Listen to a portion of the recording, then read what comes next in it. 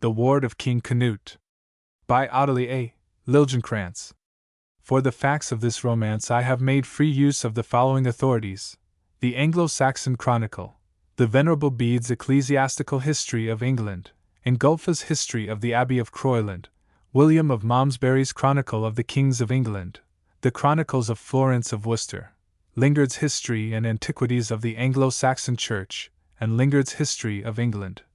Dean Spencer's The White Robe of Churches, Collier's Ecclesiastical History of Great Britain, Montalembert's Monks of the West, Thrupp's Anglo-Saxon Home, Hall's Queens Before the Conquest, Kemble's Saxons in England, Ridgway's Gem of Thorney Island, Brayley and Britain's History of the Ancient Palace and Late Houses of Parliament, Lofty's Westminster Abbey and Lofty's History of London, Allen's History and Antiquities of London, Lappenberg's History of England under the Anglo-Saxon Kings, Sharon Turner's History of the Anglo-Saxons, Knight's Old England, Hume's History of England, Green's Conquest of England, Thierry's History of the Conquest of England by the Normans, Freeman's History of the Norman Conquest.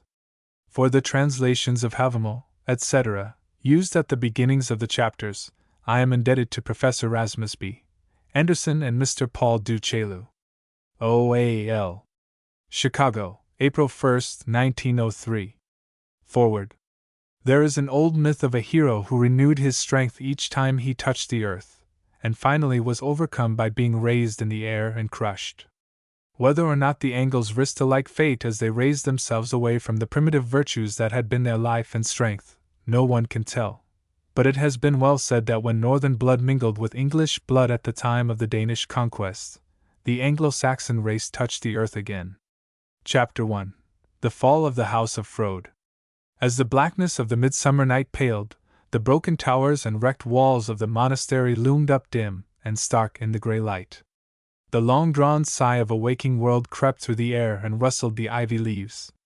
The pitying angel of dreams, who had striven all night long to restore the plundered shrine and raise from their graves the band of martyr nuns, ceased from his ministrations, softly as a bubble frees itself from the pipe that shaped it, and floated away on the breath of the wind.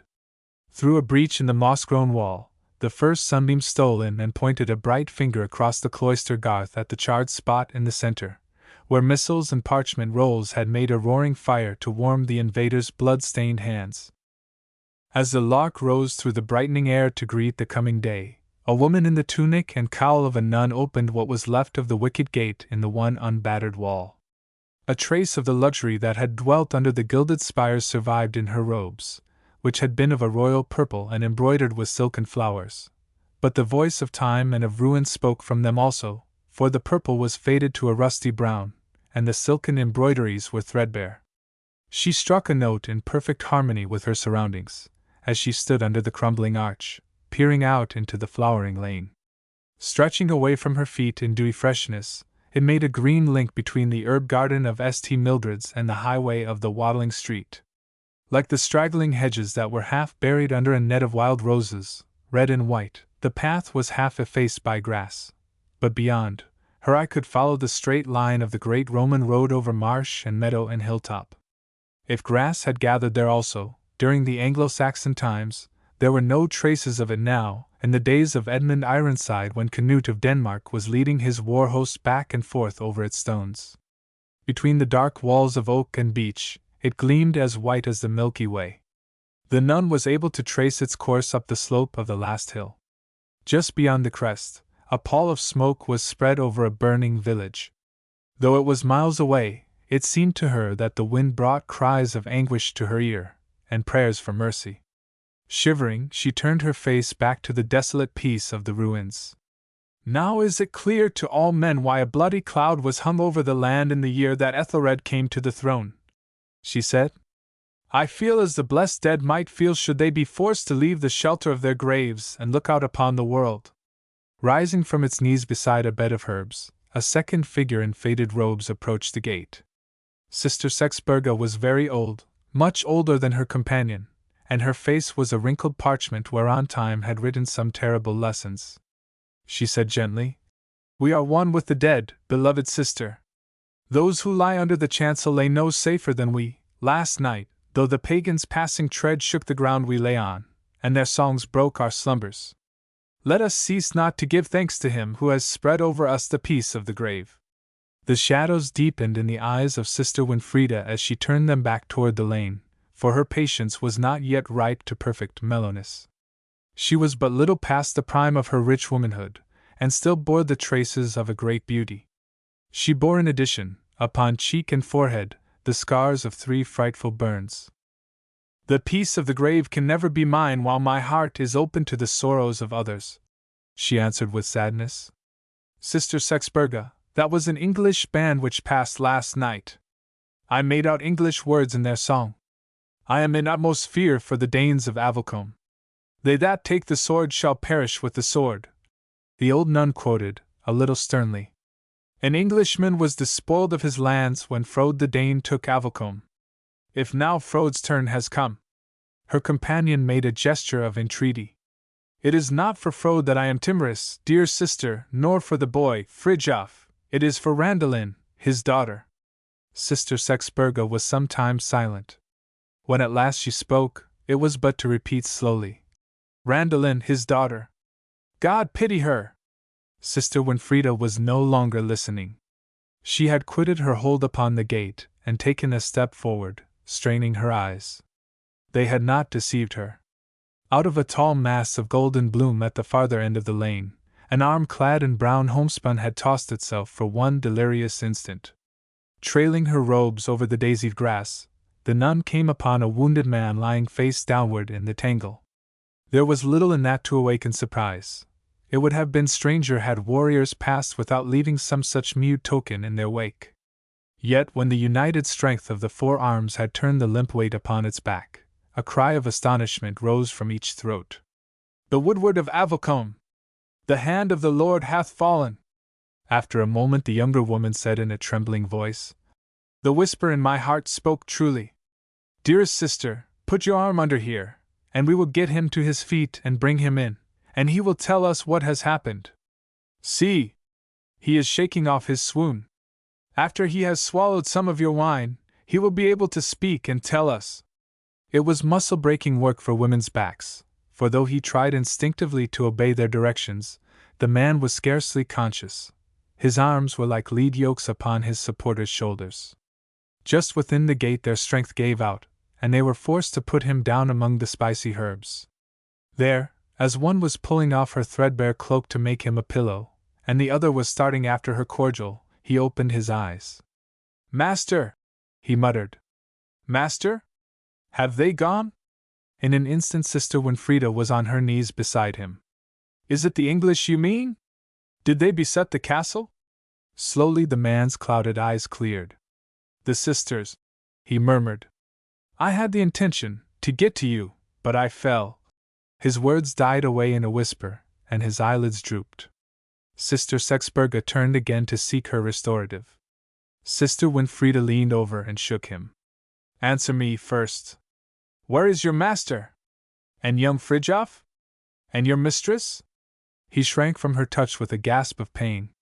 Dead, he muttered. Dead, at the gate, Frode and the boy, the Ravenstarvers cut them down like saplings. And Randalin?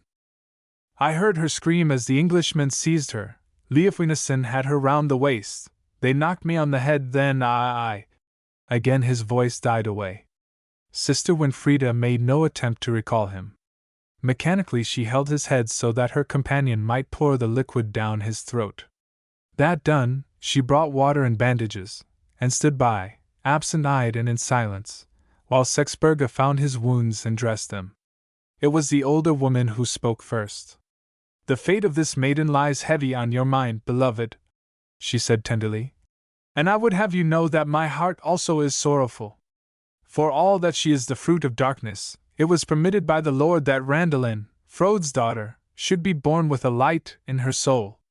It was in my prayers that we might be enabled to feed that light as it were a sacred lamp, to the end that in God's good time the spreading glory of its brightness might deliver her from the shadows forever. Staring before her with unseeing eyes, Sister Winfrida nodded in absent assent. To me also it seemed that the Lord had led her to us. I keep in mind how she looked when she came that first morning. A bit of silk was in her hand, which Frode had given her for a present, because a golden apple was wrought upon it. She came on her horse, with the boy Fridtjof, to offer us bread from the castle kitchen if we would agree to teach her the secret of such handiwork. And when we said that for the sake of bread to lighten the evil days we would comply with her in the matter, she laughed with pleasure, and her laughter was as grateful to the ear as the chime of matin bells. I can see her again as she sat above us in her saddle, laughing. Her long hair blew about her, and the red blood glowed in her cheeks, and her eyes were like pools that the sun is shining on. Suddenly the sister's voice broke, and she hid her face in her hands. The old nun regarded her compassionately. Hers had been a long, hard life, and she was very near the mountain top from whose summit the mystery of the valleys is revealed. After a time she spoke with tender reverence. Almighty Father, who hast given us strength to endure our own trials without murmuring, grant us also the grace to accept patiently the chastening of those we love. The bowed head of Sister Winfrieda sank lower, and slowly the heaving of her breast was stilled. In the chapel 4 feeble old voices raised a chant that trembled and shook like a quivering heartstring. Tremulously sweet it drifted out over the garden and blended with the aroma in the air. The wounded man smiled through his pain. Raising her tear-stained face at last, Sister Winfrieda said humbly, God pardon me if I sin in my grief, but to me it seems so bitter a thing when trouble comes upon the young. The first fall of the young bird in its flight, the first blow that startles the young horse, I flinch before them as before my own wounds. When the light of the fair young day dies before the noon, I feel the shadow in my heart, and it saddens me to find a flower that worms have eaten in the bud and robbed of its brief life in the sun. How much more, then, shall I grieve for the blighting of this human flower?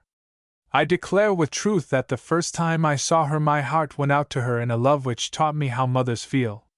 Her freshness and gladness have fed my starved heart like wine. I cannot bear that trouble should crush them out of her in the very flower of her youth. I cannot bear that tears should wear channels down her soft cheeks and dim the brightness of her eyes. Sooner would I give what remains to me of life. Sister, do I sin? Do I seem to murmur against his will? But I have grown used to suffering, while she, what has she known but love? Oh, have I not suffered enough for both? Could she not have been spared? Her voice mounted to a cry of exceeding bitterness. Sister Sexburg arose, stretching toward her a tremulous, pitying hand. The light that shines on the mountain top was very bright on her wrinkled old face. She said softly, It is not for me to say that you sin in your grief, most dear sister. But I give you this thought for your comfort. If you, who are tied to her by no bond of the flesh, can feel for her so great and brooding an affection, what then must be the love of him who fashioned her fair young body and lit the light of her glad spirit? Of a surety its tender yearning can be no less than yours. It may be that with tears he would wash the dust of the world from her eyes, that her sight may be clear for a vision of holier things. But believe that, even as you would shelter her, so will he not forsake her in her helplessness. Believe, and be eased of your fear. A rustling of her robe across the grass, and she was gone. The chant ceased, the wavering treble dying away in a note of haunting sweetness. The man moaned and clutched at his wound, and the bowed figure by his side roused herself to tend him. Then a grating of rusty hinges made her turn her head. Under the crumbling arch, relieved against the green of the lane beyond, stood the figure of a slender boy wrapped in a mantle of scarlet that bore a strangely familiar look. His hair fell upon his shoulders in soft wavy locks of raven blackness, but his face was turned away as his hands fumbled at the fastening. Sister Winfrieda rose and took a step forward, staring at him in bewilderment. Fridtjof? She questioned. At the sound of her voice, the boy turned and hastened toward her. Then a great cry burst from Sister Winfrieda, for the face under the black locks was the face of Randalin. Chapter 2. Randalin, Frode's daughter. She made a convincing boy, this daughter of the Vikings. Though she was 16, her graceful body had retained most of the lines and slender curves of childhood, and she was long of limb and broad of shoulder. Her head was poised alertly above her strong young throat, and she was as straight as a fir tree and as supple as a birch. A life out of doors had given to her skin a tone of warm brown, which, in a land that expected women to be lily fair, was like a mask added to her disguise. The blackness of her hair was equally unconnected with northern dreams of beautiful maidens. Dark-haired women, like slaves, black and bad, was the proverb of the Danish camps. Some fair-tressed ancestor back in the past must have qualified his blood from the veins of an Irish captive. In no other way could one account for those locks, and for her eyes that were of the grayish blue of iris petals. The eyes were a little staring this morning, as though still stretched wide with the horror of the things they had looked upon, and all the glowing red blood had ebbed away from the brown cheeks. She said in a low voice, "My father, Fridtjof," then stopped to draw a long hard breath through her set teeth. For the moment Sister Winfrieda was not a nun but a woman with a great yearning tenderness that might have been a beautiful mother-love. She ran to the girl and caught her tremblingly by the hands, feeling up her arms to her shoulders and about her face, as if to make sure that she was really unharmed. "Praise the Lord that you are delivered whole to me," she breathed. "Graham told us that they had taken you." Gazing at her out of horror-filled eyes, Randalin stood quite still in her embrace. Her story came from her in jerks, and each fragment seemed to leave her breathless, though she spoke slowly. "I broke away," she said. "They stood around me in a ring. Norman Leofwinesen said he would carry me before a priest and marry me, so that Avocombe might be his lawfully, whichever king got the victory. I said by no means would I wed him, sooner would I slay him. All thought that a great jest and laughed. While they were shouting I slipped between them and got up the stairs into a chamber, where I bolted the door and would not open to them, though they pounded their fists sore and cursed at me. After a while the pounding became an exertion to them, and one began to talk about the mead that was waiting below.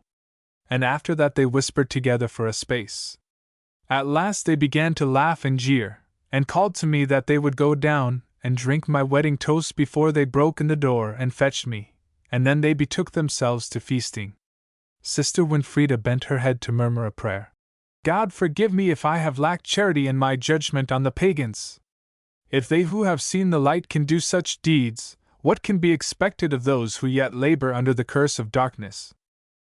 "I do not understand you," Randalin said wearily, sinking on the grass and passing her hands over her strained eyes. "When a man looks with eyes of longing upon another man's property, it is to be expected that he will do as much evil as luck allows him. Though he has got Badeby, Norman was covetous of Avocombe. When his lord Edric Jarl was still King Edmund's man, he twice beset the castle, and my father twice held it against him. And his greed was such that he could not stay away even after Edric had become the man of Canute." It was the nun's turn for bewilderment. "The man of Canute? Edric of Mercia, who is married to the king's sister? It cannot be that you know what you say."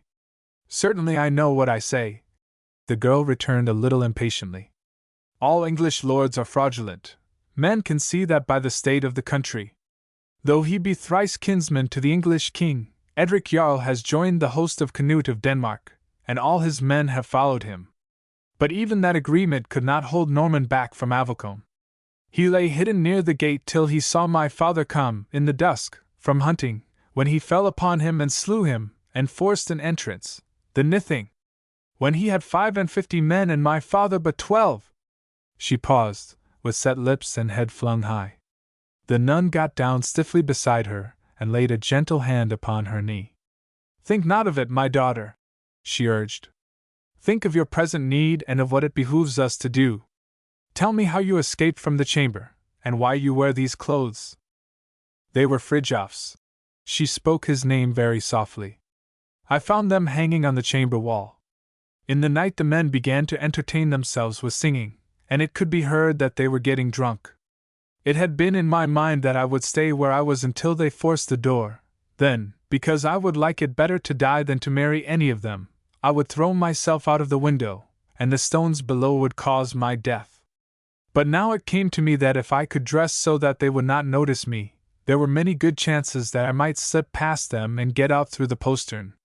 I waited till they were all still, and then I crept into the women's room, and found the bondmaids huddled in their beds. They got afraid at the sight of me, for they thought I was Fridtjof's ghost, and they dared not move.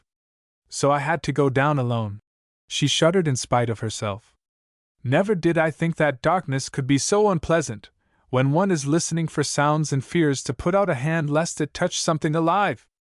But I got past the door and through the guardroom, where the Englishmen were snoring so loud that they would not have heard if I had stamped.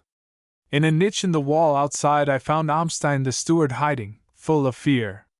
I made him follow me out of the postern and around to the gate where my father and Fridtjof.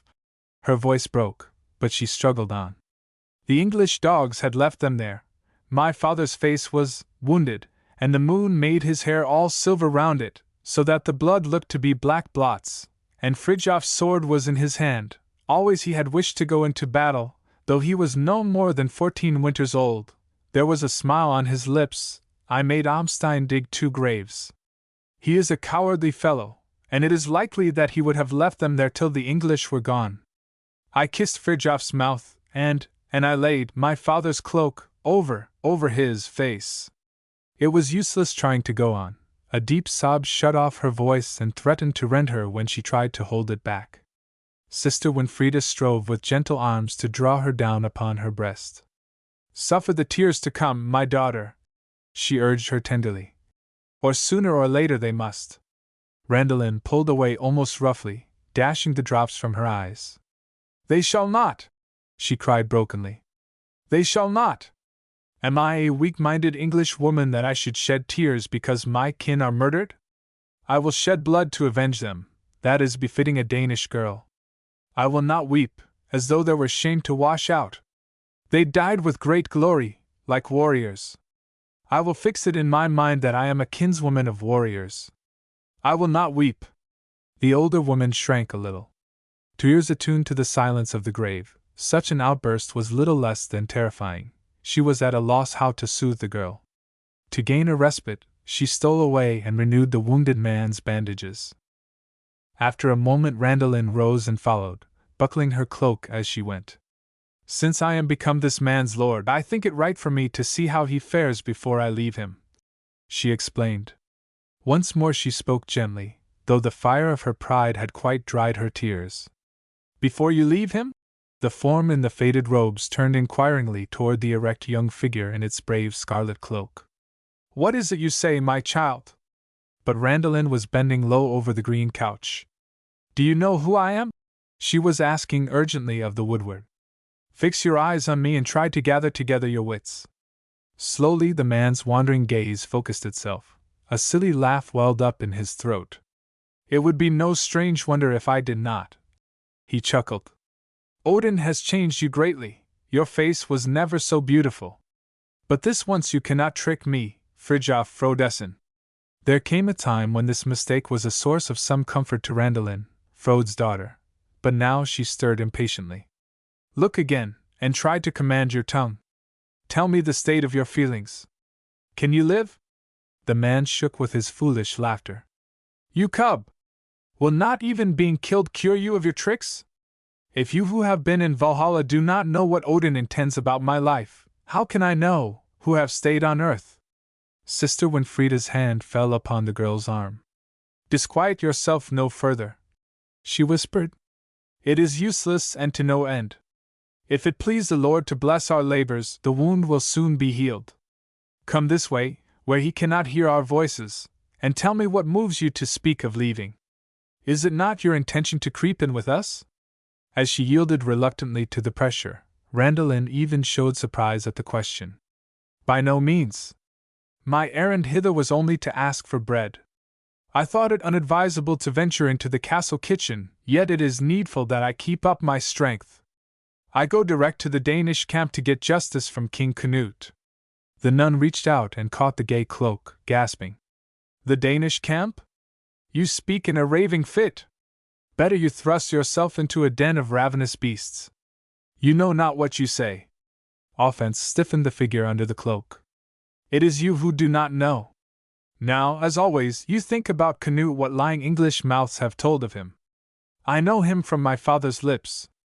No man on the island is so true as he, or so generous to those who ask of him. Time and again have I heard my father bid Fridtjof to imitate him. He is the highest-minded man in the world." Her voice as she ended was a stone wall of defiance. Sister Winfrida made a desperate dash down another road. My daughter, I entreat that you will not despise my offer. The yoke is not so heavy here. Here is no strict convent rule. How could there be?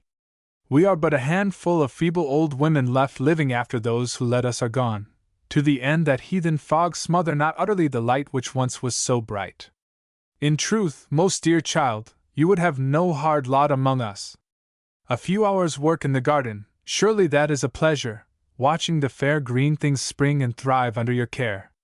And when the tenderness of the birds and the content of the little creeping creatures have filled your heart to bursting with a sense of God's goodness, to come and stand before the holy table and pour out your joys in sweet melody. But Randallin's head was shaking too decidedly, though she was not ungentle in her answering. I give you thanks, Sister Winfrida, but such a life is not for me. My nature is such that I do not like the gloomy songs you sing, nor do I care for green things, except to wear in my hair. And it seems to me that I should be spiritless and a coward if I should like such a life. I am no English girl, to tremble and hide under a mean kirtle. I am a Norse maiden, the kinswoman of warriors. I think I should not show much honor to my father and my brother were I to leave them unavenged and sit down here with you. No, I will go to my king and get justice. When he has slain the murderer and given me the castle again, I will come back, and you shall come and live with me, and eat meat instead of herbs, and— In her desperation, Sister Winfrida caught her by the wrists and held her. My daughter, shake off this sleep of your wits, I entreat you. The men you are trusting in are dreams which you have dreamed in the safety of your father's arms. They among whom you are going are barbarians, yea, devils. It were even better had you married the son of Leif Wine. Think you I know nothing of the pagans, that you set my words at naught? Who but Danish men laid low these walls, and slaughtered the holy nuns as lambs are torn by wild beasts? Have I not seen their horrid wickedness? You think a nun a coward? Know you how these scars came on my face? 3 times, with my own hands, I pressed a red-hot iron there to destroy the beauty that allured, else had the pagans dragged me with them. Was I a coward? Randallin's eyes were very wide. It seems to me that you were simple-minded, she breathed. Why did you not thrust the iron in his face? But Sister Winfrida's expression changed so strangely that the girl foresaw an attack along another line, and hastened to forestall it. It is not worth while to tell me further about the matter. Do you not see that it is by no means the same? I shall be a Danish woman among Danish men. I shall not be a captive, to be made a drudge of and beaten. It is altogether different.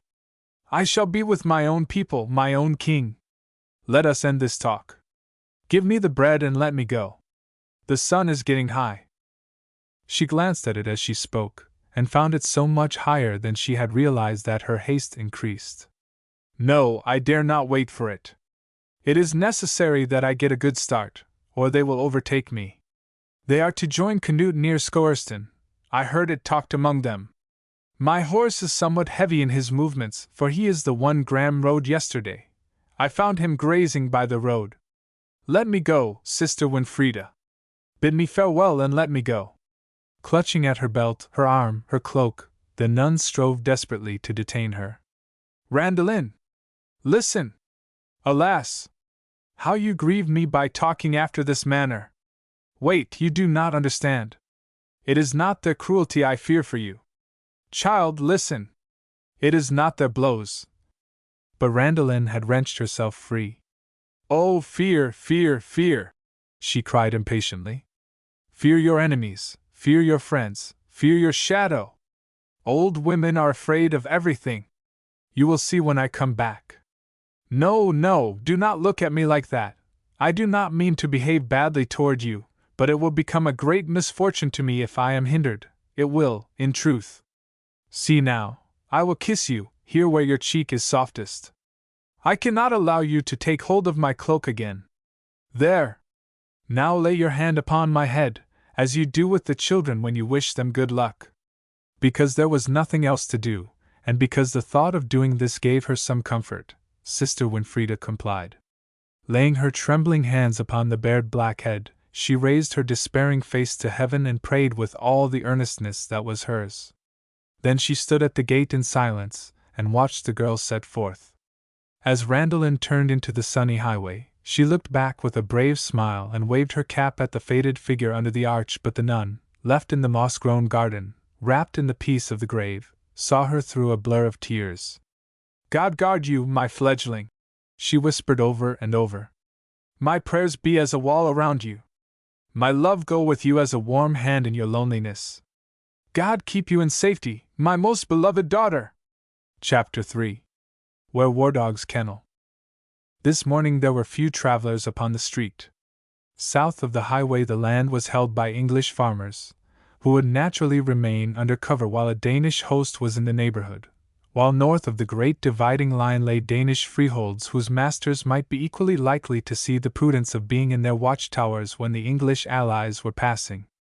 Barred across by the shadows of its mighty trees, the great road stretched away mile after mile in cool emptiness.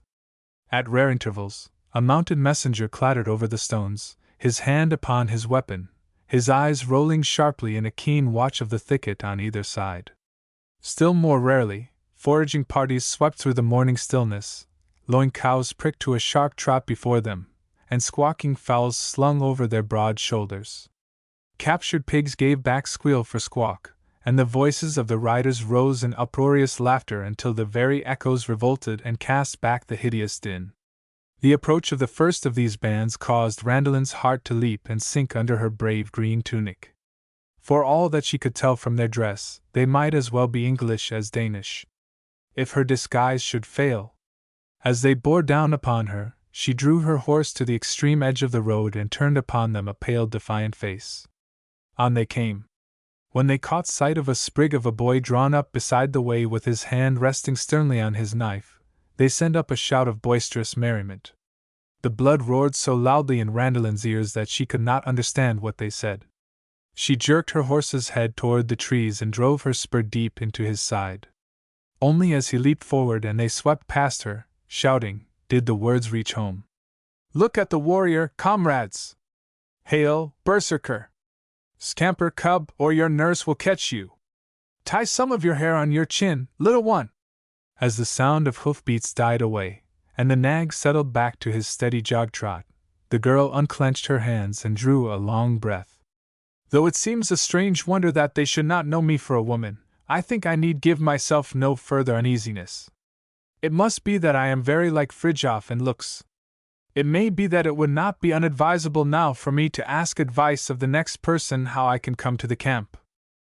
The asking had become a matter of necessity by the time she found anyone capable of answering the question. 3 foreign merchants whom she overtook near noon could give her no information, and she covered the next 5 miles without seeing a living creature. Then it was only a beggar, who crawled out of the bushes to offer to sell the child beside him for a crust of bread. The petition brought back to Randalin her own famished condition so sharply that her answer was unnecessarily petulant, and the man disappeared before the question could even be put to him. 2 miles more, and nothing was in front of her but a flock of ragged blackbirds circling over a trampled wheat field. Already the sun's round chin rested on the crest of the farthest hill. In desperation, she turned aside and galloped after a mailed horseman who was trotting down a clover-sweet lane with a rattle and clank that frightened the robins from the hedges. He reined in with a guffaw when he saw what metal of blade it was that had accosted him. "Is it your intention to join the army?" he inquired. "Canute will consider himself in great luck. I am desirous to tell him something," Red Cloak faltered. His grin vanishing, the man leaned forward alertly. "Is it war news? Of Edric Jarl's men?" Before her tongue could move, Randalin's surprised face had answered. The warrior smote his thigh resoundingly. "You will be able to tell us tidings we wish to know. Since the fight this morning we have been allowed to do no more than growl at the English dogs across the plain, because it was held unadvisable to make an onset until the Jarl's men should increase our strength. It is to be hoped they are not far behind?" "You make a mistake," Randalin began hesitatingly. "My news does not concern the doings of Edric Jarl, but the actions of his man Norman." A blow across her lips silenced her. "Hold your tongue until you come in to the chief," the man admonished her, with good-humored severity. Have you not learned that babbling turns to ill, you sprouting twig? And waste no more time upon the road either. Yonder is your shortest way, up that lane between the barley. When you come to a burned barn, do you turn to the left and ride straight toward the woods. It should happen that an old beech stalk stands where you come out. Take then the path that winds uphill, and it will bring you to the war booths before you can open your foolish mouth thrice. Trolls! What a cub to send a message by! But get along now, you will suffer from their temper if they think it likely that you have kept them waiting. He gave the horse a stinging slap upon the flank, that sent him forward like a shaft from a bow. Snatching up her slackened rein with one hand, his rider managed to secure her leaping cap with the other, and after the first bounce, she caught the jerky gait instinctively, and swayed her body into its uneven swing. But her heart was all at once a-throb in a wild panic. Was this what a boy must expect? This challenging brutal downrightness, which made one seem to have become a dog that must prove his usefulness or be kicked aside. Her spirit felt as bruised as a fledgling fallen upon stony ground. She shivered as the old beech stalk loomed up before her. If these other men behave so, it is in my mind to tell them that I am a woman, she decided. Since they are my own people, no evil can come of their knowing, and I dislike the other feeling. The recollection that she had always this escape open gave her a new lease of boldness. Her courage rose as fast as her body when they began to climb the hillside toward the ruddy light that slanted down between the tree trunks. When a sentinel stopped her near the top, she faced him with a fairly firm front.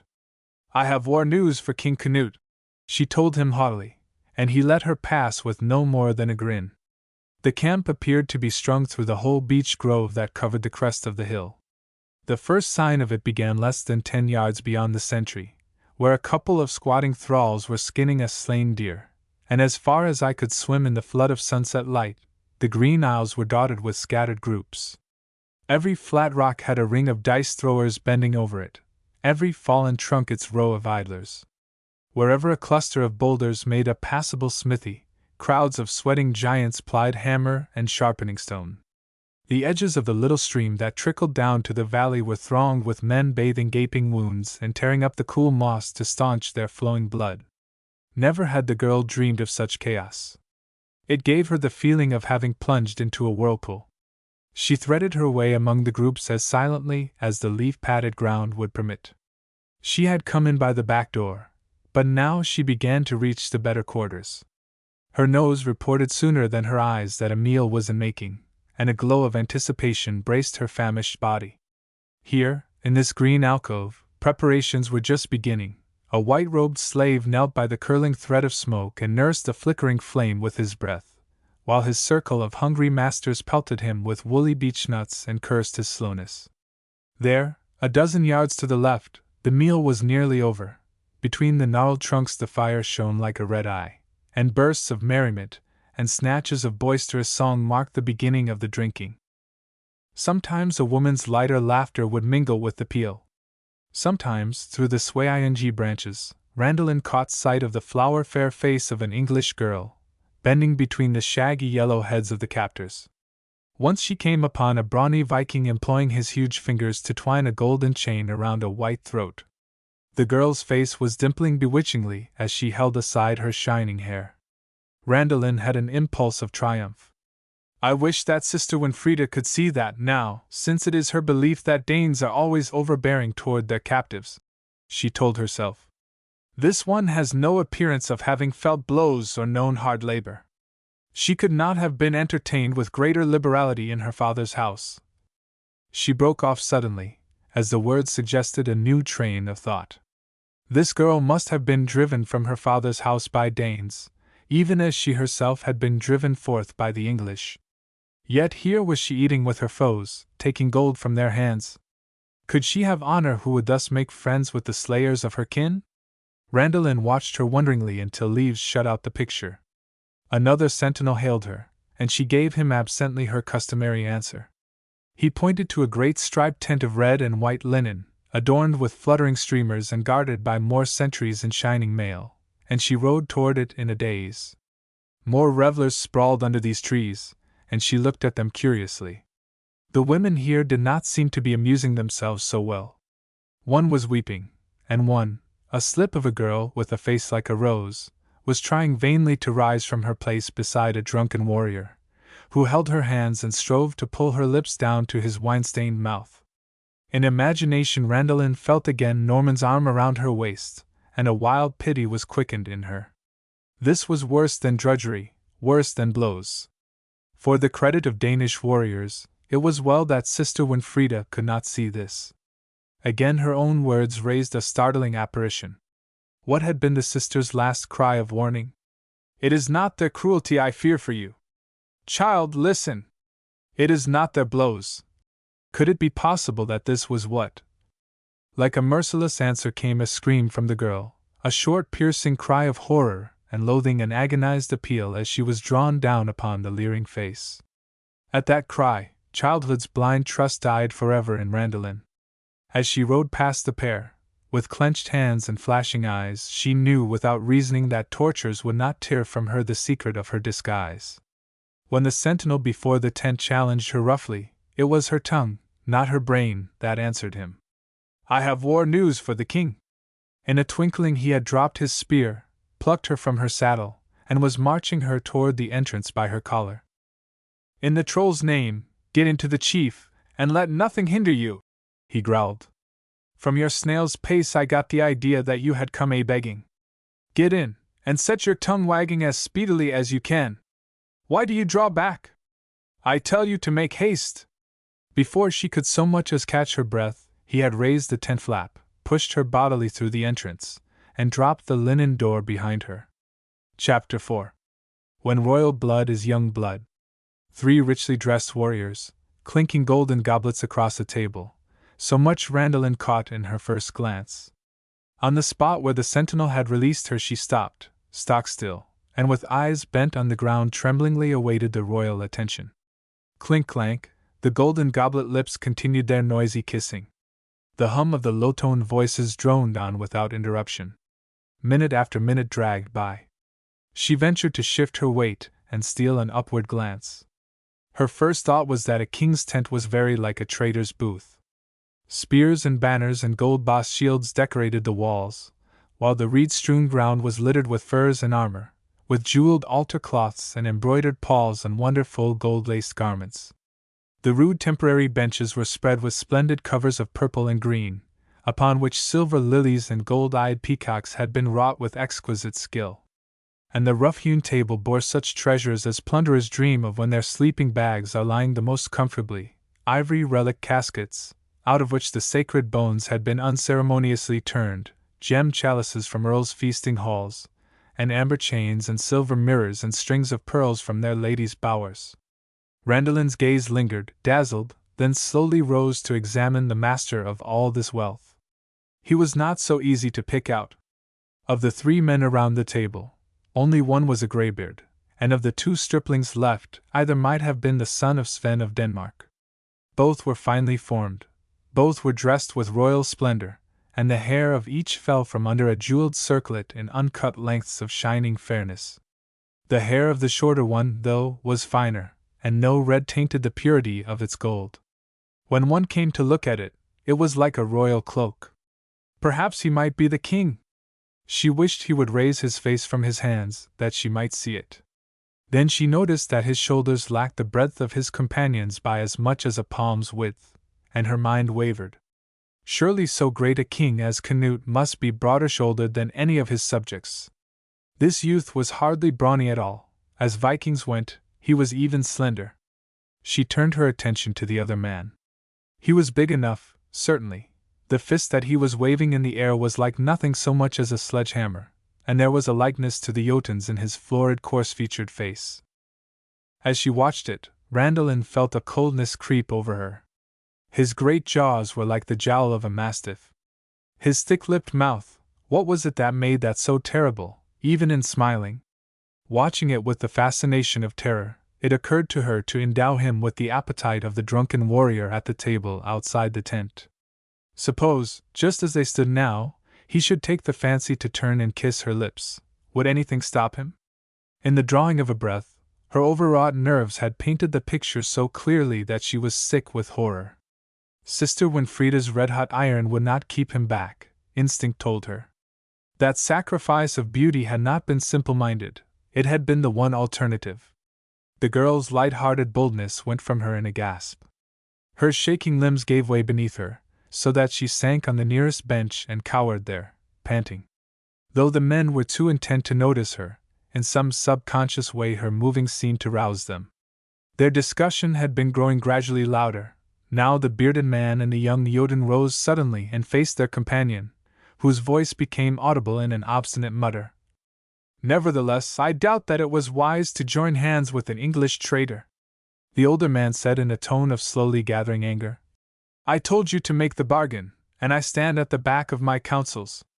Have you become like the wind, which tries every quarter of the sky because it knows not its own mind?" While the young man warned in his heavy voice, "You will have your will in this as in everything, King Canute, but I tell you that if you keep the bargain, you will act against my advice." Randalin had been mistaken in her deductions. It was not the brawny body that was king of the Danes. The leader's spirit lodged in the slender frame of the youth with the cloak of yellow hair. He raised from his hands now a face of boyish sullenness, and sat glaring over his clenched fists at his counselors.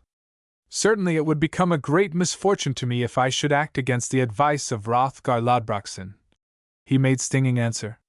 "He is as wise and long-sighted as though he had eaten a dragon's heart. It was he who gave me the advice, when the English broke faith, to vent my rage upon the hostages. Men have not yet ceased to lift their noses at me for the unkingliness of the deed." His eyes blazed at the memory. They were not pleasant eyes when he was angry. The blue seemed to fade from them until they were two shining colorless pools in his brown face. The son of Lodbrok shrugged his huge shoulders in stolid resignation, but the wrinkled forehead of the older man became somewhat smoother. There was nothing Jotun-like about his long, lean features, yet his expression was little pleasanter on that account. From under his lowering shaggy brows he appeared to see without being seen, and one distrusted his hidden eyes as a traveler in the open distrusts a skulker in the thicket. He said in his measured voice, "In that matter my opinion stands with Canute. When bloodshed is unnecessary it becomes a drawback. Craft is greatly to be preferred. One does not cross deep snow by stamping through it on iron-shod feet, one slides over it on skis." Over the brown fists, the fierce bright eyes bent themselves upon him in his turn. The biting young voice said, "It is likely that Thorkel the Tall speaks from experience. It stands in my memory how well craft served him when he had deserted my father for Ethelred and then became tired of the Englishmen. To procure himself peace, he was forced to creep back to my feet like a dog that has been kicked. Was there gold enough in his bribe to regild his fame?"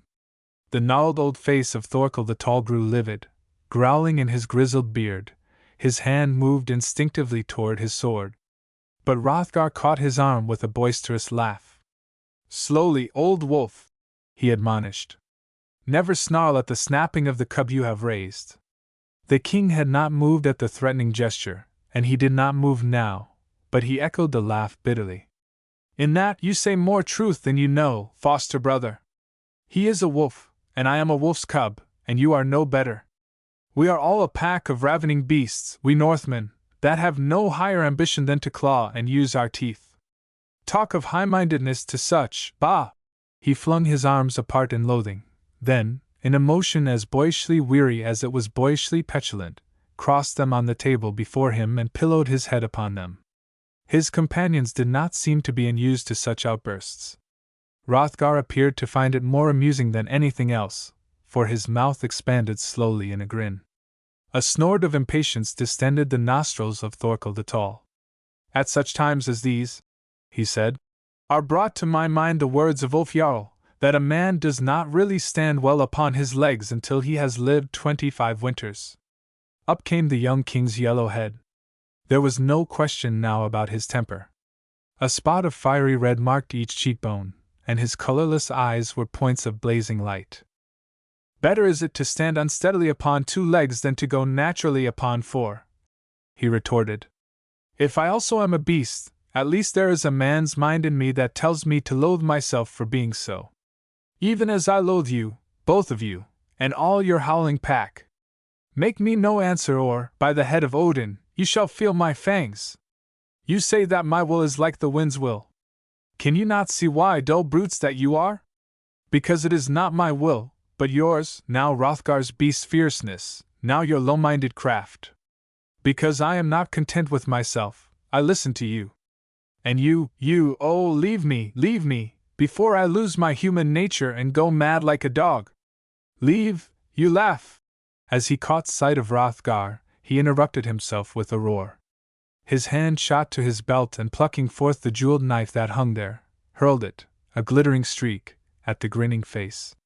If it had reached home, one of Hrothgar's eyes would have gone out in darkness. But the son of Lodbrok had known his royal foster-brother too long to be taken by surprise. Throwing up a wooden platter like a shield, he caught the quivering blade in its bottom, whence he drew it forth with good-humored composure. If you wish to give a friend a present, King, you should not throw it at him so angrily, he suggested. Had you given me the sheath too, your gift would have been doubly dear. The fiery spots in Canute's cheeks deepened and spread. He turned away without answering, and stood a long time beating his fingers on the table in a sharp tattoo. What does it mean, the pause that follows the storm, when nature's accumulated discontent has vented itself in a passionate outbreak? The trees stand motionless, with hanging heads. The blue of the clearing sky is divinely tender. Under the spangling drops, the flowers look up like tear-filled eyes. Does it mean repentance, or only exhaustion? Gradually the color flowed back to the young king's eyes and softened them. Gradually his mouth relaxed from its fierce lines and drooped in bitter curves. When at last his fingers stopped their nervous beat, it was to unfasten the sheath of chased gold which was attached to his waist, and stretch it out to Hrothgar. Have it your own way, he said gravely. It is right that I pay some fine. I have a troll's temper. Take the sheath. But do not make the mistake again of laughing at me because you cannot understand me. But one person may do that and live, and that person is a woman, and my wife. There is a strange feeling in my heart that we have begun to travel different paths, you and I, and that it is because we no longer walk on the same level of ground, that we no longer see any object in the same light. And my mind tells me that in time to come your path will lead you down into the valley and my road will take me up the mountainside. Until even our voices shall no longer reach across. He came out of his dreaming abruptly. It is not worthwhile to speak further. I do not blame my foster father that he is lifting the corner of his mouth at me. And you think I am talking in my sleep. Leave me, as I ordered you. There is no unfriendliness in my mind at this, but I can command myself no further. Go, Hrothgar said, with some approach to formal courtesy. I ask you to pardon it that I have done what you dislike, for I wish that the least of all the world. And I give you thanks for your gift. Their hands clasped strongly as the trinket passed from grasp to grasp. Then the sage and the soldier turned and strode past the cowering figure of Randalin and out of the linen doorway. Chapter 5. Before the king. When the curtain had fallen behind his advisers, the young king threw himself back upon his rude high seat and rested motionless among its cushions, his head hanging heavily upon his breast. Crouching on her bench near the door, Randalin watched him as a fly caught in a web watches the approaching spider. She had forgotten her errand, she had forgotten her disguise, she had forgotten where she was. Her one conscious emotion was fear. Her eyes followed his roving glance from spear to banner, from floor to ceiling, in terrible anticipation. It approached her, it turned aside, it passed above her, hesitated, sank, touched her. Ashen white, she staggered to her feet and faced him. A lithe boyish figure with wide boyish eyes and a tanned boyish face, Canute gazed incredulously, rubbed his eyes and looked again. In the troll's name, who are you? He ejaculated. How came you here? The pale lips moved, but no sound came from them. Their fruitless twitching seemed to irritate him. He made a petulant gesture toward the half-filled goblet. Why do you stand there making mouths? Drink that and get a man's voice into your throat, if you have anything to say to me. A man's voice? The girl stared at him. A man's voice? Then, like lungfuls of fresh air, it entered into her that she was not really the naked fledgling she felt herself. She was in the toils, surely, but there was a shell around her. Glad to hide her face for a moment, she seized the goblet and drained it slowly to the last drop. If only she could remember just how Fridtjof had borne himself. As she swallowed the last mouthful, a recollection came to her of the thrall-women grumbling over Fridtjof's wine-stained tunics, and she carefully drew her sleeve across her mouth as she set down the cup. Leaning back in his seat, the king took frowning measure of his guest, from the toe of her spurred riding boot to the top of the green cap which she had forgotten to remove. His mood seemed wavering between annoyance and amusement. A word could decide the balance. With her last swallow he repeated his challenge. "Are you capable now of giving me any reason why I should not have you flogged from the camp? Is it your opinion that because I choose to behave foolishly before my friends, I am desirous to have tale-bearing boys listening?" Boys again. Randallin's sinking spirit rallied at the assurance as her fainting body had revived under the rich warmth of the mead. She managed to stammer out, "I entreat you not to be angry, Lord King. It was the fault of the man on guard that I came in as I did. And I did not understand 6 of the words you spoke. I beseech you to believe it." That she had in truth been too frightened for intelligent eavesdropping, the remaining pallor of her face made it easy to believe. The scales tipped ever so little. "Did you think you had fallen into a bear pit?" the king asked with a faint smile that sharpened swiftly to bitterness. "After all, it would matter little what anyone told of me. Without doubt your kin have already taught you to call me thrall-bred and witless. Little more can be said." That from the warrior whose foot was already planted on the neck of England. In her surprise, Randallin's eyes met his squarely. "By no means, King Canute. My father called you the highest-minded man in the world." The young leader flushed scarlet, flushed till he felt the burning, and averted his face to hide it. He said in a low voice, "Many things have been told of me that I count for naught, but this has not been said of me before. Tell me his name." "He was called Frode, the Dane of Avalcombe." The red mouth trembled a little. "He is dead now.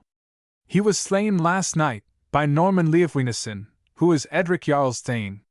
As both horseman and sentinel had started at that name, so now the king straightened into alertness, forgetting everything else. "Leofwinesen? What know you of him or his Jarl? Where are they? When saw you them?" "Last night, when they lay drunk in my father's castle at Avalcombe, after." "Avalcombe?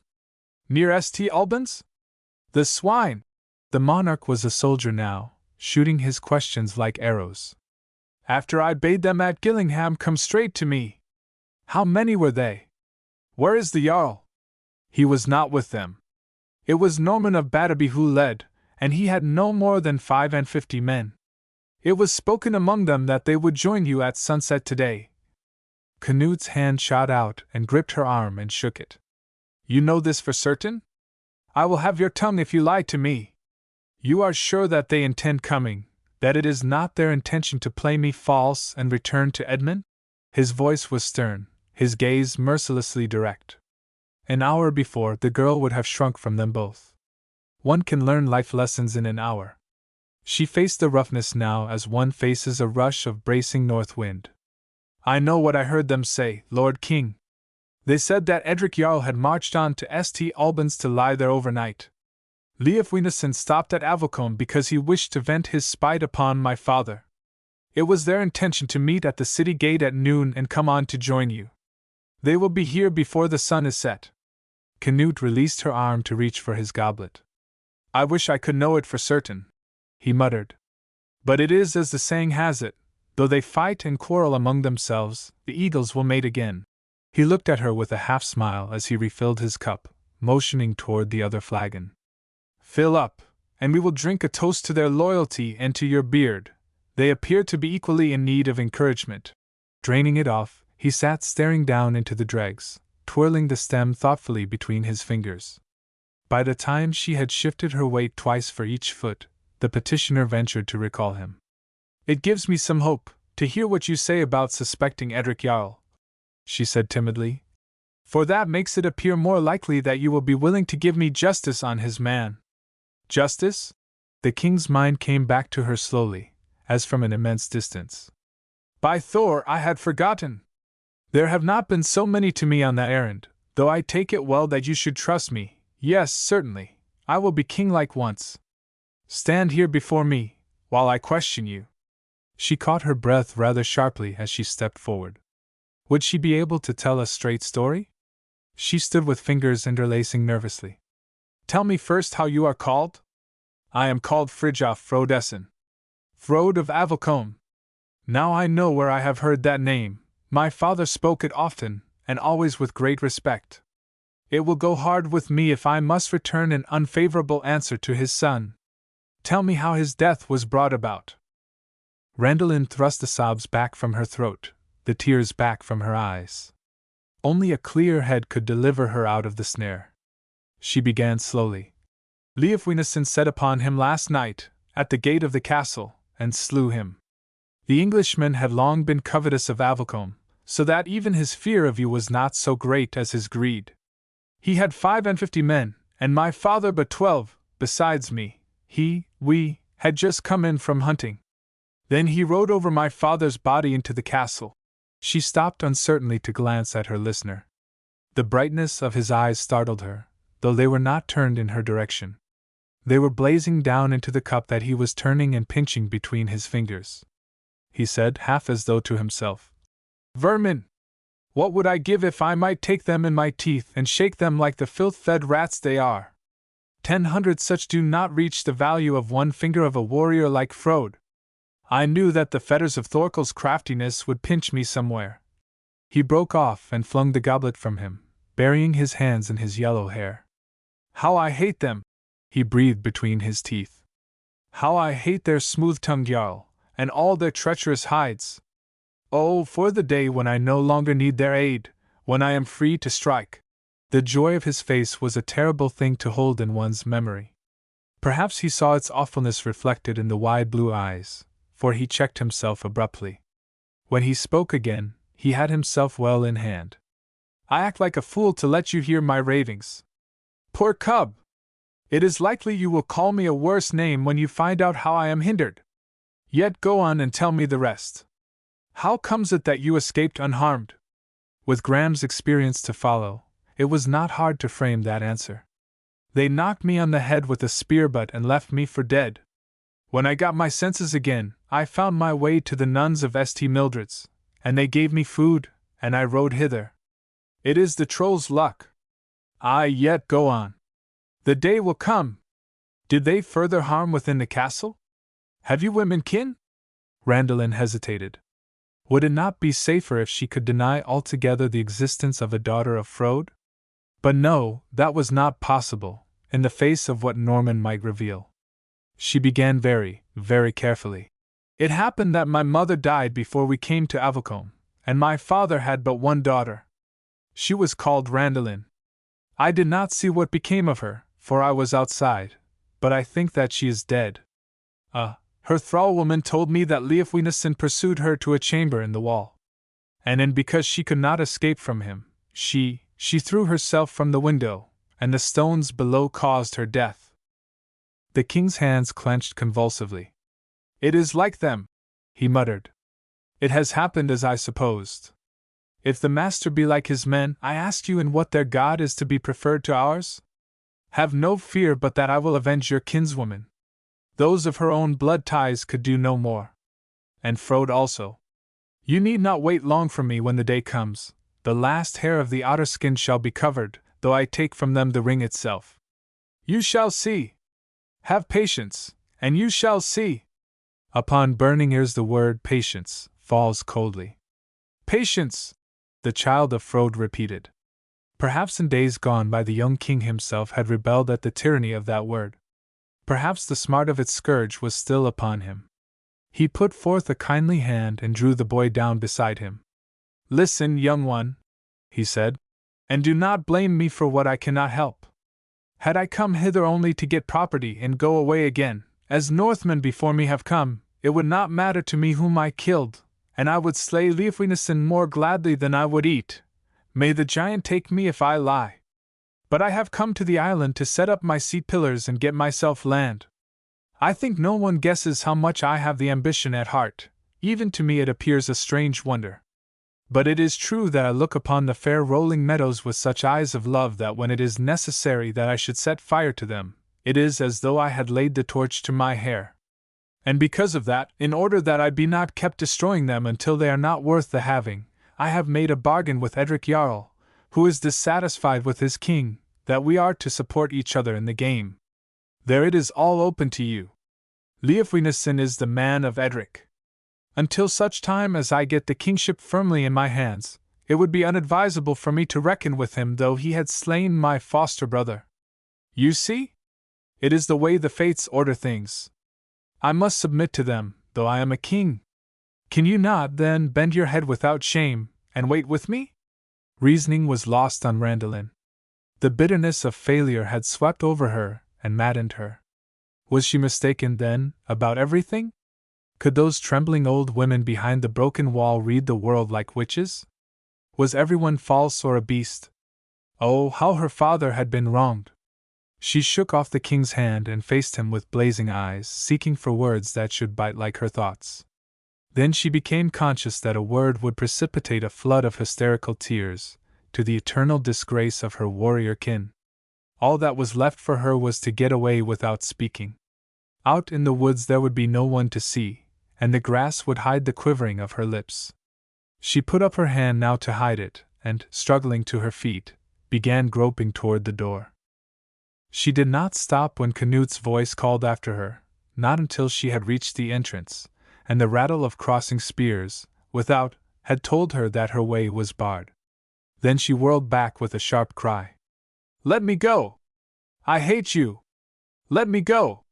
He did not bid his guards kill her, as she half expected. Instead, he said patiently, "I foresaw that you would take it ill. There is the greatest excuse for you. In your place I should be equally unruly. Indeed, there is a likeness about our luck, which causes my heart to go out to you as it has done to no one else. I will grant your boon in time to come, so sure as I live, I will.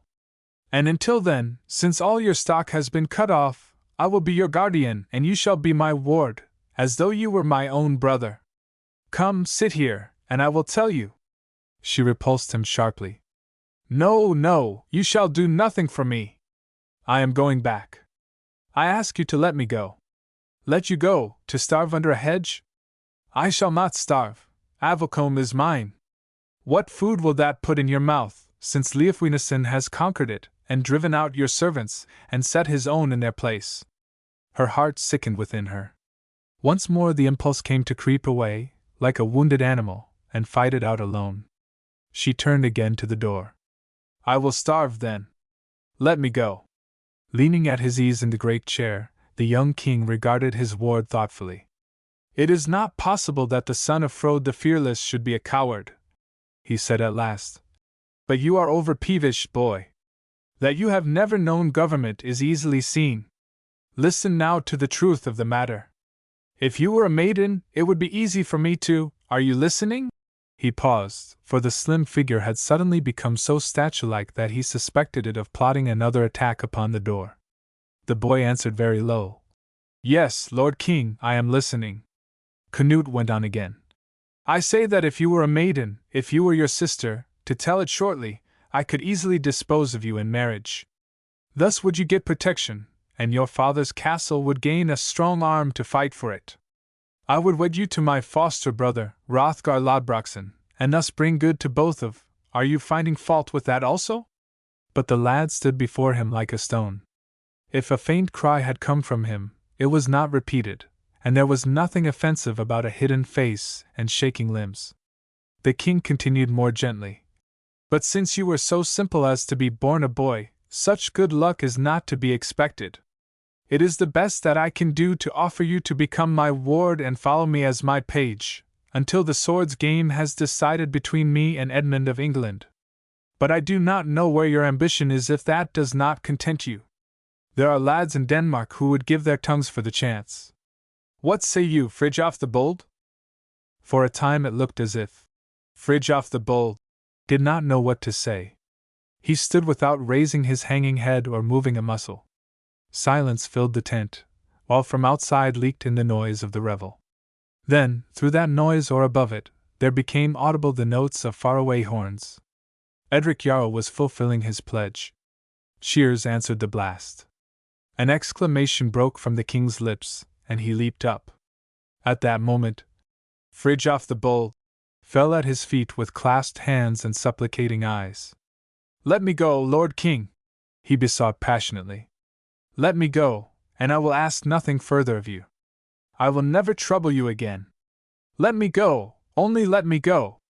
Canute of Denmark is not to be blamed that he stamped with exhausted patience. "Go into the hands of the trolls!" he swore. And again, "In the fiend's name!" And at last, "By the head of Odin, it would serve you well did I take you at your word. It would serve you right did I turn you out to starve. Were it not for your father's sake, and for the sake of my own honor, I vow I would. Now hearken to this." Bending, he picked the boy up by his collar and shook him. "Listen now to this, and understand that you cannot move me by the breadth of a hair. I shall not let you go, and you shall be my ward, whether you will or no. And if you run away, soldiers shall go after you and bring you back, as often as you run. And if you answer me now or anger me further, but I will not say that, for it is your misfortune that makes you unruly, and you are weak-spirited from hunger. Take this bread now for your meal, and that bench yonder for your bed, and trouble me no more tonight. I would not be hard upon you, yet it would be advisable for you to remember that I have sufficient temper for one tent. Go as I bid you. I must meet with the Jarl. Go! Do you heed my orders?" Only one answer was possible. After a moment the page gave it in a low voice. "Yes, Lord King," he whispered, and crept away to his corner. Chapter 6. The Training of Fridtjof the Page. Who that has youth and a healthy body is not made a new being by a night of dreamless slumber? What young heart is so despairing that to waken into a fair day does not bring courage? Wakened by the sun's caress, to the morning song of blowing trees, Randalin faced her future as became the kinswoman of warriors. "I do not know why it was that fear crept into my breast last night," she told herself severely, when the first wave of strangeness and grief had broken over her, and she had come up again into the sparkling air. "Great dangers have threatened me, but I have escaped them all with great luck. It is poor-spirited of me to despair. And it must be that witches had thinned my blood with water that I should have thought of running away. To do that would be to lose my revenge forever. I should become a creature without honor, like the girl with the necklace. To stay is no less than my duty. If I think all the time of Fridtjof, it is certain that I can hide it that I am a girl." Turning in her furry bed, she rose cautiously upon her elbow and looked about. The tent was empty, though scattered furs along the benches showed where sleepers might have rested. But from outside, a clatter of hurrying feet and excited voices broke suddenly upon her. Did it mean a battle? She sat up, straining eye and ear. The jubilant voices shouted greetings that just missed being intelligible. The sun, glancing from moving weapons, flashed through the doorway in fantastic shapes. While she was trying to unravel it all, one pair of the hurrying feet halted before the entrance. After a muttered word with the sentinel, they came on and brought the son of Lodbrok into view. The girl started up with a gasp of alarm, then made the strange discovery that she was no longer afraid of him. Though he showed against the linen wall as brawny and big of jowl as he had loomed up the night before, she found herself moved only to dislike. What had been the matter last night? Understanding nothing of the clairvoyant power of sharpened nerves, she set it down to cowardice, and put on an extra swagger now as her eyes met his.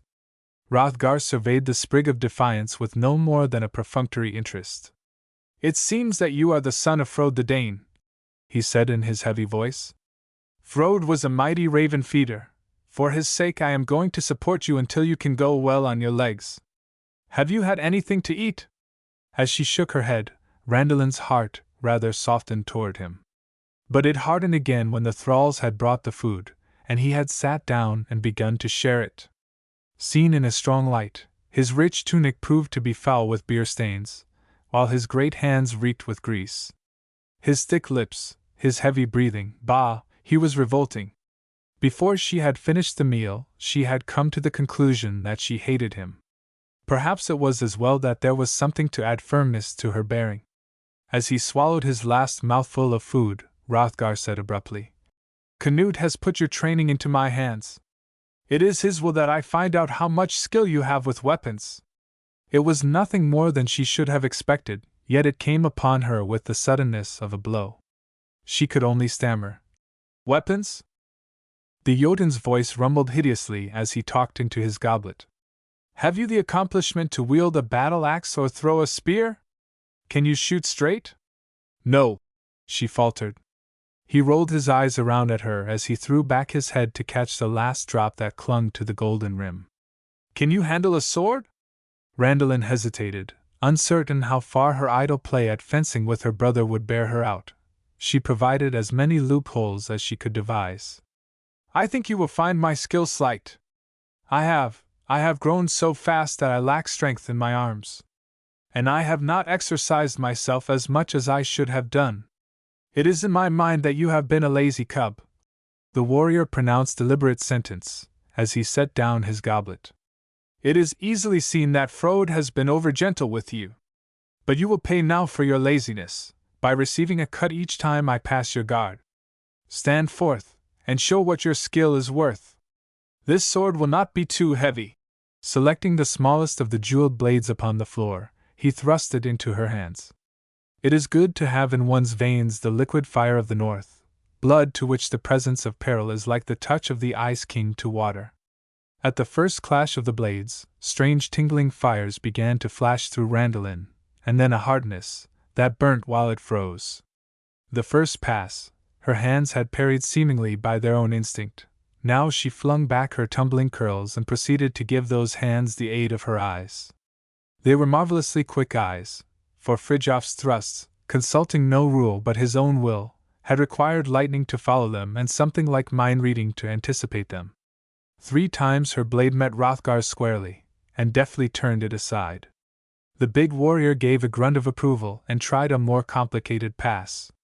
Her backward leap, the sudden doubling of her body, and the excited clawing of her free hand, were not graceful swordsmanship, certainly, but her steel was in the right place. The next instant, she even drew a little clink from one of the Jotun's silver buttons. As she was recovering herself, she felt something like a pin prick her wrist, and she wondered vaguely what brooch had become unfastened. But she gave it scant attention, for the big blade was threatening her from a new direction. She leaped to meet it, and for the next minute was kept turning, twisting, dodging, till her breath began to come in gasps, and her exhausted hand to relax its hold. Her weapon was almost falling from it by the time the son of Lodbrok lowered his point. Imitating him, she stood leaning on her sword, making futile gasps after her lost breath. A grin slowly wrinkled his face as he watched her. "It appears that one who is no bigger around than a willow twig may be capable of a berserk rage," he said. "Do you not feel it that you are wounded?" Following his eyes down to her hand, she found blood trickling from her sleeve. Oh, and pain! Now that she had wakened to it, pain! Pricking, stinging, stabbing. Dropping her sword, she caught at her wrist. "How did it happen? I thought a pin had pricked me." Roaring with laughter, he caught her under the arms and tossed her in the air. "A pin!" he shouted. "A pin! That is Frode himself. A beard on your chin, and you also will be a feeder of wolves. For that you shall have a share in the battle. I swear it by the hilt of the hanger." For the moment, the girl forgot her wound and hung limp in the great hands. "The battle?" she gasped. "I fight?" Roaring afresh, the Jotun gave her another jubilant toss. "You blustering field mouse! Showing your teeth already? Who knows? If you meet a blind Englishman without a weapon, you may even kill him. Here!" He tumbled her roughly to the ground. "Tie up your pin scratch and then come after me. I must go up yonder to Canute, under the oak tree. If you are too tired to wield the sword, tie your hand to the hilt, and no man shall have a better will to do harm to the English. Frode the Dane will experience great pride when he looks out of Valhalla today." Putting out one great hand, he patted her soft curls as though she were some shaggy dog, then hurried out to his chief. It was a respite to be alone, and she accepted it gratefully, sinking among the cushions with closed eyes and a hand on her throbbing wrist. But it was only a respite. She never for a moment lost sight of that. The battle must be faced, and faced boldly. One word of reluctance would be the surest betrayal of her secret. And betrayal meant Hrothgar. She shivered as she fancied she still felt his greasy touch upon her hair. To become his property that he might even kiss. With a gasp of relief, she turned her thoughts back to the battle. After all, it was not unthinkable. Her riding would never betray her, and in the confusion, who would notice whether or not she used her sword? She did grow a little cold as the possibility of being killed occurred to her, but even that darkness gave birth to a light. Being dressed in man's garments, it was likely that the Valkyrias would mistake her for a boy. If she bore herself bravely, it was possible that they might carry her up to Valhalla. Should she once reach her father's arms, he would not let Odin himself drive her forth. The hot tears gathered under her lids. If only she could get to her father! He would be glad to see her, and he would be proud of her. Hrothgar himself had said it. Even Fridtjof would not be ashamed that she had borne his name. She must be very careful about that, she realized suddenly. He had never known what the word fear meant. Even in Valhalla he would turn from her, should she disgrace him. It would become an unheard of wickedness to borrow a name from the helpless dead if you could not wear it worthily. Her conscience smote her now, for her shirking, and she struggled to her feet. None too soon, above the outside din a horn clarioned, loud and clear. Through the hush that followed could be heard the voice of Canute, assigning their positions to the different bands. I and my kinsman, Wolf Jarl, shall be foremost. To the right of my standard Edric Jarl shall stand, and the men with whom he joined us. He shall have another standard. To the left of my bodyguard shall stand the men of Eric of Norway. Friends and kinsmen shall stand together. There each will defend the other best. Then Hrothgar's harsh voice sounded, shouting her name, Fridtjof's name.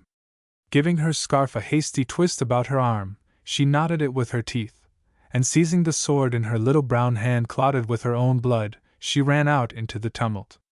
Chapter 7. The Game of Swords. It would have been a dull soul that would not have been stirred by a sight of Danish camp. The host was like a forest of mighty trees tossing and swaying before the approach of a storm.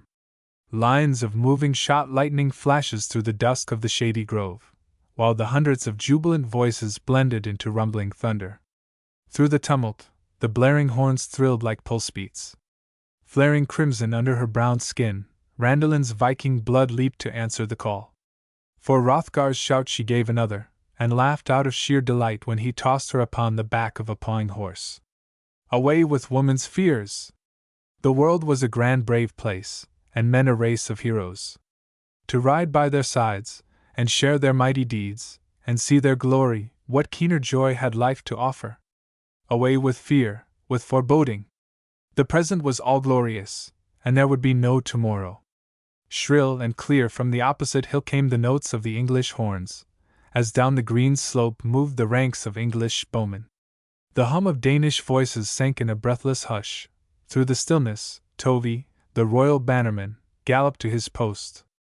A rustle, a boom, and the great standard was unfurled, giving to the breeze the dread raven of Denmark. Anxious eyes scanned its mien. Should it hang motionless, drooping? But no, it soared like a living bird. Exultation burst from 1,000 throats. Down the line came the young king upon his white warhorse, clad for the battle as for a feast. The sun at noonday is not more fiercely bright than was his face. His long locks flowed behind him on the wind like tongues of yellow flame, and like northern lights in a blue northern sky, the leader's fire flashed in his eyes. So Balder the Beautiful might have come among the Jotuns. So the brawny, sweating, hard-breathing giants might have jostled and crowded toward him, expectant, adoring. As he came, he was calling out terrible reminders, words that were to the ears of his champing host what the smell of blood is to the nostrils of wolves. Free men, true men, remember that ye face oath-breakers. Remember how they have spoken fine words to us of plighted faith, and when we have believed them and laid down our arms, they have stolen upon us in our sleep, and murdered our comrades. and our kinswomen whom they had taken to be their wives. Remember St. Brice's Day. Remember our murdered kin. On he went down the line, and like a trail in his wake, rose an answering chorus of growls and clashing steel. Down some of the battered old faces tears of excitement began to flow, like the water out of the riven rock, while the delirium of others took the form of mirth, so that they sent forth wild terrible laughter to swell the uproar. Above the tumult his voice rang like a bell. Heroes and sons of heroes, remember you fight cowards! Remember that, since the days of our fathers, they have made gold do the work of steel. To get gold to buy peace, they will sell their children into slavery. Sooner than look our swords in the face, they will yield us their daughters to be our thralls. Oath-breakers, methinks! Will you be beaten by such? Vikings, Odinmen, forward! His answer was the bursting roar of the Danish battle-cry. Like an avalanche loosed from its moorings, they swept down the hillside upon the English bowmen. From that moment, Randolin rode in a dream. At first it was a glorious dream. On over the green plain, with the wind fresh in her face and the music of the horns in her ears.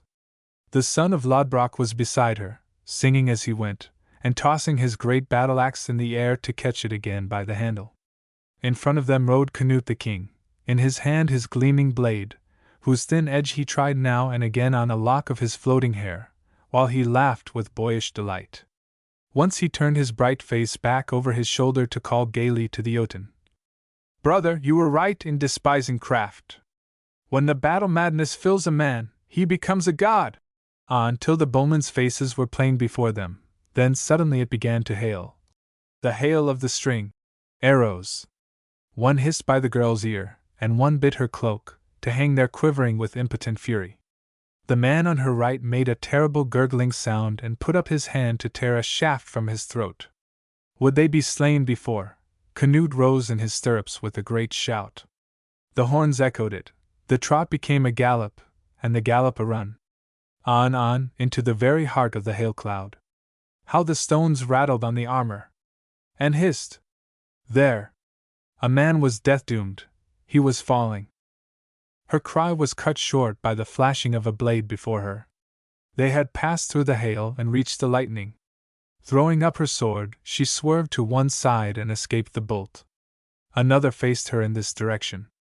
The air was shot with bright flashes. Swish, clash! They sounded behind her, then a sickening jar, as Hrothgar's terrible axe fell. A yell of agony rent the air. Swish, clash! The blows came faster, her ear could no longer separate them. The thud of the falling axes became one continuous pound. Faster and faster, heavier and heavier, they blended into a discordant roar that closed around her like a wall. Here and there and to and fro, Hrothgar's great charger followed the king, and here and there and to and fro, on her foam-flecked horse, Randolin followed the son of Lodbrok, staring, dazed, stunned. Her wits were like a flock of birds loose from the cage of her will, alighting here, upstarting there, without let or hindrance. Sometimes they stooped to so foolish a thing as a notch on her horse's ear, and spent whole minutes questioning dully whether the teeth of another horse had made the wound or whether a sword had nicked it in battle. Sometimes they followed the notes of the horns, as the ringing tones passed the order along. From the blaring blast at her ear, the sound was drawn out on either side of her as fine as silver wire, far, far away toward the hills. It gave her no conscious impression of the vastness of the hosts, but it brought a vague sense of wandering, of helplessness, that caused her fluttering wits to turn back, startled, and set to watching the pictures that showed through rifts in the swirling dust clouds, an Englishman falling from his saddle, his fingers widespread upon the air, a Danish bowman wiping blood from his eyes that he might see to aim his shaft, yonder. The figure of Leif Winason himself, leaping forward with swift, stabbing sword. But whether they were English who fell or Danes who stood, she had no thought, no care, they meant no more to her than rune figures carved in wood. The sun rose higher in the heavens, till it stood directly overhead, and sweat mingled with the blood. Suddenly, the girl awoke to find that Hrothgar's singing had changed into cursing. "Heed him not, king!" he was bellowing over his horse's head. "We have no need of trick-bought victories. We bear the highest shields, Warrior skill will win. We need not his snake wisdom. To the other side of the young leader, Thorkel the Tall was spurring, bending urgently from his saddle. Craft, my king! Craft! It will take till nightfall to decide the game. Why spill so much good blood? Listen to Edric the Gainer. Canute's furious curse cut him short. To the troll with your craft! Swords shall make us, or swords shall mar us. Use your blade, or I will sheathe it in you. Only the wind that took it from his lips heard the Tall One's answer, for at that moment his horse reared and sheered away before a spear prick, and into the rift a handful of English rushed with shouts of triumph. There were no more than half a dozen of them, and all were on foot, the two whose gold-hilted swords proclaimed their nobility of birth sharing the lot of their lesser comrades according to the old Saxon war custom. But it needed not the daring of the attack to mark them as the very flower of English chivalry. The young noble, who hovered around his chief much as Hrothgar circled about Canute, would have been lordly in a serf's tunic, and the leader's royal bearing distinguished him even more than his mighty frame. At the sight of him, Hrothgar uttered a great cry of "Edmund!" and moved forward, swinging his uplifted axe. But the Ironside caught it on his shield and delivered a sword thrust in return that dropped the Dane's arm by his side. As it fell, Hrothgar's left hand plucked forth his blade, but the English king had pressed past him toward his master. Canute's weapon had need to dart like a northern light. The noble and one of the soldiers had forced their way to the side from which Thorkel had been riven, and a third threatened him from the rear. 3 blades stabbed at him as with one motion. It was a strange thing that saved him, Randalin could explain it least of all. But in a lightning flash it was burned into her mind that, while her king's sword was a match for the 2 in front of him, the one behind was going to deal him his death.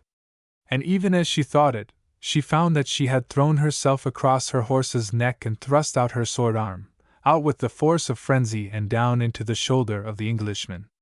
In a kind of dazed wonder, she saw his blade fall from his grasp and his eyes roll up at her, as he staggered backwards. Canute laughed out, "Well done, Berserker!" and redoubled his play against those before him.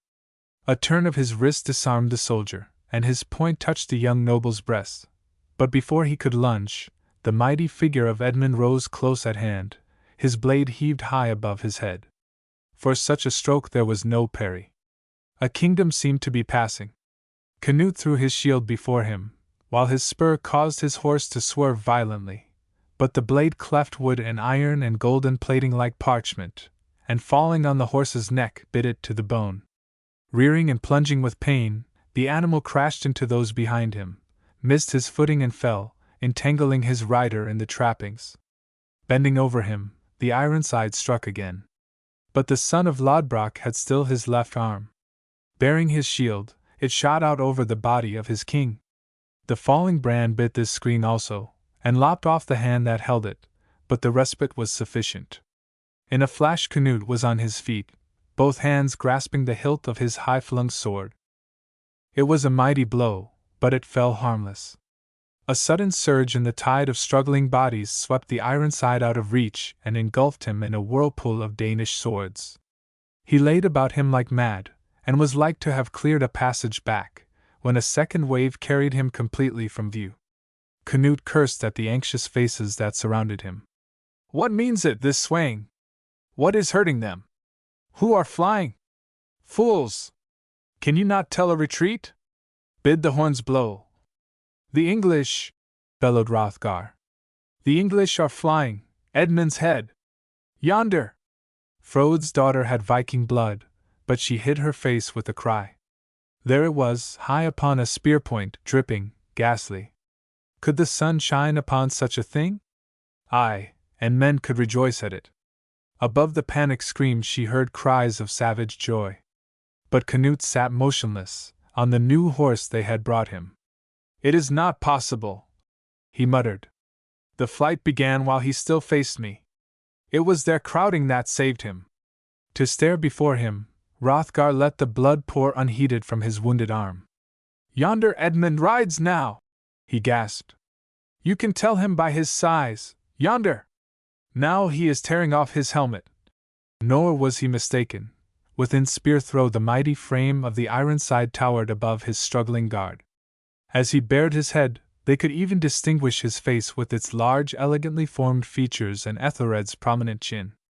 Brandishing his sword, shouting words of reassurance, exposing his person without a thought of the darts aimed at him, he was making a heroic effort to check the rush of his panic-stricken host. There was no question both that he was alive and that he knew who was belying him. Even as they looked, he hurled his spear, with a cry of rage, at the form of Edric Jarl. Missing the Mercian, it struck down a man at his side, and high above the voice of the ill-fated king rose the shrill alarms of the traitor's heralds. "Fly, ye men of Dorsetshire and Devon! Fly and save yourselves! Here is your Edmund's head!" Randalin stared about her, doubting her senses. But light had begun to dawn on Canute. He wheeled sharply, as Thorkel pushed his horse to their sides. "Whose head was that?" he demanded. Thorkel's face was a lineless mask. "I believe his name was Osmer," he answered without emotion. "It was unheard of good fortune that he should be so like Edmund in looks." The young king's face was suffused with bitterness. "Good fortune!" he cried sharply. "Good fortune! Am I a fool or a coward that I am never to win except by craft or good fortune? Had you let me alone—" His voice broke, so bitter was his disappointment. His foster father regarded him from under lowered lids. "Would you have one without them today?" he inquired. "Yes," Canute cried savagely. "Had you given me time?" "Yes." But what else he answered, Randalin never knew. Some unseen obstacle turned in their direction the stream of rushing horsemen. In an instant the torrent had caught them in its whirling eddies, and they were so many separate atoms borne along on the flood. To hold back was to be thrown down, to fall was to be trampled into rags. The battle had changed into a hunt. Thundering hoofbeats, crashing blows, shrieks and groans and falling bodies, a sense of being caught in a wolf pack took possession of the girl, and the feeling grew with every sidelong glance she had of the savage, sweating, dust-grimed faces, in their jungles of blood-clotted hair. The battle madness was upon them, and they were no longer men, but beasts of prey. Amid the chaos of her mind, a new idea shaped itself like a new world. If she could but work her way to the edge of the herd, she might escape down one of those green aisles opening before them. If she only could! Every fiber in her became intent upon it. A little opening showed on her right. Though she could not see the ground before her, she took the risk and swung her horse into the breach. His 4 feet came down upon the body of a fallen man, but it was too late to draw back. Gripping her lip in her teeth, she spurred him on.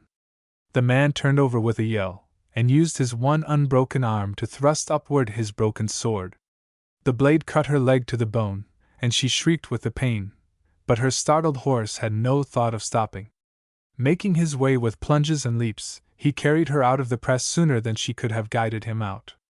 Once on the edge, he broke into a run. The agony of the shaken wound was unbearable. Shrieking and moaning, she twisted her hands in the lines and tried to stop him. But her strength was ebbing from her with her blood. By and by she dropped the rein altogether and clung to the saddle-bow. They reached the woods at last, cool and sweet and hushed in holy peace. The frantic horse plunged into one of the arching lanes, and the din of the hunt died behind her. Silence fell like a curtain at their heels. Even the thudding hoofbeats were softened on the leafy ground. Randalin lay along the horse's neck now, and her senses had begun to slip away from her like the tide from the shore. It occurred to her that she was dying, and that the Valkyrias could not find her if she should be carried too far away from the battlefield. Trying to hold them back, she stretched a feeble hand toward the trees, and it seemed to her that they did not glide past quite so rapidly. And the green river that had been rushing toward her, that passed under her more slowly too. Sometimes she could even make out violets amid the waves. But the waves were rising strangely, she thought, rising.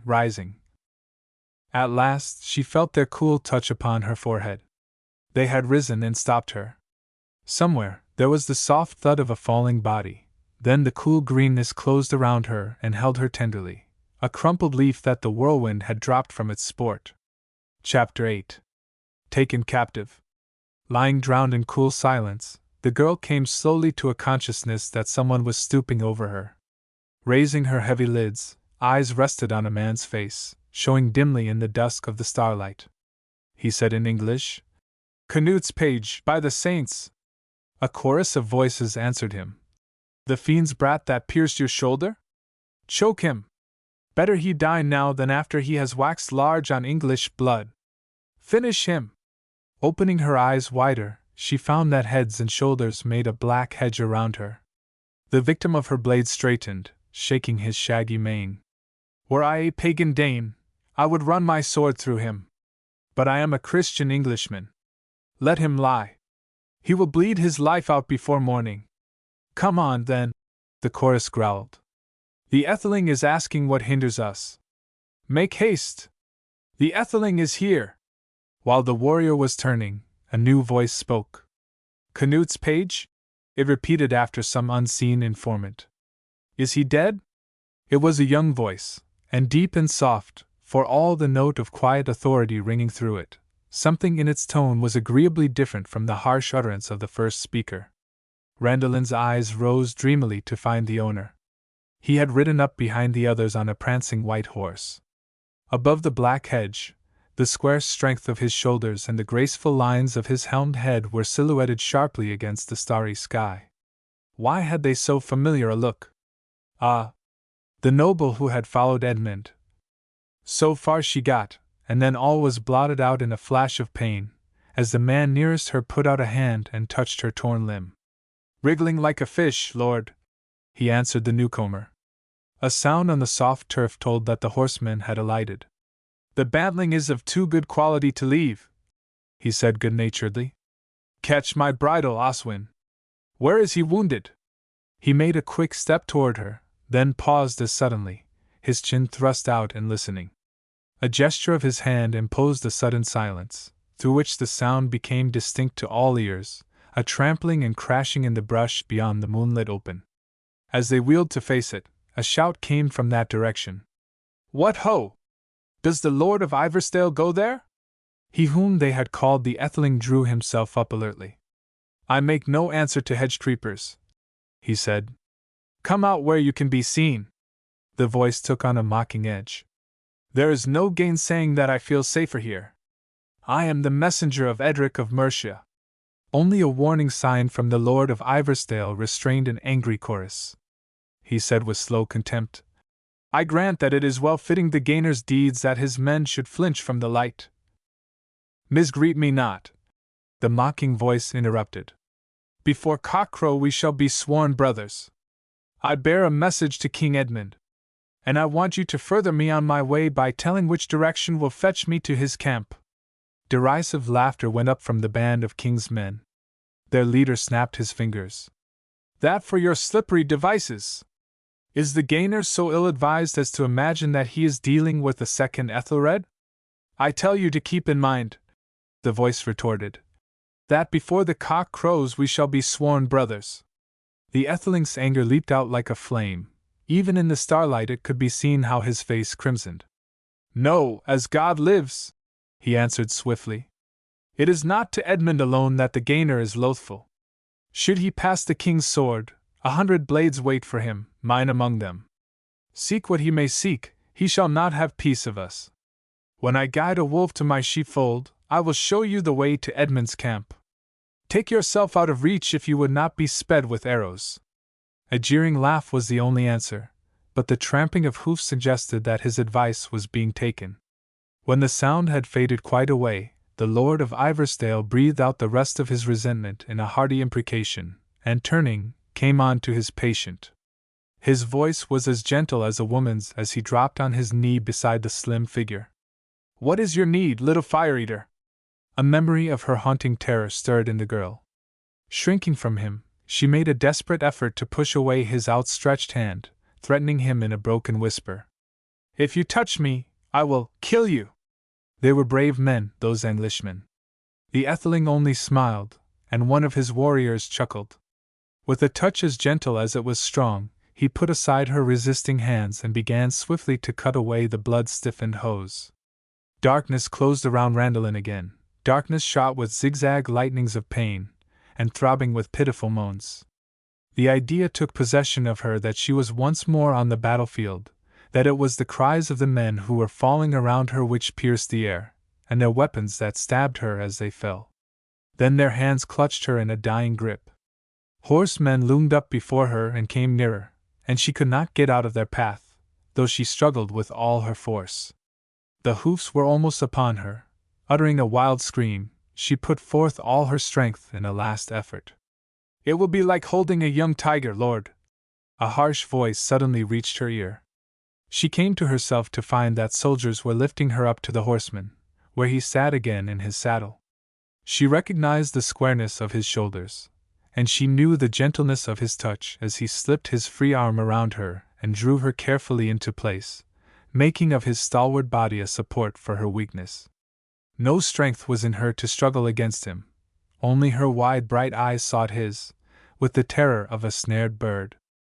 Meeting the look and understanding a small part of its question, he said a reassuring word in his pleasant low-pitched voice.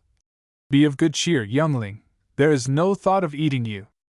I will bring you to a cup of wine before moonrise if you hold fast." It is doubtful if the girl so much as heard him. Her eyes were passing from feature to feature of his face, as the stars revealed it above her, from the broad comely brow to the square young chin, from the clean-cut fine-tempered mouth to the clear true eyes.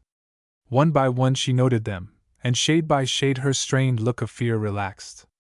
Slowly she forgot her dread, and forgetting, her mind wandered to other things, to memories of her father, and of the happy evenings by the fire when she had nestled safe in his arms, safe and sheltered and beloved.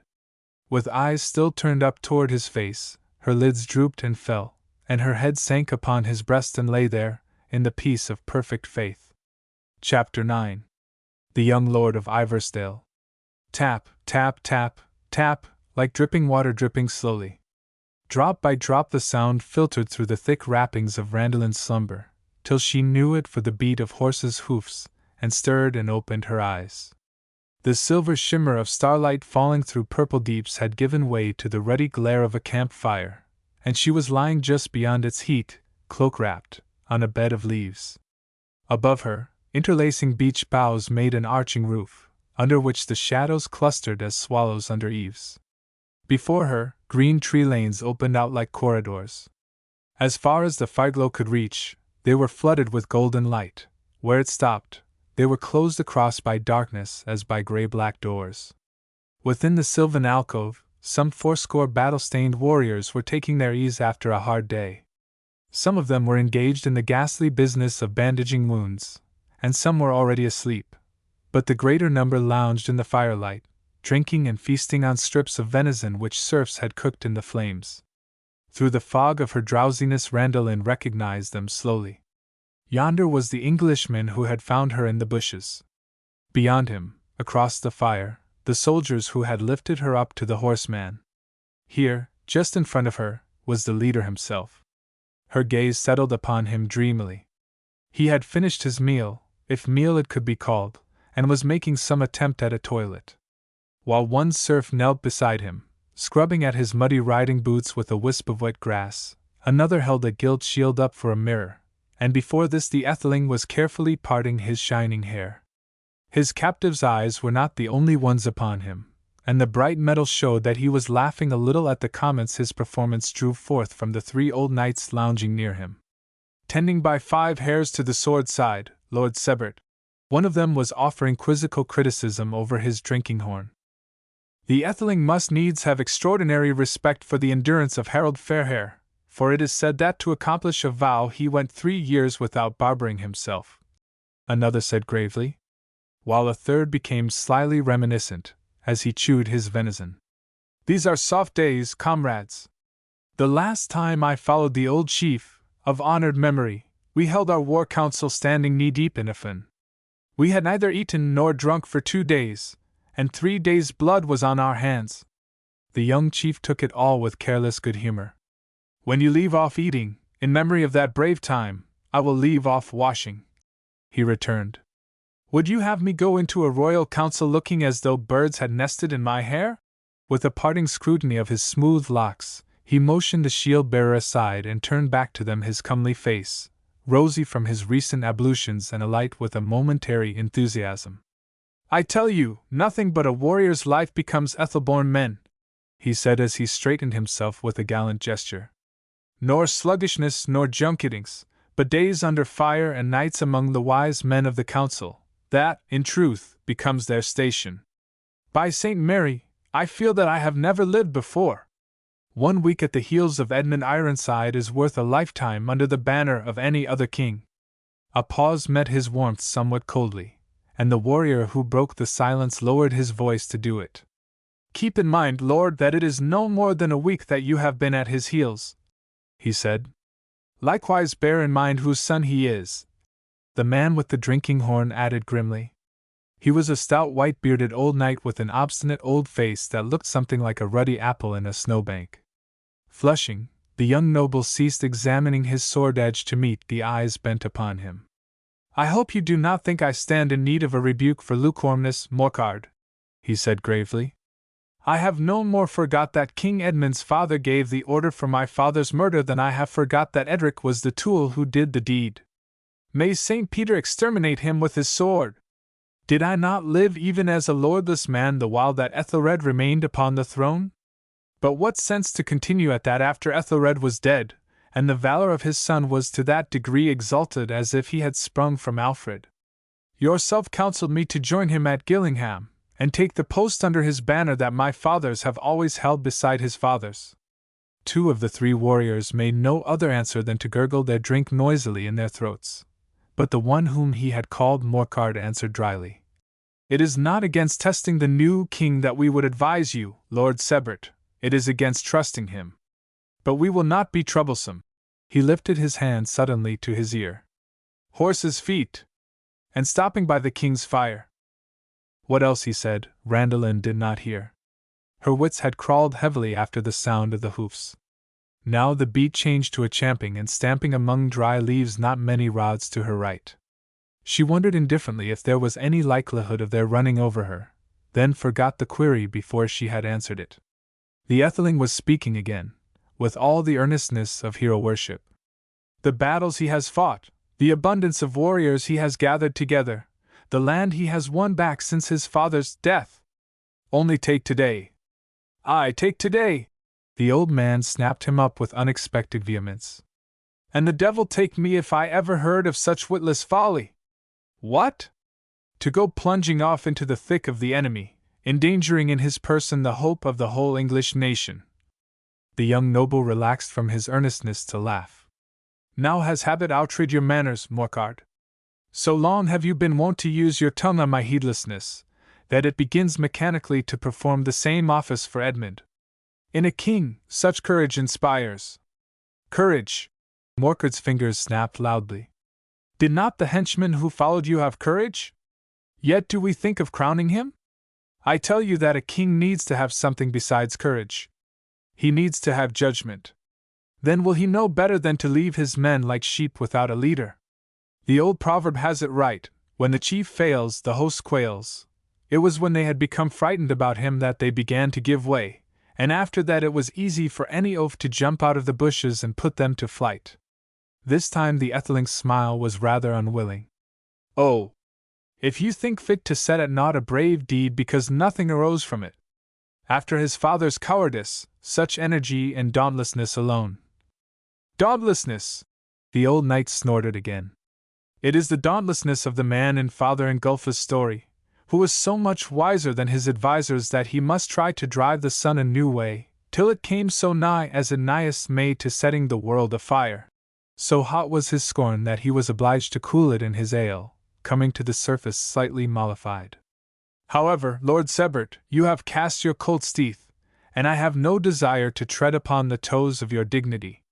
If I have been overfree, excuse it in your father's old servant and comrade who has guarded and guided you since you have had teeth to cast." The young man laughed good-humoredly as he straightened himself for action. "Too often has my dignity bent under your rod, Morcar, to hold itself very stiff against you now. Never fear, I will be an owl of discretion. Give you favorable dreams over your horns." He picked up his cloak and was turning to depart, when one of the warriors flung up a hand. Soft, my lord. Yonder comes Wickle making strange signs to you. All heads but Randallin's turned in the direction he was looking. She was still too lethargic for curiosity, and she found a kind of dreamy content in lying with her eyes upon the Etheling's handsome face. Though its prevailing characteristic was the easy amiability of one who has known little of opposition or dislike, there was no lack of steel in the blue eyes or of iron in the square chin. Now and then a spark betrayed them, thrilling pleasantly through her drowsiness. Presently, however, between her and the comely apparition there intervened the brawny figure of a yeoman soldier. He said breathlessly, "Chief, before you go to the king, be it known to you that those horse feet you heard belong to the mounts of Edric of Mercia and his men, and he is with King Edmund now." The three stolid old warriors got to their feet with curses. The Etheling bent forward to gaze incredulously into the man's face. "Edric of Mercia? With the king? Why do you think so? I was a little way beyond the king's fire, watching a fellow who was showing how he could jump over the flames, when I saw the gainer ride past, and I followed him, as near as the guards would permit, near enough to see that the king received him, let him settle it with Saint Cuthbert." There was a pause of utter stupefaction, then, from all within hearing, a clamorous outburst. "It is the gainer's luck again! The messenger knew what he was saying! No sharpness of wit can comprehend it! It is the magic of his flattering tongue! 100 tongues had done no harm if Edmund—" The voices sank into a snarling undertone. "Aye, there it is! Ethelred's blood! It is no more to be counted on than is water. What could have moved him to it?" Morcart's throat emitted a sound that might have been a chuckle or might have been a growl. "I will tell you plainly for why. It is his dauntlessness. He is going to pit his green wit against Edric's, that has made 2 kings as wax between his fingers. And he has begun by letting the wolf into the fold." It appeared that the Etheling had recovered from his surprise, for now he said steadily, "I will not believe it. Until their oaths have been spoken and their hands have clasped and my own eyes have witnessed it, I will not believe it of him." Motioning them from his path, he was starting forward a second time, when the old knight laid a hand lightly upon his shoulder. "Hear me, Lord Sebert. If then, to weigh all perils like a soldier, if then, you do witness it with your own eyes?" The blue gave out a flash of smitten steel. Morcar answered as to words. "You will be one against many, lord." "You cannot mean that the Witan will comply with him?" the Etheling cried. "How is it possible that they should do otherwise? The Odoborn men could not prevent it when Ethelred took Alfric back. And tonight few but thanes have resorted thither, men whom the Reedless took from ploughing his fields to gild with nobility. Is it likely that they will oppose the hand that can strip off their gilding?" It appeared that the young man could find no answer to that, for he made none. "At least once, my lord, Ethelred's wilfulness has shown in his son, when he set aside the king's command to take possession of Sigefrith's widow and her estates. And I think it was Ethelred's temper that moved him to spend an energy, much better directed against the pagans, in laying waste 2 of his own shires. Remember what happened when your father raised himself against Ethelred." Restive under the restraining hand, the young noble faced him desperately. "Morcar, in God's name, what would you have me do? I will not bend to it, nor would you wish me to. Or sooner or later." "Let it be later, lord. After you have had time to marshal your wits, and when it is daylight, and you have your men at your back." After a while, the Etheling yielded and turned aside. "Let it be as you have said, though I cannot believe yet that it will happen." Coming back where a fallen tree made a mossy seat, he dropped down upon it, and sat staring at the ground in frowning abstraction. The motion dropped him out of the range of Randallin's vision, and her eyes wandered away discontentedly. If there was nothing more to look at, she might as well go to sleep. The fire was dying down so that the overhanging shadow was drooping lower, like a canopy that would fall and smother them when the spears of light that upheld it should sink at last in the ashes. The doors of darkness had moved far up the tree corridors, and strange flickering shapes peered through. Her eyes followed them heavily. The forest was very still now. Even the grating sound of the frogs was hushed, and the low hum of the voices around the fire was soothing as the sound of swarming bees. She was just losing consciousness when the figure of a second yeoman soldier moved across her vision, looming black against the fireglow. His whisper came sharply to her ears. "It is done, chief! May they have the wrath of the Almighty! Their hands have met, Edric's and the king's, and his thanes and Norman of Batterby's, who is with Edric. Now are they lying down in their manties, as it were to seal their pledge by sleeping within reach of each other's knives. Norman of Batterby!" The name leaped out of the rest to bite at her like a dog, worrying deeper and deeper through the wrappings of her stupor. Her eyes widened in troubled questioning. She heard the angry voices rise, and she saw the Atheling leap to his feet and shake his clenched hand above his head. Then she lost sight of everything, for the Fang had pierced her torpor and touched her. Norman of Batterby! Her father's slayer! Memory entered like poison to spread burning through every vein. Her father, Fridtjof, the Jotun, the battle. Her ears were dinned with terrible noises. Her eyes were seared by terrible pictures. She crushed her hands against her head, but the sound came from within and would not be stilled. She buried her face in the leaves, but the visions pressed faster before her. The son of Leofwine in the drunken feast, the girl outside the tent, the Jotun within it, her terrible young guardian, the battle madness. Whichever way she looked, a new spectre confronted her. Helpless in their grip, she tossed to and fro in agony, to and fro. Though it was so tortured that she could not tell it from her waking thoughts, sleep must have come to her, for when at last she reached the point where she could endure it no longer and struggled up, panting, to her elbow, to try to recall herself by a sight of those about her, she found that the hum of excited voices was stilled, and the silence throbbed with the deep breathing of sleepers. From under the canopy of darkness the fiery spears had dropped away, leaving the thick folds sagging lower and lower. Swarming under its shelter, the shadow shapes were closing in upon her. For a while she watched them absently, then a whim of her tortured brain poisoned them also. They became terrible nameless things, mouthing at her, darting upon her. She drew her eyes resolutely away and set herself to listening to the breathing that throbbed in a dozen keys through the silence. Almost at her feet, the Atheling was stretched out in his cloak, motionless as the fallen tree. Her face was slowly relaxing when, a second time, memory betrayed her. Just so, she recollected, Leofwine's son was lying, not 100 yards away. Through the trees, the glow of the king's fire came distinctly. Gazing toward it, she could almost convince herself that she could see the murderer, peaceful, secure. She ground her teeth in a sudden spasm of rage. Would that some of those weak-witted thanes would prove the mettle of the knives he was daring! The next instant she had thrown herself down with terror-widened eyes, and was trying to bury her face in the leaves, while the tongueless mouth of every shadowy shape seemed to shriek above her. "Odin sends you revenge! It is the will of Odin that has drawn you together! Strange and wonderful is the way in which you are hesitating! Would you become like the girl with the necklace?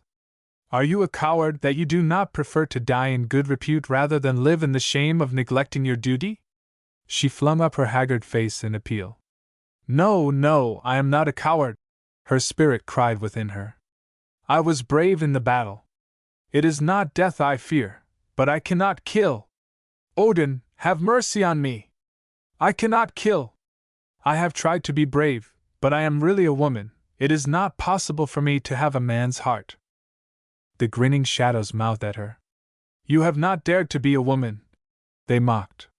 "You have not dared to be a woman, so you must dare to be a man." A night wind shuddered through the trees, and the hovering shades seemed to hiss in her ear. "Coward! Traitor! Nithing! Do you not get afraid that you will experience the wrath of the dead? Listen! Is that the wind rustling the leaves? Or is it—" A gasp burst from the white lips, and the die was cast. While the cold drops started on her pain-racked body, she dragged herself to her knees and fumbled with trembling hands about her belt. For an instant, something like a moonbeam glimmered amid the shadow, then her lips closed convulsively upon the steel. Tipping forward upon her hands, she tested cautiously the strength of her wounded leg, smothering groans of pain that seemed to tear her throat in the swallowing. But the whispering of the night wind was like a spur in her side. Inch by inch, she crawled steadily toward the flickering light. Chapter 10. As the Norns Decree. It was a long way to the king's fire, But at last it lay before her, before and below her, for it had been built in a depression of the little open. The last charred log had fallen apart, spreading a swarm of golden glowworms over the black earth. There was still enough light to reveal a ring of muffled forms sprawling around the sloping sides of the hollow, with their feet toward the fire, and their heads lost in darkness. Pausing in the tree shadow, the girl thrilled with sudden hope. Since their faces were all hidden, how was she to distinguish her victim? Even the dead must see that it would be impossible. If the burden could only be lifted from her. Fate was inexorable. At that moment, the warrior directly in front of her stirred in his sleep and flung a jeweled hand over his face. Those broad gold rings with the green stones that sparkled like serpents' eyes as they caught the light. They were fixed indelibly in her memory, for she had seen them on the rapacious hand that had seized upon her while it was still red with her father's blood. Only from them, she could reconstruct every hard line of the hidden face. Suddenly, in the rage that rose in her at the recollection, she found determination for the deed. The sentinel nearest her was snoring at his post. The further one would not be able to reach her in time, even should he see her. Somewhere, far away, a cock was crowing, and it came to her suddenly that the breathlessness about her was the hush that precedes the dawn. There was no time to lose, she told herself feverishly, and moved forward with snake-like stillness. Between the sheltering arm and the neck of the steel shirt there was a space of naked throat. Setting her teeth, she raised her knife and struck down at it with a strong hand. The point never reached its mark. For an instant she could not tell what had happened. Fingers closed like iron bands around her wrist, pulling her backwards so that the pain of her twisted wound wrung a cry from her lips. They were not Norman's fingers, yet he also was stirring, while darting flashes from the dusk about them told that the other sleepers were drawing their weapons. Then someone threw a branch full of dead leaves upon the fire. The flame that flared up showed her arm to be in the grasp of the Lord of Iversdale. "You mad young one!" he gasped, as he wrenched the blade from her hold. Voices rose in angry questioning, but Randalin was too fear-benumbed to understand what they said. Norman's keen eyes were turned upon her, and recognition was dawning in their gaze. Suddenly he snatched her from Sebert's grasp and held her down to the firelight. Could she have seen the mask which dust and blood had made for her, she would have been spared the terror swoon that left her limp in his grasp. But it only bewildered her when, after an instant's scrutiny, he let her fall with an angry laugh. "The boy from Avalcombe! Certainly these Danes are as hard to kill as cats. I would have sworn to it that I had separated his life from his body not 48 hours ago." A gleam of eagerness came into his face, and he bent over her again. "You shall serve my purpose by your obstinacy," he said under his breath. "You shall tell me where your sister is. You know, for you escaped together. When I was restored to my senses, I found you both gone. Tell me where she lies hidden, and it may be that I will grant to you a longer life." Her stiff lips could not have spoken an answer had her paralyzed brain been able to frame one. She could only gaze back at him in helpless waiting. A second time he was bending toward her, when something stopped him midway so that he straightened and drew back with a bow. It came to her suddenly that they were all bowing, and that the hubbub had died in midair. Through the hush, a quiet voice spoke. "You are eager in rising, my lords," it said. From the shelter, half cave, half bower, which had been contrived amid the bushes, a warrior of mighty frame had emerged and stood examining the scene. Though with soldierly hardiness he had taken his rest in his war harness, he was unhelmed, and the light that revealed the protruding chin had no need to pick out the jeweled diadem to mark him as Edmund Ironside. The irregularity was very slight, not large enough to give him a combative look or to mar the fine proportions of his face, but it did unquestionably add to his stately bearing an expression of complacency that was unforgettable. He repeated his inquiry. "What is the amusement, my thanes? From the clamor which awakened me, I had some notion of an attack." Norman of Batterby bent in a second reverence. "Your expectations are to this degree fulfilled, my royal lord," he made answer. "Behold the enemy!" Stooping, he raised the red-cloaked figure by its collar, and held it up in the firelight. As a murmur of laughter went around, he lowered it again and spoke more gravely. A hand needs not be large to get a hilt under its gripe, however. The young wolf is of northern breed. How he penetrated to the heart of an English camp, I cannot tell, and there grows in his spirit a bloodthirsty disposition. He seeks my life because in a skirmish, a few days gone by, I had the good luck to kill his father. If it— he said more, but Randalin did not listen to him. All at once Sebert of Iversdale reached out, and taking her by her cloak, drew her gently to his side, interposing his sword arm between her and the others. Though his hand manacled her slim wrist securely, the clasp was more one of protection than of restraint, and the warm human touch was like a talisman against the haunting shadows. Suddenly it came over her, in a burst of heavenly relief, that this hand had lifted the burden of vengeance forever. Even Fridtjof could not be so unreasonable as to ask more of her, so plainly was it Odin's will that justice should be left for Canute. She had done her duty, and yet she was free of it, free of it. Her heart burst out singing within her, and the eyes she raised toward her captor were adoring in their gratitude. The look she met in return was the same look of mingled strength and gentleness which had come through the starlight to answer her question.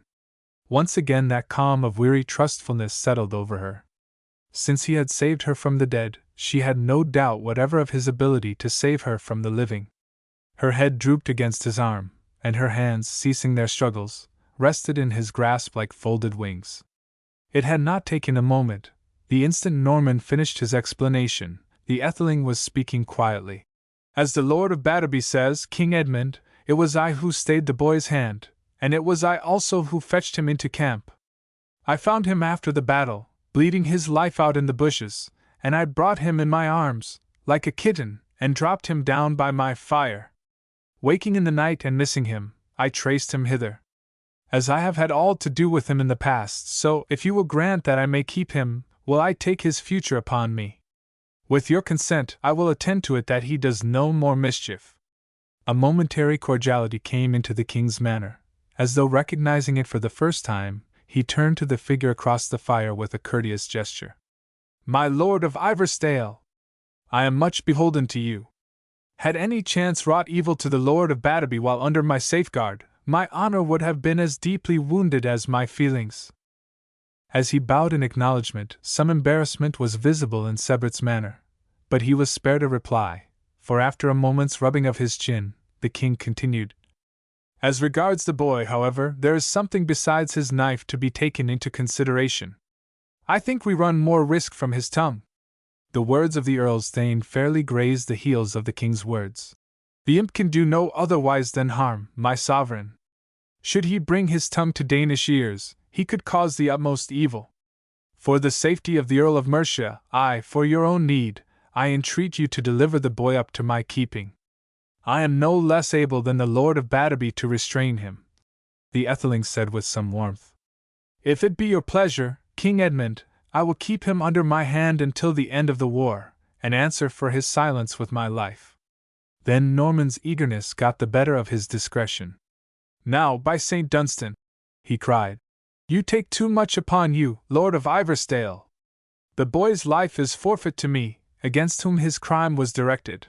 A grim look squared his mouth as suddenly he stretched his hand past Sebert, and caught the red cloak. It may have been this which the Etheling had foreseen, for he was not taken by surprise. Jerking up his sword arm, he knocked the Thane's hand loose with scant ceremony. You forget the law of the battlefield, Norman of Batterby, he said swiftly. The life of my captive is mine, and I am the last man to permit it to be taken because he sought a just revenge.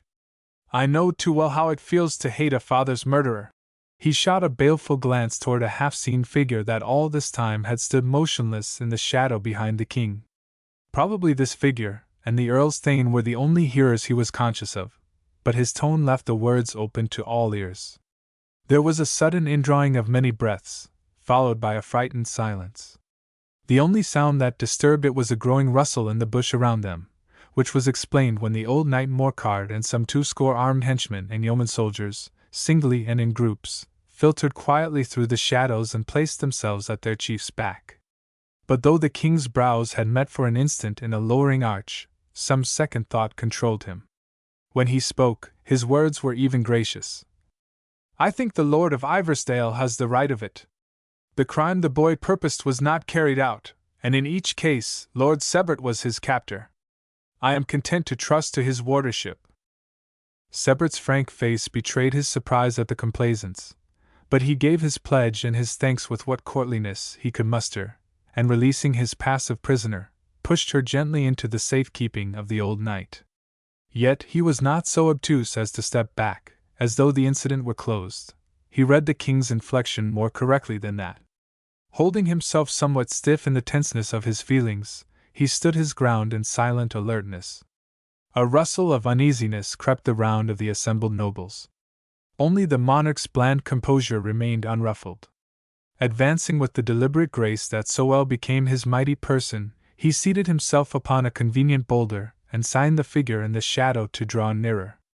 As it obeyed, every one of the yeoman soldiers strained his eyes in that direction, as though hoping to surprise in the great traitor's face some secret of his power, the power that had made 3 kings as wax between his fingers.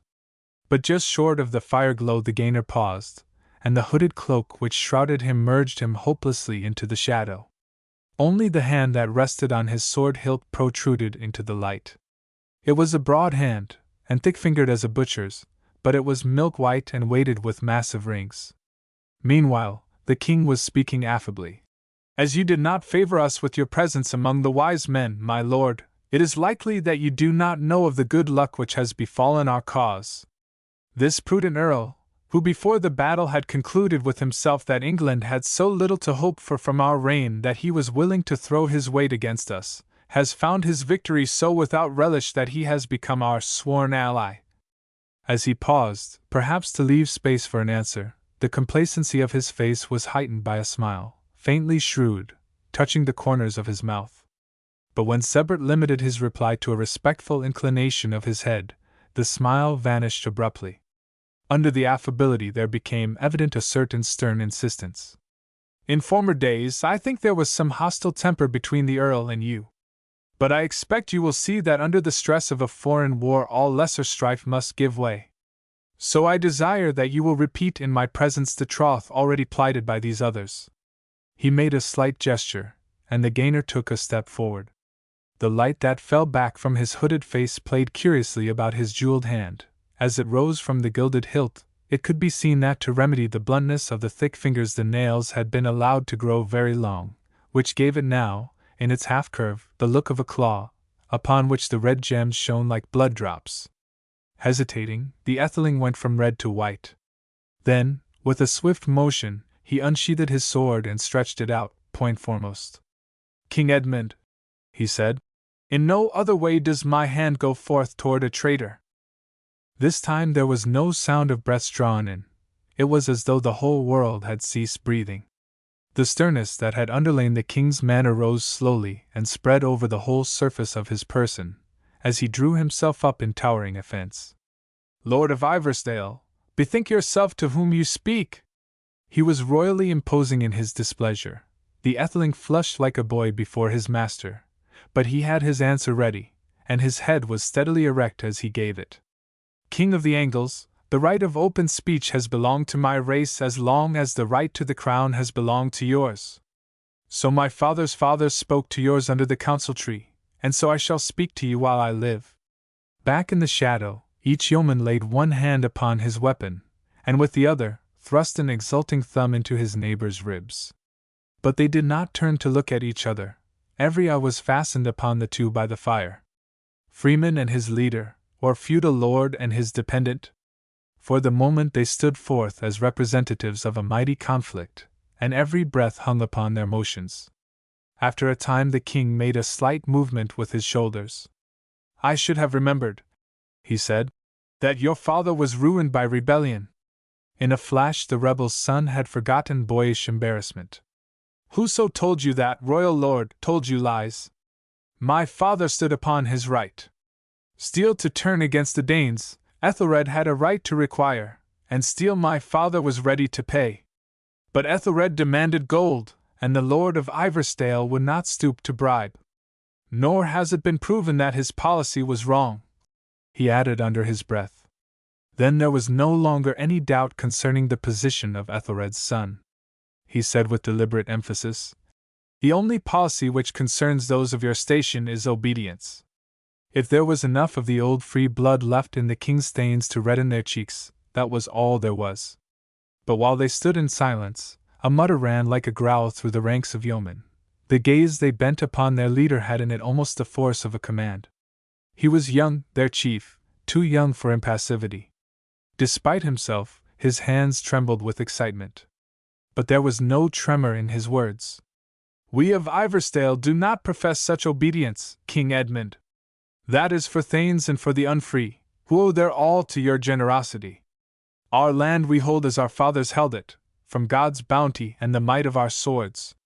When we have paid the 3 taxes of fort building and bridge building and field service, we have paid all that we owe to the state.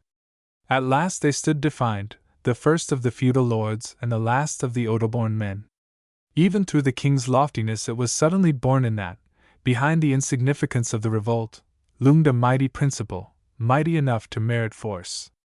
For the first time he stooped to a threat, though still it was tinged with scorn. I observe that the men of your race have not been of great importance in the land. It appears that Ethelred was able to do without the rebel lord of Iversdale. I admit that he was able to lose his crown without him. The rebel's son retorted swiftly. The king's wounded dignity bled in his cheeks. He was stung into a movement that brought him to his feet. This is insufferable, he cried. It was evident that the crisis had come. While the Etheling faced him with a defiance that in its utter abandon was a little mad, a sensation as of bracing muscles and setting teeth went around the group.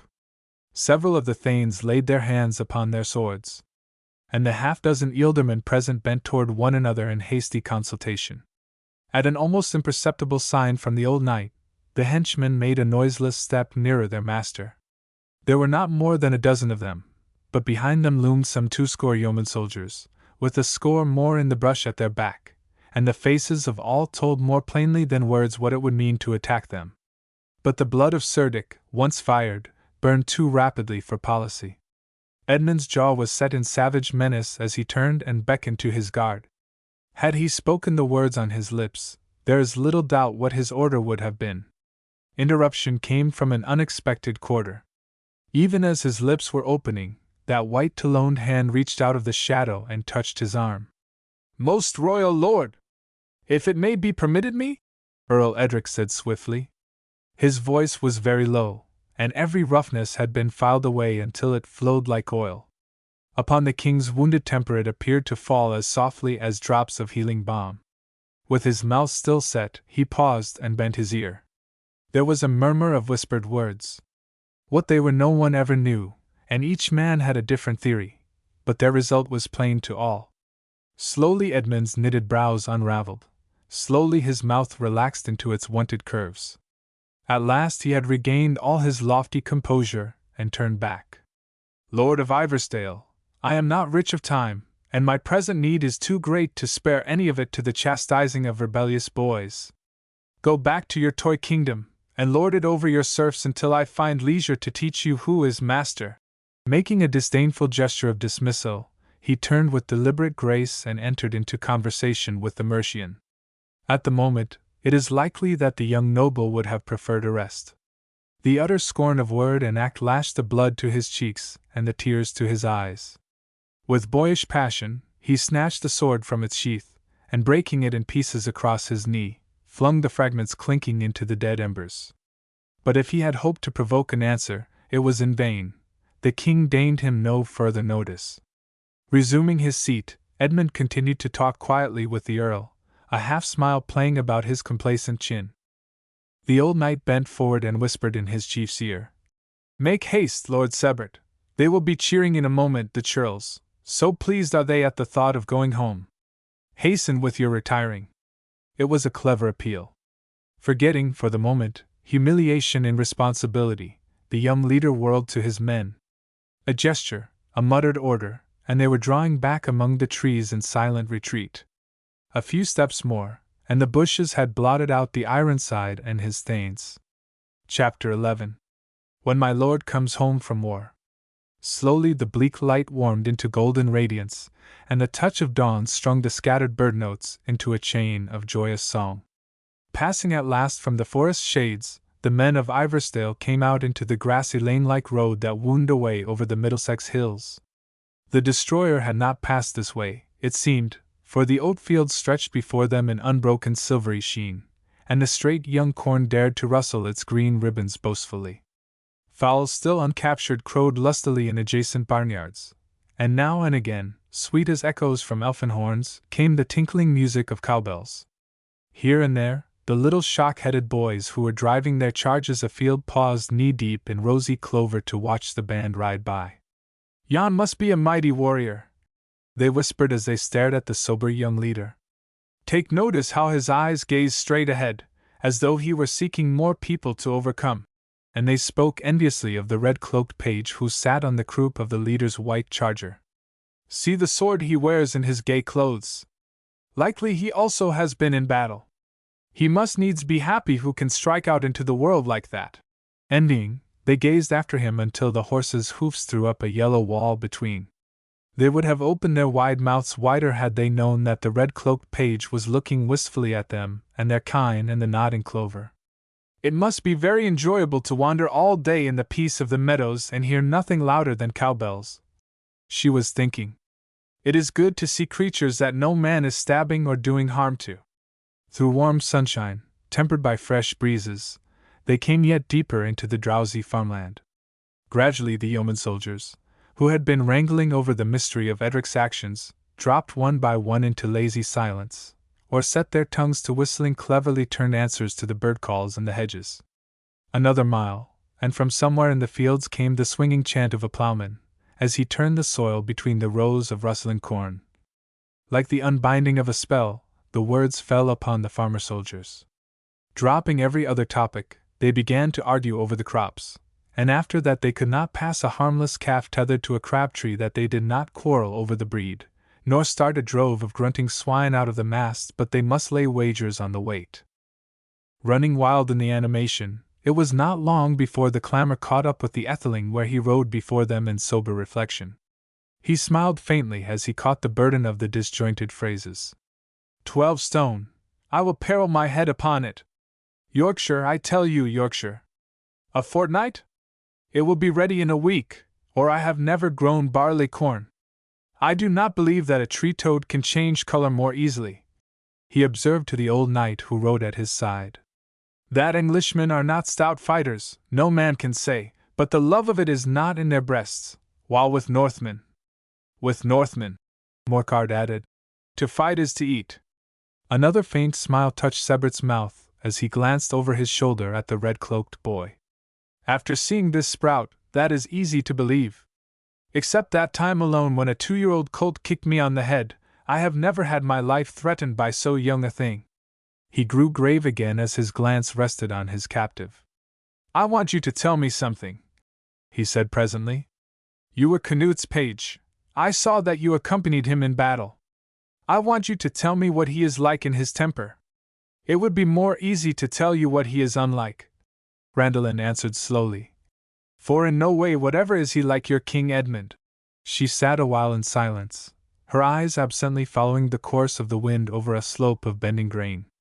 At the foot, it caught a clump of willow trees so that they flashed with hidden silver and tossed their slender arms like dancers. "I think this is the difference, to tell it shortly," she said at last.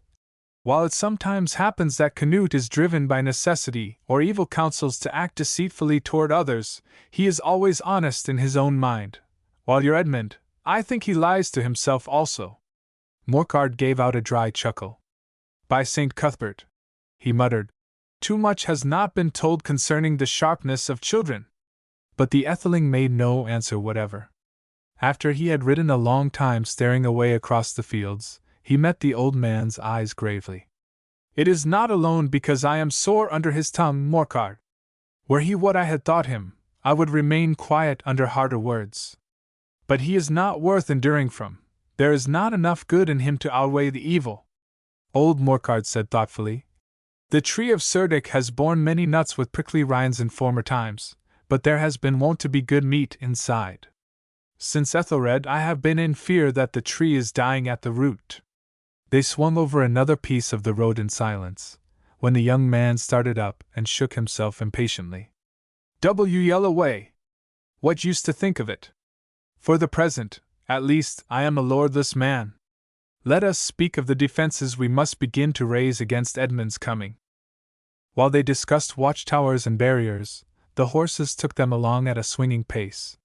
The heath-clad upland over which they were passing sloped into another fertile valley, through which a lily-padded stream ran between rows of drooping willows. Suddenly the Lord of Iversdale broke off with an exclamation. It was not in my mind that we could see the old fort down from here. Hey, comrades! He called over his shoulder. Yonder, to the left, the old landmark. Do you see?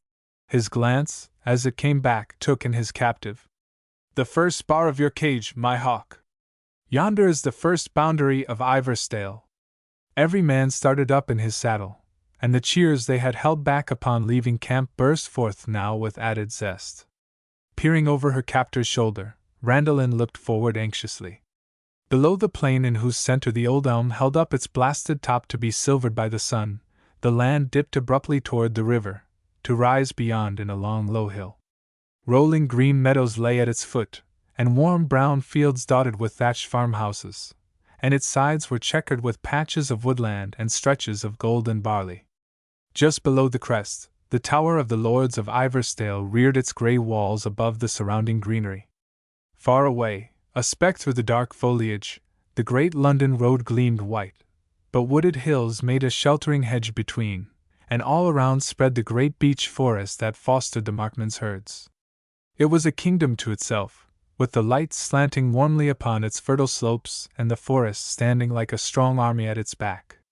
Because it was so peacefully lovely, and because of her utter weariness, tears welled up under the girl's heavy lids as she looked. She said unsteadily, "Saw I never a fairer cage, lord." But the Etheling's eager glance had traveled on. For the first time the sun was shining out brightly in his face. "The sight has more cheer than has wine," he said. "I cannot comprehend my folly in wanting to leave it. To live one's own master on one's own land, that is the only life." He looked back at the yeoman with a sudden smile. "Noise!" he ordered. "Cheer again. It expresses the state of my feelings. And let your horns sound merrily, kindred, that they may know we are coming." Amid a joyous tumult, they swept over the terrace-like plain and broke ranks around the old elm. Evidently it was the disbanding place, for the yeoman soldiers, one and all, came crowding around their leader to press his hand and speak a parting word. "You have fought with the sword of your tongue, chief! As worthy a battle as when you strove against the Danes. The spirit of the old days is not dead while you are alive, Oswald's son. None now are born thereto save you alone. Till that time when you send for us, my chief.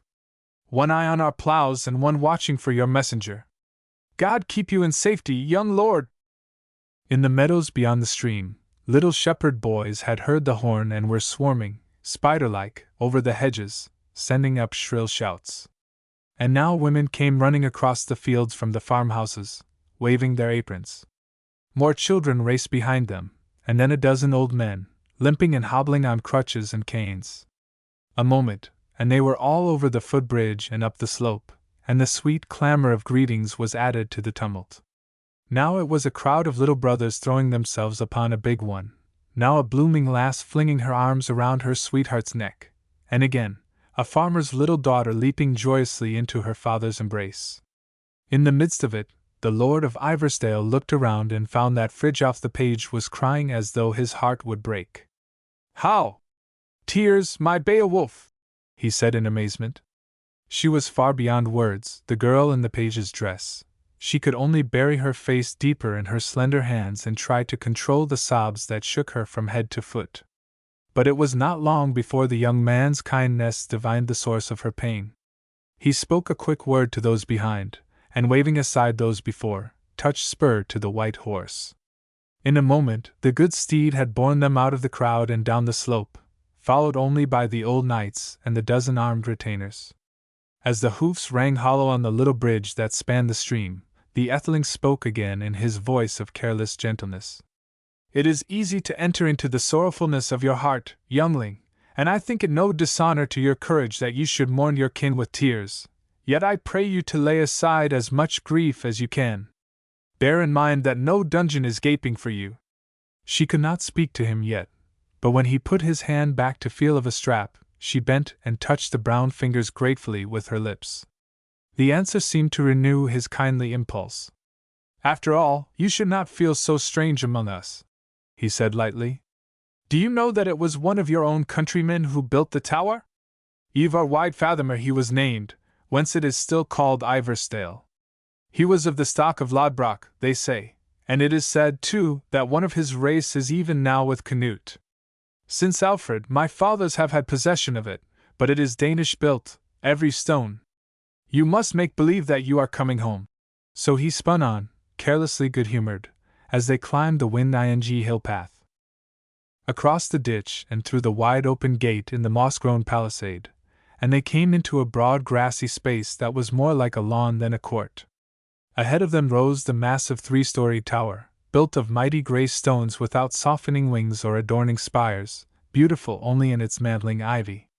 From the great door in its side a crowd of serfs came running, ducking grinning salutations, and they were followed by a half-dozen old warriors. Seized by a boyish whim, their master rode past them with no more than a wave of his hand. "If we make haste, it may be that we can take Hildelitha and Father Ingulf by surprise," he laughed, leaping down on the crumbling doorstep and pulling his captive with him. In the tunnel-like arch of the great entrance they met another throng, but he shook them off with good-natured impatience and hurried through the great guard-room to the winding stairs that were cut out of the core of the massive stones. Up and across another mighty hall, and then up again, and into a great women's room, full of looms and spinning-wheels, where a buxom English housewife and half a dozen red-cheeked maids were gaping over their distaffs at the tale a jolly old monk was telling between swallows of wine. He choked in his cup when he saw who stood laughing in the doorway, and there was a great screaming and scrambling among his audience. Knocking over her spinning-wheel to get to him, the woman Hildelitha threw her arms around her young lord's neck and gave him a hearty smack on either cheek, while the fat monk sputtered blessings between his paroxysms of coughing, and the 6 blooming girls made a screaming circle around them. Though he endured it amiably enough, the Etheling appeared in some haste to offer a diversion. He evaded a second embrace by turning and beckoning to his shrinking captive. "Save a little of your greeting for my guests, good nurse. Behold the fire-eating Dane that I have captured with my own right arm." As the red-cloaked figure still hung back, he pulled it gently forward until the light of the notched candles fell brightly on the face, pitifully white for all its blood stains, in the frame of tumbled black tresses. "A Dane?" the women cried shrilly, then, with equal unanimity, burst out laughing. Randalin drew a little nearer the Etheling's sheltering side. He said half reprovingly, half freakishly, "It would not be well for you to anger him. He is the page of Canute himself, a real wandering wolf, and recks not whom he attacks. He came near to spitting Aslak at the battle, and even threatened me." "Aslak!" screamed one of the serving maids, turning very red. "The murderous little fiend! He deserves to have his neck wrung," 2 more cried out. And Father Ingulf cleared his throat loudly. "Well-fitting is your charity both toward my teachings and your heart, my son, and yet, discretion is the mother of other virtues. To bring one of those roving children of Satan into a Christian household will lay upon me a responsibility which, he paused to take a mouthful of wine and eyed the stranger over the goblet rim with much disfavor. While the maids whispered excitedly in one another's ears, Hildelitha began to sniff behind her apron. "I do not see why you wanted to bring him home, Lord Sebert. You know that Danes are odious to me since my husband, of holy memory, fell under their axes, most detestable, yet I would not anger you, my honey-sweet lord." She broke off abruptly. For the Lord of Ivarsdale had suddenly grown very stiff and grave. There was something curiously haughty in the quiet distinctness of his words. "I have brought the boy home by reason of the king's command that he be held in safety, and because it was my pleasure to succor him. And I have fetched him up here in order that you should supply his needs, being distressed for want of food and drink and healing salves. I am not pleased that you should meet my wishes in so light and cold a manner. I desire your love will, as is becoming, receive him kindly and charitably." He raised his hand as the pertest of the maids would have answered him, and there followed an uncomfortable pause. Then 7 gowns swept the reed-strewn floor as 7 courtesies fell, and Hildelitha thrust out her palm to give the pert maid a resounding box on the ear. "You have heard your master, hussy! Why do you not exert yourself to bring food? Elswitha, if you do not want the maid to that, fetch the salve out of my chest." In an instant all was confusion. Under cover of it the fat monk returned to his cup and the young master walked quietly to the door. Homesick and heartsick, the waif in the page's dress was left facing the unfriendly glances. Even in her bravest days she had never known what it was to be disliked, and now… Suddenly she limped after her friend and caught at his cloak. "Let me go with you," she cried. "I beseech it of you. I want not their service." After a moment, the etheling threw his arm protectingly around the boyish figure. "I do not blame you, poor youngling," he said. "I was wrong to treat you as a child when you were bred up as a man. You shall have a bed in the closet off my chamber, and they shall not enter except as you will it. And you shall eat off my plate and drink from my cup. Come!" Chapter 12. The Foreign Page. It was August, when Mother Earth had nearly completed her task of providing for her children, and the excitement of a mighty work drawing to its close was in the air, when the sun-warmed stillness was aquiver with the pulse of growing things coming to their strength, and every cloudless day held in its golden heart a song of exultation. The grassy space around the tower, which was wont to be thronged with joyous idlers, was today almost deserted. A single groom lounged in the shade of the wide-spreading trees as he kept a lazy eye on the croppings of 2 saddled horses, and an endless chain of faggot-laden serfs plodded joylessly across the open. On one side of the great entrance arch a half-dozen of the Manipur gabbled and basked in the sun while they waited to receive their daily dole of food. On the other, a dark-locked foreign page sat on the mossy step abiding the coming of his master.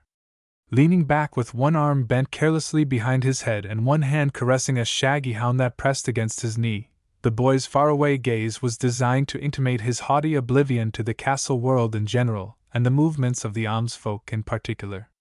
Seeing which, the people on the other side of the step had laid aside any reserve they might have felt, and were indulging their curiosity with cheerful freedom.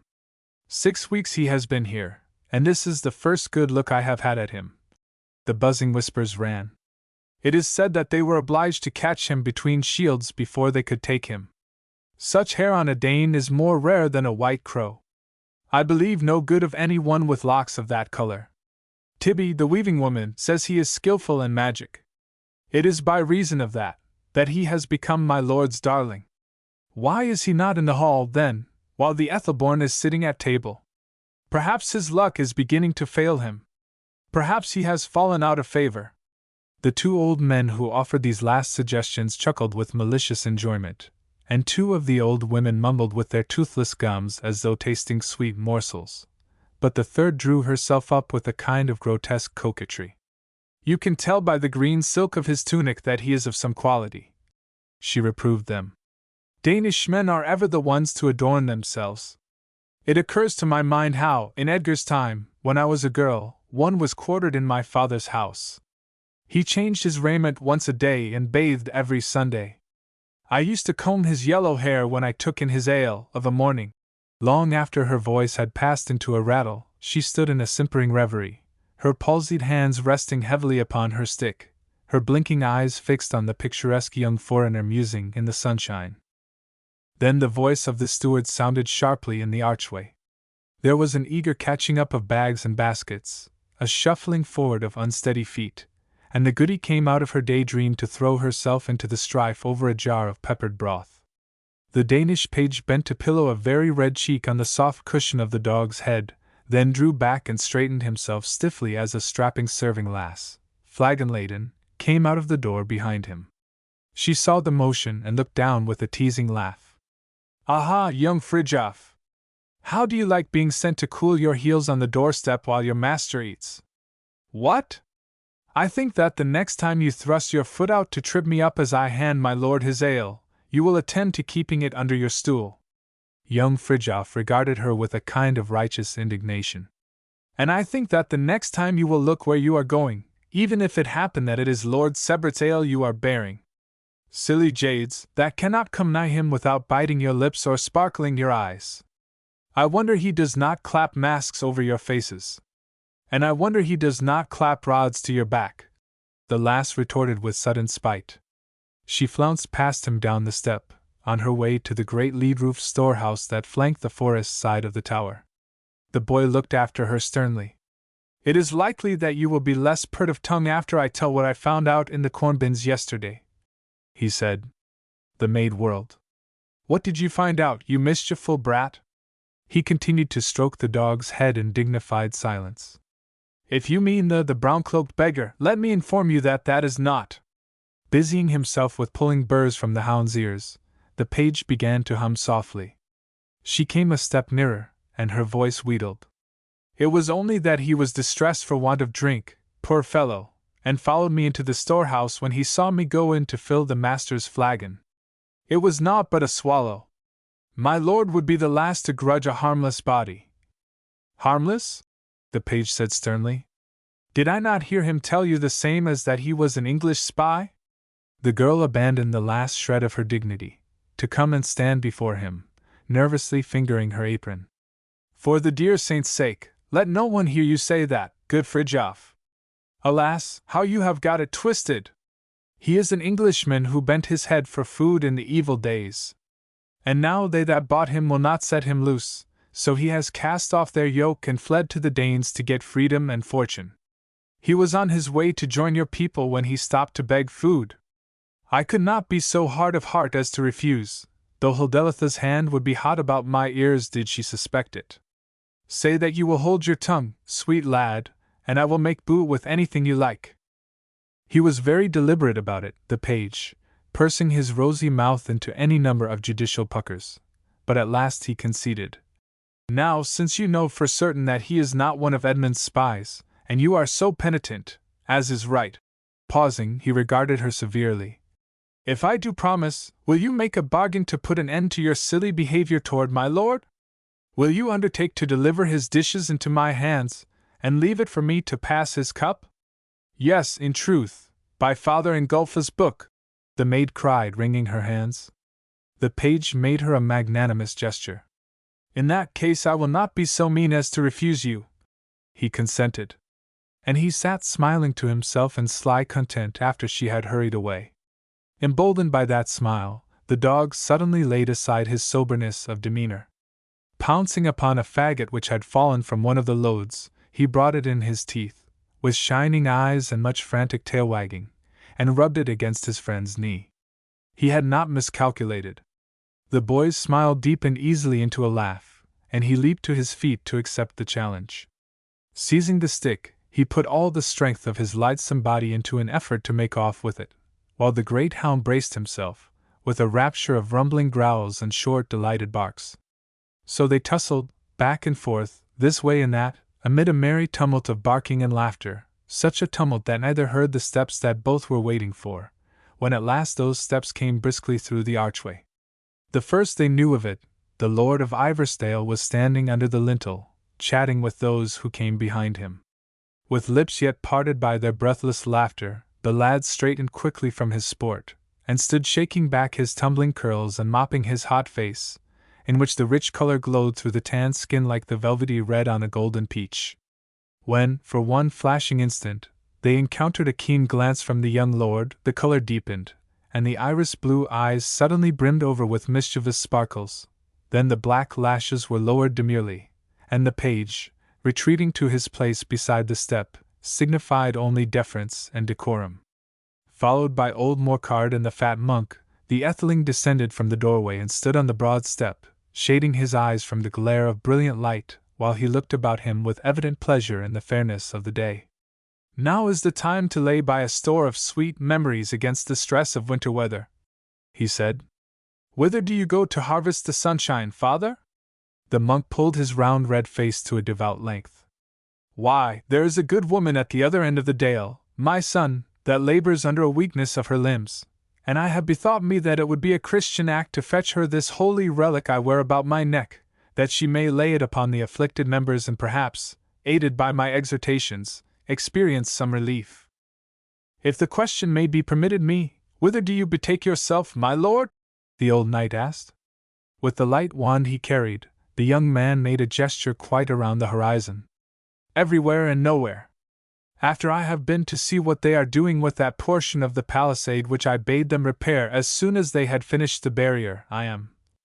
That is something that had clean fallen out of my mind to tell you, Lord Sebert. Morcar spoke up hastily. Yesterday, before you had gotten from hunting, Kindred of Hazelford came, as spokesman for the rest, to say that inasmuch as the barn month is well begun, it will not be possible for them to labor more upon the building, and by your leave, they will put off this, which is not pressing, until after the time of the harvest. It was several moments before the Etheling spoke, and then his voice was noticeably deliberate.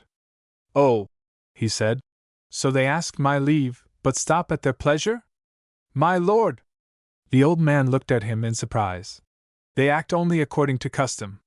Surely you would not have them neglect the harvest, which waits no man's leisure, to put to their hands as laborers when there is no present need, now that they have completed the barriers by the stream? What present harm because the drain off the hill has rotted the palisade? All of that part is toward the forest. How? Do you expect some Grendel of the March to fall upon us from that direction? The Etheling smiled against his will. Our foe would needs be a Grendel to reach us from that side. He struck the wand sharply against his riding boots. Oh, it is not that I think the work so pressing. In the fiend's name, what then is the cause of your distemper? Father Ingulf inquired impatiently, as he finished the girding up of his robes and picked up his staff preparatory to setting forth. After a moment, the young noble began to laugh. Why, to tell it frankly, methinks it is more temper than distemper. That they should take it upon them to decide how much of my order is necessary. He let a pause finish for him, and suddenly he turned with a flourish of gay defiance. I will tell you how I am going to spend my morning, Morcar. I am going to ride over every acre that is under my hand and see how much I can spare for lone land. And when I have found out, I will rent every furlong to boors who shall be bound to pay me service, not when it best pleases them, but whensoever I stand in need of it. Rubbing his chin, the monk heard him in silence, but the old warrior grew momentarily grave. Take care that you seem not over-proud, young lord. It is in such a mood that Edmund creates things. It may be that the Etheling's eyes widened for an instant, but directly after he laughed with gay perverseness. Is it? He said. Then, for the first time in 6 weeks, I see that the Ironside is cunning in thought. Shaking his head, Father Ingulf moved down the step. Nay, if you are in that humor, my son, I waste no breath. Speed you well, and may you wax in wisdom.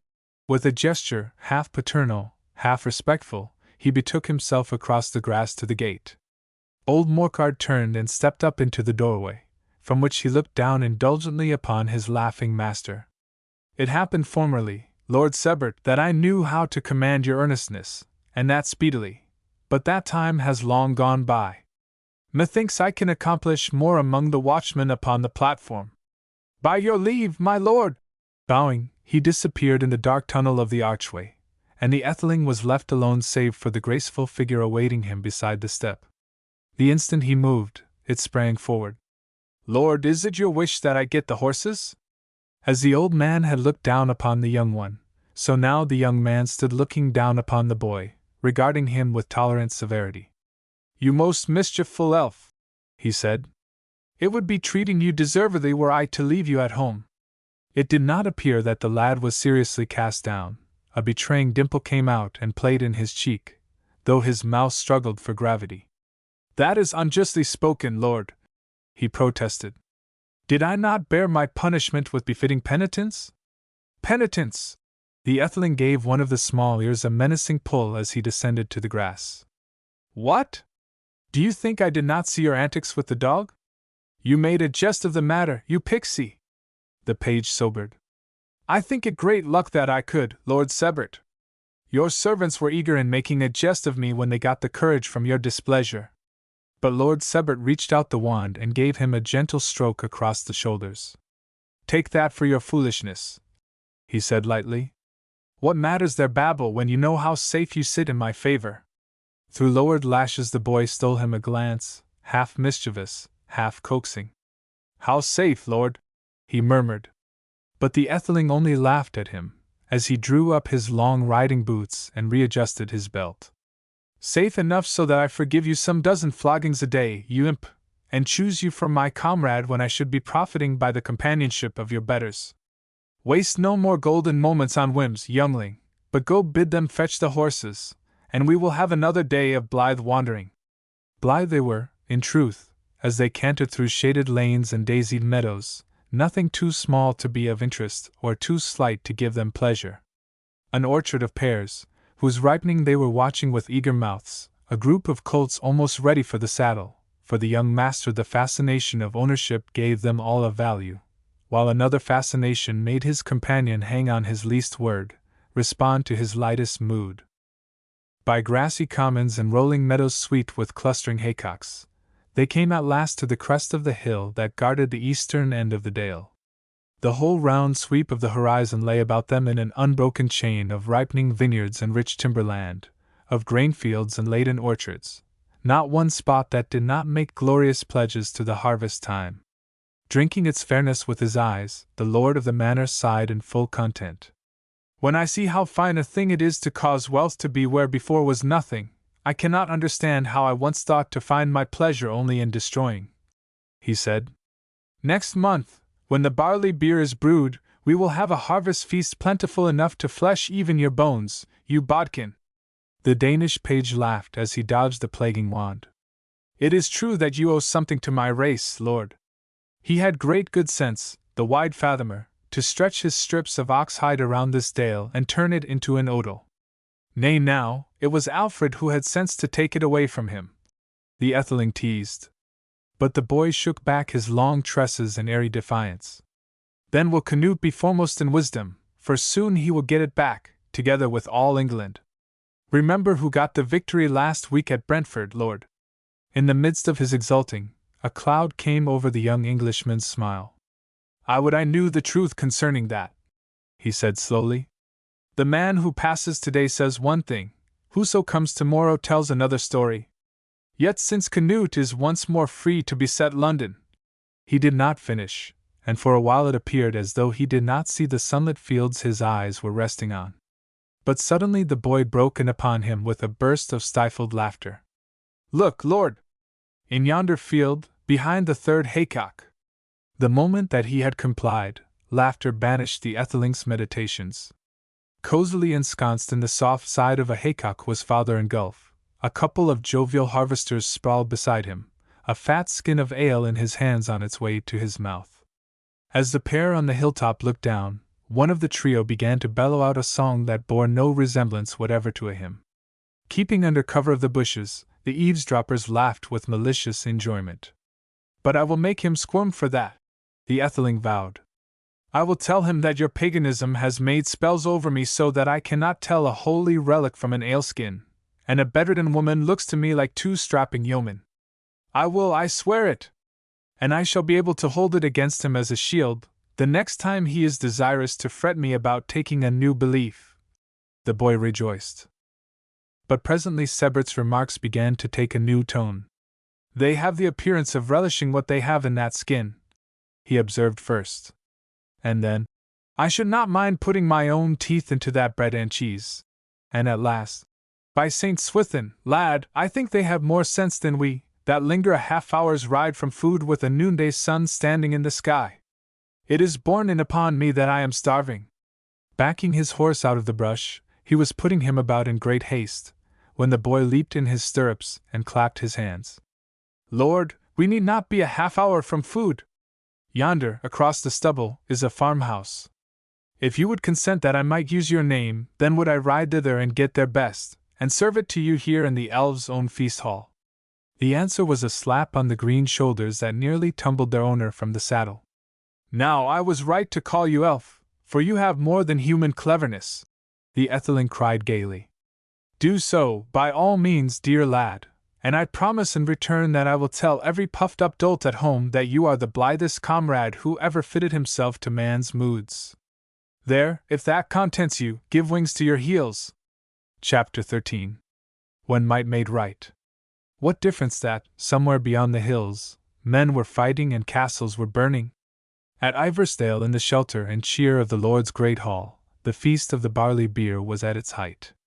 While one set of serfs bore away the remnants of roast and loaf and sweetmeat, another carried around the brimming horns, and to the sound of cheers and hand-clapping, the gleeman moved forward toward the harp that awaited him by the fireside. Where the glow lay rosiest, the young lord sat in the great raised chair, jesting with his Danish page who knelt on the step at his side. Now the boy's answering provoked him to laughter, and he put out a hand and tousled the thick curls in his favorite caress. One of the tresses caught in his jeweled ring, and as he bent to unfasten it, he stared at the wavy mass in lazy surprise. It was as soft and rich as the breast of a blackbird, and the fire had laid over it a sheen of rainbow lights. "Never did I think there could be any black hair so alluring," he said involuntarily. He could not see how the face under the Clark veil grew suddenly as bright as though the sun had risen in it.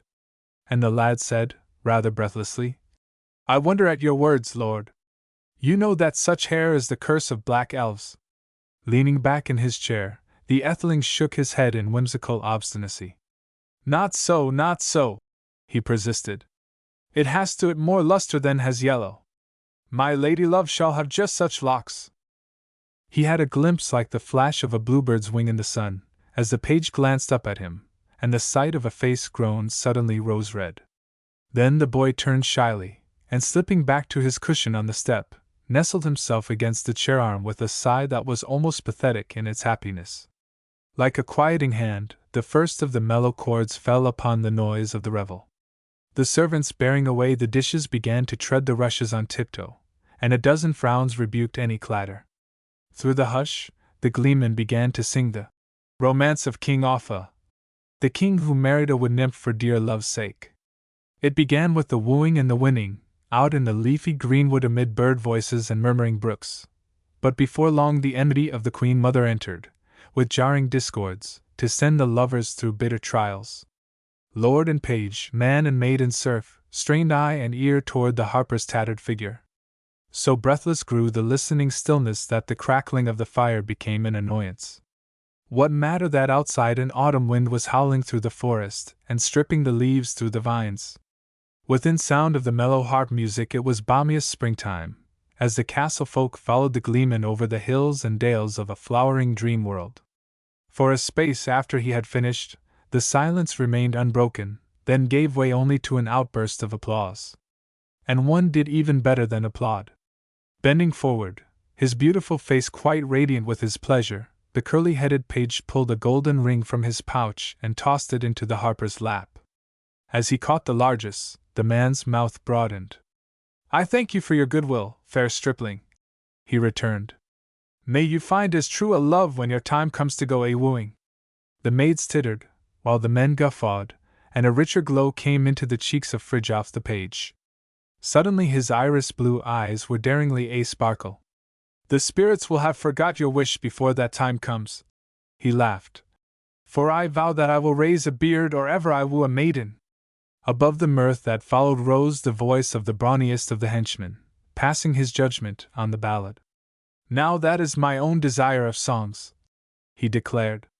"That was worth possessing, the love of that lass.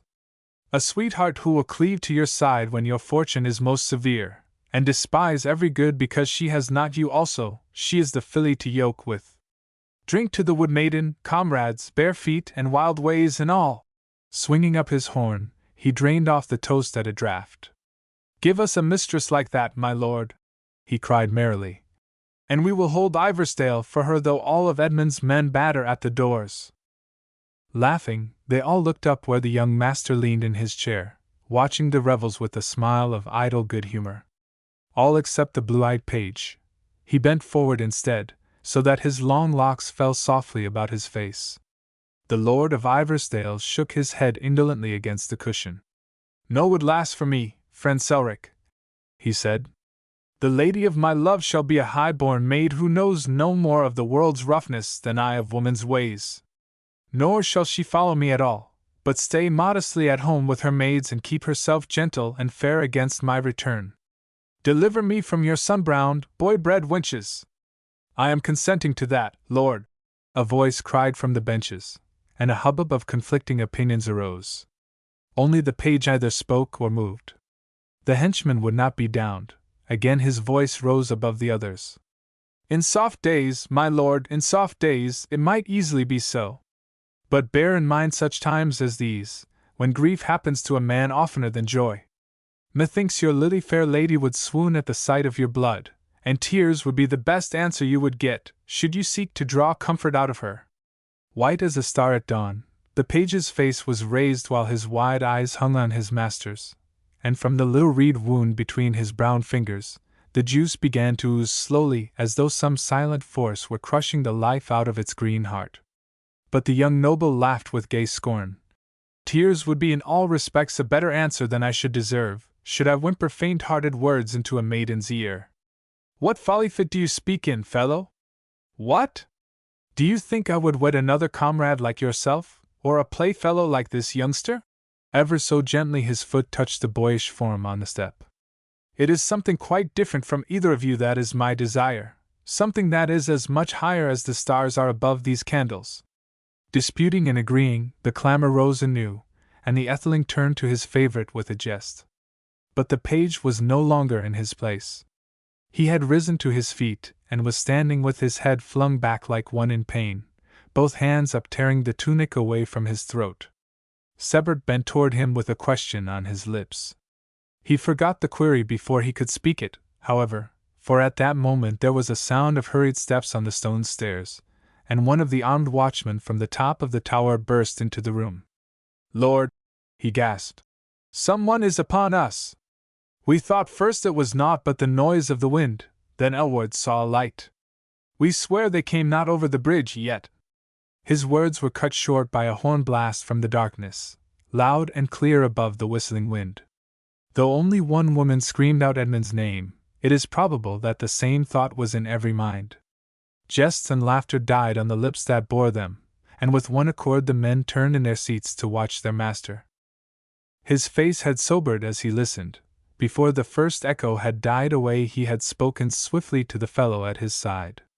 Selric, get you down to the guard at the gate and inquire into the meaning of that. When the henchman had left, he began a sharp questioning of the sentinel, and the noise did not begin again. Whispering, the women drew together like herded sheep, and the men left their barley beer, to stand in little groups, muttering in one another's ears. An old bowman took his weapon down from the wall, and set silently to work to restring it. In the quiet, the tap of the man's feet upon the steps was audible long before he reached the waiting roomful. Every eye fastened itself upon the curtained doorway. Swinging back, the heiress disclosed a face full of amazement. Lord, the man said, it is Danes. None know how many or how they came there. And their chief has sent you a messenger. Danes! For the first time in the history of Iversdale, the word was spoken with an accent of relief. The page turned from the fire with a cry of bitter rejoicing. If it is Canute, I will go to him. In the revulsion of his feelings, the etheling laughed outright. Since it is not Edmund, I care not if it be the evil one himself, and it cannot be he, for Canute is in Mercia. He rose and faced them cheerily. Lay aside your uneasiness, friends. It is likely only such another band as we put to flight last month, that hopes to surprise us into some weakness. Let the signal fires blaze to warn the churls, while we amuse ourselves with the messenger. Tomorrow we will chase them so far over the hills that they will never find their way back again. Beckoning to Morcard, he began to consult him concerning the most effective arrangement of the sentinels, and there was a muffled clatter of weapons as men went to and fro with hasty steps. At a word from the steward, the women went softly from the room and up the winding stairs to their quarters, the rustling of their dresses coming back with ghostly stealthiness. When all was ready, the messenger was brought in between guards. Wrapped in dirty sheepskins, he swaggered to the center of the room, and the light that fell on his tanned face showed a scar running the full length of his cheek. With his first glance, the Lord of Iversdale uttered an exclamation. Now, by St. Mary, I have seen you before, fellow! Were you not the leader of the band we drove away last month? The scar-cheek laughed impudently. I will not conceal it, yet I did not know that my beauty was so showy. The chief was wise to send Browncloak to do the spying. Browncloak! The beggar? Was cried all down the hall. But the messenger's eyes had fallen on the black-haired boy, who stood staring at him from the fireside. His wide mouth opened in astonishment. The king's ward? Here is a happening! He ejaculated. If I am not much mistaken, Canute will be glad to find this out. It was his belief that you had got your death blow at Scoreston, and he took it ill. The king's ward made no other answer than to regard him with a strange mixture of attention and aversion. But the Etheling reached out and pushed the boy farther behind the great chair. Fridtjof Frodesson is my captive and no longer concerns you, he said briefly. Give him no further thought, but come to your message. The swaggering assurance of the man's laugh was more offensive than rudeness would have been. If I say that we will shortly set him free, I shall not be going very wide from my message. My errand hither is that I bring word from Hrothgar Lodbrokson to surrender the tower. The page uttered a little cry, and his lord raised a hand mechanically to impose silence. But no one else seemed able to speak or to move.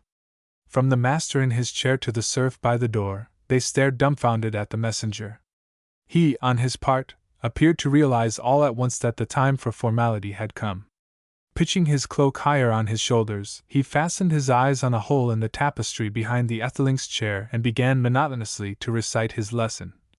Hrothgar, the son of Lodbrok, sends you greeting, Sebert Oswaldson, and it is his will that you surrender to him the odel and tower of Ivarstale, as is right, because the odel was created and the tower was built by Ivar Vidfadmi, who was the first son of Lodbrok and the father's father's father of my chief, In spite of himself, he was obliged to stop to take in breath. In the pause, the page bent toward his master, his face alight with a sudden fierce triumph. Lord, he whispered, you can never get out. You are caught as though they had you in a trap. Astounded, Sebert drew back to stare at him. Fridtjof, it is not possible that you are unfaithful to me. The boy's only answer was to drop down upon the step and bury his face in his hands. And now the messenger had recovered his wind and his place. Since the time of Alfred, he went on, my chief and his kin have been kept out of the property by your stock and you, yet because he does not wish to look mean, he offers you to go out in safety with all of your housefolk, both men and women, and as much property as you can walk under, if you go quietly and in peace. This time his inflection showed that he had finished. He turned his eyes from the hole and fastened them on the Lord of Ivarstale, in the confidence of invincible power. The room was so still that when a gust came in around the ill-fitting windows, the flare of the torch flames sounded loud as the hiss of serpents. The Etheling's voice was very deep and quiet. If we go in peace, he repeated slowly. And if we do not? The Dane shrugged his burly shoulders. There are no terms for that. You will find it necessary to take what comes. Again there was silence. Sebert put his last question. How long does the son of Lodbrok give me to consider how I am to order things? The man shattered the silence with his boisterous laughter. It is not a lie about you English that you never do aught that you do not sit down first and consider, till the crews have eaten all your provisions and the timbers of your boats are rotting. When a Dane strikes, it is like the striking of lightning. So soon as you hear the thunder of his coming, that instant you see the flashing of his weapon.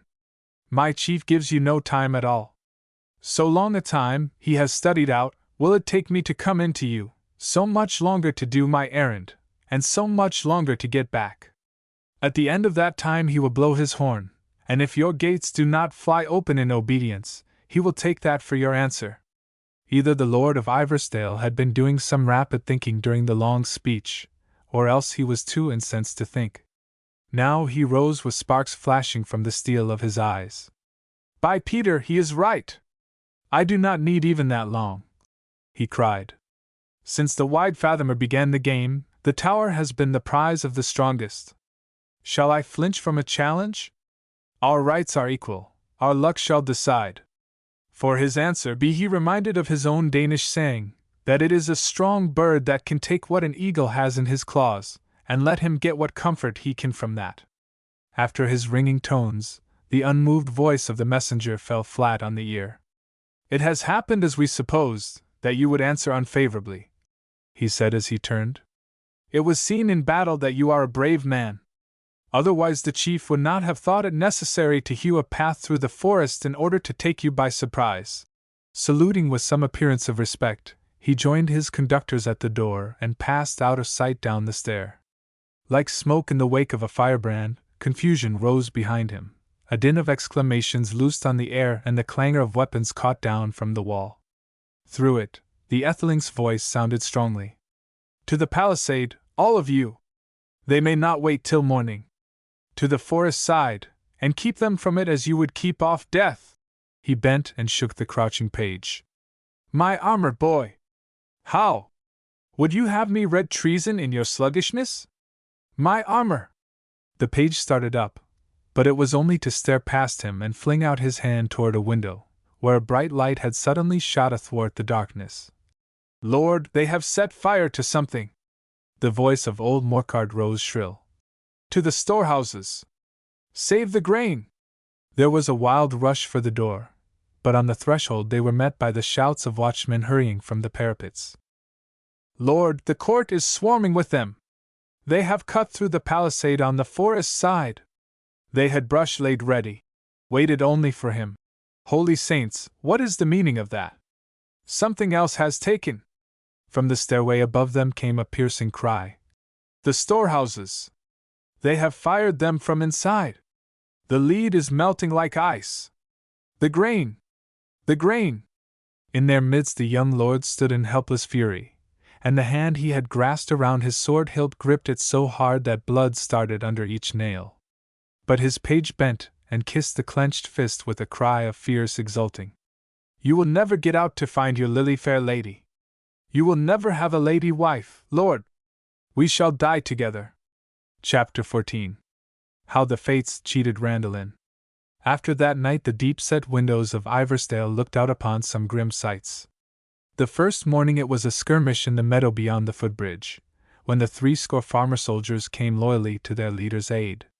Though Kendred of Hazelford marched bravely at their head, they were practically uncaptained, with any kind of weapon in their hands and no kind of armor over their homespun.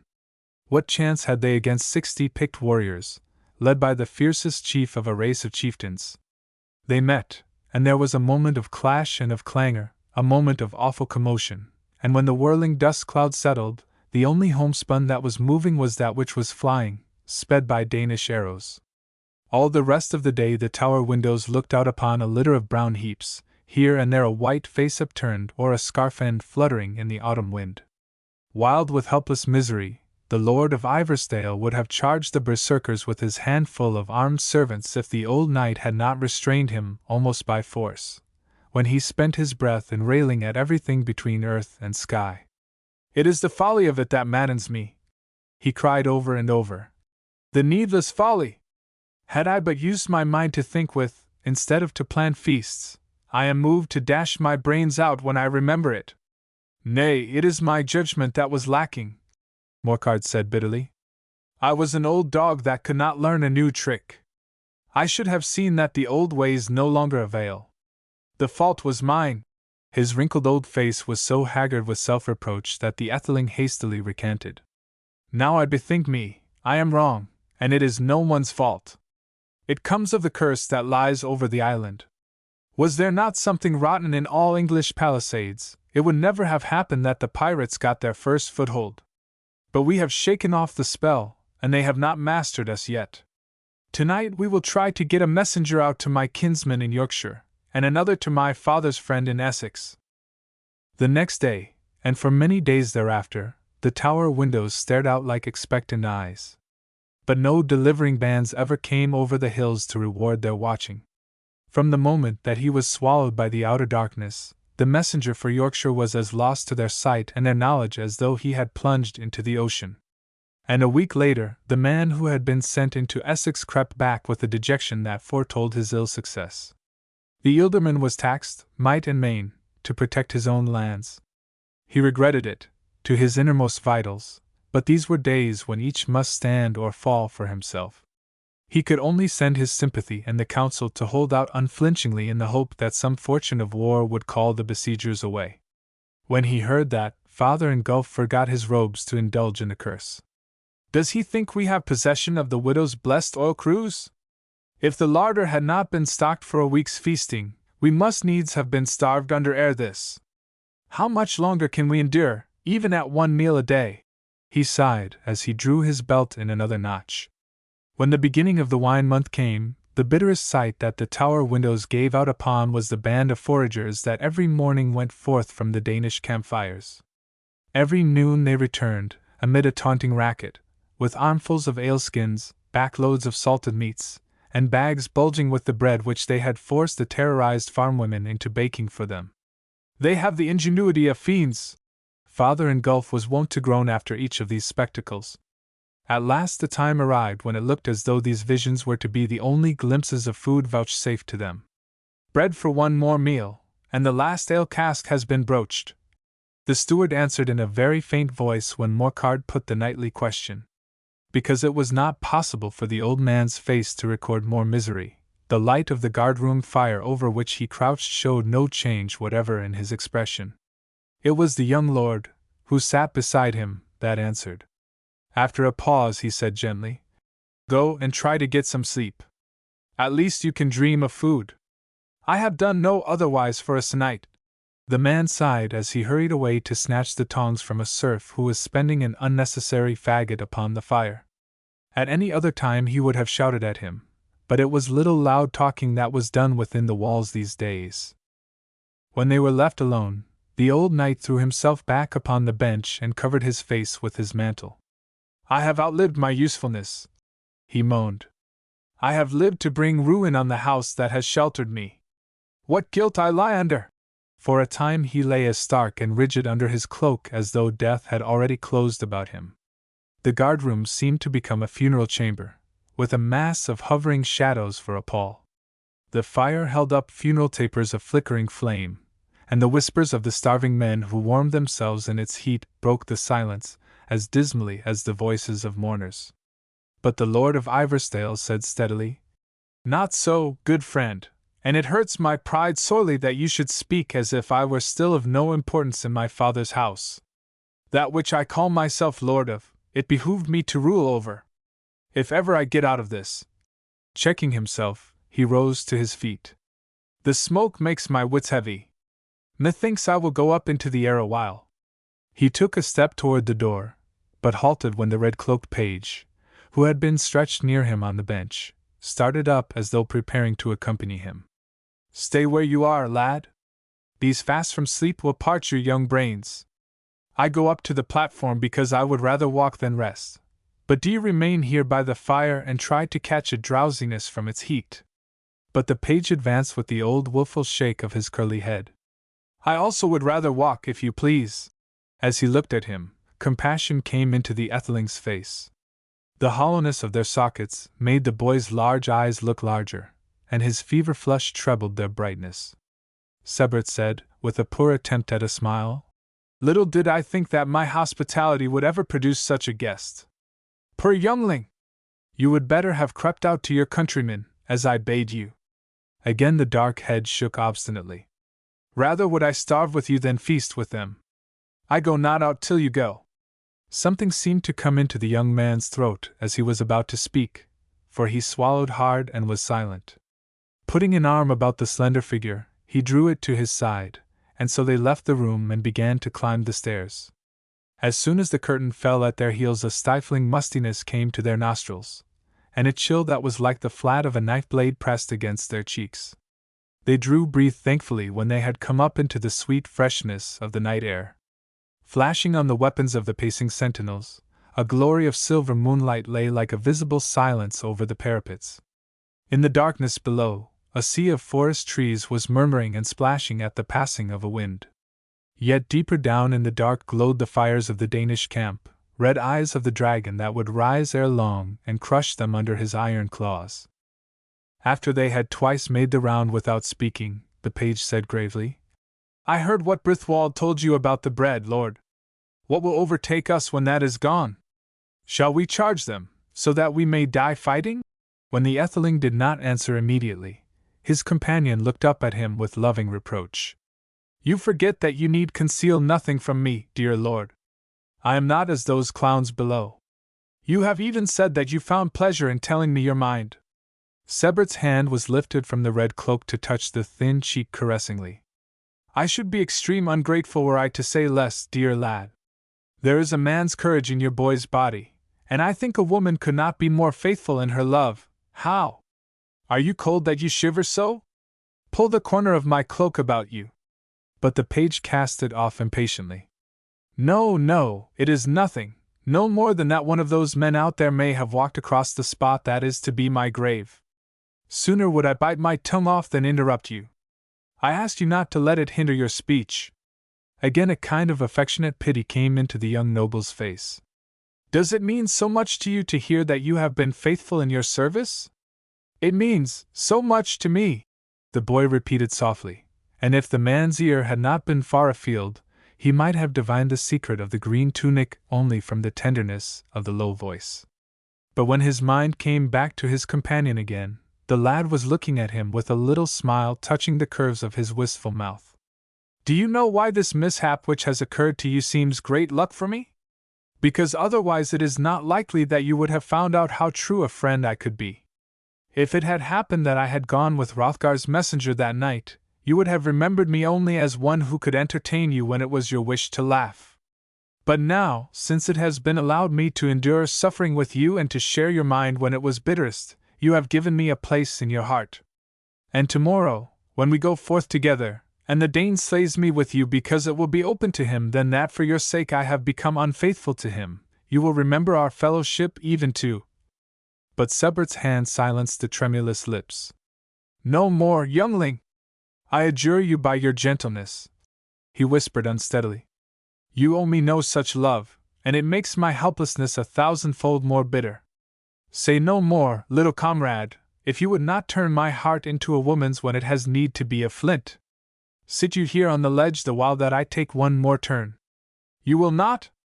Then come with me, and we will make the round together, and apply our wits once more to the riddle. Until swords have put an end to me, I shall not cease to believe that it has an answer. Below, in the dense blackness of the forest, an occasional owl sounded his echoless cry. From still deeper in the dark, where the Danish campfires glowed, a harp note floated up on the wind with a fragment of wild song. But it was many a long moment before the silence that hovered over the doomed tower was broken by any sound but the measured tramp of the sentinels.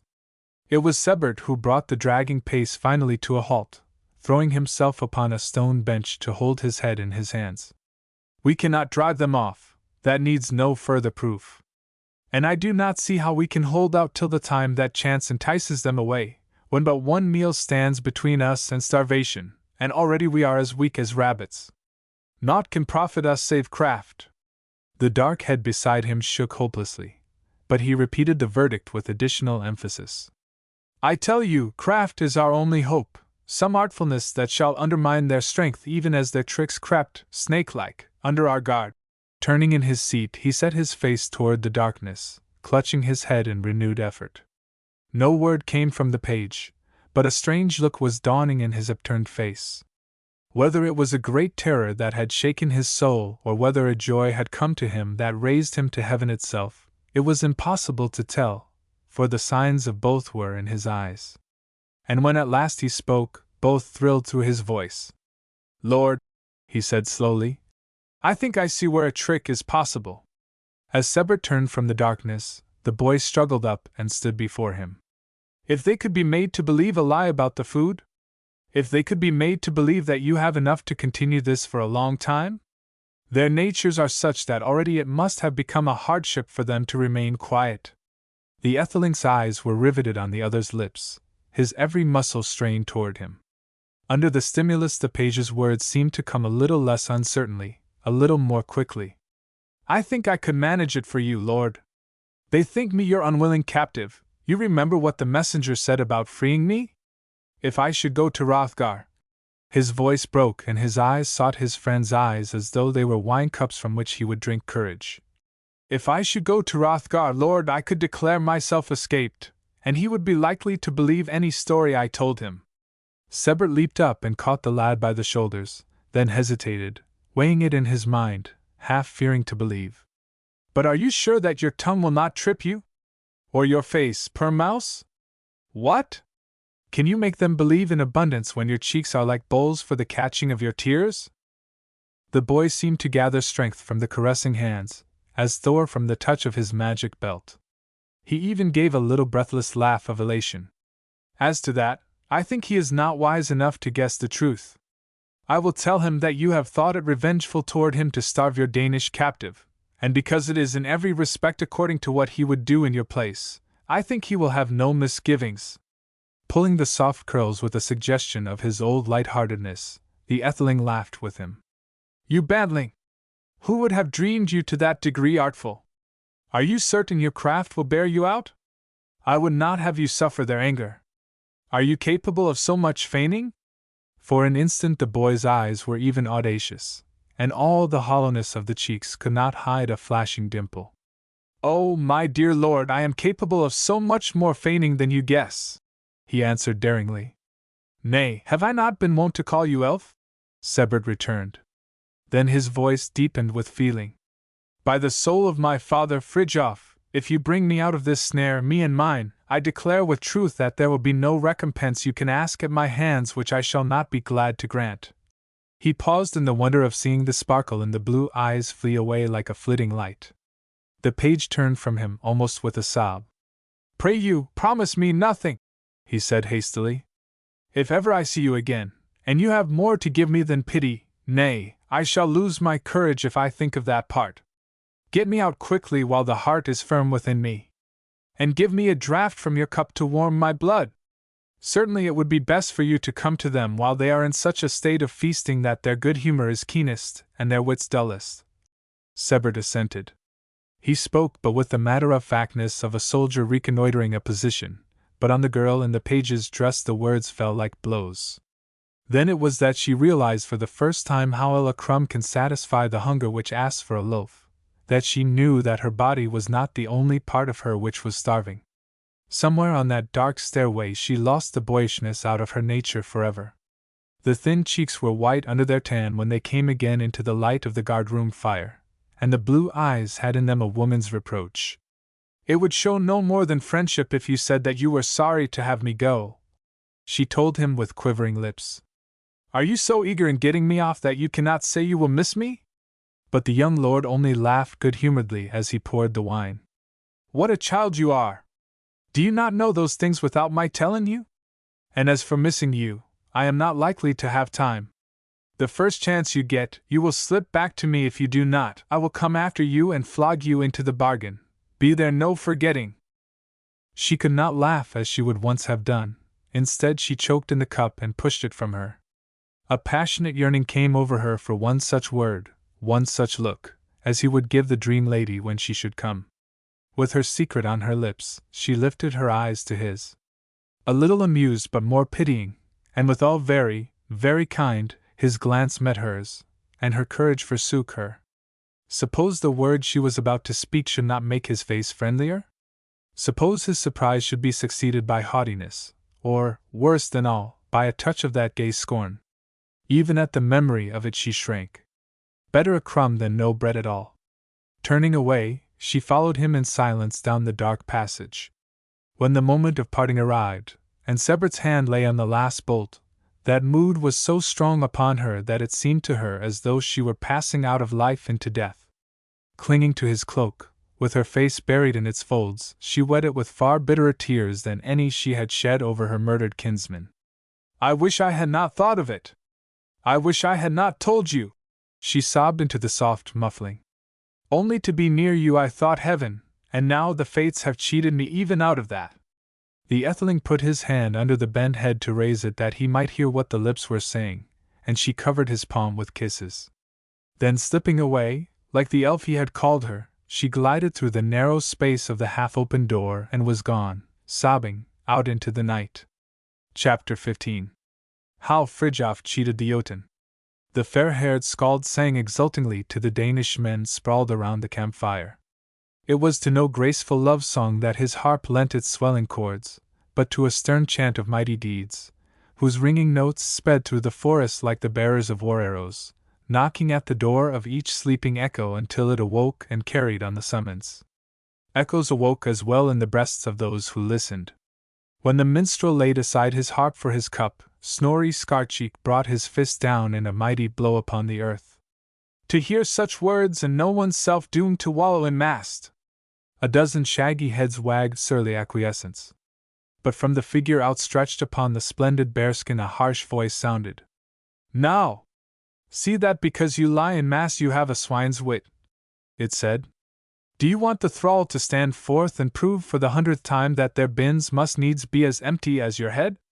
Venturing no more than a growl, the man dropped his chin back upon his fists. But Browncloak, the English serf, found somewhere the notion that here was an opportunity to rehearse once more the service which was his sole claim upon his new master's indulgence, and he got on his legs accordingly. I can say soothly that you will not have to bear it much longer, Lord Dale, he reassured. My own eyes saw that. He ended in a howl as a half-gnawed sheepbone from the warrior's hand struck him with a force that knocked him sprawling among the ashes. Do not trouble yourself to answer until you are questioned, the Scarcheek recommended briefly. And a round of laughter followed the poor scapegoat as he picked himself up, groaning, and crept away into the shadow. In the restlessness of their inactivity, and this swift breaking into passages of growling and tooth-play whenever, in their narrow confines, they chanced to jostle each other, they were like nothing so much as a pack of caged wolves. Into the den, a few minutes later, the daughter of Frode came on her difficult mission. Her face was so ghastly that the man who first caught sight of it did not recognize her, and snatched up his weapon as against an enemy. It was the Scarcheek who offered the first welcome in a jovial shout. The hawk escaped from the cage. Well done, champion! Did you batter a way out with your mighty fists? Did you get fretful and slay the Englishman? Leave off your bashfulness and tell us your deeds of valor. A score of hands were stretched forth to draw the boy into the circle. A score of horns were held out for his refreshment. To all of them Randallin yielded silently accepting the cup which was nearest, in order to gain time by sipping its contents. She realized that only a manner of perfect unconcern could carry her through, yet she felt herself shaking with excitement. Hrothgar sat up on the great skin with a gesture of some cordiality. Hail to you, Fridtjof Frodesen, he said. Your escape is a thing that gladdens me. I did not like the thought of starving you, and I hope your father will overlook the unfriendliness of it. The Scarcheek, who had been scanning her critically where she stood before them, drinking, gave a pitying grunt. By the crooked horn, boy, you must have had naught but ill luck since the time of Scoreston. No more meat is on you than a raven could eat, and the night I was in the Englishman's hall, you had the appearance of having been under a lash. Your guardian spirit must have gone astray. Though she managed to keep her eyes upon her cup, Randallin could not hinder a wave of burning color from overrunning her face. Seeing it, Hrothgar held up his handless left arm for silence. You act in a mannerless way, Snorri Gudbrandsen, when you remind a high-spirited youth that he has been disgraced in his mind. Yet do not let that prevent your joy, my bold one. To make up for the injury I have been to you, I will give you a revenge on the Englishman that shall wipe out everything you have endured from him. If it is possible for me to take him alive and bind him, your own hand shall be the one to strike Sebert Oswaldson his death blow. The girl's nervousness betrayed her into a burst of hysterical laughter, but her wits were quick enough to turn it to good account. She said with Fridtjof's own petulance, Your boon is like the one Canute has in store for me. I am likely to wait so long for both that I shall have no teeth left to chew them with. I like it much better to take your kindness in the shape of food, if that is a loaf yonder. The abruptness with which silence fell over the group was startling. Snorri bent forward and plucked her sternly back as she made a move toward the bread. A dozen voices questioned her. What do you mean by that? Why will it take long? Are they not short in food? Knowing that she could not achieve unconcern, she kept to her petulance, jerking her cloak away from the hand that detained it. Should I be apt to blame him for starving me if he did it because no better cheer was to be had? Nor do I think you have proved much more liberal. Let me bite to the bread. Instead, the ring narrowed around her, and the chief himself put peremptory questions in his heavy voice. Has he food? What do you mean? Clear your wits and answer distinctly. Can you not understand that we think this food question of great importance? The thrall told us they are wont to keep their provisions in the house we burned. Did he lie? I do not know whether he lied or not, Randalin answered slowly. But it seems to me great foolishness that you did not take the time into consideration. At the end of the harvest, any English house would be fitted out for weeks of feasting. You came the night the larder was fullest, and they have only spent one meal a day since. Hrothgar got upon his feet and towered over her, his Jotun frame appearing to swell with irritation. Do you not know how provoking your words are, that you are so glib of tongue? He thundered. Tell shortly what you think of their case. Can they last 1 day more? The blackhead nodded emphatically. Can they last 2 days? Another nod. A week? Fridtjof the Bold took refuge in sullenness. They can last 2 weeks as easily as 1. How much longer are you going to keep me from food? She was free after that to do anything she liked, for their excitement was so great that they forgot her existence. Those whose fluency was not hampered by their feelings, relieved their minds by cursing. Those whose anger could be vented only in action, made after the blundering serf. And the few who were boldest turned and bearded the son of Lodbrok himself. How much longer must we endure this? Think of the gain we are missing! There is little need to remind me. My naked fist could batter the stones from their places. In a week more, it is possible that England may be won. What do you care for their wretched land, Chief? Chief, how much longer must we lie here? When that question was finally out, every man heaved a sigh of relief, straightening in his place like a dog that is pricking his ears, and there was a pause. A fell look came into the Jotun's face as he gazed back at them, and for a time it seemed that he would either answer with his fist or not at all. But at length he began to speak in a voice as keen and hard as his sword. You know my temper, and that I must have my will. Always I have thought it shame that my kinsman's odal should lie in English hands, and now I have made up my mind to put an end to it. You know that I am in no way greedy for property. When I obtain the victory, you shall have every acre and every stick on it to burn or plunder or keep, as best pleases you. But I do not want to reproach myself longer with my neglect, and whether it take 2 weeks or whether it take 20. He interrupted himself to bend forward, shading his eyes with his hands. If I am not much mistaken, he said in quite another voice, yonder is Brass Borger at last. Yonder, near those oak trees. In an instant they had all turned to scan the moonlit open. And now that they were silent, the thud of hoofs became distinct. Shouting their welcome, some hurried to heap fresh fuel on the fire, and some ran after more aleskins, while others rushed forward to meet the messenger and run beside his horse, riddling him with questions. Folding his arms, the chief awaited him in grim silence. If glances could have burned, he would have writhed under the look that a pair of iris-blue eyes was dealing him over a bread crust. But it may be that his skin was particularly thick, for he betrayed no uneasiness whatever. When the man finally stood before him, Hrothgar said sternly, It is time you were here. 10 days have gone over your head since I sent you out. You must do one of 2 things, either tell great tidings or submit to sharp words. The brass one laughed as he saluted. I should have been liable to sharp steel had I come sooner, Chief. Would you have taken it well if I had left without knowing how it went with the battle? Battle! 70 mouths cried as with one voice. Who were victorious? The man laughed again. Should I come to you with a noisy voice and my chin held high, if other than one thing had happened? Honor to the Thunderer, the Raven possessed the field. Such a clamor arose as though the wolf pack had tasted blood. 3 times, through the trumpet of his hands, Hrothgar bawled a command for silence. 1 horn you may have, then all this must be told before you eat. He gave orders. And he strode restlessly to and fro until the time came when the horn stood on end above the man's mouth, and then was lowered reluctantly.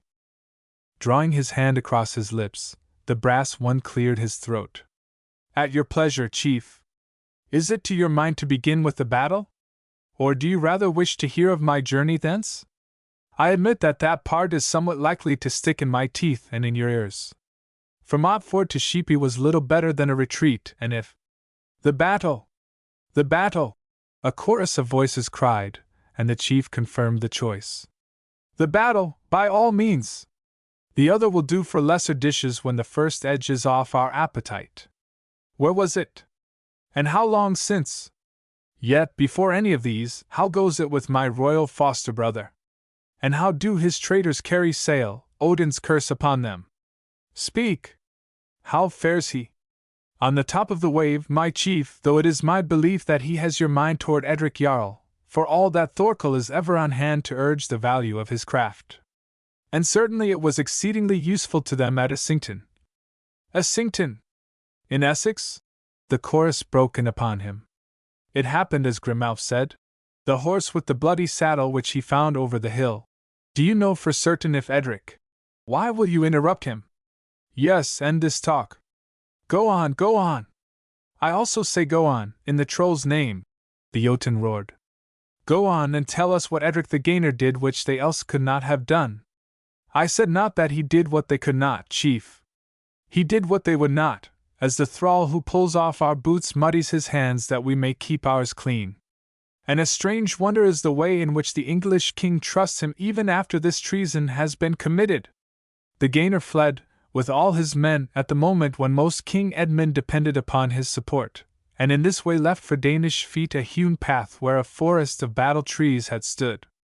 Hrothgar took no part in the stream of questions and comments that again drowned the voice of the messenger, until suddenly he launched an oath that outthundered them all.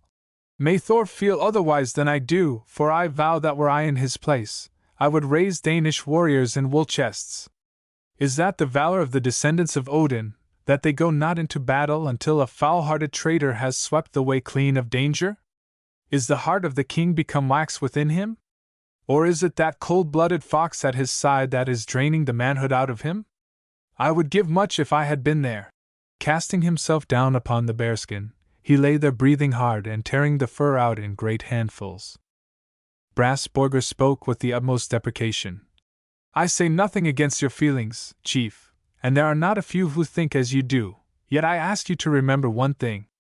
I ask you to remember that no Dane has ever held back in battle because he had the traitor's help. Canute uses him to strengthen his back, never to shield his face. The islanders' own mouths have admitted that the odds are against 10 Englishmen if they face 1 Dane. I think it is because he is out of patience with the war that the king makes of the Gainer a time-saver. It has been told me that he fights not for love of it, nor yet for glory, but because he covets the land of. Like the bellow of an angry bull, Hrothgar's voice broke through his. Land? Quickly will I proclaim my opinion of any man who sets his heart on that. He who forgets glory in his eagerness for property deserves the curse of Thor. Prepare yourself, then, for a thunderbolt, Hrothgar Lodbrokson. A clear voice spoke up suddenly. None but had forgotten the red-cloaked figure munching its bread in the shadow behind them. One and all started in surprise. And the chief turned over his shoulder a face that was livid with anger. You dare! He roared. But Randalin's heart was too full of bitterness to leave any room for fear. At the moment, it seemed to her that it did not matter what happened. She stood before the Jotun as straight and unbending as a spear shaft, and her eyes were reflections of his own. Her wonder was great when slowly, even while his eyes blazed, Hrothgar's mouth began to twitch at the corners. All at once he rolled over on his back with a shout of laughter. By Ragnar, there will not be many jests to equal this, he gasped. That a titmouse should ruffle its feathers and upbraid me. Here is merriment. He lay there laughing after the others had joined in with him, and his face was not entirely sober the next time he turned it toward her. Good Berserker, give me leave to live some while longer in order that I may explain my intentions. Yet when he had risen, a change came into his voice that brought every man to his feet. We will make ready to go at cockcrow, he said abruptly. If it were only a matter of a couple of days, I would wait. But since it will be at least a week before we can expect them to give in, I think it unadvisable to waste more time. Since the king is in this temper, the next battle may well be the last, and much shame would come of it if we did not have our share. We will start when the cock crows. As soon as Canute gets the kingship over the English realm, Ivarsdale will fall to me anyway. Let the Angle enjoy himself until then. Chapter 16. The Sword of Speech. No holiday finery tricked out the Danish host where it squatted along the Severn Valley that dreary October day, either festal tables nor dimpling women nor even the gay striped tents. Of all the multitude of flags but one banner pricked the murky air, the raven standard that marked the headquarters of the king, and its sodden folds distinguished nothing more regal than a shepherd's wattled coat. Scattered clumps of trees offered the weary men their only protection against the drizzling rain, and the sole suggestions of comfort were the sickly fires that patient endeavor had managed to coax into life in these retreats. Some, whom exhaustion had robbed even of a fire-tender's ambition, had dropped down on the very spot where they had slipped from their saddles, and slept, cloak-wrapped, in the wet. And the circles about the fires were not much noisier. Hrothgar's face gathered gravity as he gained the crest of the last hill that lay between him and the straggling encampment. "The rain appears to fall as coldly on their cheer as on their fires," he commented.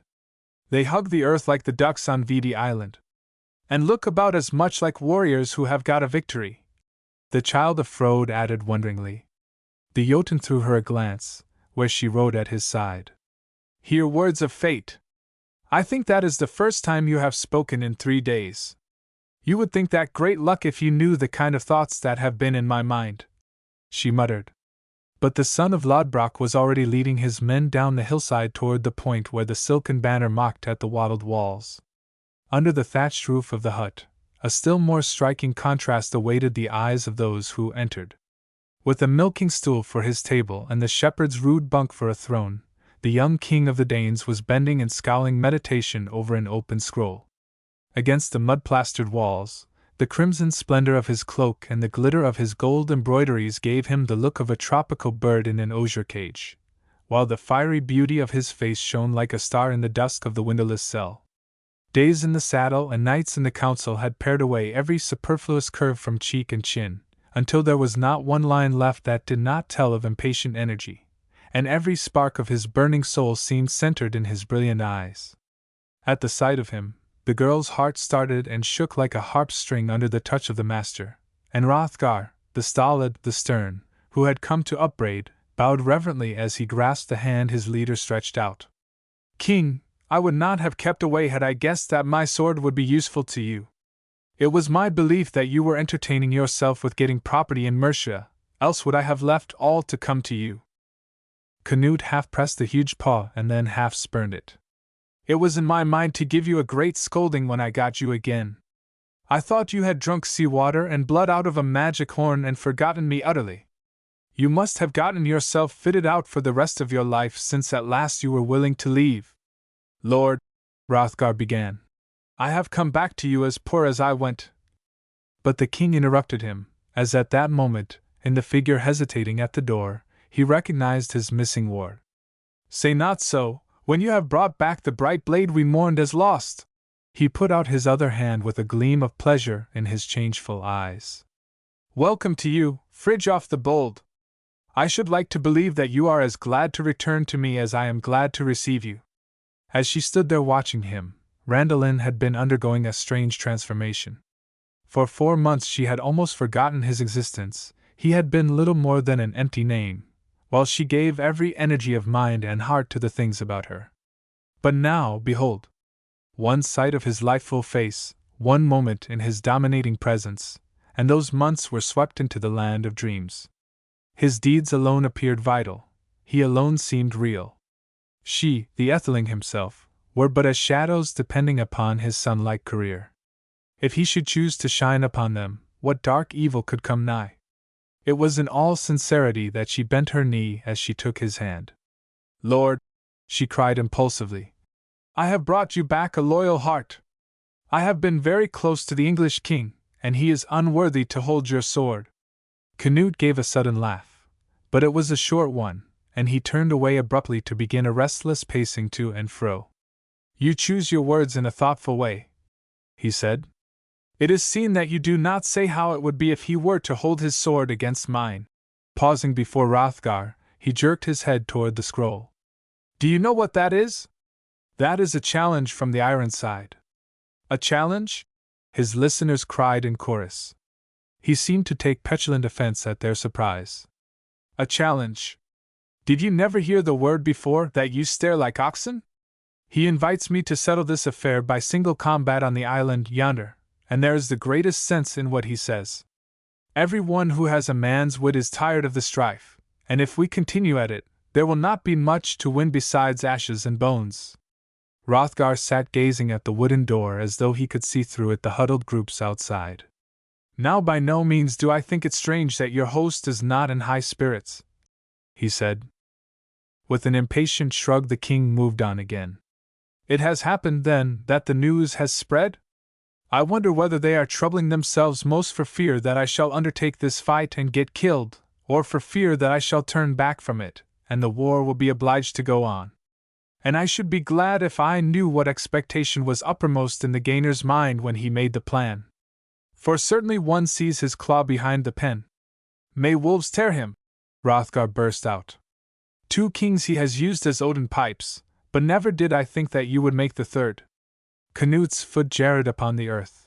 His face was suddenly aflame. And never will I, while my head remains above ground. Now are you even more rash than you are wont. It is I who play on him, not he on me. Through him, as through a pipe, I have tempted Edmund on, and through him, as through a pipe, I have called Edmund off, and as with a broken pipe I shall part with him when I am done, and think it no falseness either, since I know for certain that it is the fate he has in store for me, as soon as I cease to be gainful for him. The worst of the young chief's nature showed for an instant in the smile that widened his nostrils. Then it gave way to another flash of temper. Nor am I a pipe for your plaything either. What? Am I to be as a child between you and Thorkel, that each time I follow the advice of one of you, I am to get a tongue lashing from the other? Have you not got it into your head that I am your king? Hrothgar gave a short laugh. I do not know if I have got it into my head or not, he said, but I am certain that my body is aware of your kingship. He did not even move his eyes toward the stump of his wrist, but Canute turned from him suddenly, his lip caught in his teeth, and once more strode up and down the narrow space. After the 4th round, he stopped and laid his hands affectionately upon his foster brother's shoulders. Too long have we endured each other's roughness, comrade, for you to think that unfriendliness is in my mind because I foam over in this way. I tell you, you would not wonder at it if you knew the state of my feelings. And I will not conceal it that I am glad you have come to share them, though I have not the intention to heed a word of your advice, he added, half laughing, half threatening. Pushing the other down upon the rough bunk, he seated himself beside him, his elbows on his knees, his chin cupped in his palms. The host is full of impatience, and I am weary unto madness. Never do we come to any end, nor ever shall until that time when the wolf shall catch the sun. I have nowhere heard of a more foolish war than this. It was in my mind, as you came in, that I would send a favorable answer to the Englishmen and get the matter decided, one way or another. Even Randalin uttered a cry, and Hrothgar caught his king by the arm as though to snatch him out of bodily peril. Only one way would be possible, Canute. Your waist is not so big as one of his arms. His sword would cleave you as if it cut water. Half laughing, but more resentful, the king freed himself. Now do you hold my power so lightly? More than once have I gotten under your guard. If skill could accomplish anything, you would not have to wait long for what I should fix upon. He broke off with a shrug and flung himself back upon the straw of the bunk. Let us speak of something else, he said. What did the boy say about having seen Edmund? Somewhat ramblingly, as uncertain of his interest, Randalin told him of her glimpse of the Ironside, and he listened lying back on the straw, his eyes fixed on the ceiling. She had begun to think he had forgotten her, when all at once he shot out a swift question. Did you never find out what the wool was that Edric Jarl pulled over his eyes? Not unless one could guess it from what King Edmund said, Lord, that the Jarl had found them so much cleverer than he expected that his victory was without relish to him, and he was desirous to regain their friendship. A distinct chuckle came from Canute, and some murmur about the Ironside's chin. Then he said, Go on, and tell me everything you can remember, and once more lay staring at the ceiling in silence. He did not appear to notice it when she stopped, The pause lasted so long that Hrothgar concluded that sleep had overtaken their host, and rose softly to betake himself to such cheer as the fires offered. As he made the first step, however, Canute sat up suddenly, striking his fist upon the bunk. "I will do it," he said. While they stared, he rose and recommenced his hurried pacing, his eyes keen and far away, his mouth set in grim resolve. "Do what, king?" the son of Lodbrok ventured at last. Canute's eyes appeared to rest upon the pair without seeing them. "Accept the challenge," he answered absently. Then the utter horror in both faces brought him momentarily back. "You need not look like that. I would not do it if I did not see a good chance to win. There are other weapons than those which dwell in sheaths. But if you lose?"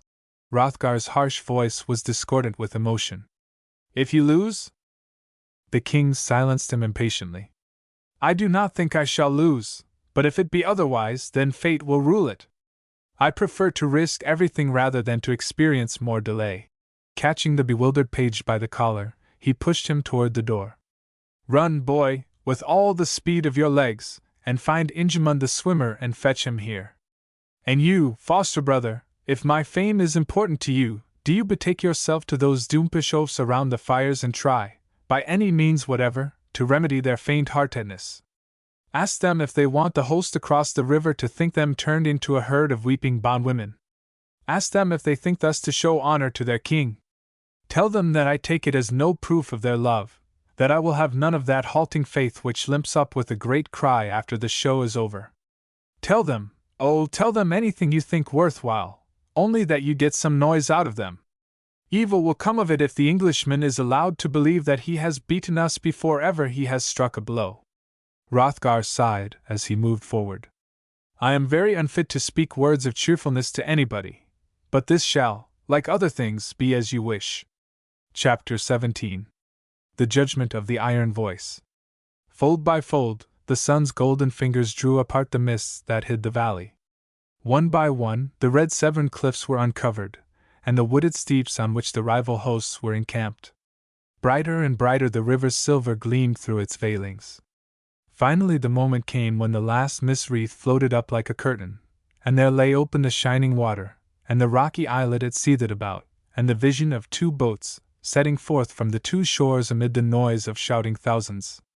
It was the hour of the royal duel, when the fate thread of a nation, beaded with human destinies, lay between the fingers of two men. What a scattering of the beads if the cord should be cut! Under the elms of the east bank, the daughter of Frode stood and watched the boats set out, and the hands that hung at her side opened and shut as though they were gasping for breath. For a moment she tortured herself with the thought that she knew not which side to pray for, since the victory of either would mean her beloved's undoing. Then she forgot Sebert's future and her own present. Turning, she found herself facing a wall of stalwart bodies, a sea of coarse faces, and discovered, with a sudden tightening of her muscles, that all the eyes which were not following the boat were centered curiously upon herself.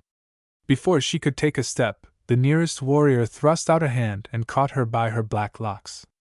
"Stop a little, my bold one," he said gruffly. "Now that you have a moment to spare from the high-born folk, it is the wish of us churls to hear some of your news." A score of heavy voices seconded the demand, and the wall gradually curved into a circle around her. They were good-natured enough. Even the grasp on her hair was roughly playful, but her heart seemed to stop in her as a swimmer's might the first instant he lost sight of land and beheld only towering billows looming around him. She darted one swift glance at her knife, and another at an old willow tree that overhung the bank, some 30 yards away. But even as she thought it, the hand left her hair and closed about her wrist. "No cause for knife play or leg play there, my hawk," the gruff voice rebuked her. "To no one are we more anxious to show friendship than to Canute's ward, and you act like no true man if you cannot, when occasion requires, leave off your high-born ways and be a plain comrade among plain men." Again a murmur approved his words. "That is well spoken. Frode of Avalcombe would be the first to thank us for teaching it to you. He carried no such haughty head, young boy. I fought more than one battle at his heels. Come on, now! Make haste! We want to get into place before they come to land." This time it was not a shadow but a sparkle of sunshine that mocked in Randolin's ear. "You have not dared to be a woman, so you must dare to be a man." She acknowledged the pitiless truth with a sigh of submission. "Take your hands off me, and it shall be as you wish." The big Swede released her wrist to catch her around the waist and toss her like a bone upon the platter of his shield, which 4 of them promptly raised between them and bore along, laughing uproariously at her sprawling efforts for dignity. When they came to a spot along the bank which was open enough to give them an unobstructed view of the island, they permitted her to scramble down and seat herself upon the grass, where they ringed themselves around her, 20 deep. "Now for it! While they are waiting for Edmund to land, before there is anything to watch," the Scar-Cheek commanded. "Tell what you told Canute with regard to the English king which made him so reckless as to agree to this bargain." There was nothing for it but obedience. A flower in a thicket of thistles, a lamb in the midst of wolves, she sat and watched the tipping of the scales that had her fortune among their weights. A shout from the surging mass of English opposite told when the Ironside had landed, and as soon as it was seen whom he had chosen to accompany him as his witness, a buzz of excitement passed along the Danish line. "Edric! By all the gods, Edric Jarl! Now, for the first time, I believe that victory will follow Canute's sword," Brass Borger ejaculated. "Since nothing less than the madness betokening death could cause Edmund to continue his trust in the gainer, it is seen from this that he is a death-fated man." From the others there came a volley of epithets, so foul a flight that the girl's knuckles whitened in her struggles to keep her hands down from her ears. A picture rose in her mind of Sebert's dream lady, passing her waiting time among soft-voiced maids, and her heart turned sick within her. It was little time that the pack gave her for reverie, however. Now it was Edric Jarl of whom they wanted to hear. "While they are talking about the terms, there is nothing to look at. Tell us how the gainer pulled the net around King Edmund," the rough voices demanded. And again she was obliged to bend her wits to their task. But it came at last, the end that was the beginning. Suddenly a hand reached around her neck and shut over her mouth. "Stop! They are taking their places. Look!" He need not have added that last word. From that moment for many thousands of eyes there was but one object in the world, the strip of rock-ribbed earth, and the 2 figures that faced each other upon it. As they fixed their gaze on their champion, the English yelled exultantly, and the Danes bravely rivaled them in noise. But it was more a cry of rage and grief than a cheer. Now that the royal duelists stood forth together, stripped of cloak and steel shirt, and wearing no other helm than the golden circlet of their rank, their inequality was even more glaring than alarmed fancy had painted it. The crown of Canute's shining locks reached only to the chin of the mighty Ironside, and the width of nearly 2 palms was kneaded on his shoulders. Borger turned, with tears in his bleared eyes, and threw himself face downward on the earth, and the fellow next to him, with the mien of a madman, thrust his mantle between his teeth and bit, and tore at it like a dog. "It is murder!" he snarled. "Murder!" Of all the Northmen, the young king alone appeared serenely undisturbed. When he had saluted the Ironside with royal courtesy, he met his sword as though he were beginning a practicing bout with his foster brother. Smoothly, evenly, without haste or fury, the blades began to sing their wordless song to the listening banks. After a time Borger dared to raise his face from the grass. "Is he yet alive?" he whispered. The men did not seem to hear him. Humped over the earth, with starting eyes and necks stretched to their uttermost, they were like so many boulders.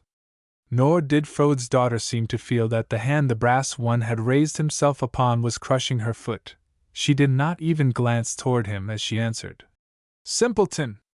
Do you think the king does not know how to handle his weapon? If only his strength." Her sentence was not finished, and the man next to her drew in his breath with a great whistling rush. Canute's weapon, playing with the lightness of a sunbeam, had evaded a stroke of the great flail and touched for an instant the shoulder of its wielder. Had he put a pound more force into the thrust, a groan crept down the Danish line when the bright blade rose, as lightly as it had fallen, and continued its butterfly dance. It consoled them a little, however, that no cheer went up from the English, only a low buzz that was half of anger, half of astonishment. Farther along the eastern bank, where Thorkel the Tall stood beside Ulf Jarl and Eric of Norway, there was not even a groan. The first rift came in the puzzled clouds of Eric's face. "Here is the first happening that makes me hope," he said.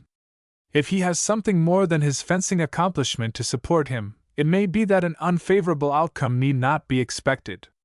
The tall one's brows relaxed ever so little from their snarl of worry.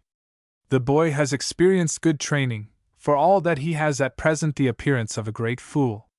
If Hrothgar's warrior skill is in his arm, yet my caution should be in his head." Certainly there was no berserk madness about the young Danish man. There was hardly even seriousness. Now his blade was a fleeing will-o'-the-wisp, keeping just out of reach of Edmund's brand with apparently no thought but of flight. Now, when the Ironside's increasing vehemence betrayed him into an instant's rashness, it was a humming bird darting into a flower cup. But it always rose again as daintily as it had alighted. The Danish bank was frantic with excitement. "It is the dance of the Northern Lights!" they cried. "Thor has sent him his own sword!" The lines of English were wild with anger. "Crush him, the hornet, the wasp! Crush him, Edmund!" they roared. In his exultation, the Skarcheek rolled himself over and over on the grass, and wound up by thrusting his shaggy head into the lap of the red-cloaked page. "I must do something for joy," he panted. "And except for your hair, you look near enough like a handsome woman. Do you bend down and kiss me every time Canute pricks him?" His head fell to the ground with a thump as the child of Frode leaped to her feet. "If you lay finger on me again," she whispered, "I will caress you with this." And for an instant a knife blade glittered before the bulging eyes. Snorri rolled back with alacrity and an oath, and after a moment Frode's daughter dropped down again and hid her face in her hands. If the king should be slain and she be left adrift in this foul sea, she might as well have screamed as moaned, for all that they would have noticed. About this time Canute's blade appeared to have become in earnest. Ceasing its airy defense, it took on the aggressive. Instead of a flitting sunbeam, it became a shaft from a burning glass. Instead of one merry humming bird, it became a whole swarm of skimming, swooping, darting swallows, waging war on a bewildered owl. Before the sudden fury of the onslaught, Edmund gave back a pace. And either because his anger made him reckless or his great bulk was against him, he presently was forced to draw back another step. Wildest cheers went up from the Northmen. It seemed as though they would wade in a body across the river. Only Eric of Norway stamped with uneasiness, and the overhanging brows of Thorkel the Tall were as lowering hoods above his eyes. "Well has he hoarded his strength," he muttered. "Well has he saved it yet. At that moment such a roar went up from northern throats, as might well have startled the wolf's shadow off the face of the sun. For Edmund Ironside had retreated a third step, and the Dane's point appeared to lie at the Englishman's heart. Then the uproar died somewhere in mid-air, for in what seemed the very act of thrusting, Canute had leaped backward and lowered his blade. So deep was the hush on either side the river that the whir of a bird's wing sounded as loud as a flight of arrows. Bending forward, with strained ears and starting eyes, the spectators saw that the Northern King was speaking, eagerly, with now and then an impulsive gesture, while the English King listened motionless. "Has he got out of his wits?" the Skarcheek roared, fairly dancing with impatience. In Randalin's face a flash of memory was struggling with bewilderment. Other weapons than those which dwell in sheaths. Had he meant the sword of speech? His tongue? With the deliberate grace which characterized his every motion, the Ironside slid his sword back to its case, and they saw him take a slow step forward and slowly extend his hand. Then they saw Canute spring to meet him, and their palms touch in a long grasp. From the English shore there went up a joyful shout of "Peace!" and a deafening clamor rose in answer from the Danish bank. But what sentiment predominated in that, it would be difficult to say. Blended with rejoicing over their king's safety, were cries of bitter disappointment, the cries of thirsty men who have seen wine dashed from their lips. In their retreat, the two northern jarls and the young monarch's foster-father faced each other uncertainly. "Here is mystery," Eric of Norway said at last.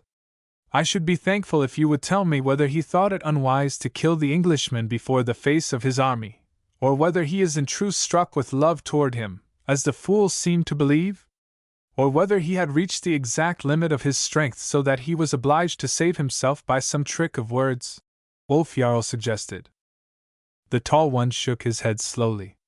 Now, as always, it is he alone who can altogether explain his actions. It might easily be that in his mad impatience he overvalued his strength, so that he was obliged to stop short to keep within bounds. But I think you will find that there is still some trick which is not open to our sight. His manwit is deepening very fast. I will not be so bold as to say that I can always fathom it. Perhaps he thinks a short peace would be useful to the host, the Norwegian said, and laughed. Such a truce is as comfortable as a cloak when the weather is stark, and as easy to get rid of when the sun comes out. By their faces, the others appeared to agree with him, but before they could express themselves, a swimmer rose like a dripping seal out of the water at their feet. Peace and division again, he cried breathlessly. And it is the king's will that you get into a boat and come to him at once. The rush of the crowd to the waterside to question the messenger gave Randalin her chance for freedom, and she was not slow in taking it. A moment more, and she was in the very top of the willow tree, clasping her hands and wringing them in alternate thanksgiving and terror. Whatever it bring upon me, I will get back to my woman's clothes, she vowed to herself over and over. Though it become a hindrance to me, though it be the cause of my death, I will be a woman always. Odin forgive me that I thought I had courage enough to be a man. Chapter 18. What the Red Cloak Hid. In the vault overhead blue had deepened into purple, and all the silver star lamps been hung out, their flames trembling unceasingly in the playing winds. By the soft light, the Jotun, who was striding across the camp, saw a graceful boyish form leave the circle around the king's fire and join a group of mounted men waiting on the river bank, some 50 yards away. Ho there, Fridtjof! He roared wrathfully. The figure turned, and he had a fleeting glimpse of a hand waved in mocking farewell. Then the boy sprang into the saddle of a horse that one of the warriors was holding, and the whole band moved forward at a swinging pace. If you had waited a little, you would be less light on your feet, the Jotun growled as he strode on, striking his heels savagely upon the frosty ground. Where is the king? He demanded, as soon as he had reached the ring of nobles sipping mead around the royal fire. Between swallows, they were carrying on a heated discussion of the day's events, but Eric of Norway stopped long enough to nod toward the wattled hut beneath the silken banner. In there, and I will give you this chain off my neck if you can guess what he is doing. It is likely that he is busy with messengers, Hrothgar said with an accent of vexation. I had hoped to reach him before he finished drinking, but there was a brawl among my men which... He is playing chess, Eric said dryly. Chess? The Norwegian nodded as he swallowed. Heard you ever anything to equal that? He has the appearance of a boy who has been released from a lesson. I wish that you had been here to see him at mealtime. So full of jest and banter was he that I could scarcely eat for laughing. Yet when I took courage from his good nature to ask him concerning his plans for the future, he pretended that he did not hear me, and put an end to questioning by bidding Ulf come and play chess with him in the hut. Whether he is mad, or bewitched, or feigning like Amleth, it is not easy to tell. I do not think it is any of these, Hrothgar said slowly. I think it is because he likes it so well that he has got peace in which to amuse himself. Sooner would he hunt than fight, any day, and I have often seen him express pleasure in this manner. I remember how his wife Elfgiva once said of him that it was well his crown was no more than a ring of gold, for then, when his mood changed, he could use it for such a gold hoop as king's children are wont to play with. Said Elfgiva of Northampton that? Eric asked in surprise. Never would I have believed her so wise in words. That she is the most beautiful of women, all the world knows, but I have always supposed that her wit stopped with her temper, which is suspected to be shorter than her hair. Hrothgar grunted scornfully. It is easy for a fool to speak some wisdom if she keeps her tongue moving all the time.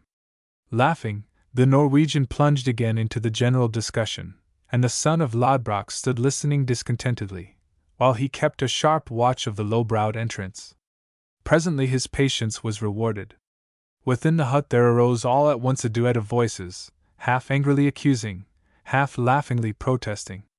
Then the chessboard came flying through the doorway, followed by a handful of chessmen and the person of the big good-natured Jarl, still uttering his laughing protests. And finally Canute himself stood under the lintel, storming through his laughter. Blockhead, that you cannot keep your thoughts on what you are doing! One might expect as good a gain from the tumbler's dog. Is it the drink that you have got into your head, or the war matters that you cannot get out? You deserve to lose the honor of playing with the king. The Jotun broke in, making a long step forward. Be so good as to allow me to take his place, lord. I have some words for your ear which are worth a hearing. Hrothgar! The king exclaimed with great cordiality, and stepped from the doorway to meet him. Willingly do I make the change, for I have been wishing to speak with you this last hour. I have thought of a fine plan for tomorrow's sport.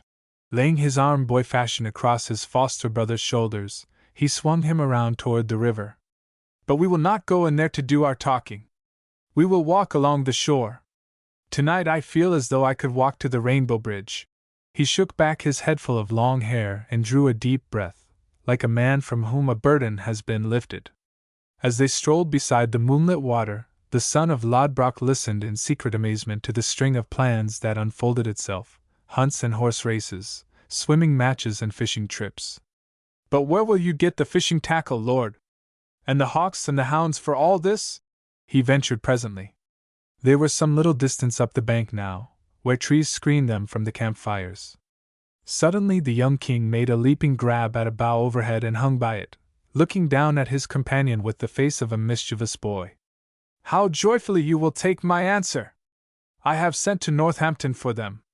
And I have bidden Elfgiva accompany them, with all her following of maids and lapdogs and beardless boys. Before the end of the week, I expect that the Abbey guest house will have the appearance of a woman's bower, and the monks will have taken to the woods. As his foster brother stood gazing at him in speechless dismay, he laughed maliciously. Where are your manners, partner, that you do not praise my foresight? Here am I eager to go to her to celebrate my victory, and yet because I think it unadvisable for me to leave the camp, I remain like a rock at my post. Where is your praise? King, Hrothgar said gravely, is the truce going to last long enough to make it worth while to fetch those trinkets here? His laughter vanishing, the king came to earth in both senses of the phrase. Now I do not know what you mean by that, he said. You were with me on the island. You heard what was said. You heard that we made peace together to last the whole of our lives, in truth, longer, since he who outlives is to inherit peacefully after him who dies. Did you not hear that? Hrothgar kicked a stone out of his way with impatient emphasis. Oh, yes, I heard it. I heard also how you said that you would rather have the Englishman's friendship than his kingdom. The eyebrows Canute had drawn down into a frown rose ironically. There is room in your breast for more sense, Hrothgar, my brother, if you think, because I am forced into one lie, that I never speak the truth, he said. We will not talk of it further. I should like to remain good-humored tonight, if it were possible. What are the words you have waiting for my ears? The Jotun's sudden frown quite eclipsed his eyes. It is not likely that I shall remain good-humored if I put my tongue to them. Oh!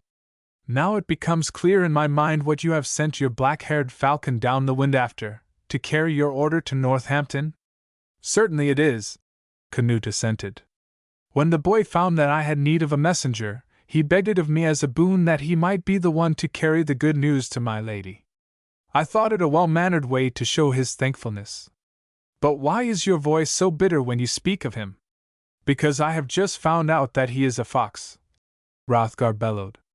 Because it has been borne in upon me that he has played me a foul trick, by which I lost property that was already under my hands. Lost it forever, troll take him. If it be really true that we are to make no more warfare upon the lands south of the Watling Street. It is not possible, Canute ejaculated. He looks to be as truthful as Balder. Hrothgar uttered his favorite grunt. Never did I hear that Loke had crooked eyes or a tusk, and black hair grows on both of them. I tell you, I know it for certain. I have just been to find the English serf who became my man after Brentford, and he has told me what he says he tried to tell the night before we left Iversdale, But no one would listen to him without pounding him, that the servant maid, who informed him concerning the provision house, spoke also of a Danish page her lord had, whom he treated with such great love that it was commonly said he was bewitched. And before that, when the brat was telling you how the Englishman had saved him from Norman's sword, it occurred to me that he talked more as a woman talks of her lover than as a man speaks of his foe. I had my mouth open to tax him with it, when you threw this duel at me like a rock and knocked everything else out of my head. May the gallows take my body, the king breathed. And he sat down upon a grassy hummock as suddenly as though a rock had been thrown at him that knocked the legs from under him. Nor did he get up immediately, but remained gazing at the string of bright beads which English campfires made along the opposite bluff, his face intent with pondering. Meanwhile the son of Lodbrok strode to and fro, declaiming wrathfully. There is not an honest bone in the imp's body. He wound up. It is certainly my belief that he was in league with the Englishman, and his freedom was the reward he got for drawing me off. Certainly you are a very shrewd man, Canute murmured. But something in his voice did not stand firm. His foster brother darted him a keen glance. His suspicions were well founded. Canute's face was crimson with suppressed laughter. He was biting his lips frantically to hold back his mirth. The temper of the son of Lodbrok left him in one inarticulate snarl. Turning on his heel, with a whirlwind of flying cloak and a thunder of clashing weapons, he would have stalked away if the king had not made him the most peremptory of gestures. No, wait! Wait, good brother! I will show you whether I offend you intentionally or not. It is the jest. Again he became unintelligible. Hrothgar stopped, but it was to glower over his folded arms. Do you think I do not know as well as you that I behaved like a fool? What I dislike is that you cannot see as plainly that your ward is a troll. Because his womanish face has caught your fancy, you will either blame him yourself nor allow others to make a fuss. That is where you are wrong, the king interrupted, with as much gravity as he could command. When Fridtjof Frodesson comes again into your presence, I give you leave to take whatever revenge you like. Lash him with your tongue or your belt, as you will, and I promise that I will not lift finger to hinder you from it. And not hold it against me? Hrothgar demanded incredulously. And not hold it against you, Canute agreed. Then he tilted his head back to laugh openly in the other's face. Will you wager a finger ring against my knife that your mind will not change when my ward stands again before you? The Jotun smiled grimly. Is that the expectation you are stringing your bow with? It will fail you as surely as the hair of Hother's wife failed him. The wager shall be as you have made it, and may I lack strength if I do not deal with him. He paused, blinking like a startled owl, as his royal foster brother leaped to his feet and fronted him with shouts of laughter. You dolt, you! Canute cried. Do you not see it yet? Frode's child is a woman! Hrothgar's jaw dropped, and his bulging eyes seemed in danger of following. What? He gasped, and then his voice rose to a roar. And the Englishman is her lover? You are wiser than I expected. The king laughed. I intend to call you Tcharwyam after this, for it is unlikely that Loke made a greater fool of the giant. Your enemies will make derisive songs about it. Stamping with rage, the Jotun hammered his huge fist upon a tree trunk until bark flew in every direction. King, I will give you every ring off my hand if you will give me leave to strangle her. You remind me that I will take one of your rings now, Canute said, reaching out and opening the mallet-like fist that he might make his choice. Then, as he fitted on his prize and held it critically to the light, he added with more sympathy, I will arrange for you a more profitable revenge than that. I will make a condition with Edmund that the Etheling's odal shall not be included in the land which is peace holy, and that to ravage it shall not be looked upon as breaking the truce. Then can you betake yourself thither and sit down with your following, and have no one but yourself to blame if you fail a second time. Only, he thrust his knuckles suddenly between the other's ribs. Only, before we get serious over it, do at least give one laugh. Though she beran herself, the maiden has played an excellent joke upon you. I do not see how you make out that it is all upon me, Hrothgar said sulkily. It did not appear that you got suspicious in any way, until I told you myself what she talked like. You did not have the appearance of choking much on her stories. The king seemed all at once to recover his dignity. I will not deny that, he said gravely. And have I not said that I expect to be angry about it presently? Certainly I do not think she has treated me with much respect. That she did not tell you is by no means to be wondered at. It might even count as something in her favor. But me she should have given her confidence. That she should dare to offer her king that lying story about her sister's death. His face flushed as though he were remembering his emotion on receiving that same story, and his foster brother's observation did not tend to mollify him. And not only to offer it, the son of Lodbrok chuckled, but to cram it down his throat and make him swallow it. Canute's heels also began to ring with ominous sharpness upon the frosty ground. She must be ran herself. Oh, you need not be afraid that I shall not get overbearing enough after I am started. Had she been no more than her father's daughter, her behavior would have been sufficiently bad, but that she whom I had made my ward should withhold her confidence from me to give it to an Englishman, become his thrallwoman, by Odin, and betray my people for his sake. Now, as I am a king, I will punish her in a way that she will like less than strangling. I tell you, her luck is great that she is not here tonight. Chapter 19. The Gift of the Elves. It was the edge of a forest pool, and a slender dark-haired girl bending from the brink to see herself in the water. Looking, she smiled, and small wonder. Below her, framed in green rushes, was the reflection of a high-born maiden dressed according to her rank. Clinging silk and jeweled girdle lent new grace to her lightsome form, while the mossy green of her velvet mantle brought out the rich coloring of her face as leaves bring out the glowing splendor of a rose. Gold was in the embroidery that stiffened her trailing skirts, gold was sewn into her gloves, and golden chains twined in her lustrous hair added to the spirited poise of her head a touch of stateliness. No wonder that her mouth curved into a smile as she gazed. It cannot be denied that I look womanlike now, she murmured. It is a great boon for me that he likes my hair. Then the water lost both the reflection and the face above it as a sweet voice sounded up the bank, calling, Randalin! Randalin! Picking up the branchful of scarlet berries which she had dropped, Frode's daughter moved toward the voice. Are they about to go, Dearwyn? She asked the little gentlewoman who came toward her around a hawthorn bush, lifting her silken skirts daintily. Dearwyn shook her head. My lady wishes to try on you the wreath she has made. She thinks your dark locks will set it off better than our light ones. I was on my way thither, Randalin said, quickening her steps. With timid friendliness in her pretty face, Dearwyn waited, and the Danish girl gave her a shy smile when at last they stood side by side. But their acquaintanceship did not appear to have reached the point of conversation, for they walked back in silence to the spot where the Lady Elfgiva's train had halted on its journey for a noonday meal and rest.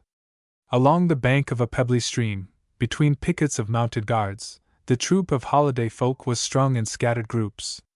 Yonder, a body of the king's huntsmen struggled with braces of leashed hounds. Here were gathered together the falconers bearing the king's birds.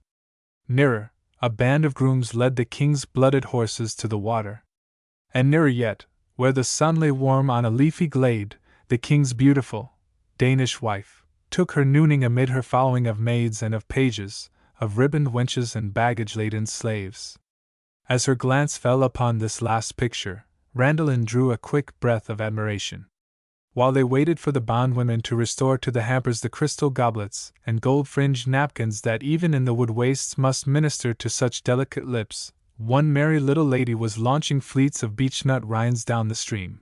Another, armed with a rush spear, was making bold attack on the slumbers of some woodland creature which she had spied out basking on the sunny side of a stump, and in the center of the open.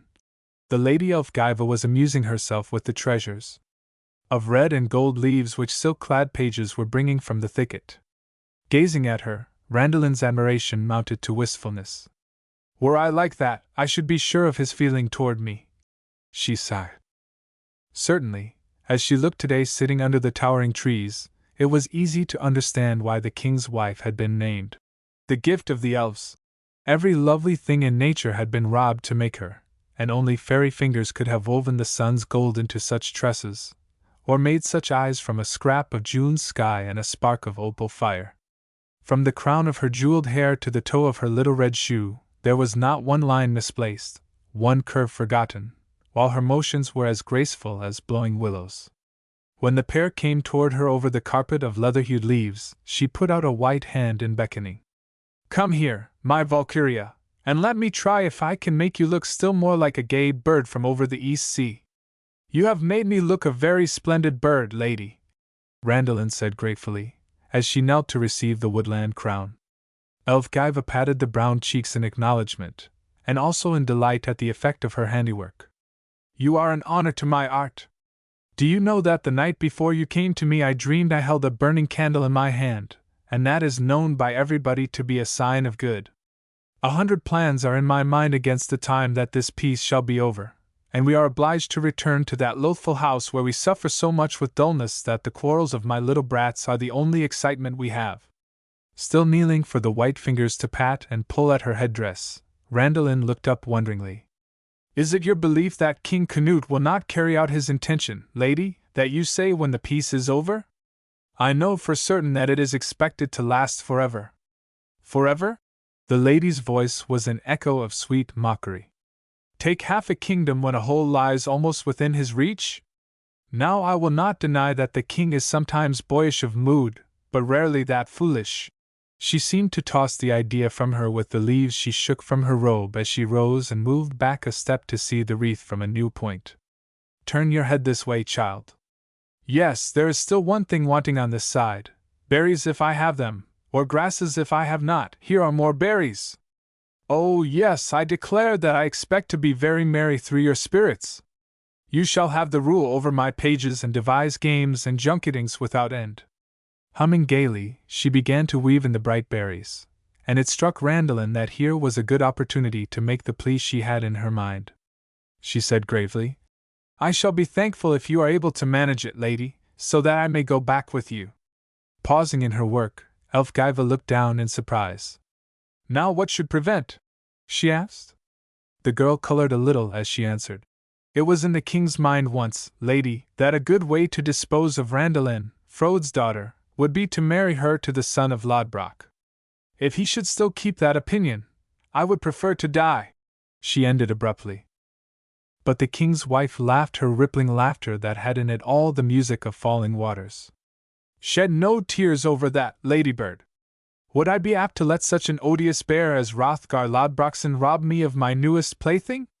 Whence to my dullness a pastime but for your help? Though he were the king's blood brother, he should tell for naught. You do not guess half the entertainment your wild ways will be to me. I expect it will be more pleasant for me to have you than that Norman ape which Canute sent me at the beginning of the summer, which is dead now, unfortunately, because Harold would insist upon shooting his arrows into it. There! Now my work could not be improved upon." Again she moved back, her beautiful head tilted in bird-like examination. Randalin arose slowly and stood before her with widening eyes. But it was not long that the Lady of Northampton had for her or for the wreath. Now her attention was attracted to the farthest group of guards and huntsmen, whose motions and shouting seemed to indicate some unusual commotion. Bending, she peered curiously under the branches. "I wonder if it has happened that the king has sent someone to meet us," she exclaimed. "I see a gleam of scarlet, lady." The maiden of the river bank came to tell her eagerly. But even as Elfgiva was turning to dispatch a page for news, the throng of moving figures parted, and from it 2 horsemen emerged and rode toward them.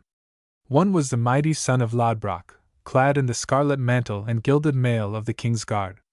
The other, who wore no armor at all, only feasting clothes of purple velvet, was the king himself. The whole troop of butterfly pages rushed forward to take possession of the horses. The little gentlewomen made a fluttering group behind their mistress, and Elfgiva, laughing in sweetest mockery, swept back her rosy robes in a lowly reverence. "Hail, lord of half a kingdom but of the whole of my heart!" she greeted him. Canute seemed to drink in her fairness like wine. His face was boyish in its radiance as he leaped from his horse before her. "What? The first word a jibe?" he cried, then caught her in his arms and stilled her silvery laughter with his lips. It was so charming a picture that Randalin smiled in sympathy, where she stood a little way behind the young wife, awaiting the moment when the king should have leisure to discover her. Not the faintest doubt of his friendliness was in her mind. She was still smiling, when at last he raised his head and looked at her over Elfgiva's shoulder. Then, alas, the smile died, murdered on her lips. Turning, Canute beckoned to the son of Lodbrok, who was enduring the scene with the same stolid resignation which he displayed toward his chief's other follies. "Foster brother, how comes it that you do not follow my example and embrace the bride that I have given you?" As ice breaks and reveals sullen waters underneath, so stolidity broke in Hrothgar's face. With a harsh laugh, he strode forward. Perhaps it was to follow the king's suggestion, perhaps it was only to vent his reproaches, but Randalin did not wait to see. Before she knew how she got there, she was at Elfgiva's side, clutching at her mantle. "Lady! You promised me!" she cried.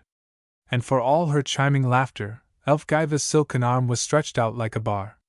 "No further, good giant," she said gaily.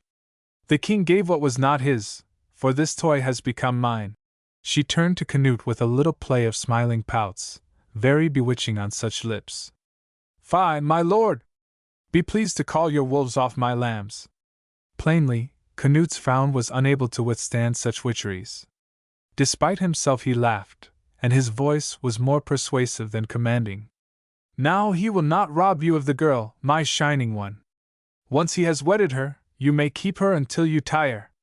It was only because—" But there he stopped, for all at once a mist had come over the heavenly eyes, and the smiling lips had drawn themselves into a trembling bunch. The sweet voice too was subtly tremulous.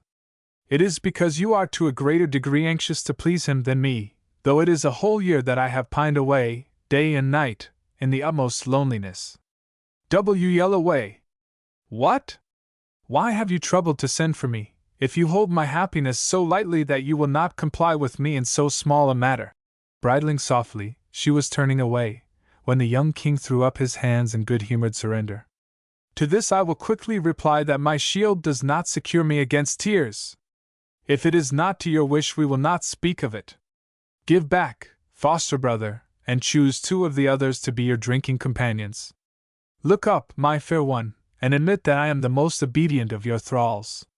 Never, on former days or since, have I so much as kicked one of your little yelping dogs, though I hate them as Stark Otter hated bells."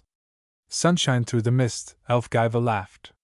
"Nay, but you have them drowned when I am not looking," she retorted. He did not take the trouble to deny it. Indeed, he laughed as though the accusation was especially apartment. "Have I ever wounded you more deeply than a trinket would cure?" he demanded. And behold, she had already forgotten the matter, to catch at the huge arm ring which was slipping up and down his sleeve, so loose a fit was it. "What Grendel's neck did you take it from? If it had but an opening, I could use it for a belt." Smiling, the king looked down on his monster bracelet. "That," he said, "does not altogether do me credit, for it shows the difference in girth between me and Edmund Ironside. When we set the peace between us, we exchanged ornaments and weapons. Think if we had followed the custom in every respect and exchanged garments likewise." Elf fires were in Elfgiva's blue eyes when she raised them to his. "Rule your words so that no one else hears you say that, bright lord of the Danes," she murmured, "lest they think you mean by it that the English crown would fit you as loosely, and forget that you are a boy who will grow." The king's mouth sobered. "Nay, a man, who has got his growth." Her little hand spurned the ring that the instant before it had caressed. "Not a man, but a king," she reminded him, and drew herself up proudly before him, a queen in beauty, crowned with the sun's gold. His eyes devoured her. His breath seemed to come faster, as he looked. All at once he caught her hands and crushed them against his lips. "Neither man nor king," he cried, "but the lover who has adored you since he came to plunder but stayed to woo. Do you know that when I came upon you today, my heart burst into flower as a tree blooms in the springtime? Had I a harp in my hand, my lips would blossom into song. Get me one from your minstrels, and I will sing to you as we ride, and we will forget that a day has passed since the time when first we rode together through the Northampton meadows." Forgetful of all the world beside, He led her away toward the horses. Chapter 20. A Royal Reckoning. Whether from policy or necessity, the guest house of Gloucester Abbey was surrendered to the royal band with open-armed hospitality. Every comfort the place afforded was heaped together to soften the bare rooms for the accommodation of the noble ladies. Every delicacy the Epicurean abbot could obtain loaded the table, and what little grass the frost had left in the cloister garth was sacrificed to the swarm of pages and henchmen, minstrels and tumblers. Now a tournament of games in the riverside meadows took up the day, now a pageant up the river itself, again, a ride with the hawks or a run after the hounds, and the nights were one long revel. Time slipped by like a song off the lips of a harper.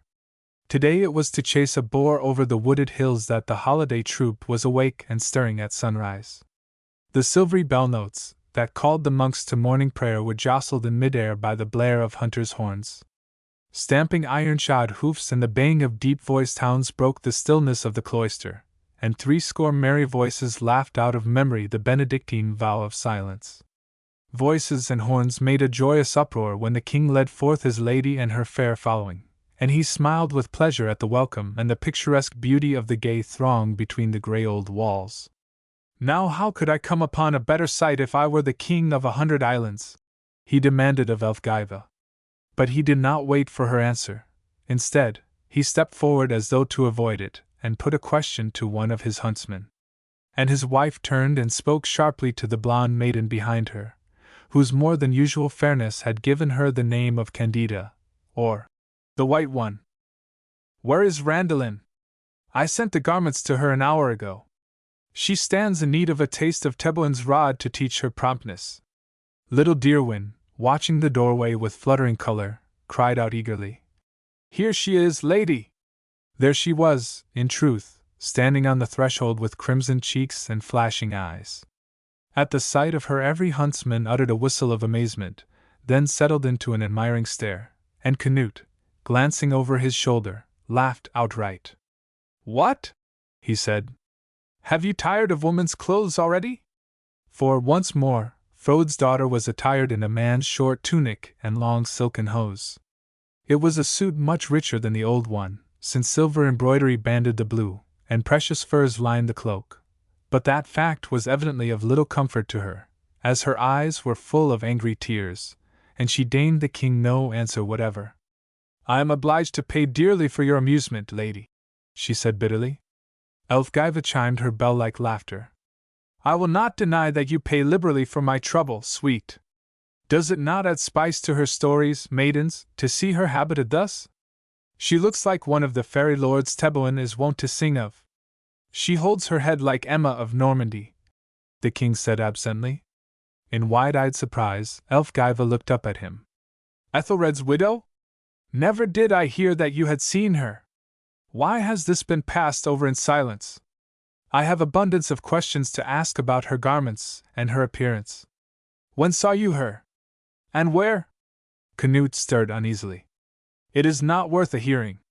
I spoke but a few words with her about ransoms the time that I sat before London, and I remember only that her bearing was noble and her countenance most handsome, such as I had never seen before, nor did I think that there could be any woman so queen-like." Because he did not choose to say more, or because some wrinkle in Elfgiva's satin brow warned him off, he turned hastily to another topic. "Foolishly do we linger, when we have none too much time to get to covert. Do you still want your way about accompanying us? I have warned you that a boar hunt is little like hawking, nor do Northmen stand in one spot and wait for game to come to them. I hold to it with both hands," the lady returned with a gaiety which had in it a touch of defiance. "Nor will I consent to do anything except that alone. We will partake in the excitement of your sport, and each of these brave heroes of yours shall answer for the safety of one of us." A gesture of her hand included Thorkel the Tall, the 2 northern jarls, and the king's foster brother.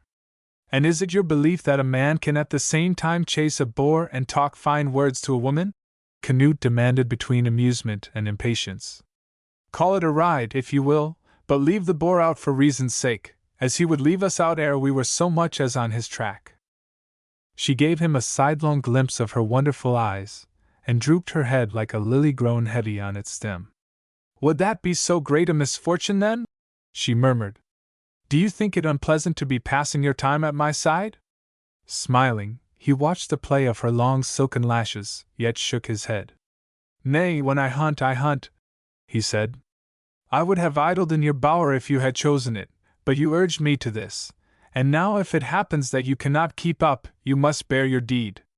As one casts aside an ill-fitting glove, she threw aside her pouts, looking up at him with a flash of dainty mimicry. Hear the fiery Thor! Take notice that I shall bear all down before me like a man mowing ripe corn. You cannot guess how much warlikeness I have caught from my Valkyria. She glanced back where the girl in the short tunic stood drawing on her gloves, a picture of stormy beauty. Amused, the king's eyes followed hers, then lighted with sudden purpose. As you will, he laughed, and I will give your Valkyria a steed that shall match her appearance. Advancing again, he spoke to a groom, and the signal set the whole party in motion. Randalin heard his words, but at the moment she was too deep in angry embarrassment to heed them. It seemed to her that every eye in the throng was fastened upon her, as she walked forward, that every mouth buzzed comment behind her. It was not until she was in the saddle that his intention reached her understanding. The powerful black charger, which a groom led toward her, had been pawing and arching his glossy neck impatiently since the first horn set his blood drops dancing. At the touch of her foot upon the stirrup, he snorted satisfaction through his wide flaring nostrils and would have leaped forward like a stone from a sling, if the man had not hung himself upon the bit. The girl awoke to surprise as she barely managed to reach her seat by the most agile of springs. This is not the horse I ride, Dada! He must belong to one of the nobles. He is the horse that King Canute said you should take, the man panted, as he struggled to keep his footing. He said to fetch praise Odin, for at that moment Canute's silver horn gave the signal, and he was free to leap aside. Randalin's trained hand upon the reins was as firm as it was light, and her trained eye was keenly alert to every motion of the black ears. But in her brain all was whirling confusion, and no longer any thought of her tunic. What was the king's purpose in making this change? Certainly he was in no mood to honor her. What could he have in his mind? While her tongue answered mechanically to Ulf Jarl's observations concerning the weather and the fair farmland they were riding through, her eyes were furtively examining her companion's steeds. No fiery ambitions disturbed their easy gait, spirited though they were. Indeed, Elfgiva, looking back at this moment, singled her out with a rippling laugh. By the blessed Ethelberga, you have a horse in all respects befitting your spirit, my shield maiden. I hope it is not the king's intention to punish you by frightening you. Could it be possible that he should stoop to so unworthy an action, the girl asked herself? And yet it was as understandable as any of his behavior during the last fortnight. Suddenly it seemed that a hand had awakened the Viking blood which slumbered in her veins. It fired her cheeks and flashed from under her lashes. She answered clearly, I hope it is not, lady, for he would experience disappointment. From all sides laughter went up, but there was no time for more, for now a hunter, one of the men who had brought news of the lair, galloped up, dust-choked and breathless. He has broken cover, king! He gasped. He is moving windward. Loose the hounds, or you will miss him. Canute's horn was at his lips before the last broken phrase was out. Forward! He shouted with a blast. The hounds, and forward! A whirlwind seemed to strike the ambling train and sweep them over the ground like autumn leaves. Over stubble fields and leaf-carpeted lanes, with half-frightened smiles upon their parted lips, Elfgiva and her fair ones kept up bravely, then across a stream into a thicket, over hollows and fallen logs, under low-hanging boughs, through brush and briar and bramble, leaping, dodging, tearing, crashing. Leonorine the timid uttered a cry, as her horse slid down a bank with his feet bunched under him, and the Lady Elfgiva dropped her reins to press her hand where a thorn had scratched her cheek. Stop! She commanded. Stop! We will turn back and wait until he strikes across a field. As well have tried to call off the hounds after they had caught the scent and doubled themselves over the trail. It is unlikely that any man so much as heard her. For one flash of time she beheld them seesawing in the air before her, as their horses rose over the brush. Then there was nothing but the distant crashing of dry timber, and the echo of Canute's jubilant horn. "And the Valkyria has gone also!" the lady ejaculated, when her injured gaze was able to come sufficiently close to earth. And so the Valkyria had, though with as little of free will as on that day when her runaway steed carried her out of the press of the fleeing army. At the first call of the horn, Black Eimer had taken the bronze bit between his teeth and followed, and his rider's one concern in life became, not the guiding of him, but the staying on. Before they left the first thicket her mantle was torn from her shoulders, and she was lying along his neck, now on this side, now on that, to escape the whipping twigs that lashed at her, threatening to cut out her eyes. From the thicket out into the open, where it seemed as if the wind that rushed against her would blow not only the clothes from her body but the flesh from her bones. Far ahead, where the little valley ended and the wood began again, she caught a fleeting glimpse of the boar as it burst covert with the yelping pack at its heels and was for one instant revealed, snarling, bare-tusked, and flecked with bloody foam. Then it dived again under cover and was gone in a new direction. Canute's horn sounded a recall, and one by one the hunters checked their onward rush and wheeled. Black Eimer's rider also tried to obey, but all the strength of her body was not enough to sway him by a hair's breadth. On he shot into the thicket. "He will have enough sense to stop when he finds out that he is alone," was her despairing thought. But he continued to forge ahead like a race horse, in uneven leaps as though some sound from behind were urging him on. Suddenly, through the roaring of her ears, it broke upon her that he was not alone, that at least one horse was following. Its approaching tread was like thunder in the stillness. If it could but get ahead of her, all would be well. Her heart beat hopefully as the jar sounded nearer and nearer. When the snorting nostrils seemed at the black one's very flank, at the risk of her neck she turned her head. Looking, she understood why a steed had been given her which should carry her out of Elfgiva's reach, for the horseman who was even now stretching his gauntlet hand toward her rein was the king himself. No one followed, and the forest around them was silent as a vault. At last, he was free to speak his mind. Under the drag of his hand, the horse came slowly to a halt, and stood panting and trembling in the middle of a little dell. For a while, she could do no more than cling to the saddle-bow, sick with dizziness. Still holding her rein, her royal guardian sat regarding her critically.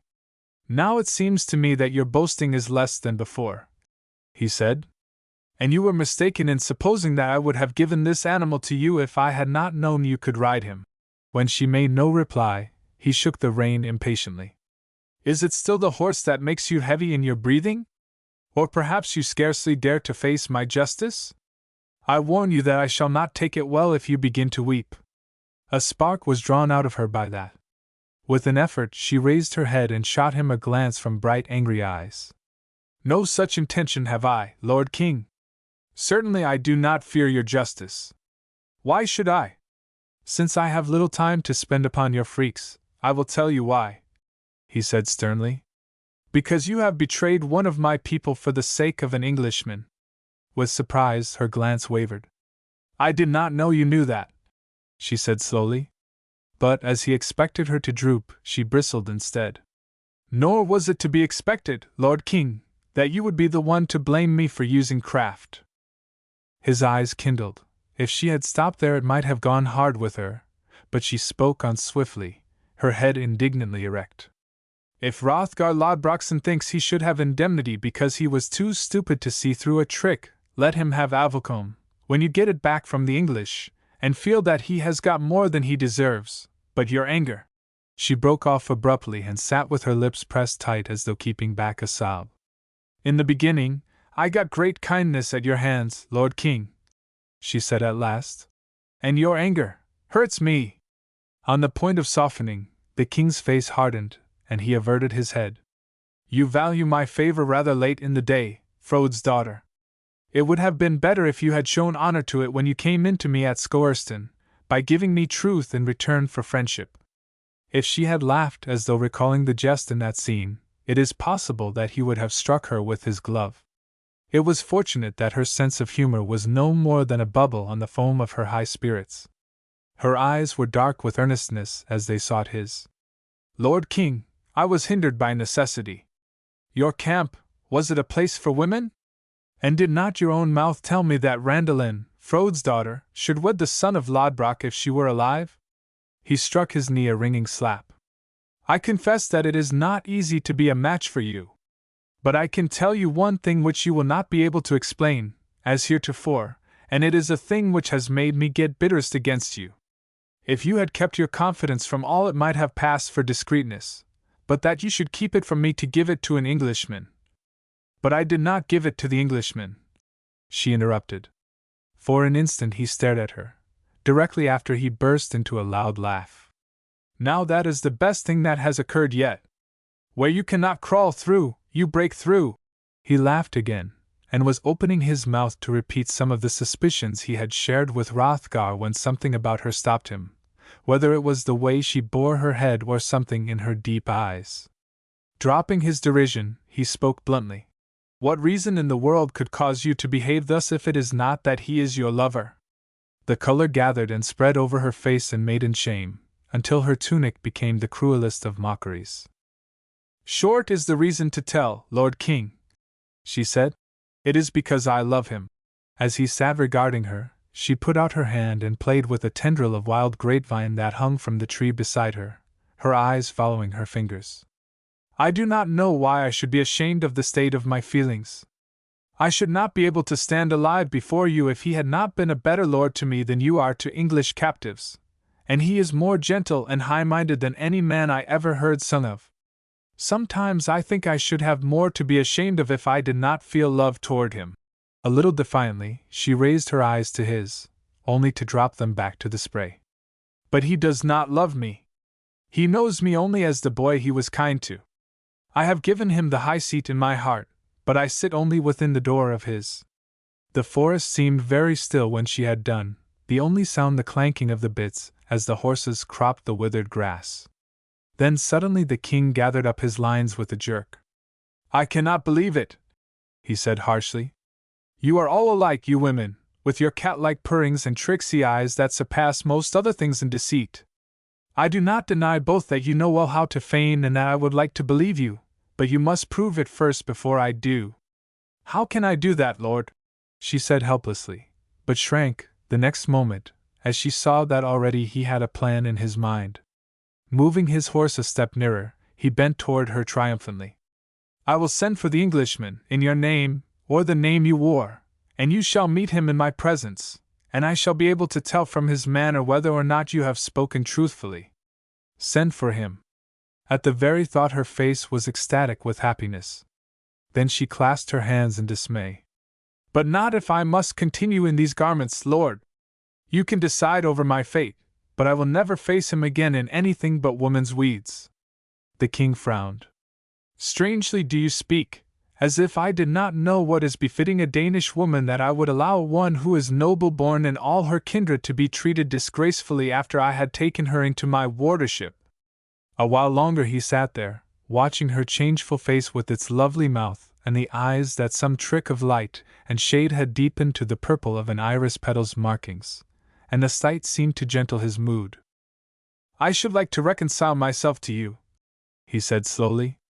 Since first you came before me and showed by your entreaty that you thought me something besides an animal, I have felt friendliness toward you. And I should like to believe that some woman loves some man as you say you love this Englishman. Out of the very wishfulness of his voice, a terrible menace spoke. I should like it so much that I shall neither spare you in word nor deed if you have deceived me. Then once more his manner softened. Yet my mind feels a kind of faith toward you. I shall try you, to make sure, but until you have proved that you are unworthy of it, I will not keep you out of my friendship. Drawing off his glove, he stretched forth his hand. You may find that a man's harshness is little worse than a woman's guile, he said bitterly. Dimly guessing what was in his mind, she dared not trust herself to words but told her gratitude with her eyes, as she returned his clasp. Then he sent her back by the one semblance of a path which ran through the forest, and himself rode on to his hunters. Chapter 21. With the Jotun as chamberlain. Once more, Lord Sebert be exhorted to turn back. Old Morkart spurred forward to offer a last remonstrance as city gates yawned before them. Even if the message be genuine, you are putting your life in peril. If men speak rightly, Gloucester town is no better than a camp of carousing Danes. Is it likely that they care enough about this peace to stick at so small a thing as manslaying? The Etheling replied without slackening his pace. I do not think they are liable to molest a peaceful traveler.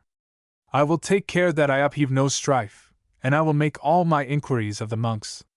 Go a little more slowly, Lord, and consider the other side of it. The old knight entreated.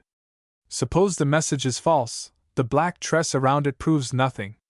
Suppose the son of Lodbrok has spread a net for you? Then should I keep on my way still more lustily? The Lord of Iversdale answered. For his making use of the boy's name to entice me would show that he had discovered our friendship, in which case the youngling would be suffering from his anger. The old man plucked violently at his beard as the walls loomed clearer before them. Lord, you have already gone through some risk in leaving home. It is by no means impossible that Edmund will fall upon the tower during your absence. Edmund is too busy with big game at Oxford to have that trouble about such quarry as I, the young man said lightly. And the gainer is not likely to stir far from Edmund while land is being distributed. Then, sobering, he gave the other a grave glance over his shoulder. Even though the errand for danger could not be accomplished, how could I do less than undertake it? Did not the boy go through some risk for me when he betrayed his own countrymen to get me out of a hard place? Had they guessed his treason, they would have torn him in pieces. I owe him a debt which it concerns my honor to pay. It lies not on your shoulders, however. His gravity gave way to his gay smile.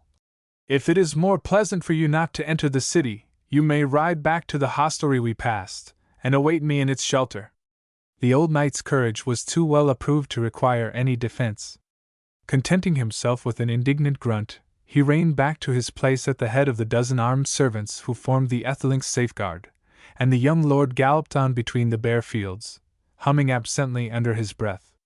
Poor bantling! He was thinking compassionately. I shall be right glad to get sight of him again. I hope he will not betray himself in his joy when he sees me. Anything like showing that one is fond of him is apt to turn him a little soft. None of these undercurrents was visible in his face, however, when, having left his escort in one of the outer courts, he stood at last in the parlor of the Abbey guest-house. I am a traveller, reverend brother, journeying from London to Worcester, he said with grave courtesy to the gaunt black-robed monk who admitted him. And my errand hither is to ask refreshment for myself and my men, as we have been in the saddle since cockcrow. The brother whose duty it is to attend upon travelers is at this hour in the chapter house, with the rest of the household. The monk made answer. When he comes forth, I will acquaint him with your needs. Until then, bide here, and I will bring you a morsel to stay your stomach. Sebert smiled his satisfaction as the sandals pattered away. He had foreseen this interval of waiting. Indeed, he had timed his arrival to gain it, and it was his design to put it to good use. While he swallowed what he wanted of the wafers and wine which were brought him, he took measure of the reverend servitor, with the result that, as he set down the goblet, he ventured a question. From the numbers and heaps of attendants I saw in the outer courts, holy brother, it appears that this season of peace has in no way lessened the tax on your generosity. Is rumor right in declaring the Danish king to be one of the guests of your bounty? Either it was the agreeable presence of the young noble which relaxed the Benedictine's austerity, or else the fact that Sebert had left half his wine in his cup. The holy man answered with unwonted readiness. Rumor, which is the mother of lies, has given birth to one truth, noble stranger. The king whom a chastening providence has set over the northern half of the island, has been our guest for the space of 4 weeks, together with the gold-bought English woman who is known as his Danish wife. The monk's watery eyes were rolled upward in pious disapproval, before he turned them earthward with a sigh of resignation. Nevertheless, it is the will of heaven, and he is very open-handed with lands and gold when his meals please him. He cast a thirsty glance toward the half-filled goblet which Sebert was absently fingering. If you have eagerness for a sight of him, you have but to walk through the galleries until you come to the garden in which he is fleeting his time with his women. Now I think I should like to take a look at him while I am waiting. The Etheling assented, rising gravely. Should Edmund be the first to pay the debt of nature, which God avert, the Dane will become my king also. Is it this door that commands the cloister? The door on your left, the monk corrected, and shuffled away lest some envious chance should snatch the cup from him before his thirsty throat could close on the sweet remnant. At the moment that he was making sure of his booty in the safe darkness of a passage, the Lord of Ivorstale was pursuing his object along the chill enclosure of the gallery.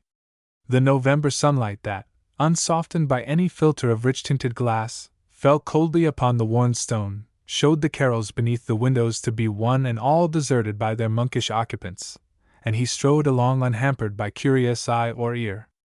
After all this luck, he congratulated himself, it will go hard with me if I do not either stumble on the youngling himself, or someone who can give me news of him.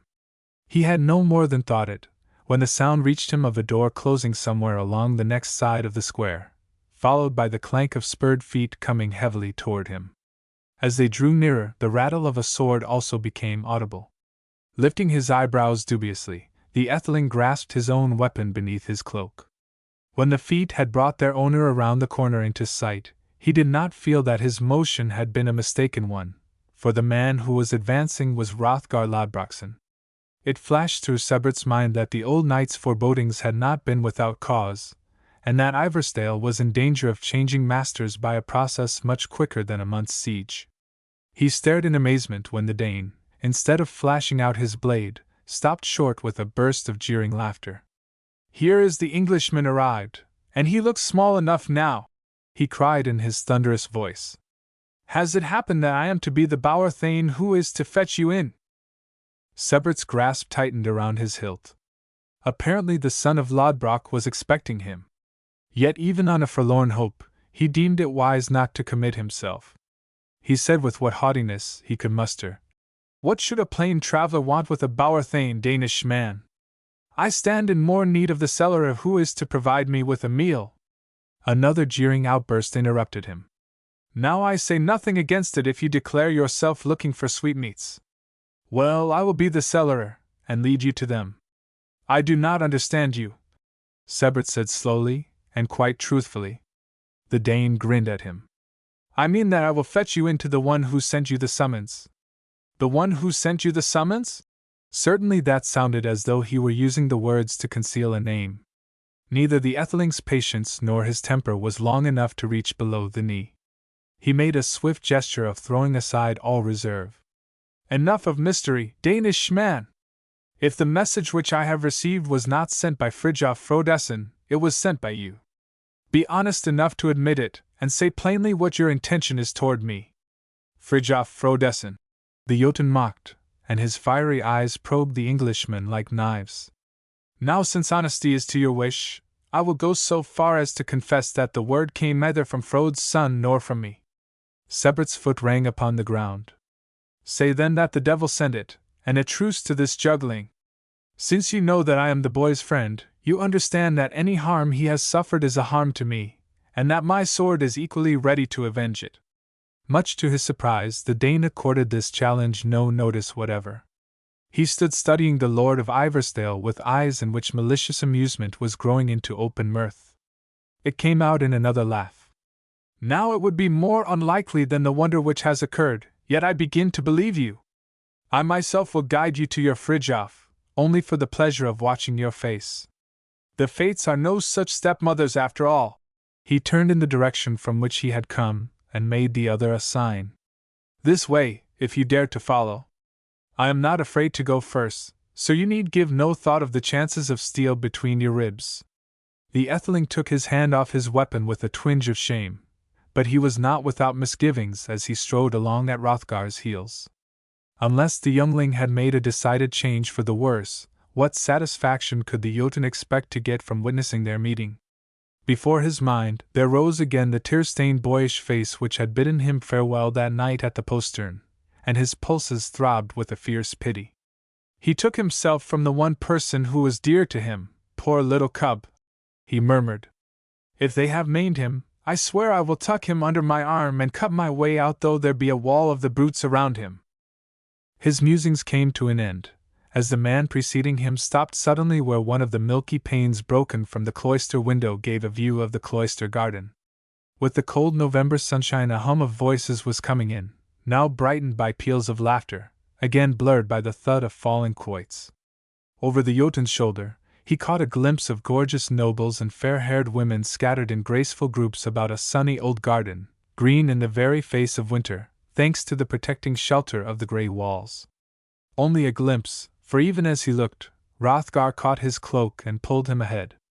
"Yonder door is a better place to look through. Already it is open, and the shadow inside is thick enough to hide us." Pricked as he was by a dozen spurs, Sebert offered no resistance. In a moment they stood just out of reach of the square of light which fell through the open doorway. Framed in carved stone, the quaint old garden with its gravelled paths, its weedless turfs and its background of ivy-hung walls, lay before them like a picture. In the longest of the oval spaces, a group of maidens and warriors were gathered to watch a wonderful flower-faced woman play at quoits under the instruction of a noble tutor. At every one of her graceful blunders her laughter rang out in fairy music, which was sweetly echoed by her maids. But the men appeared to see nothing but her beauty as she poised herself lightly before them like some shining azure bird on tiptoe for flight. Sebert paid her the tribute of a quickly drawn breath, even as he took his eyes from her to scan the butterfly pages who ran to and fro, recovering the gilded rings. Yellow hair and red hair and brown hair curled on their gaudy shoulders, but no black. In all the picture there was but one figure crowned with such raven locks as had distinguished Fridtjof the Bold, and that figure belonged to a girl standing directly opposite by the mossy curb of the old well, which, guarded by a circle of carefully tended trees, rose like an altar in the center of the enclosure. 4 of the red-cloaked Danish nobles stood about her, and one of them wore a golden circlet upon the gold of his hair, but the Etheling's eyes passed them almost unheedingly to dwell upon the black-tressed maiden. Something about her, while it was entirely strange, was yet so absurdly familiar. She was some very high-born lady, there could be no doubt of that, for the delicate fabric of her trailing kirtle was flowered with gold and coral were twined in the dusky softness of her hair and hung around her neck in a costly chain, which the king was fingering idly as he talked with her. Now she looked up to answer the jesting words, and the man in the passage saw her smile and shake back her clustering curls with a gesture so familiar, so familiar. Hrothgar's gloating eyes detected light breaking in his victim's face, incredulity, amazement, consternation, and he began to jeer under his breath. "A great joy is this that you see your Fridtjof again. Why do you not go in boldly and rescue him? Does he not look to be in need of your help?" To stifle his laughter, he muffled his head in his cloak and leaned, shaking, against the wall. Flushing a deeper and deeper red, the Lord of Ivarstein stared at the smiling maiden.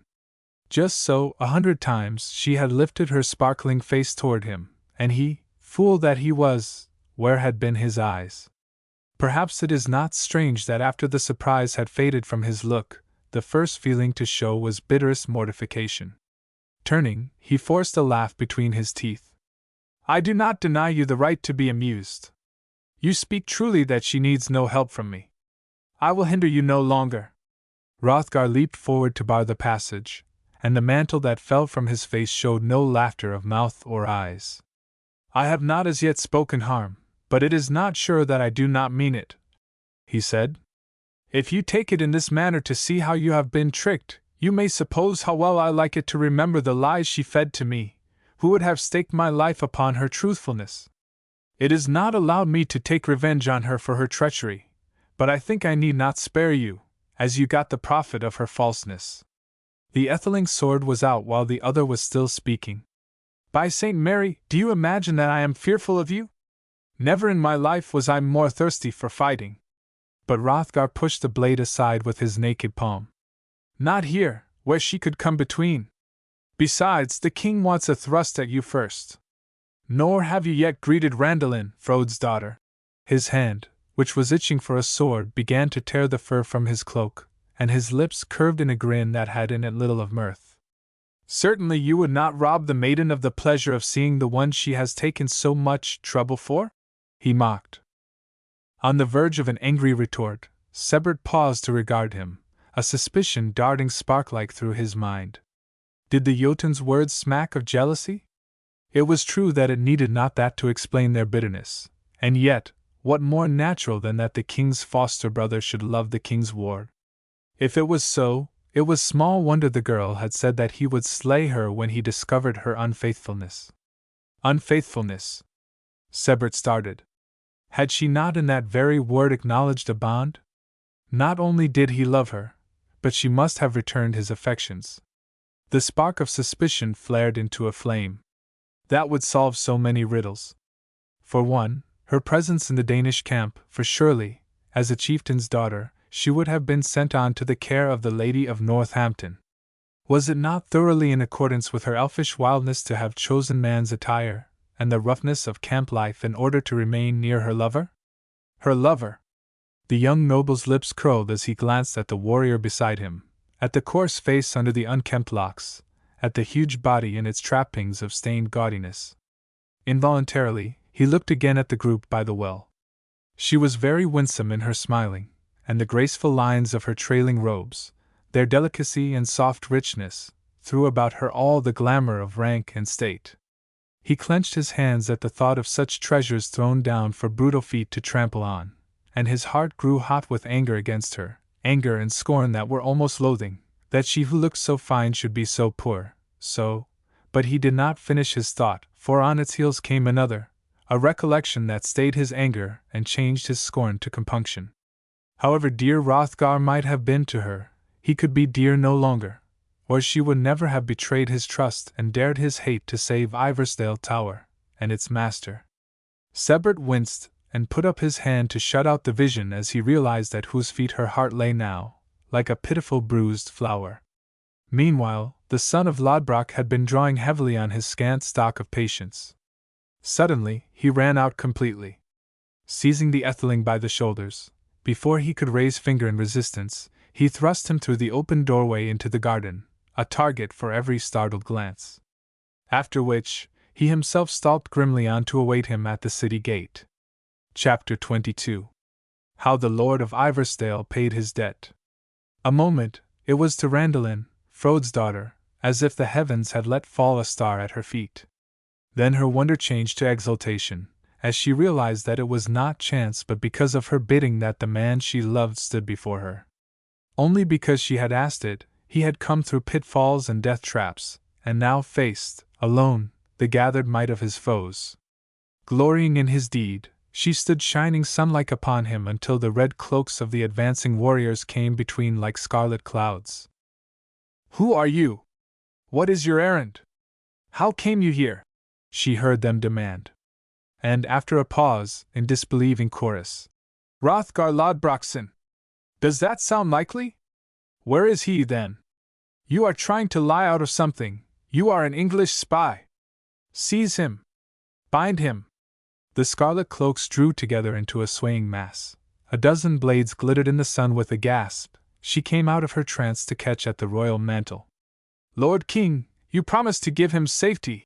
The seriousness which had darkened Canute's face at the intrusion vanished off it as breath mist off a mirror. "Is it only your Englishmen?" he asked, between a laugh and a frown. She grudged the time the words took. "Yes, yes! Pray be as quick as you can." He did not seem bitten by her haste, but he took a step forward, clanging his gold-bound scabbard against the stone well curbing to make himself heard. "Unhand the Lord of Ivarsdale, my chiefs," he ordered. As they sent him incredulous glances over their shoulders, he further explained his will by a gesture, and they fell away, murmuring, the swords gliding like bright serpents back to their holes. Then he made another sign, this time to the stranger. "We will accept your greeting now, Englishman, even though you have been hindered in the giving of it," he said politely. Standing there, watching the young noble advance, it seemed to Randalin that there was not room between her heartbeats for her breathing. How soon would he look up and know her? How would his face change when he did? His color now was a match for the warriors' cloaks, and there was none of his usual ease in his manner when at last he bowed before the king. Presently it occurred to her to suspect that he had already recognized her, perhaps from the doorway, and in her rush of relief at the idea of the shock being over, she found even an impulse of playfulness. Borrowing one of Elfgiva's graces, she swept back her rustling draperies in a ceremonious courtesy before him. Again he bent in his bow of stiff embarrassment, but he did not meet her glance even then, returning his gaze, soldier-like, to the king. Suppose he were going to treat her with the haughtiness she had seen him show Hildelitha or the old monk when they had displeased him. At the mere thought of it, she shrank and dropped her eyes to the coral chain that she was twining between her fingers. The awkwardness of the pause seemed to afford Canute a kind of mischievous amusement, for all the courtesy in which he veiled it. His voice was almost too cheerful as he addressed the Etheling. Now, as always, it can be told about my men that they stretch out their hands to greet strangers, he said. But I ask you not to judge all Danish hospitality from this reception, Lord of Iversdale. Since Frode's daughter has told me who you are, I take it for granted that they were wrong, and that you came here with no worse intention than to obey her invitation. His glance sharpened a little as he pronounced those last words, and the girl's hands clasped each other more tightly as she perceived the snare in the phrase. If the Etheling should answer unheedingly or obscurely, so that it should not be made quite clear to the king. But it appeared that the Etheling was equally anxious that Canute should not believe him the lover of Frode's daughter. His reply was distinct to bluntness. Part of your guess is as wrong as part of it is right, King of the Danes. Certainly I came here with no thought of evil toward you, but neither had I any thoughts ever of the Lady Randalin, of whose existence I was ignorant. I answered the call of Fridtjof Frodesen, to whom I owe and I pay all the service which lies in my power, as it is likely you know. Did his voice soften as he recalled his debt? Randalin ventured to steal a glance at his face, then her own clouded with puzzlement. No haughtiness was in it, but a kind of impatient pain, and now he winced under the smart, and stirred restlessly in his place. The lightness of the king's voice grated on her ear.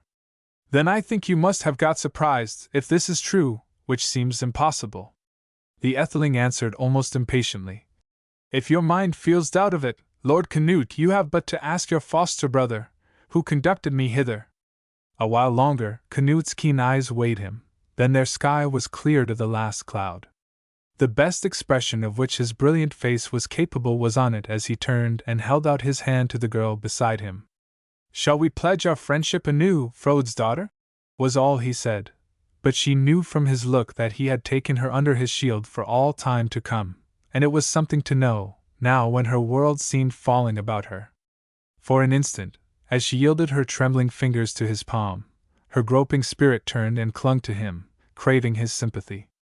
It seemed that he divined the appeal, for with the hand that pressed hers he drew her forward a step. Is it not your wish to speak to the Lord of Iversdale yourself and thank him for keeping his troth with Fridtjof? He said kindly, and without waiting for an answer, moved away and joined a group of those who had been his companions before the interruption. At last she stood face to face with the man she loved, face to face, and alone. And still he neither spoke to her nor looked at her. So strange and terrible was it all that it gave her resolution to speak and end it. Her Viking blood could not color her cheeks, but her Viking courage found her a whisper in which to offer her plea for the sun-browned boy-bred wench. Lord, it is difficult to know whether or not to expect your friendship, for I have heard what your mind feels toward most matters, and you see now what I have done. Did he wince again? She paused in astonishment. It could not be that he was surprised. Was it displeasure? Her words came a little more swiftly, a tremor of passionate pleading thrilling through them. You need not think that I did it willingly, Lord. Very roughly has fortune handled me. The reason I first came into camp life was that I trusted someone too much, knowing no more of the world than my father's house. And after the bonds were laid on me, it was not easy to rule matters. The helplessness of a woman is before the eyes of all people. His words broke through hers. No more, I beseech you. His voice was broken and unsteady as she had never known it. Who am I that I should blame you? Do not think me so despisable. If unknowingly I have done you any wrong when I owe you. He paused, and she guessed that it had swept over him afresh how much he did owe her. Perhaps also how much he had promised to pay. There will be no recompense that you can ask at my hands which I shall not be glad to give, he had said, and she had checked him, bidding him wait to see if he would have more than pity. If he should have no more. She dared not look at him, but she felt that he opened his lips to speak, then turned away, stifling a groan. It seemed to her that her breath ceased while she waited, and her hands tightened on the coral chain so that suddenly it burst and scattered the beads like rosy symbols of her hopes. If he should have no more! At last he turned and came a step nearer her, courtly and noble as he had always been. "I owe to you everything I have, even life itself," he said, "and I offer them all in payment of the debt. May I ask the king to give you to me for my wife?" In its infinite gentleness, his voice was almost tender. For as long as the space between one breath and the next, her spirit leaped up and stretched out its arms to its joy. But she stayed on the threshold of utterance to look fearfully into his face, whose every shade was open to her as the day. Looking into his eyes, she knew that it was no more than pity. He guessed that she loved him and he pitied her, but he could not forgive her unmaidenliness, he could not love her. Slowly and quite easily she felt her heart die in her breast, leaving only the shell, the husk, of what had been Randalin, Frode's daughter. Her first thought was a vague wonder that after it she could breathe and move as if she were still alive.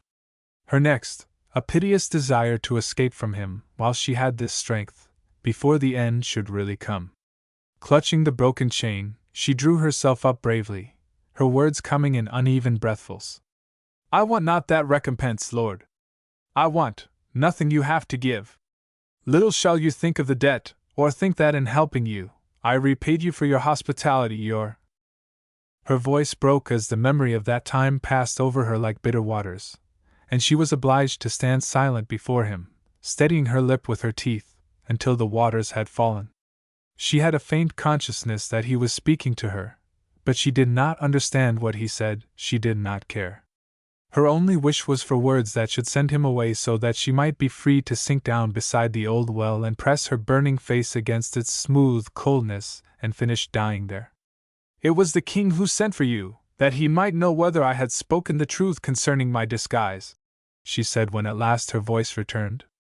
"Now, by coming, you have helped me against his anger. Let that settle all debt between us. I thank you much, and I bid you farewell." Again Elfgiva's schooling came to her mind, and she swayed before him in a courtesy. She even bent her lips into a little smile so that he should not be sorry for her, and stayed to tell her so. She did not know that her cheeks were as white as her kerchief, that her eyes were dark wells of unshed tears.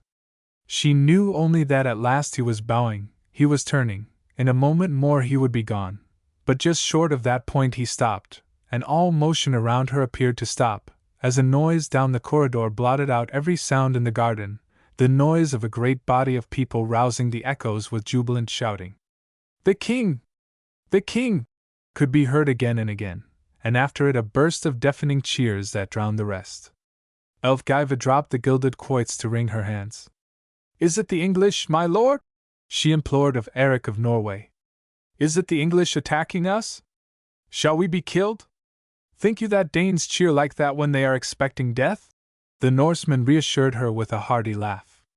"It is good news, great news, since the whole mob has thought it safe to bring it. Hark! Can you hear what it is that they add after the king's name?"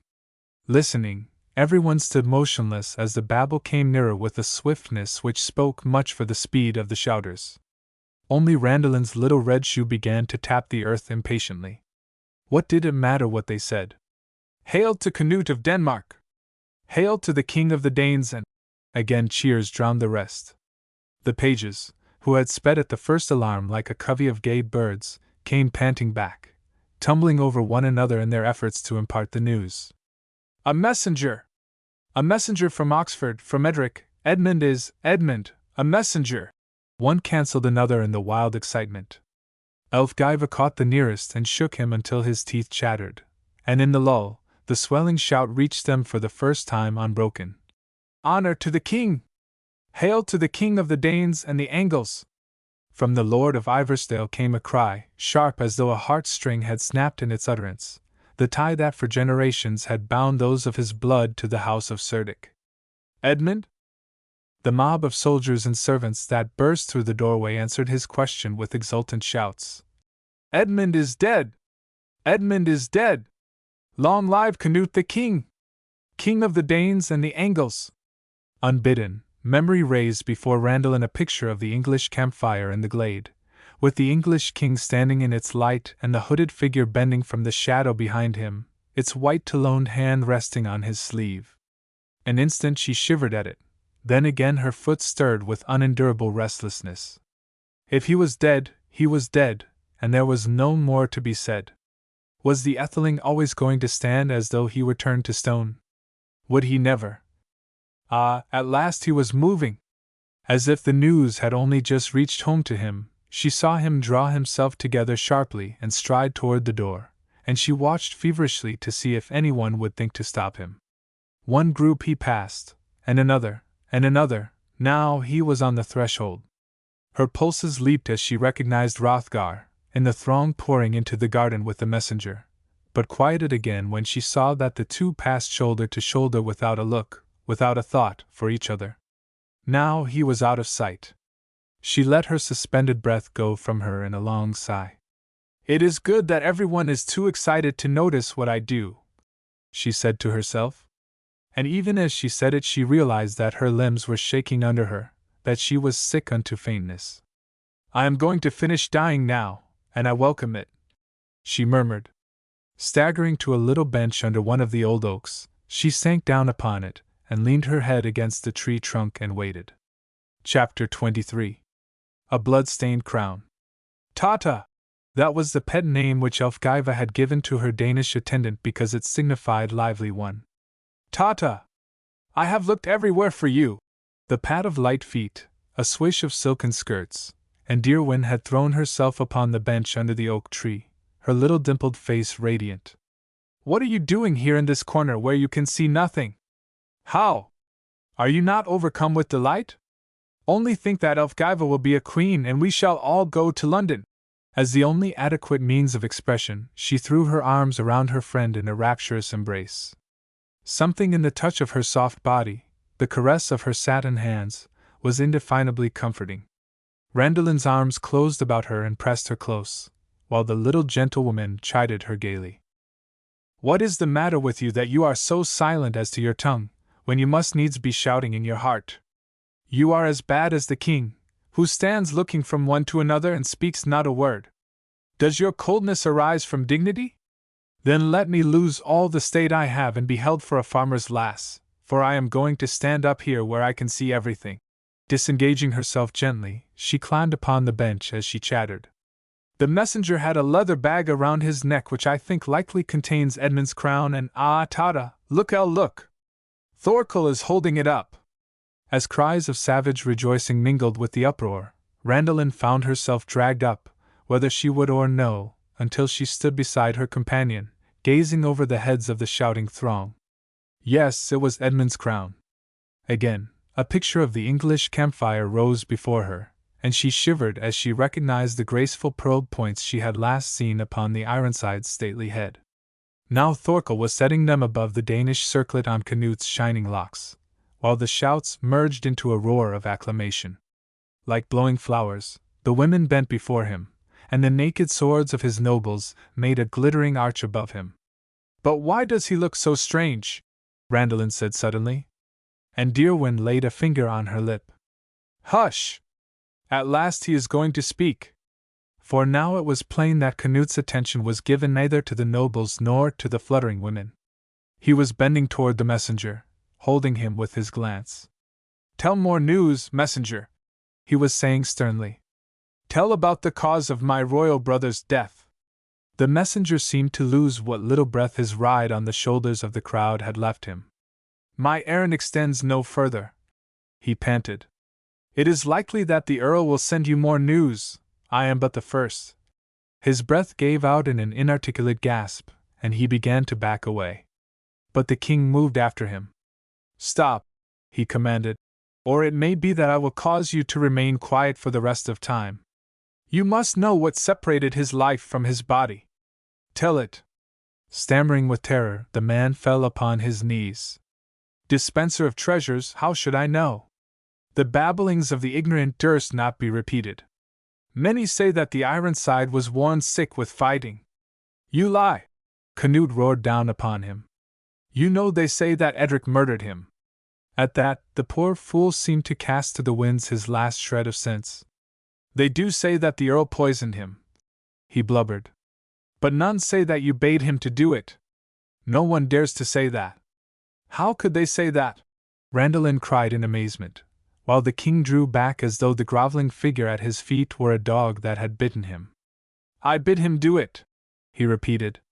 All at once his face was so terrible that the man began to crawl backward, screaming, even before Canute's hand had reached his hilt. Before the blade could be drawn, Hrothgar had stepped in front of his royal foster-brother with a savage sweep of his handless arm. Do not waste your point on the churl, king, he said in his bull's voice. If you want to play this game further, deal with me, for I also believe that you bade the gainer murder Edmund. As though paralyzed by his amazement, Canute's arm dropped by his side. You also believe it? Little Dirwin hid her face on the Danish girl's breast. Oh, Randalin, would he do such a deed? She gasped. The while that he seemed so kind and gentle with us. Would he do such horrid wickedness? No, Randalin cried passionately. No! But even as she cried it, Thorkel the Tall dared to lean forward and give the royal's shoulder a rallying slap. Amleth himself never played a game better, he said. But is it worth while to continue at it when no Englishmen are watching?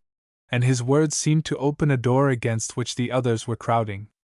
King Canute, I willingly admit myself the blockhead you called me, Ulf Jarl hastened to declare in his good-natured roar. When I saw you take your point away from Edmund's breast that day, my heart got afraid that you were obliged to do it to save yourself. Even after I heard how you had made a bargain to inherit after each other, I never suspected what kind of a plan was in your mind. And Eric of Norway smote his thigh with the half-resentful laugh of a man who has been told the answer to a riddle which he has given up. I will confess that your wit surpasses mine in matters of cunning. I did suspect that you might think it unfeasible to kill him before the face of his army, but I had no idea that it would be possible to get the land from him both according to law and without further fighting or loss of men. On a lucky day is the king born who has a mind like this. One after another, all the nobles echoed the sentiment, until even the mob of soldiers found courage to voice their minds. His wit is made out of Sleipnir's heels. Skrapa herself could not be foreknowing about him. I am as glad now as I was disappointed when I saw him take his blade off the Ironside. When I saw that, I thought I would turn English. They will try now to turn Danish. You speak well, for he will get great fame on account of his wisdom. So they filled the air with marveling admiration. Standing in silent listening, Canute's gaze traveled from face to face until it came to the spot where Elfgiva fluttered among her women, holding her exquisite head as if it already wore a crown. An odd gleam flickered over his eyes, and he made a step toward her. You, he said. What do you believe? Pealing her silvery laughter, she turned toward him, her eyes peeping at him like bright birds from under the eaves of her hood. Lord, I believe that I am afraid of you, she coquetted. When I bethink me that all the time I have been chiding you for being unambitious for glory, you have had this in your mind. I shall never presume to compass your moods again. Yes. Oh, yes. I shall see daggers in your smile and poison in your lightest word. Laughing, she stooped and kissed his hand with the first semblance of respect which she had ever shown him. In the Danish girl's embrace, Dirwin shivered and nestled closer. Randalin, you hear her? She thinks he did it. She is a foolish woman, Randalin said impatiently. And if she do not take care, she will feel it for speaking so. See how his fingers tap his belt for all that his face is so still. His face was curiously still as he regarded the beautiful Elfgiva, and stilly curious, as though he were examining some familiar object in a new light. You believe then that I had him murdered? He asked. And you find pleasure in believing it? Now it is not murder, she protested. When a king kills in war. But this is not war, he said slowly. Lifting one of the jeweled braids from her shoulder, he played with it as he studied her. This is not war, for I had reconciled myself to him. I had plighted faith with Edmund Ethelredson and vowed to avenge his death like a brother. Her white forehead drew itself into a puzzled frown. But you were not so foolish as to swear it on the holy ring, were you? When he did not answer, she raised her shoulders lightly. What should I know about such matters? Have you not told me, many times and oft, that it behooves a woman to shun meddling with great affairs? He gave a short laugh. And when were you ever before content to follow that advice? Letting the braid slip from his fingers, he stood looking her up and down, his lips curling with scorn. Yet this was not needful to show me that the elves felt they had done their full day's work when they had made you a body, he said. And whether he did not see her bridling displeasure, or whether he saw and no longer cared to appease it, the result was the same. Randalin spoke abruptly to her companion. Dearwyn, I can tell you something. Elfgiva will never get the queenship over England. What moves you to say that? The little English girl asked her, startled. But Randalin's attention had gone back to the king, who had turned where the son of Lodbrok waited regarding him over sternly folded arms. Brother, he was saying gravely, your opinion is powerful with me, so I will openly tell you that you are wrong in your belief. I was satisfied with the crown of an underking, satisfied to pass the time as I had been doing. Never have I so much as hinted to yonder peace-nithing a word of harm against Edmund Ironside. From Thorkel the Tall came one of his rare laughs, a sound like the grating of a rusty hinge, and Hrothgar unfolded his arms to fling them out in angry rejection. This is useful to learn, he sneered. Do you think I could not guess that you had no need to put your desire into words after you had shown Edric by your actions that your mind and his are one, after you had admitted by your bond with him that you hold the same curious belief about honor? This time it was Randalin who clutched the English girl. Oh, she gasped.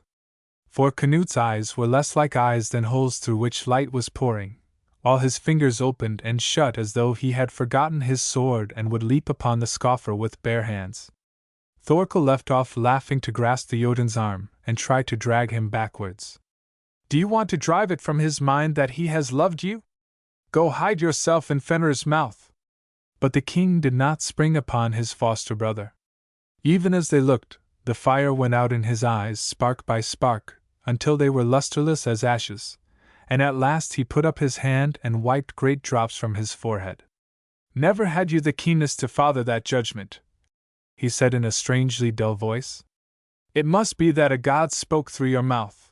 Leaving them, he moved forward to the well and stood gazing into it, his fingers mechanically raking together and crushing the dead leaves that had fluttered down upon the curbing. Dearwyn's pretty lips began to quiver with approaching tears. Randalin, I am miserably terrified. The air feels as though awful things were about to happen.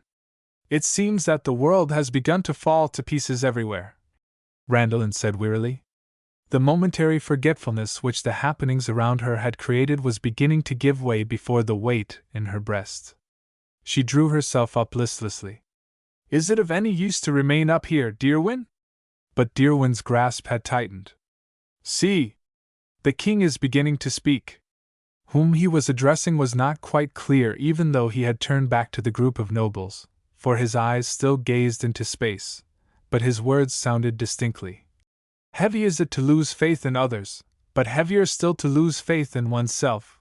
I know that no word of mine urged Edric to this deed, but what my eyes may have said, or some trick of my voice or my face, is not so sure. It may be that I wanted this thing to happen without knowing it. When I see what it has brought me, I cannot understand how I could help wanting it. It is true that I do not always know for certain what I have at heart. His eyes came back from space to rest musingly on Elfgiva. When I began this feasting time, I thought I had grasped heaven with my hands, but now... He spread out his fingers and released the little bunch of dead leaves that he had been rolling against his palm. Now I let not this go from me more easily. You see that a man is not sure even of his own mind. Again his head was sinking on his breast, when he raised it with a fierceness that startled them. One thing only I am sure of, and that is that I have done forever with craft. Hereafter, if a man is a hindrance to me, Hrothgar's axe shall send him to hell while it is broad daylight and all his friends are looking. Such is my luck with craft, as though I had grasped a viper by the tail, in the belief that I had seized its snout. I have been finely treated. Not only have I been betrayed by all of you who have thought such thoughts of me, but now some troll has got into me and turned me false to myself so that I cannot give you punishment for your treason. Certainly the gods must think this crown of great value since, Before they give it to me, they take from me all that I have thought my happiness, and rob me of my honor as well." He dashed his fist against the tree beside him, and did not seem to feel it when his hand was bleeding. "Here I take oath that they shall cause their gift to prove its value. It shall be meat and drink to me, and honor and life itself. Many happenings shall spring from this gift, for I will put my whole strength into the holding of it. Odin himself shall not wrest it from me.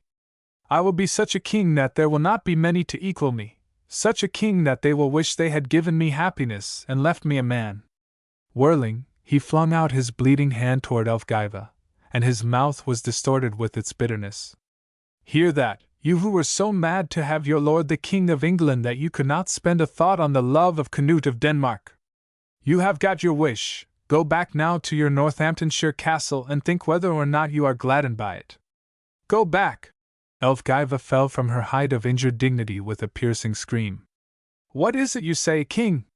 Now by the splendor of heaven, you depart not for London without me. Be it known to you that I am going to be your queen." At first he looked at her in genuine astonishment. After that he laughed, neither angrily nor bitterly, but with the quietness of utter contempt. "I will have the London goldsmith send you a crown if you wish," he said. "That is all you understand about being a queen." She tried to protest, to cajole, to threaten. She tried to do so many things at once that she accomplished none of them. Her speech became less and less intelligible until tears and hysterical laughter reduced it to mere mouthings, while her tiny hands beat the air with fingers bent hook-like. But the young king did not look at her again. He had rejoined his nobles and was leading them toward the door, giving rapid orders as he walked. "Do you, Hrothgar, see to it that the horses are saddled. Kinsman Ulf, it is my will that you join us some while later, when you have seen these women returned in safety. You, my chiefs, get you ready to ride to Oxford as quick as is possible." His voice was lost in the trampling as they stepped from the turf upon the flagging of the gallery. When the echoing tread was gone at last from the cloister, the garden seemed strangely silent in spite of the hurrying servants, silent and empty. In the stillness, it came slowly to Randalin that life was not so simple as she had supposed, that she was not going to die of her grief but to live with it, live with this dead emptiness in her breast. The years seemed to stretch before her like the snow wastes of the north, white, white, white, without a break of living green. Chapter 24. On the road to London.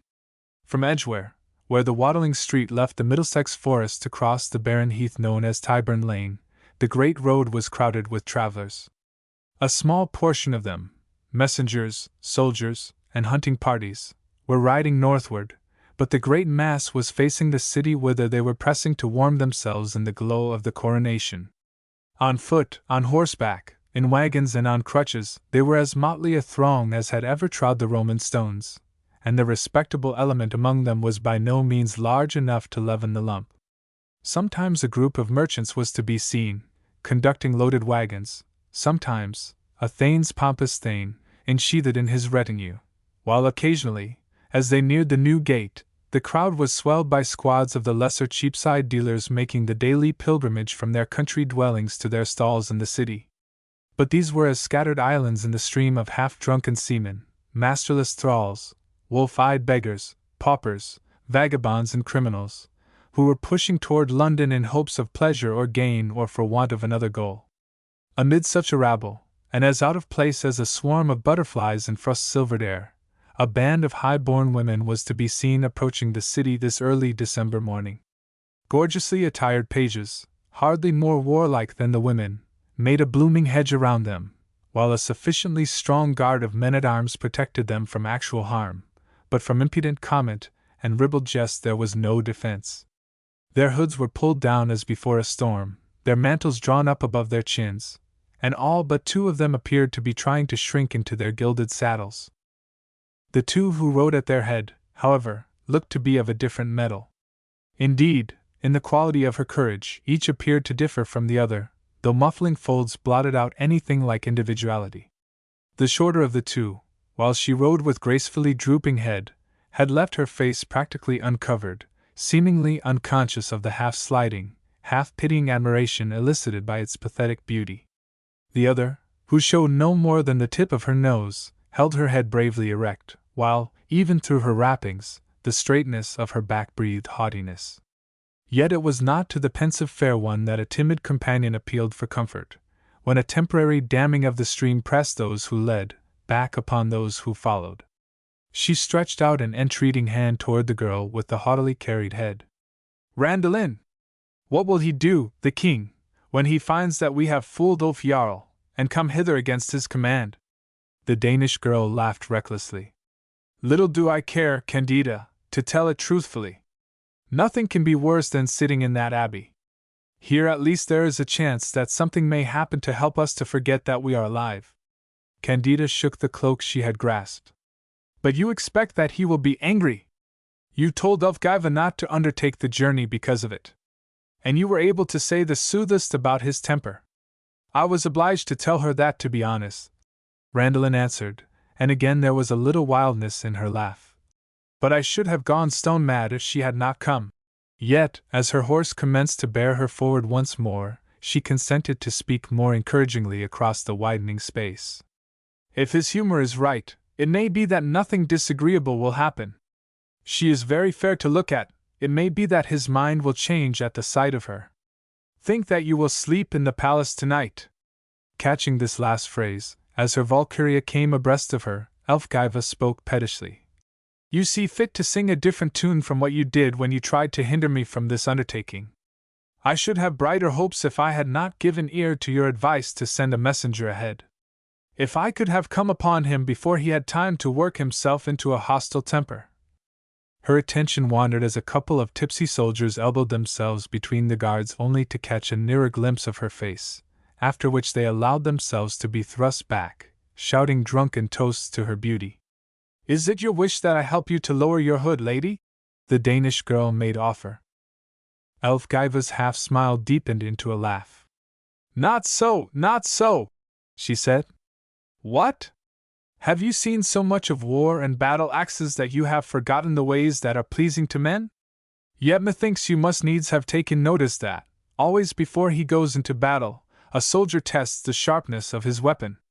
It is to that end that I endure the gaze of these serfs, to test the power of my face. It would not be unadvisable for you to whet your wits as well."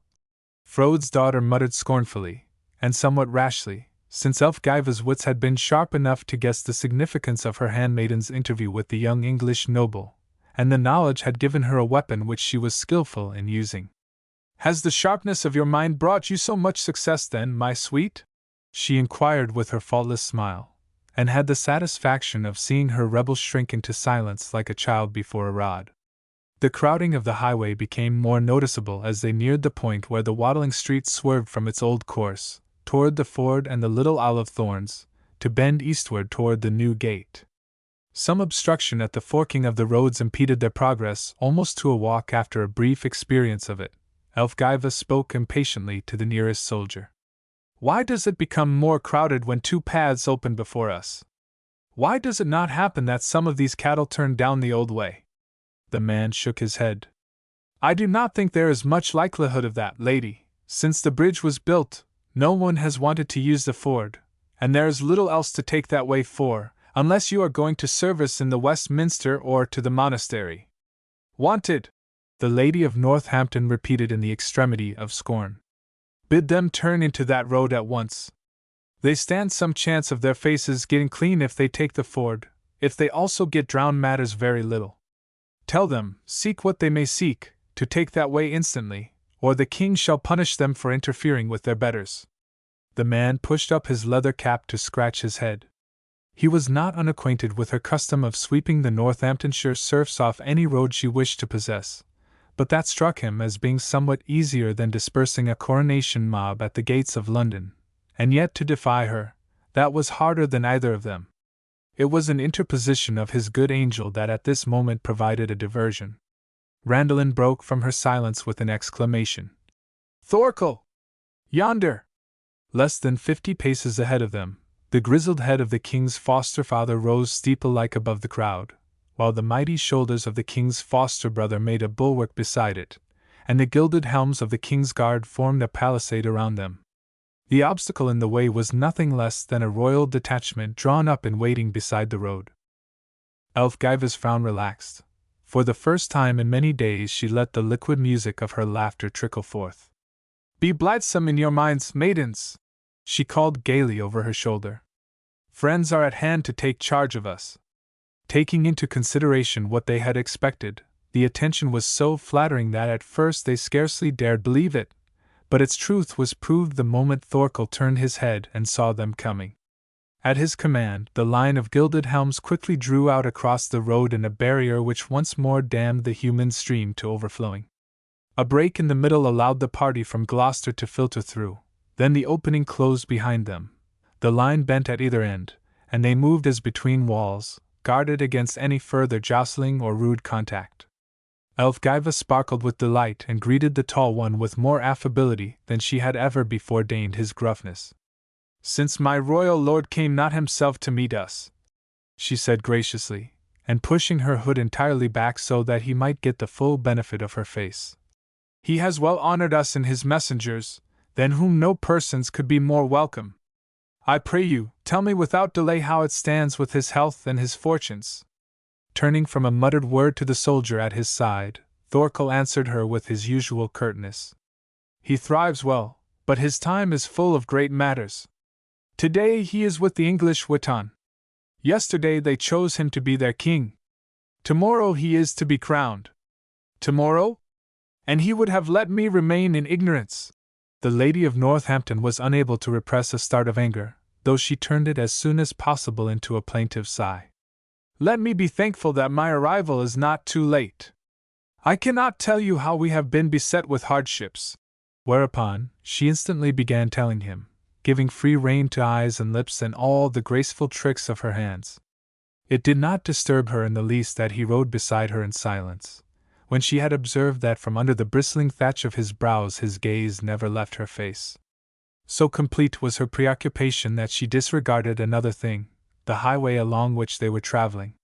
It was Randalin who first awoke to a consciousness that the noise of the rabble had become very faint behind them, that no sounds at all broke the stillness ahead of them, that the uneven weed-grown path they were treading was very different from the smooth hardness of the waddling street. Fens on either side of them, a low hill to the front. Was this the way to London? For the first time, she spoke to the son of Lodbrok, who had silently taken his place at her side. "This is not the waddling street. Yet we have not turned. Where are we?" Hrothgar gnawed at his heavy mustache as though the answer were difficult to frame, and before he had time to evolve it, Elfgiva, who had caught the exclamation, had broken off her prattle. "That is true. The crowd has disappeared, the stones are overlaid with weeds."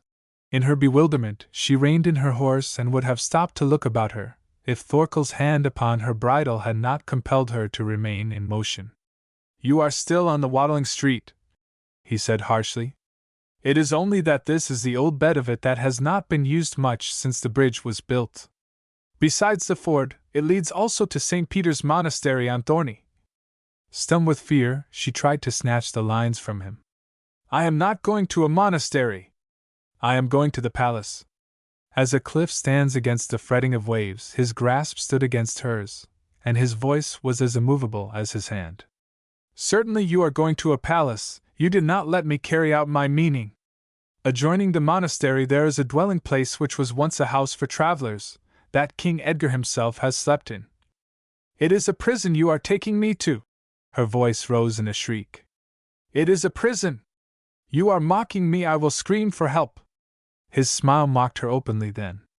"By all means," he assented, "and see how much it will profit you." She realized then that walls were for shutting people in as well as for shutting people out, and she could have screamed for very temper. Yet she made one more attempt before giving way. Abandoning her struggle for the lines, she let her little gloved hands alight like fluttering birds upon his mailed arm, and summoned all the eloquence of her beauty into her heavenly eyes.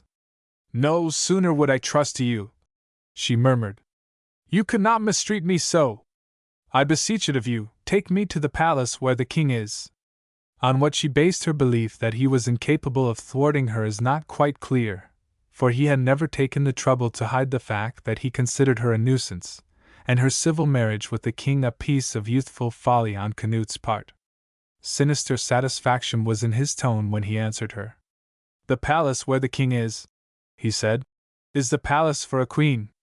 At first, it seemed that she would either scratch out his eyes or throw herself from her saddle. But in the end she did neither, for a sense of her helplessness turned her faint. To one who has always ruled undisputed, there is something benumbing in the first collision with the pitiless hand of force. "If I had the good luck to see a bee caught in a briar, I should wish your death," she threatened. But she said it under her breath, and after that, rode with drooping head and eyes that saw nothing of the scene before her. When the road had left the fens, it climbed a low hill, beyond which it entered a wood.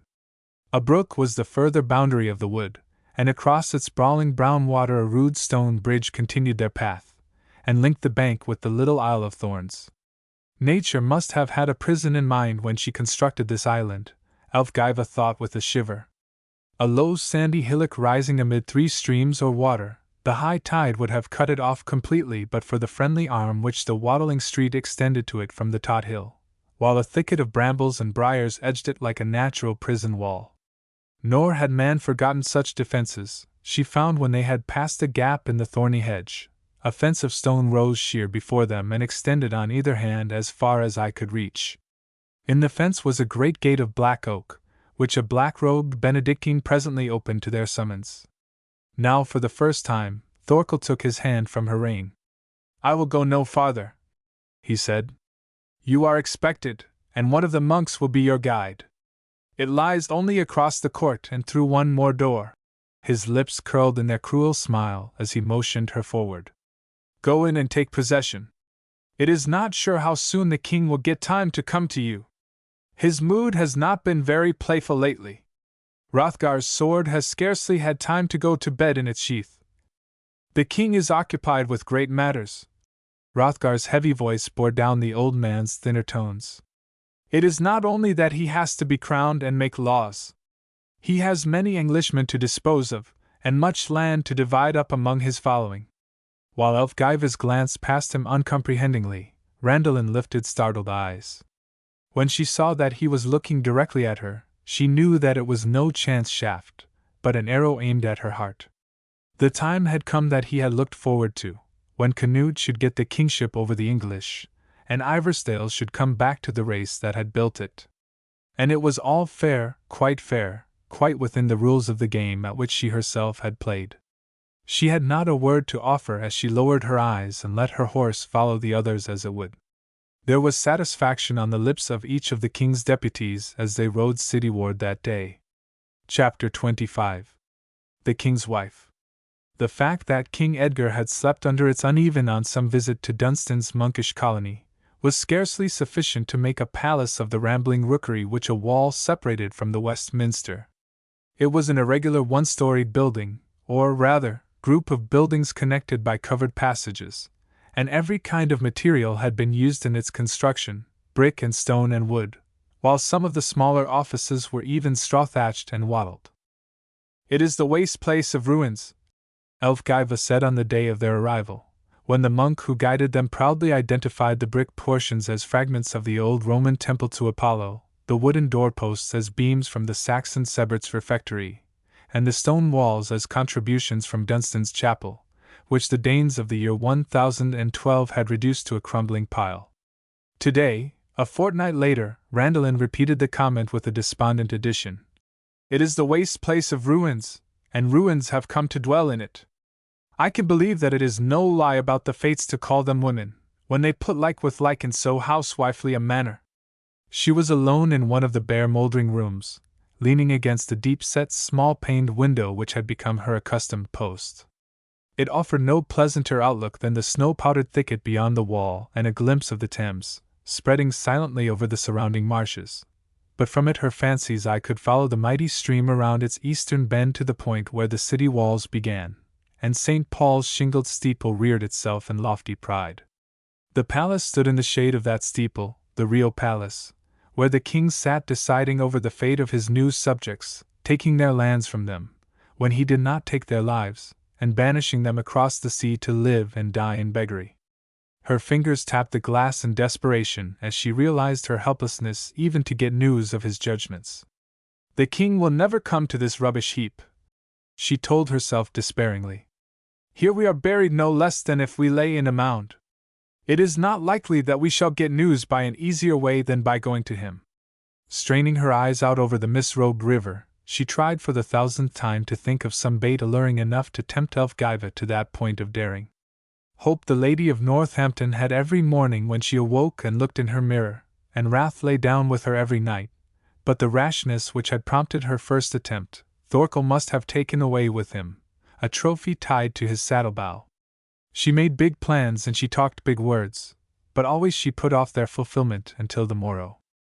At this gate he could be dead and in his grave without my knowing it, Randalin cried in despair, and her voice made it quite clear that he no longer meant the king. Since there was no one to see it, she even allowed her head to fall forward on her arms, and let the ache in her throat ease itself in a little sob. Now it is open to me that I was foolish to let what happened in the garden that day cause so much sadness in my heart, she sighed.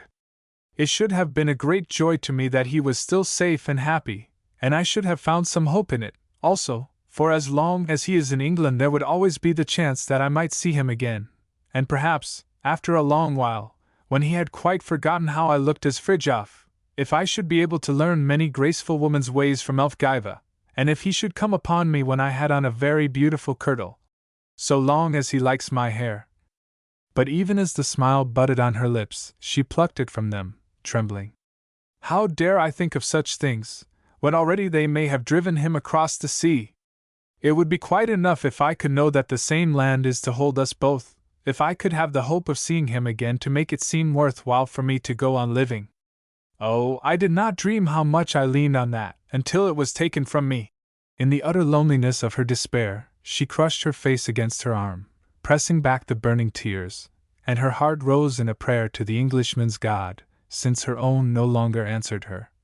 O thou God, if thou art kind and helpful as he says, it is easy for thee to let him remain here where I can sometimes see him. Leave me this one hope, and I also will believe in thee. With her face hidden, she stood there praying it until it rang so strong through her soul that it seemed to her the power could not but hear.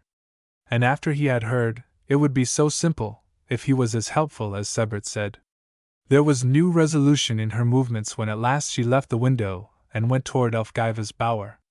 I will try once more to entice her to the palace, so that I can get tidings, she determined. Perhaps it will be easier if at first I suggest no more than a ride, and after that allure her by degrees. I wonder what kind of humor she is in. It was not necessary to go far to obtain a hint as to that. Even as she entered the passage, she heard from the bower chamber the crash of a chair overturned, the scramble of scurrying feet, and then screams and the thud of blows. Now it is heard that she is not sulking among her cushions, Randalin observed. When her temper is up, she is little afraid of doing things which she else would not dare do. According to that, her expectations should have mounted high, as she drew aside the door curtain, for the Lady of Northampton was far from sulking. Partially disrobed, as she had sprung up from before her mirror, she was holding the luckless Deerwind with one hand while with the other she administered pitiless punishment from a long club-like candle which she had snatched from its holder. Between her entreaties for mercy, the little maid was shrieking with pain. Now, at sight of Randalin, she redoubled her struggles so that the belt by which her mistress grasped her burst and left her free to dart forward and fling herself behind the Danish girl. Help me! Help me! She gasped, as Elfgiva swooped upon both of them, her streaming hair taking on a resemblance to bristling fur, her eyes showing more of opal's fire than of heaven's blue. Come not betwixt, or I will treat you in a like manner, the mistress panted. Do you understand the evil she has wrought? She has broken the wing off my gold fly, besides tearing the hair half out of my head. It is not to be borne with. But the Valkyria's fear of Elfgiva's tongue did not extend to Elfgiva's hands. Catching the dimpled wrists, she held them off with perfect coolness, as she said soothingly, Now you tire yourself much, lady, and you will tire yourself more if you consent to the entertainment I came hither to propose. She laughed, a little excitedly, as a thought struck her. It may even be that you will not blame her for this, but rather take it as a sign that my advice is good. To say sign to Elfgiva was something like saying cream to a cat. Gradually she ceased trying to free her hands to gaze at her captor.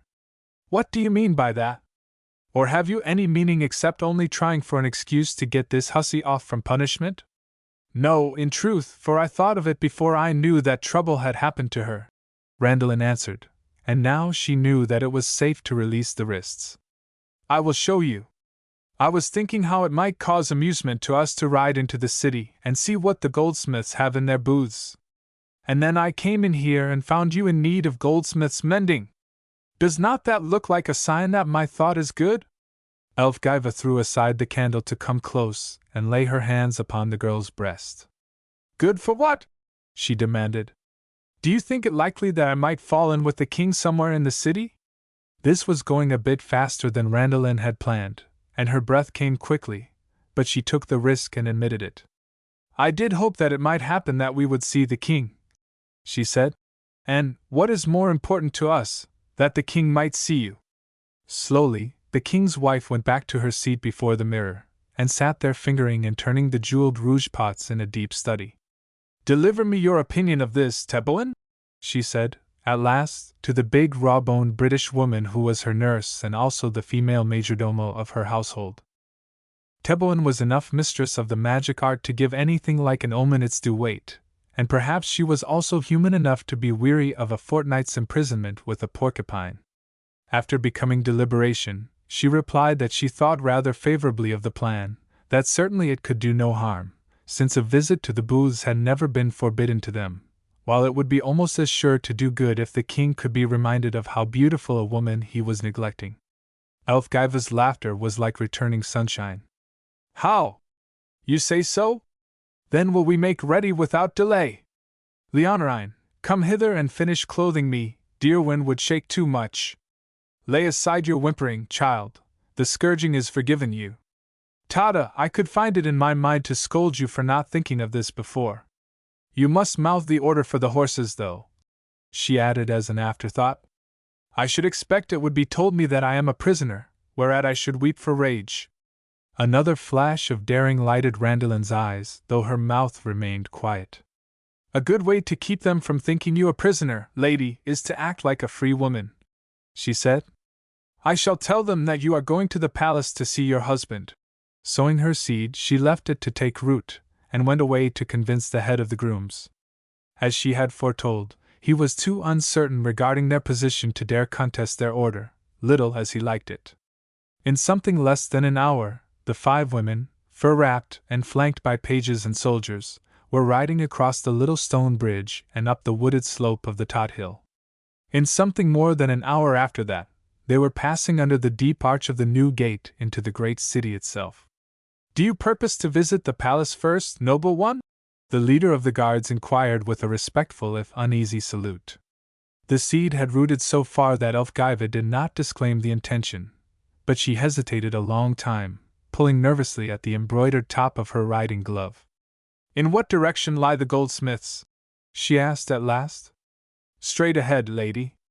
Nothing very pleasant is at the beginning, neither the shambles which lie across the way, nor the wax chandler's which is opposite. But when you get beyond St. Martin's to the Commons, you will find. The lady's nose wrinkled disdainfully. Which way lies the palace? Down the lane on your left, noble one.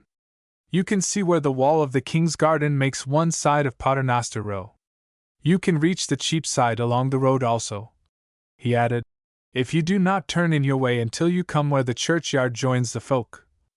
Turn then to the left. They obeyed her, but their gay chatter died on their lips. If the road bore none of the repulsiveness of the shambles, it was still little more cheerful than the graveyard. On their right, an ice-stiffened marsh reached to the great city wall, while a remnant of the primeval beech forest lay along their left, leafless, wind-lashed and groaning. Ahead, behind its walls and above its gardens of clustering fruit trees, rose the towers and gilded spires of the king's palace. As they neared the arched gateway, red with the cloaks of the royal guards, it seemed to Randallin that an icy hand had closed about her heart. The blood was ebbing from Elfgiva's face, and it could be seen that she was forced to keep moistening her lips with her tongue. Nearer, now they were in front of the entrance. All at once, the lady thrust a spur into her horse as he was slackening his pace in obedience to her tightened rein. "To the goldsmith's first," she ordered. "On our way back." Her words were lost on the frosty wind. The master of the first booth in the row of wretched little stalls was humped with steaming breath over a brazier of glowing coals. He leaped to greet such splendid ladies with a profusion of salams and a mouthful of pretty speeches that brought some of the color back to Elfgiva's cheeks. "Do not have me in contempt, Tata," she admonished with a laugh of some unsteadiness. "It is not certain that I am going to belie you to the guards, or that I have lost faith in your sign. Let me sharpen my weapon for some space among these precious things, and it may be that I shall go hence panting for the field." "Ah, gracious lady, you must needs buy my whole stock," the merchant cried with ingratiating smiles, "for I can never endure to sell to another what I have once seen near your face." Elfgiva laughed beautifully then, and the Danish girl took a fresh grip upon her patience. Certainly the jeweled bugs, the golden snakes, the strands of amber and jet and pearl, seemed to act as tonics upon the Northampton lady. If she had not traded away, at the first 2 stalls, every ornament in her possession, she would have investigated each booth in the square. She came out in bubbling spirits to the waiting horses and the half-frozen guards. "This Cheapside is a very fairy garden," she prattled, lingering with her foot in the hand of the kneeling groom. "Everything in beds and rows as they were herbs, milk down this lane, soap down that, jewels, fabrics." She turned with a sudden inspiration. "Maidens, would not this be a merry thought? To find out where the fabrics are kept and try some cloth of gold against these pearls?" As the servile murmur answered, Randalin's brow darkened. Cloth of gold and pearls, when a wolf was tearing at her heart. She spoke desperately. "I wish that the way to the fabrics might lie past the king's house, lady." The king's wife sent her a glance, half resentful, half questioning. "Why do you say that?" "Because if Canute could see you as you look now, with your cheeks a flower and that ermine, like snow, upon your hair, there is nothing in the world he could refuse you." Elfgiva's mouth curved bewitchingly. "You speak as though you had jewels to sell. What fine manners they have, these London merchants! Tell me, Candida Leonorine, does she speak the truth? On your crosses, has not the cold reddened my nose? Or pinched the bloom off my lips?" If the murmur that answered lacked any heartiness, their mistress did not perceive it, for every man within earshot swelled it with reassurance, thinking perhaps of the hot spiced wine in the king's cups. After a moment of hesitation, she flew up to her saddle like a bird. "Do you all think so?" she laughed. "Certainly I never felt in lustier spirits. I declare that I will try it. Hasten, before the roses wilt in my cheeks. Forward! To the palace!" Chapter 26. In the Judgment Hall. While he kept a firm hold upon the spear which he had dropped like a gilded bar across the door, the English sentinel repeated for the 10th time his respectful denial. "I will take it upon me to admit you to the gallery, noble lady, but you were the queen herself, I dare not let you in to the lower part. There be none but men with the king, and it is not fitting." "And is the son of a Saxon serf to decide where it is fitting for me to go?" the lady of Northampton demanded, facing him in a tempest of angry beauty. "Whatsoever you shall do by my direction, dog, will in all respects be available to your credit. Let me through to my husband, or I can tell you that you will find your wariness terribly misplaced." The guard discreetly held his tongue, but he likewise held his position. Elfgiva's bosom was beginning to heave in hysterical menace when a second soldier, lounging against the wall behind the first, ventured a soothing word. "For your own safety, noble one, ask it not. The king is listening to a quarrel between an Englishman and a Dane, and by reason of it, there are many in the room whose tempers may." Randalin, who alone of all the maidens had remained undauntedly at her mistress' elbow, caught that elbow in a vice-like grip. "Take the gallery, then, lady," she urged in a piercing whisper. "The gallery, as quick as you can." As an angry cat wounds whoever is nearest, Elfgiva scratched her in the same undertone. "Stupid! Do you imagine that the only Englishman who has part in the world is the one you showed yourself a fool for? Do you not understand that if I let them assign me to some dark gallery, Canute will not be able to see me? It did not appear that the girl so much as felt the claws. Her eyes had a look of strained listening as they gazed past the sentinel and across the anteroom to the great curtained doorway. He will succeed better in seeing you through a dim light than through a stone wall, she returned. Biting her lips, the fair tyrant of Northampton measured the man through her lashes. He might have been of the same material as his spear for all the sign he showed of yielding. She could not understand such defiance, and like mysteries in general, it awed even while it angered her. Affecting to draw herself up in disdain, she really gave back a step. Perhaps it would be wise to put off our visit until a day that there is a man at the door instead of a blockhead. Randallin's arm was an iron barrier behind her. Now I do not know where you think the power to do that will come from, she hissed in her ear. Do you not see that if you go back to your grooms and let them know that you have not got enough honor with the king to gain an entrance, they will never dare do your bidding again? Do you not see that you must do one of two things, or now win, or now lose? Apparently Elfgiva saw. After a moment's bridling, she whirled back with an angry flounce of her draperies. The gallery, then, dog! I shall reach my lord's ear from that, which will be an unlucky thing for you. Saluting in silence, the guard drew back to let her pass, at the same time signing to a row of men-at-arms standing motionless as pillars against the stone wall of the anteroom. With a rattle and clank they came to life, and the little band of 5 kirtles, surrounded and led, was marched to a low side door which gave in upon a short flight of stone steps, white-frosted now with the dampness and their distance from the fire. At the head of the flight, another door gave entrance to a narrow passage that probably reached the length of the hall below, though it seemed to the shivering women to extend the length of the palace itself. A third door, ending this corridor, admitted them to the gallery that ran across the upper end of the hall. As she passed the threshold, Elfgiva exclaimed in vexation, for the light of the log fire, whose rudely carved chimney-piece broke the long side wall, succumbed at the balcony's lower edge to the shadows of the raftered ceiling, and all above was wrapped in soft twilight. He cannot tell me from a monster, she fumed, letting herself sink into a faded tapestry chair, standing forgotten amid a pile of moldering cushions. The 3 English girls, pressing timidly to her side, answered with indistinct murmurs which she could interpret to suit her pleasure. The Danish girl made her no reply whatever. Half kneeling, half sitting upon the cushions, her head was already bent over the gallery's edge, and the scene below had claimed her eye and ear to the exclusion of all else.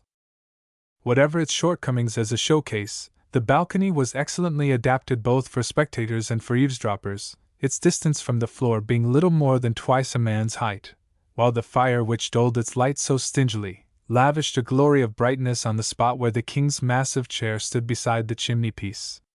After one petulant glance, even Elfgiva's pique gave way to a curiosity that gradually drew her forward to the very edge of her seat and held her there, the 3 maids crouching at her feet. Encircled by a martial throng, so massed and indistinct that they made a background like embroidered tapestry, 3 figures were the center of attention, the figure of the young king in his raised chair, and the forms of the Dane and the Angle who fronted each other before his footstool. Shielded from the heat by his palm, Canute's face was in the shadow, and the giant shape of the son of Lodbrok was a blot against the flames, but the glare lay strong on Sebert of Iversdale, revealing a picture that caused one spectator to catch her breath in a sob. Equally aloof from English thane and Danish noble, the Etheling in the palace of his native king stood a stranger and alone, while his swordless sheath showed him to be also a prisoner. He bore himself proudly, one of his blood could scarcely have done otherwise, but his fine face was white with misery, and despair darkened his eyes as they stared unseeingly before him. As well as though he had put his thoughts into words, the girl who loved him knew that his mind was back in the peaceful manor between the hills, foreseeing its desecration by barbarian hands, foretasting the ruin of those who looked to him for protection. From the twilight of the balcony, she stretched out her arms to him in a passion of yearning pity, and all the selfishness that had been in her grief faded from it utterly, as her heart sent forth a second prayer. "O thou God, forget what I asked for myself. Think only of helping him, of comforting him, and I will love thee as though thou hadst done it to me. Help him! Help him! Answering a question from the king, Hrothgar began to speak, his heavy voice seeming to fill all the space from floor to ceiling. By all the laws of war, King Canute, the Odal of Ivarsdale should come to me. The first son of Lodbrok took the land before ever this Angle's kin had seen it. He built the tower that stands on it, and the name it bears to this day is the name of his giving.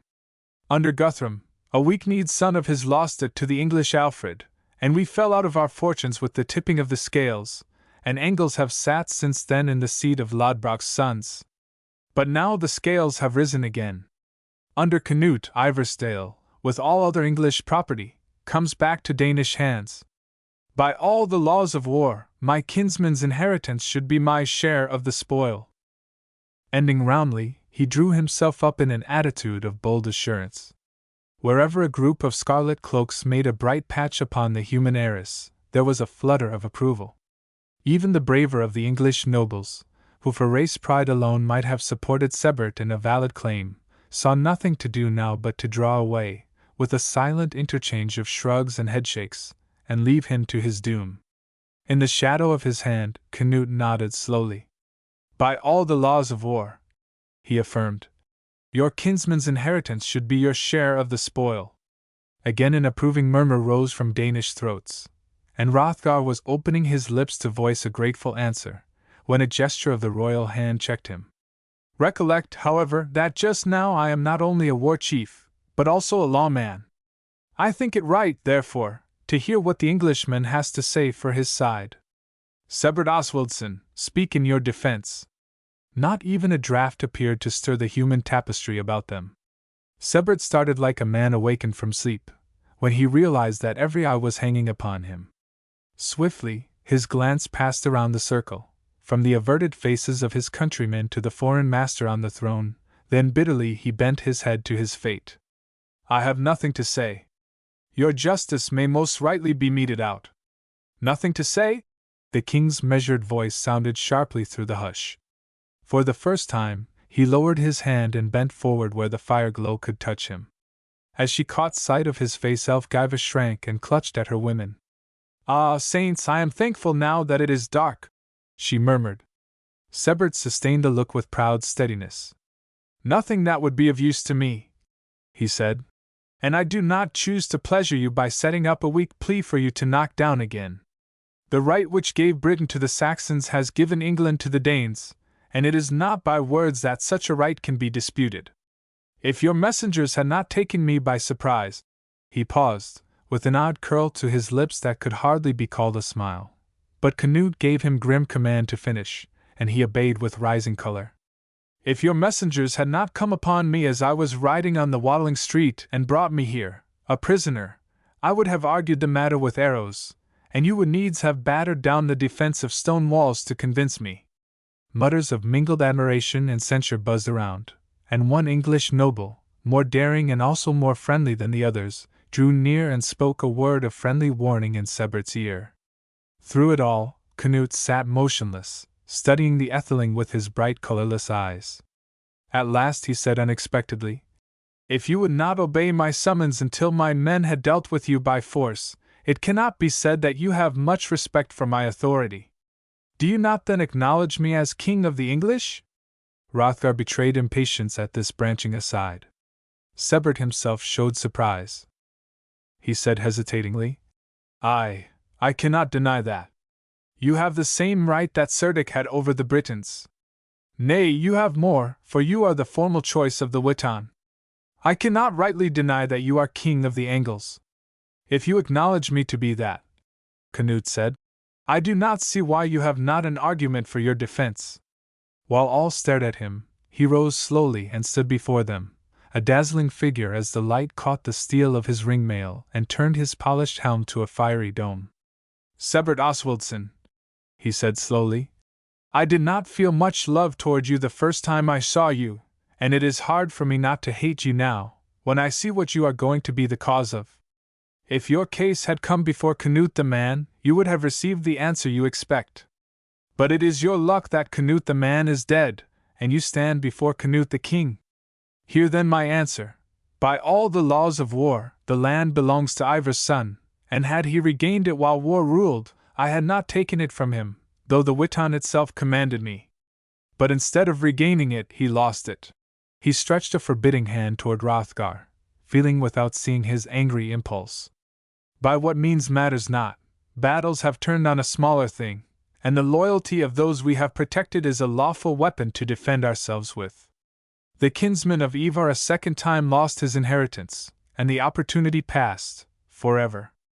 For now it is time to remember that this is not war, but peace, and in times of peace it is not allowed to take a man's land from him unless he has broken the law or offended honor, which no one can say this Englishman has done. What concerns wartime is a thing by itself. As ruler over laws and land rights, I cannot give one man's lands to another, though the one be a man I care little for, and the other is my foster brother. Go back therefore, unhindered, Lord of Ivarsdale, and live in peace henceforth.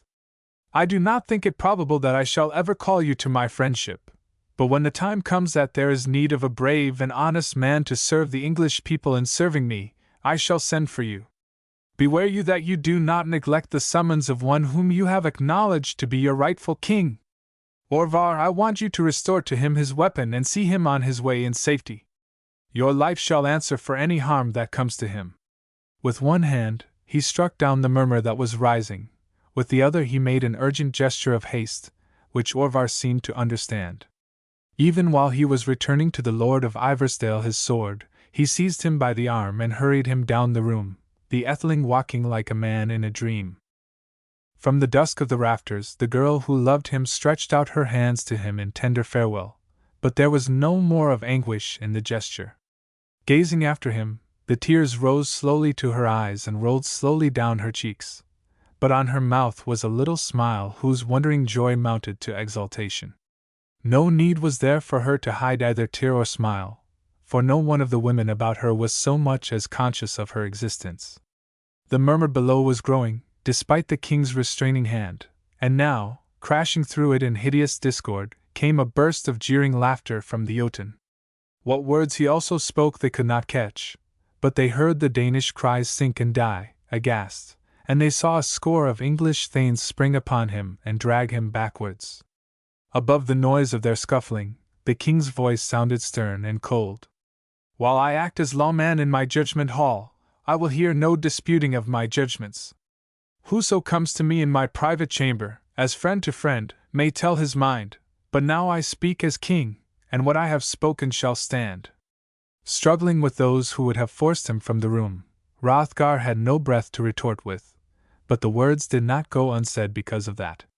Wherever scarlet cloaks made a bright patch, the human arras swayed and shook violently, and then fell apart into groups of angry men whose voices rose in resentful chorus.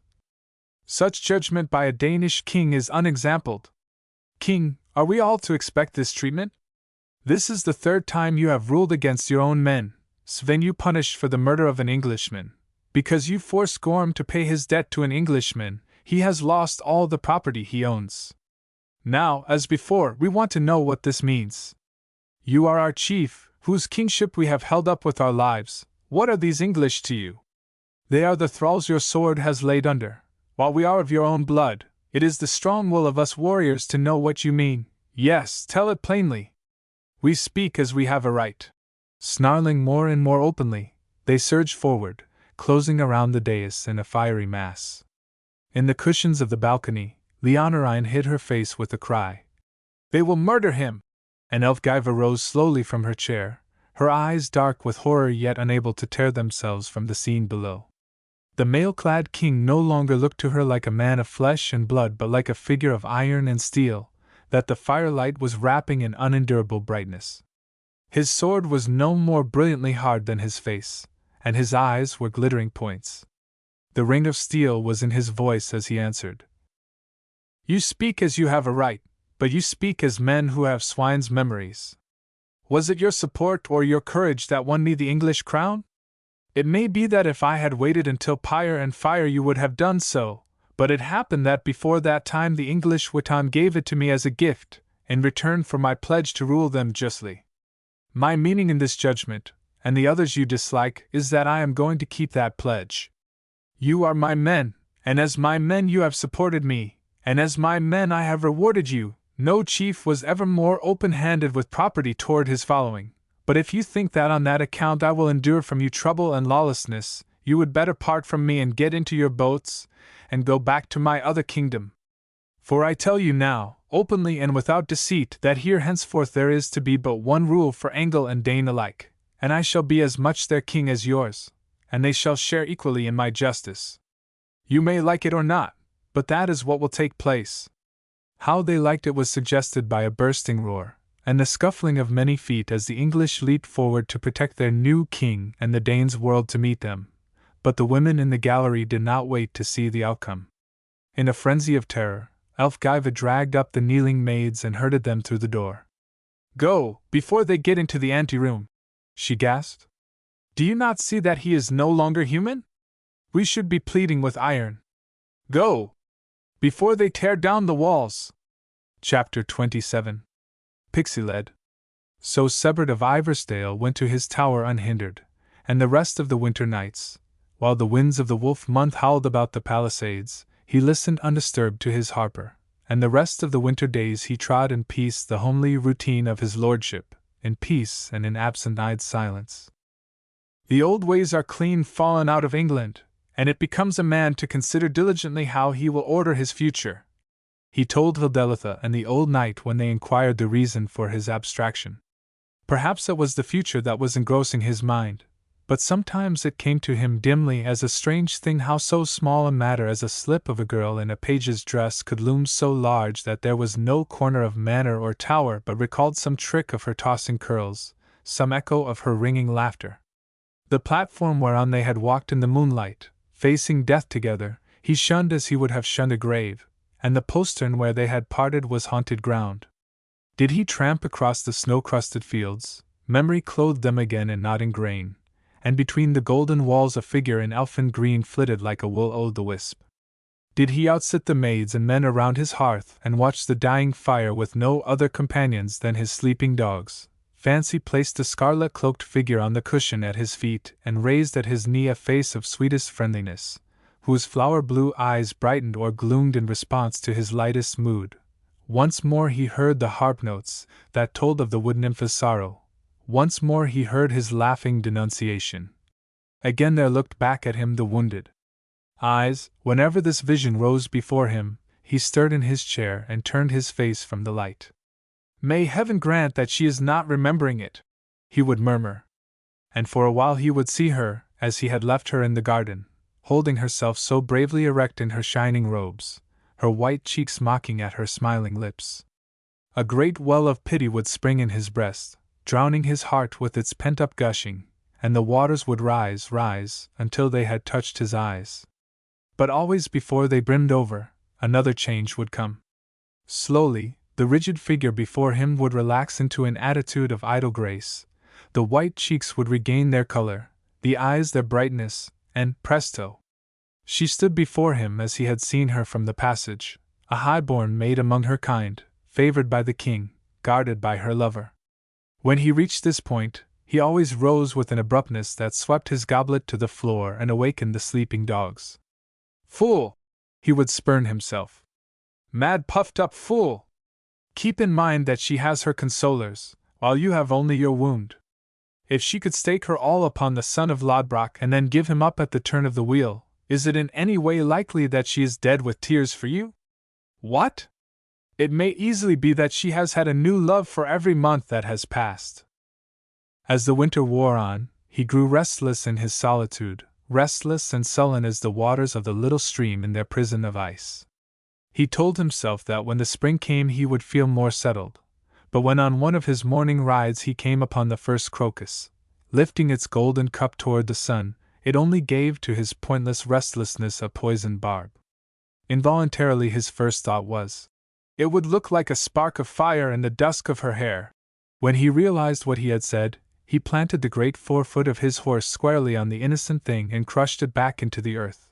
But it had done its work, for after that he knew that neither the promise of the springtime nor the fullness of the harvest would bring him any pleasure, since his eyes must see them alone. "The next time they sing the romance of King Offa before me, I will not hold back my sympathy," he scorned himself. For at last I understand how it is possible for an elf to lure a man's reason off its seat and leave him a dreaming dolt. Like a new lease of life it came to him when the last of the April days brought the long-delayed summons to the king. The old knight, who considered that a command to military service could be justified only by imminent national destruction, was deeply incensed when he learned that the call was to no more than an officership in the new body of royal guards. But the young lord checked him with even a touch of impatience. "What a throng of many words, my friend Morcar, have you spoken? Did you learn naught from the palisade that gave way because churls paid me their service when and how they would?" he demanded. "Now let me inform you that I have got that lesson by heart, and hereafter no king shall have that trouble about me. At sunrise I ride back with the messenger." And he maintained this view so firmly that his face was rather stern as he spent the night settling matters of ploughing and planting and pasturage with the indignant old servitor.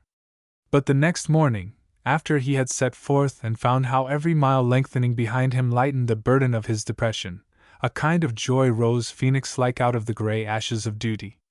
"If I had continued there, I should have become feeble in mind," he said.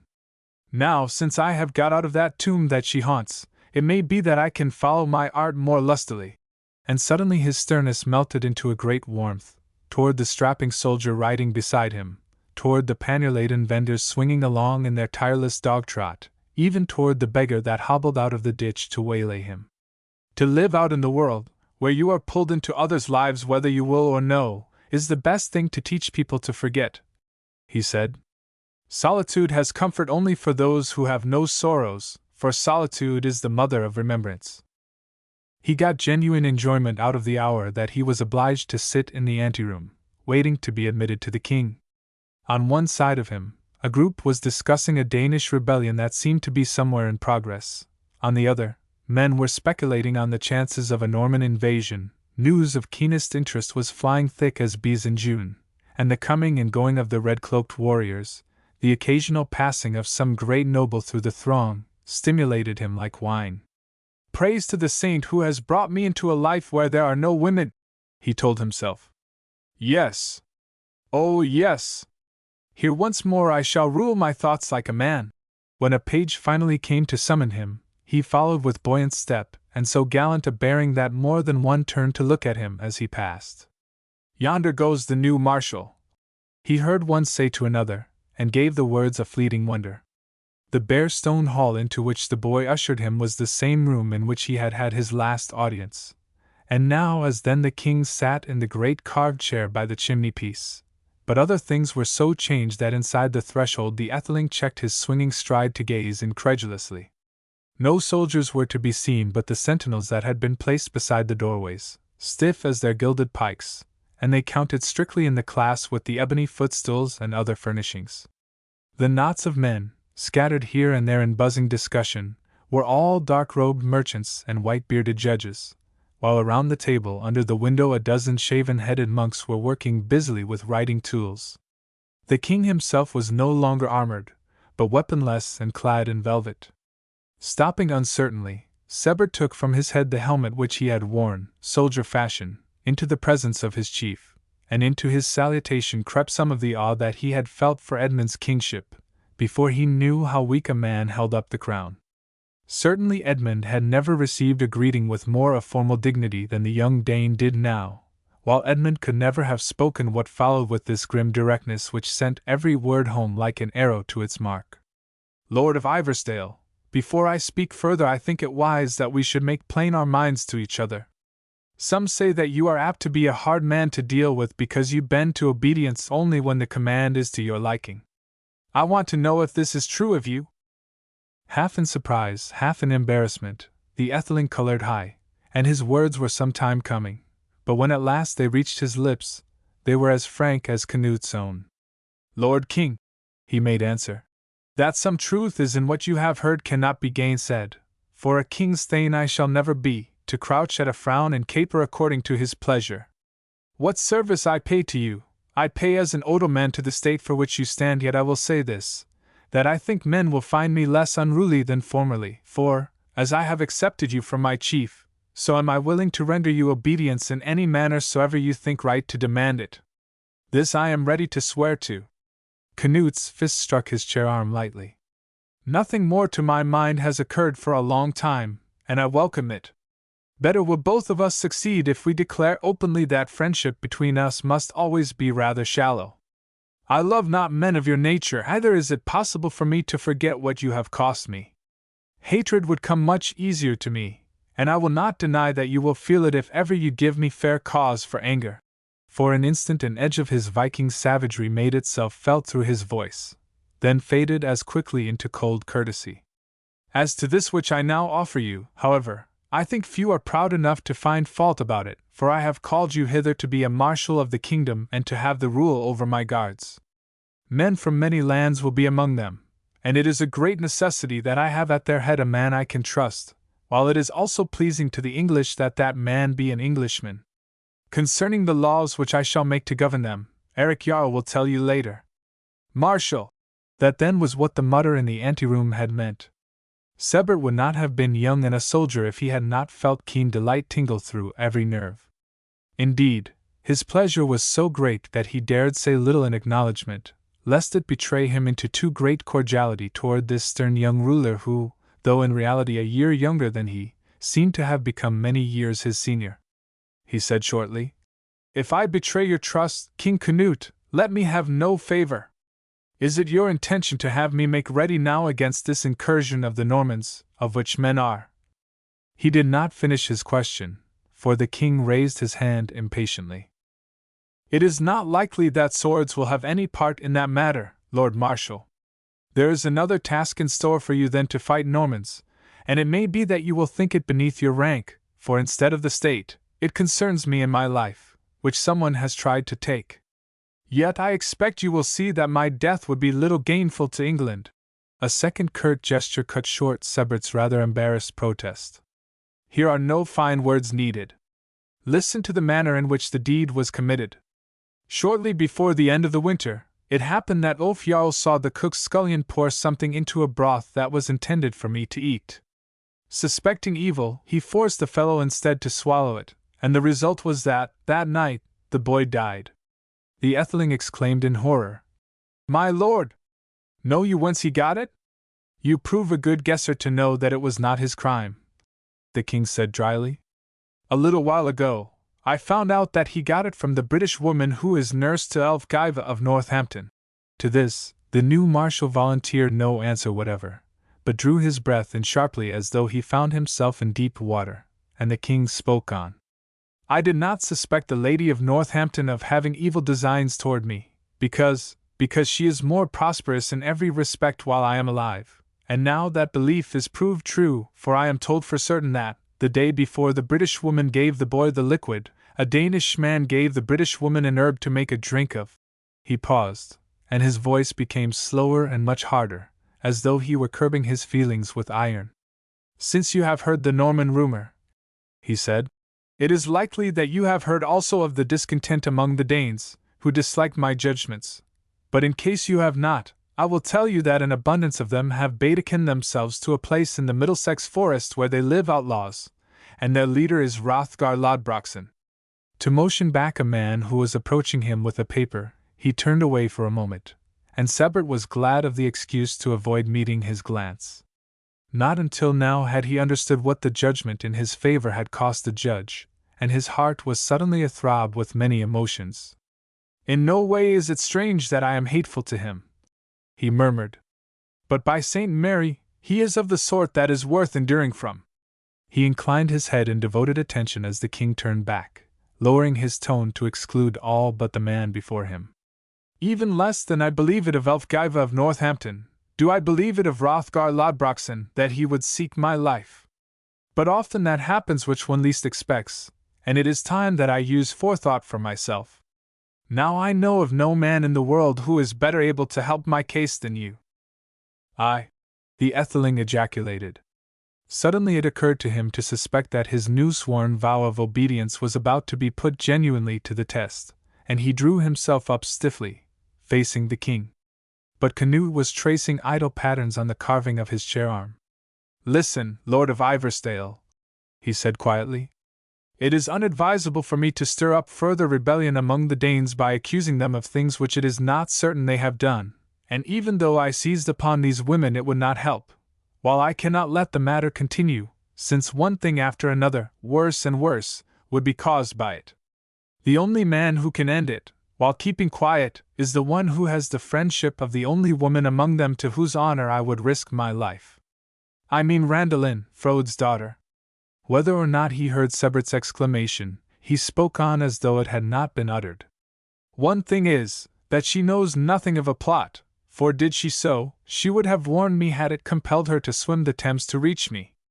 But she must be able to tell many tidings that we wish to know, with regard to the use they make of their jewels, and the Danes who visit them, and such matters, which might be got from her without letting her suspect that she is telling news.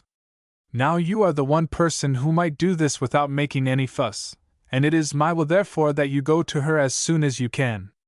Your excuse shall be that the abbot has in his keeping some law parchments which I have the wish to see, but while you are there, I want you to renew your friendship with her and find out these things for me. By obeying me in this, you will give the state help where it is most needed and hard to get. When that was out, he raised his head and met the Etheling's eyes squarely, and it was plain to each of them that the moment had come which must, once and forever, decide their future relations. It was a long time that the Lord of Iversdale stood there, the pride of his rank, and the prejudice of his blood, struggling with his new convictions, his new loyalty. But at last he took his eyes from the king's to bow before him in noble submission.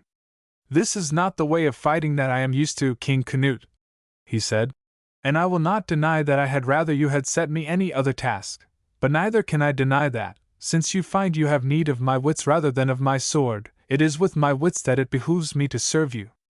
Tell me clearly what is your command, and neither haughtiness nor self-will shall hinder me from fulfilling it." Chapter 28. When Love Meets Love. Before the time of the Confessor, the Westminster was little more than the monastery chapel, in which the presence of the parish folk, if not forbidden, was still in no way encouraged. Today, when the Lord of Iversdale came unnoticed into the dim light, while the last strains of the Vesper service were rising, there were no more than a score of worshippers scattered through the north aisle, a handful of women, wives of the abbot's military tenants, a trader bound for the land beyond the ford, a couple of yeomen and a hollow-eyed pilgrim, drifting with the current of his unsteady mind. After a searching glance around him, the Etheling took up his station in the shelter of a pillar. "Little danger, or hope, is there that I can miss her," he told himself. "If she is indeed here, as the page said. Yet of all the unlikely places to seek her," he smiled faintly as the figure in elfin green flitted through his mind. As well look for a wood nymph at confession, unless, indeed, Elfgiva had taken her there against her will. But that was scarcely likely, he remembered immediately afterwards, since an Englishwoman who had entered into a civil marriage with a Dane would be little apt to frequent an English church. "Doubtless she makes of it a meeting place with her newest lover," he concluded. And the anger the thought gave him, and a sense of the helplessness of his own position, was so great that he could not remain quiet under it but was tortured into moving restlessly to and fro in the shadow. Tender as the gloaming of a summer day was the shade in the great nave, with the ever-burning candles to remind one of the eternal stars. Now their quivering light called into life, for one brief moment, the golden dove that hung above the altar. Now it touched with dazzling brightness the precious service on the holy table itself. Again it was veiled by drifting incense as by heaven's clouds. From the throats of the hidden choir, the last notes swelled rich and full, to roll out over the pillared aisles in a wave of vibrant sound and pass away in a sigh of ineffable sweetness under the rafters. As he bowed his head in the holy hush that followed, the hush of souls before a wordless benediction, some of Sebert's bitterness gave way to a great compassion. What were we all, when all was told, but wrongdoers and mourners? Why should one hold anger against another? In pity for himself and the whole world, his heart ached within him, as a rustling of gowns and a shuffling of feet told that the worshippers had risen from their knees and were coming toward him. He raised his bowed head sadly, fearfully. First came the merchant, tugging at his long beard as he advanced, though whether his meditations were the leavings of the mood that had held him, or a reaching forward into the busy future, none could tell. Him, Sebert's eye dismissed with a listless glance. Behind the trader came the yeoman, one of them yawning and stretching noisily, the other energetically pulling up his belt as one tightens the loosened girth on a horse that has had an interval of rest. The young noble's glance leaped them completely in its haste to reach those who followed, the knot of women, fluttering and rustling and preening like a flock of birds. But the bird he sought was not of their number.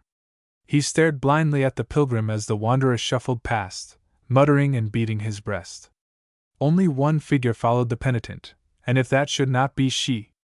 Even though he felt that it could not be, even though he hoped it was not, hoping and fearing, dreading and longing, his eyes advanced to meet the last of the worshippers. Only one figure, but all at once it was as though the whole world were before him. Coming slowly toward him out of the soft twilight, with eyes downcast and hands folded nun-like before her, the daughter of Frode did not look out of place amid blue wreaths of incense and starry altar tapers. Even her robes were in keeping, gold-weighted as they were, for hood and gown and fur-bordered mantle were of the deepest heliotrope, that color which bears the majesty of sorrow while yet it holds within it the rose-tint of gladness. Beneath its tender shadow the dusk of her hair became deeper, and her face, robbed by winter of its brownness, took on the delicacy of a cameo. Ah, what a face it was now, since pain had deepened its sweetness and patience had purified its ardor. The radiance of a newly wakened soul was like a halo around it. Standing there gazing at her, a wonderful change came over the Lord of Iversdale. Neither then nor ever after could he understand how it happened, but all at once, the barrier that circumstances had raised against her fell like the city walls before the trumpet blast, until not one stone was left standing upon another. Without knowing how or why, looking at her, he believed in her, and his manner, which a moment before had been constrained and hesitating, became easeful with perfect confidence. Without knowing how or why he knew it, he knew that she had never squandered her love on the Jotun, either had she come here to meet any Dane of the host. He knew her for his dream love, sweet and true and fine, and he stepped out of the shadow and knelt before her, raising the hem of her cloak to his lips. "Most gentle lady, will you give a beggar alms?" he said with tender lightness. The sound of his voice was like a stone cast into still water. The rapt peace of her look was broken into an eddy of conflicting emotions. Amazement was there and a swift joy, which gave way almost before it could be named to something approaching dread, and that in turn yielded place to wide-eyed wonder. With her hands clasped tightly over her breast, she stood looking down at him. "My lord?" she faltered. As one who spreads out his store, he held out his palms toward her. "Randalin, I have sought you to add to the payment of my debt the one thing that in my blindness I held back. I have come to add my true love to the rest I lay before you." As a flower toward the sun, she seemed to sway toward him, then drew back, her sweet mouth trembling softly. I want not your pity," she said brokenly. Still kneeling before her, he possessed himself of her hands and drew them down to his lips. "Is it thus, on his knee, that one offers pity?" he said. Holding the hands fast, he rose and stood before her. "Heart beloved of my heart, you were merciless to read the truth before. Look again, and take care that you read me as fairly now." Despite his gentleness, there was a strength in his exultation which would not be resisted. Turning shrinkingly, she looked into his eyes. In the gray-blue depths of her own he saw the shimmer of a dawning light, as when the evening star first breaks through a June sky, and gradually the star splendor spread over her face, until it touched her parted lips. "You love me," she breathed, but her voice no longer made it a question. Still gazing into his eyes, she let him draw her closer and closer, till he had gathered her to his breast. Chapter 29. The Ring of the Coiled Snake. The murmur of the rain that was falling gently on the roses of the abbey garden stole in through the open windows of Elfgiva's bower, and blended softly with the music of Candida's lyre. Poring over the dingy scrolls spread out on the table before her, the lady of Northampton yawned until she was moved to throw herself back among her cushions with a gesture of graceful surrender. "It seems that the saints are going to take pity on me and shorten one of these endless days with a nap. Nurse, have a care for these scrolls. And if it happen that the king's marshal comes, Randalin! Where is Randalin?" Beyond Leonorine's embroidery frame and the stool where Candida bent over her lyre, the length of the room away, A figure in iris blue turned from the window by which it stood. "Here, lady. What is your need?" To place the speaker, Elfgiva raised her head slightly, laughing as she let it sink back. "Watching for him already, and the sun but little past noon? For shame, Moppet! Come here. So please you, I was watching the rain on the roses." Randalin excused herself with a blush as she came forward. A merry chorus mocked her. "Is it to watch the roses that you have put on the gown which matches your eyes, you sly one? And the lilies in your hair, sweet? Is it to shelter them from the rain that you wear them? Fie, Tata! Can you not fib yet without changing color?" But Elfgiva raised an impatient hand. "Peace, chatterers!" she commanded, and drawing the girl to her, she spoke low and earnestly in her ear. Randalin looked up in surprise. "You will not see him, lady? Not though he bring news of the doings in the palace? Heaven's mercy!" Elfgiva shrugged with a touch of scorn. "What abundance of news he has found to bring since the day he fell in with you at evensong!" Then she consented to smile faintly as she settled her head among the cushions. "I would rather sleep, child. Comfort him as best you can, only not so well that you forget that which I enjoined you. If he fail us, I cannot tell what we shall do, now that the second scullion has been so foolish as to get himself killed in some way. Where bear you the ring?" The girl touched the spot where the gold chain that encircled her neck crept into the breast of her gown. The lady shook her head. "Never would you think of it again. Take it out and wear it on your finger." As she obeyed, Randalin laughed a little, for the ring was a man's ring, a massive spiral whose two ends were finished with serpents' heads, and her thickest finger was but a loose fit in its girth. But Elfgiva, when she had seen it on, closed her eyes with an air of satisfaction. "To keep from losing it, we'll keep it in your mind," she said. "Now leave me. Candida, more softly! And see to it that you do not stop the moment my eyes are closing. Leonorine, why are you industrious in singing only when it is not required of you? That is better, let no one wake me." They drew silence around her like a curtain through whose silken web the blended voices of rain and lyre and singer crept in soothing melody. To escape its ensnaring folds, Randalin stole back to the distant window beneath which Deerwind sat on a little bench, weaving clover blossoms into a chain. The little gentlewoman looked up with her soft, pretty smile. "How mysterious you are, you two!" she whispered, as she swept the mass of rosy bloom to the floor to make room for her friend. "What with Teboin always seething ill-smelling herbs and Tata, I pray you to tell who has gifted you with such a monster." Waving the ring where the light might catch the serpent's eyes, Randalin pursed her lips with so much mystery that her friend was tempted to catch the hand and hold it prisoner, while she examined the ornament. After one look, however, she let it fall with an expression of awe upon her dimpled face. "The ring Canute gave Elfgiva, that he won from the giant Hrothgar? Heaven forbid that I should press upon her secrets. My ears tingle yet from the cuff I got only for looking at yonder dirty scroll. Yet how long is it since you were taken into their counsels, Tata? Yesterday you were no better able than I to say how things were with her." "How long?" Randalin repeated dreamily. Her gaze had gone back again to the rain, falling so softly that every pool in the sodden paths seemed to be full of lazily winking eyes.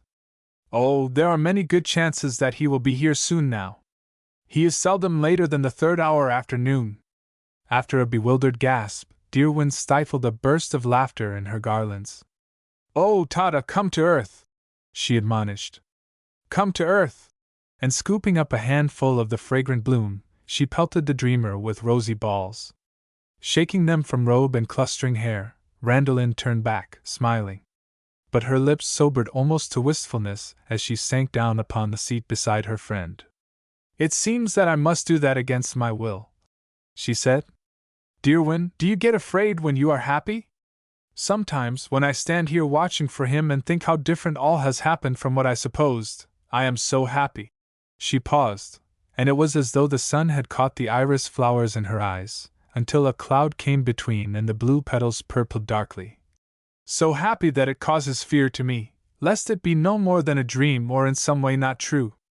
Her cheek, as she ended, was softly pale, but Deerwind brushed it pink with sweeps of the long-stemmed blossom in her hand.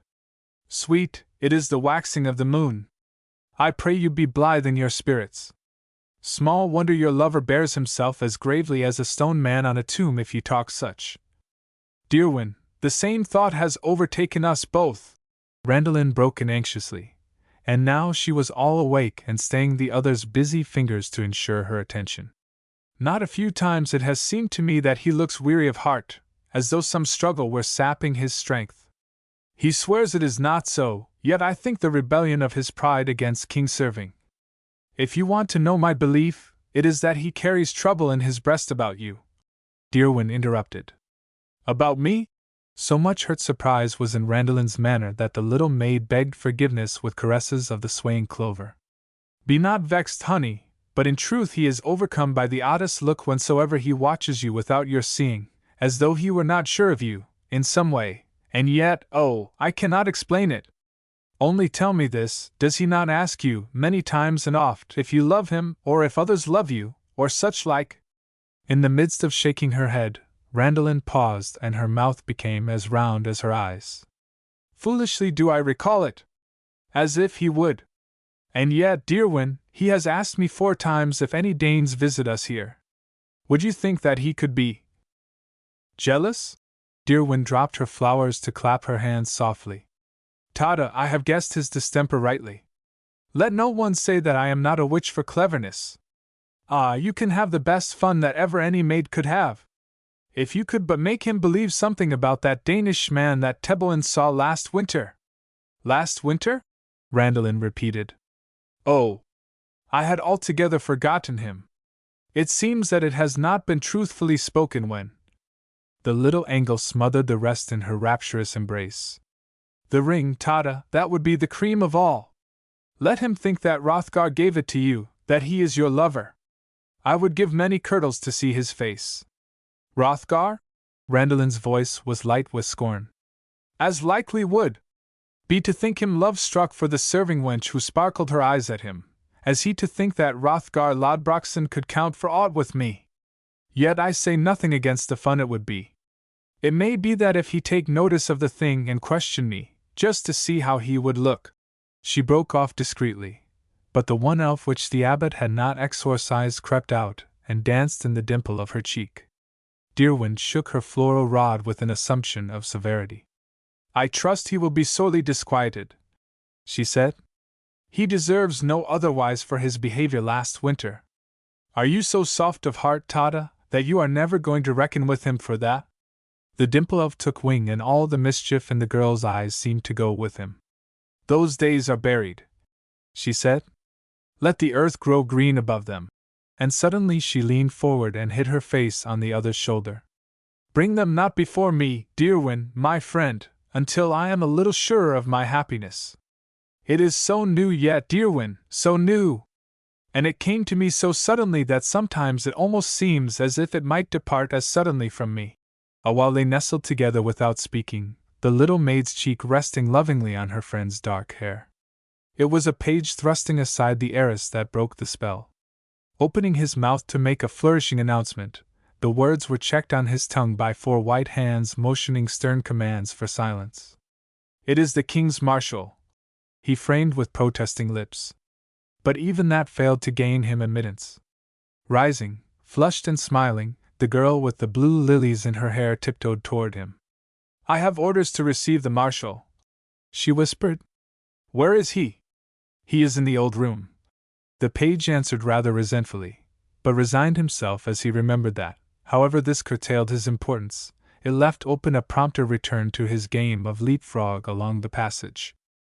In all probability his nimble departure saved him from a scolding for, as she tripped after him down the corridor, a little frown was forming between Randalin's brows. I think it is not well-mannered of the fellow to say the king's marshal as though my lord were Canute Stain, she was reflecting. And I shall put an end to it. Whatever others say, one never needs to tell me that Sebert is not suffering in his service. With this thought in her mind, she raised the moth-eaten tapestry, and stood looking at him with a face full of generous indignation. Except for the noble's embroidered belt and gold-hilted sword, His dress now differed in no way from that of the hundreds and hundreds of red-cloaked guards who were spread over the country like sparks after a conflagration. As he turned at the end of the beat he was pacing and came slowly toward her, she could see that in its gravity his face was as soldier-like as his clothes. Always she found it so when she came upon him unawares, and always, when she spoke to him, she held her breath as his eyes rose to her, and let it go with a little sigh of happiness as she saw gloom drop from him like a mask at the sight of her. "Randalin!"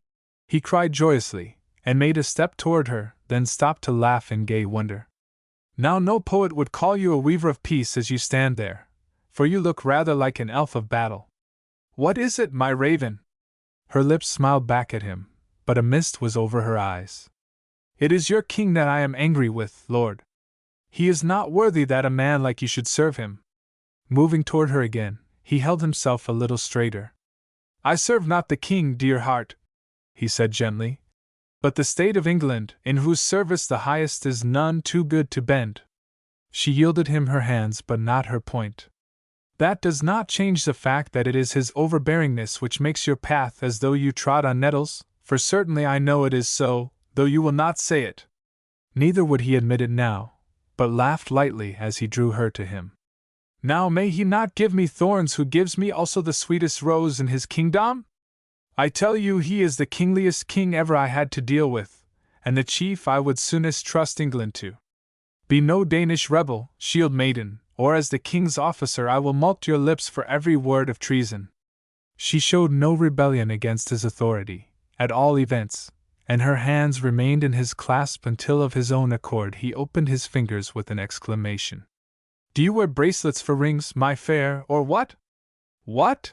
From the monstrous bauble in his palm, he raised his eyes to hers, and if she had seen their looks she might have answered differently. But her gaze was still on the ring, and as she felt him start, that impish dimple peeped out of her cheek. "Is it not a handsome thing?" she said. "It looks to be a ring to belong to a giant. Is it Hrothgar's?" The dimple deepened as she heard his tone. For all its absurdity, there must be some truth in Derwent's witch skill. She was obliged to droop her lashes very low to hide the mischief in her eyes. "It is not his now," she murmured. "It has been given me, to keep me in mind of something." But after that her amusement grew too strong to be repressed, and she looked up at him with overbrimming laughter. "There will soon be too much of this. Sweetheart mine, are you in truth so easy to plague?" Laughing she looked up at him, but, even as his face was clearing, something in it struck her so strangely that her laughter died, and she bent toward him in sudden gravity. "Lord! It is not possible for you to believe that I could love Hrothgar." Her manner of uttering that one word made it speak more scorn than volumes might have done. For a while he only looked at her, that strange radiance growing in his face. But suddenly he caught her to him and kissed her so passionately that he hurt her, and his voice was as passionate as his caress. "No," he told her over and over. "Would I have offered you my love had I believed that? No! No!" Satisfied, she made no more resistance but clung to him with her arms as she had clung to him with her heart since the first hour he came into her life. Only, when at last he released her, she took the ring from her finger and thrust it into his hand with a little gesture of distaste. "I shall be thankful if I do not have to see it again. It is Elfgiva's, that Canute gave her after he had won it from Hrothgar in some wager. It is her wish that you bring it to the king again by slipping it into his broth or his wine, where he will come upon it after he has finished feeding and is therefore amiable." She stopped to laugh merrily in his face. "See how the very naming of the king turns you grave again. When one gets a marshalship, one becomes more and more stark." Grown mischievous again in her happiness, she mocked him with courtesies. But it was only very faintly that he smiled at her fooling, as he held the spiral against the light and shook it beside his ear. "Is there no more to the message?" he said slowly. "Am I to know nothing of her object? Or why I am chosen of all others? Easy is it to tell that." She laughed. "You were not chosen without a reason, and that is because no one else is to be had, since the scullion who formerly served her has gotten himself killed in some way, and the man who stepped into his shoes, out of some spite, has refused Teboin's gold. And as for her object, I wonder at you, lord of my heart. What kind of a lover are you that you cannot guess that? Feigning to flout him, she drew away, then feigning to relent, turned back and laughed it into his ear. It is a love token! To hold him to the fair promises he made at its giving, and to remind him of her, and to win her a crown, and to do so many strange wonders that no tongue can number them. Are you not ashamed to have failed on so easy a riddle? To her surprise, his gravity deepened almost to horror. Love token! He repeated, and suddenly he laid his hands on her shoulders and forced her gently to give him eye for eye. Randalin, if I comply with you in this matter, will you answer me a question? Answer with such care as though your life, nay, as though my life depended on it? Willingly, more than one. She consented, but forgot to wait for it as a memory, wakened by his words, stirred in her. Now it is time for me to remember that there is one thing I have not been altogether truthful about, through forgetting, about the Danes we have seen. I recall now that last winter Teboin often saw one when she was gathering herbs in the wood. She spoke with him of the magic things she brews to make Elfgiva sleep, and he gave her herbs which she thought so useful that she has been fretful because she has not seen him since. Unconsciously, the young soldier's hands tightened on her shoulders until she winced. You know with certainty that she has never seen him since? He demanded. That Danes had naught to do with the last token Elfgiva sent through the scullion? You can swear to it? Certainly, if they speak the truth, I know it, she answered wonderingly. How should Danes? Why, Sebert, what ails you? For he had let go her shoulders as abruptly as he had seized them, and walked away to the window that looked out upon the rain-washed garden. After a moment's hesitation, she stole after him. Sebert, my love, what is it? Trouble is in your mind, there is little use to deny it. Dear one says it concerns me, but I know that it is no less than the king. Dear one, it seems strange that you cannot disclose your mind to me as well as to Fridtjof. It was the first time, in their brief meetings together, that she had spoken that name, and his smile answered. Even while his lips admitted a trouble, his manner put it aside. You are right that it concerns the king, my elf. Sometimes the work he assigns me is neither easy nor pleasant to accomplish. Yet without any blame to him, most warlike maiden for. But she would not be prevented from saying stern things of her royal guardian, so at last he let her finish the subject, and stood pressing her hands upon his breast, his eyes resting dreamily on her face. When she had finished, he said slowly, Sweeting, because my mind is laboring under so many burdens that my wits are even duller than they are wont, will you not have the patience to answer one question that is not clear to me? Do you think it troublesome to tell me why it was that you said, that day in the garden, Now shake off that look, dearest, never will we speak of it again if it is not to your wish. Tell me what you meant by saying that you came into Canute's camp because you had too much faith in Hrothgar, if you despise him, since you despise him so? Her eyes met his wonderingly. By no means could I have said that, lord. When I left home, I knew not that Hrothgar lived. The one in whom I had too much faith was the king. Because I was young and little experienced, I thought him a god, and when I came to his camp and found him a man, I thought only to escape from him. That was why I wore those clothes, Sebert, not because I liked so wild a life. That is clear to you, is it not? He did not appear to hear her last words at all. He was repeating over and over. The king, the king! Suddenly he said. Then I got that right, that it was he who summoned me to Gloucester to make sure that you had kept your secret from me also? That he was angry with you for deceiving him? Yes, she said. But as he opened his lips to put another question, she laid her fingertip beseechingly upon them. Sebert, my love, I beg of you let us talk no more of those days. Sometime, when we have a long time to be together, I will tell you everything that I have had in my breast, and you shall show me everything that you have had in yours. But let us wait, sweetheart, until our happiness seems more real than our sorrow. Even yet I do not like the thought of the sun-brown boy-bred wench. She laughed a little unsteadily at the sudden crimsoning of his face. And I am still ashamed, and ashamed of being ashamed, that I showed you so plainly what my heart held for you. Elfgiva's tongue has stabbed me sore. Beloved, can you not be content, for now, with knowing that I have loved no man before you and shall love none after you? Bending, he kissed her lips with the utmost tenderness. "I am well content," he said.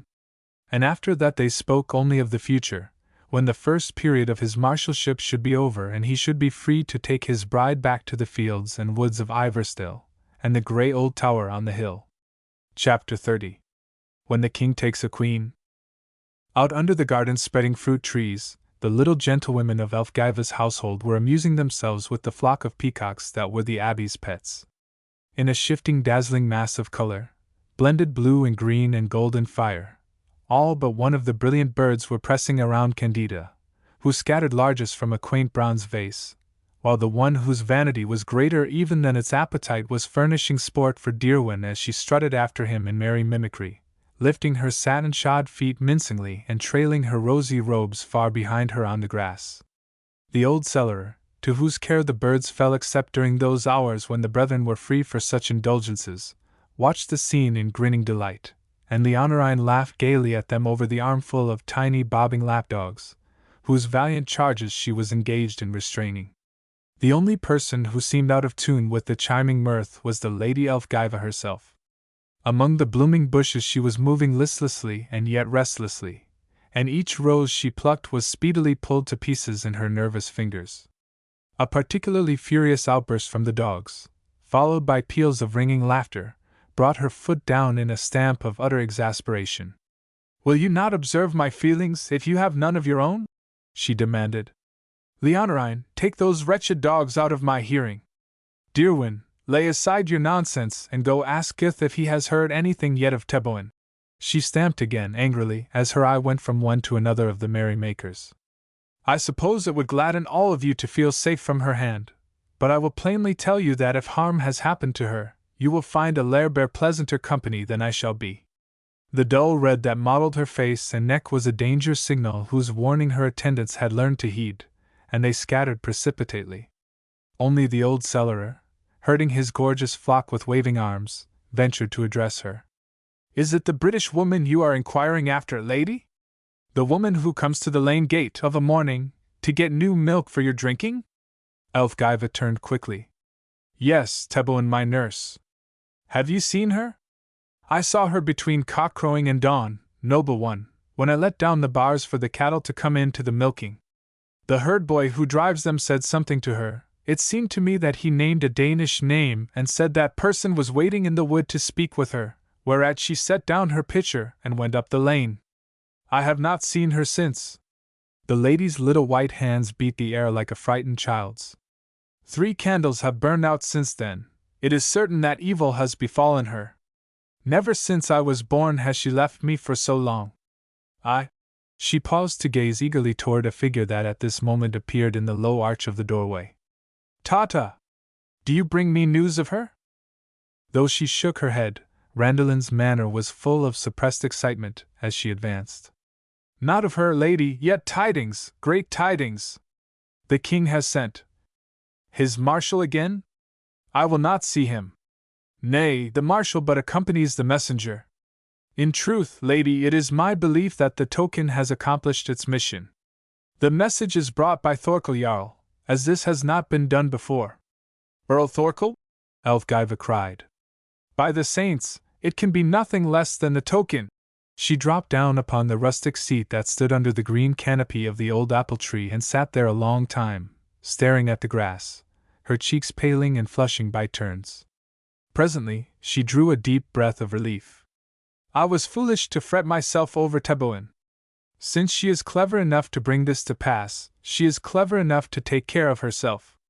Without doubt it was the Danish wizard, and he informed her of some new herb, and she has gone to fetch it."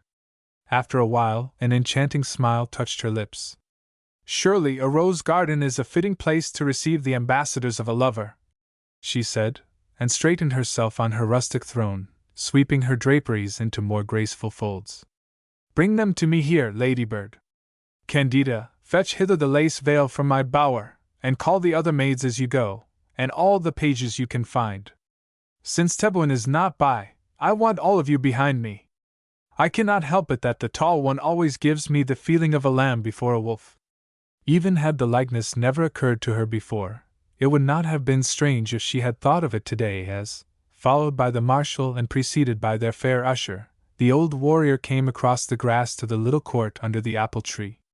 The keenness of the hooded eyes that looked out at her from his grizzled locks, the gleam of the white teeth between his bearded lips as he greeted her, was unmistakably wolfish. She relapsed into a kind of lamb-like tremor as she invited them to be seated and commanded the attendance of her cupbearer. When she caught sight of the misery of discomfort in Sebert's frank face, she lost her voice entirely and waited in utter silence while they drank their wine. Yet Thorkel's manner was unwontedly genial when at last he broached his errand. "You lack the eagerness that is to be expected, lady," he said as he gave his mouth a last polish with the delicate napkin. "How comes it that you have not guessed I bring you a message from the king?" She answered doubtfully that the king had not behaved to her so that his messages were apt to be anticipated with much pleasure.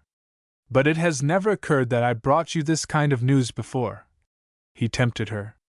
"Will it not interest you to hear that at last the palace is ready for a queen?" That startled her a little out of her wariness, crying the last two words after him with an eagerness of inflection that was as pathetic as though her heart were concerned. His lips gave out a flash as he nodded. "A queen! Canute is going to give the Angles a gift of the elves." For an instant, she was betrayed into believing him, and bent forward, her flushing face transfigured with delight. She was starting to speak when the Etheling rose abruptly from his seat. "Lord Thorkel," he said angrily, "this cap-play would bring you little thanks from your king, nor will I longer endure it. I pray you to explain without delay that the name of Elfgiva is borne also by Emma of Normandy." Then the old man snarled as a wolf does whose bone has been seized. "Lord of Iversdale, you act in the thoughtless way of youth. I was bringing the matter gently." But the young man accomplished his purpose in spite of the elder. He did not address the king's wife. Indeed, he refrained even from looking at her, but he spoke swiftly to the dark-haired girl who stood beside the seat.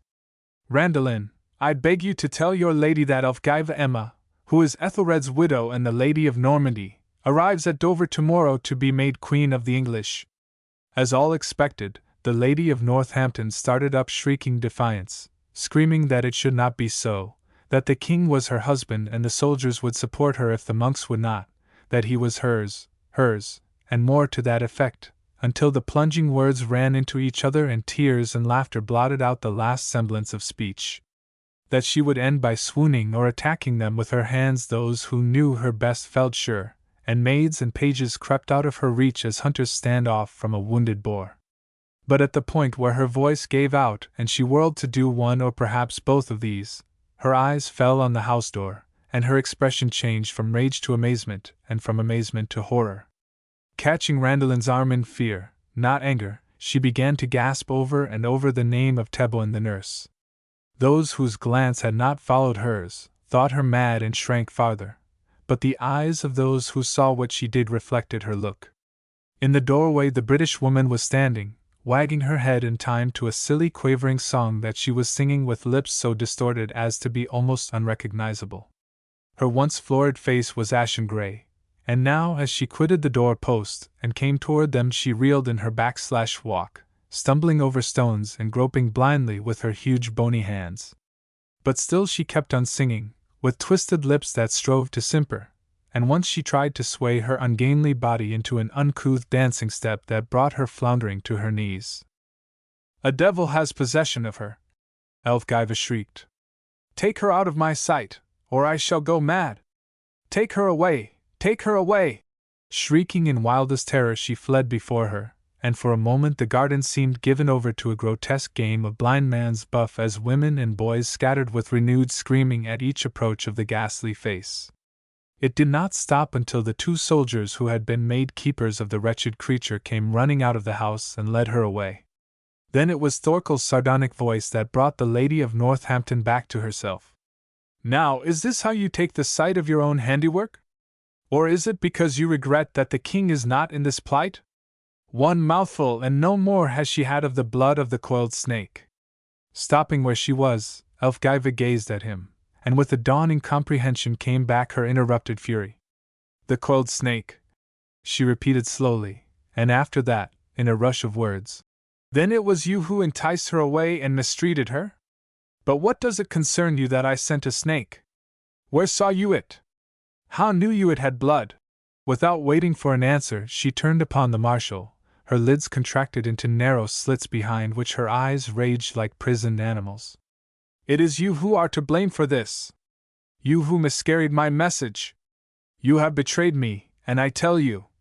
Hysterical tears broke her voice, but she pieced it together with her temper and went on telling him all the bitter things she could think of, while he stood before her in the grim silence of one who has long foreseen the disagreeable aspects of his undertaking and made up his mind to endurance.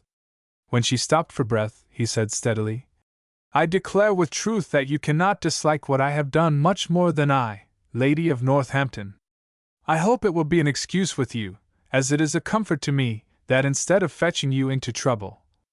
Thorkel took the words from his lips, and no longer with sinister deliberation but with a ferocity that showed itself in the gathering swiftness of his speech. Trouble, yes! By the hammer of Thor, I think you deserve to have trouble. Had any of your witches' brew done harm to the king, I can tell you that you would not have lived much longer. What? Are the plans of men to be upset by your baby face, and a kingdom lost because a little fool chooses to play with poison as a child with fire? Poison? She screamed. She had been facing him with whitening lips, and now the little breath that she had left went from her in a sharp cry. Not poison, love philters.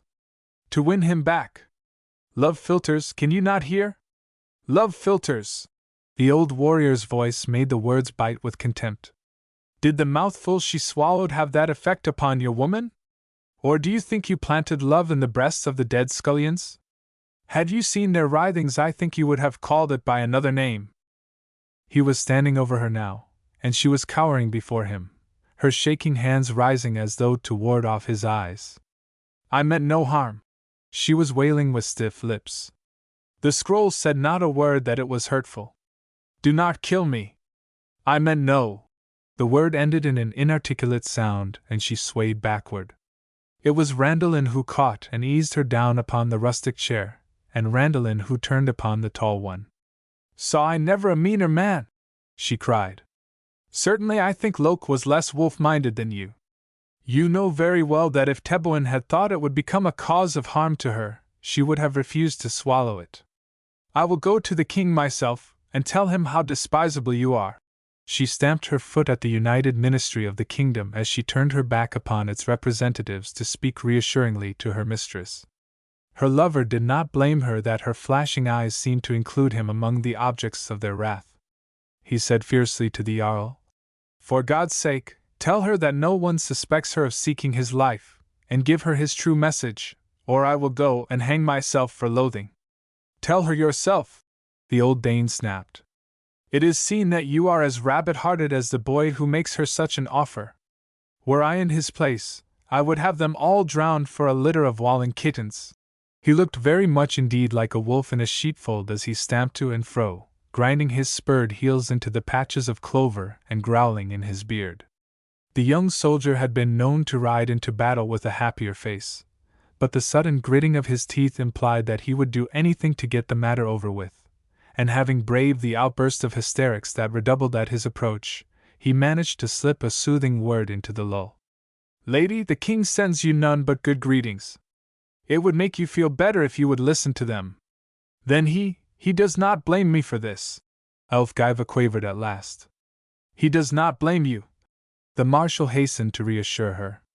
And in token thereof he sends you your heart's desire.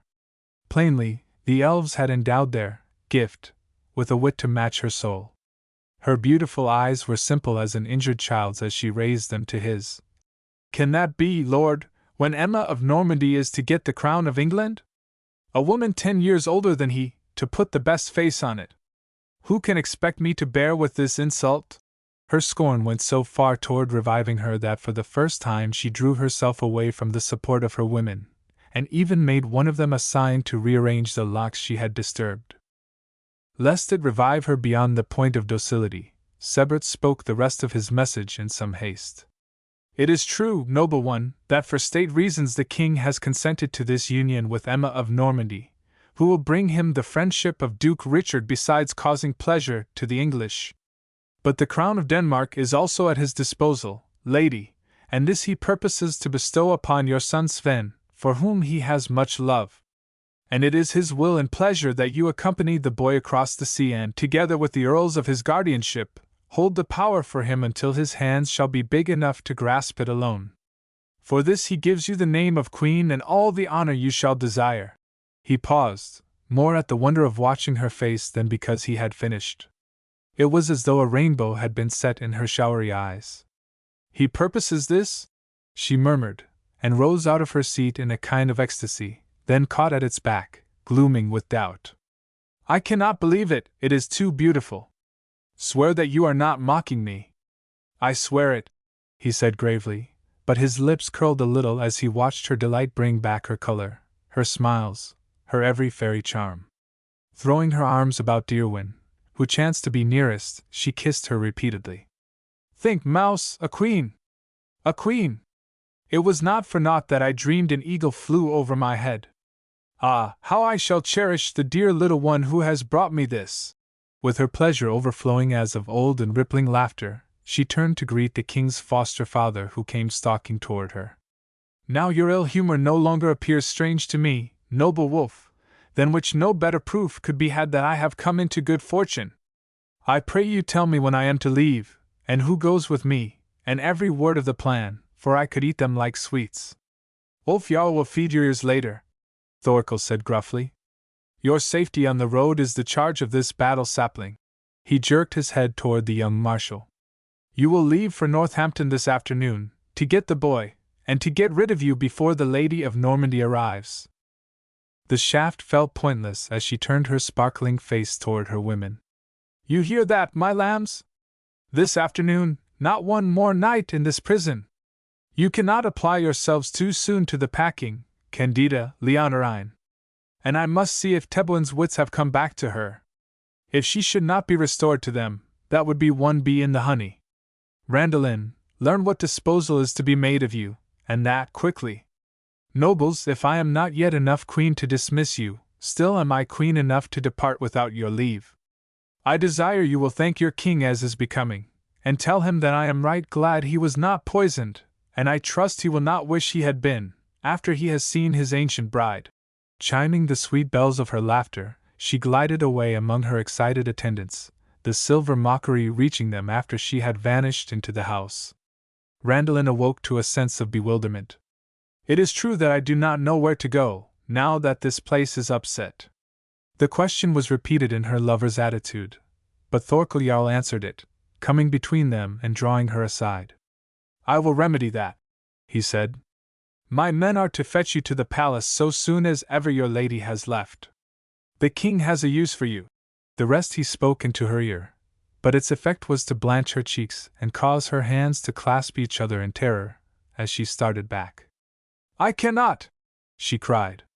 I cannot! You must, he said harshly, or you will do little credit to the blood that is in you. Do you no longer think your father and brother of any importance? They are pitiless to demand it of me, she murmured, and buried her face in her hands. Anger leaped from the young noble's eyes as, in his turn, he came between her and the Jarl. He said forcefully, No one shall ask anything of you that you do not want, nor shall any king compel you. Yet I think I have a right to know what his will is with you.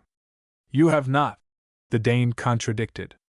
Do you think the king's purposes are to be open to the sight of every Angle who becomes his man? Nor have you ally rights ever over her who is the king's ward. End this talk, maiden, and give me your promise to be obedient. She gave it in a cry of despair. I must, I know I must, then sought to make peace with her lover by laying caressing hands on his breast. And he is right, love, that I ought not to tell anyone. It is another one of those things that you must trust. But for once the Etheling's will did not bend to her coaxing. His mouth was doggedly set as he looked down upon her. I trust no man I do not know, he answered, and I do not know Canute the man, nor do I greatly like what I have heard of him, or this plan of sending me from the city at this time. You have no cause to reproach me with lack of faith in you, Randalin, for when every happening, even your own words, made it appear as if it were love for Hrothgar Lodbrokson which brought you into the camp. I looked into your eyes and believed them against all else. In the intensity of the living present he forgot the dead past, until he saw its ghosts troop like grey shadows across her face. Love for Hrothgar Lodbrokson? She repeated, drawing back. Then you did believe that I could love Hrothgar? Her voice rose sharply. You believed that I followed him. Too late he saw what he had done. I said that I did not believe it, he cried hastily.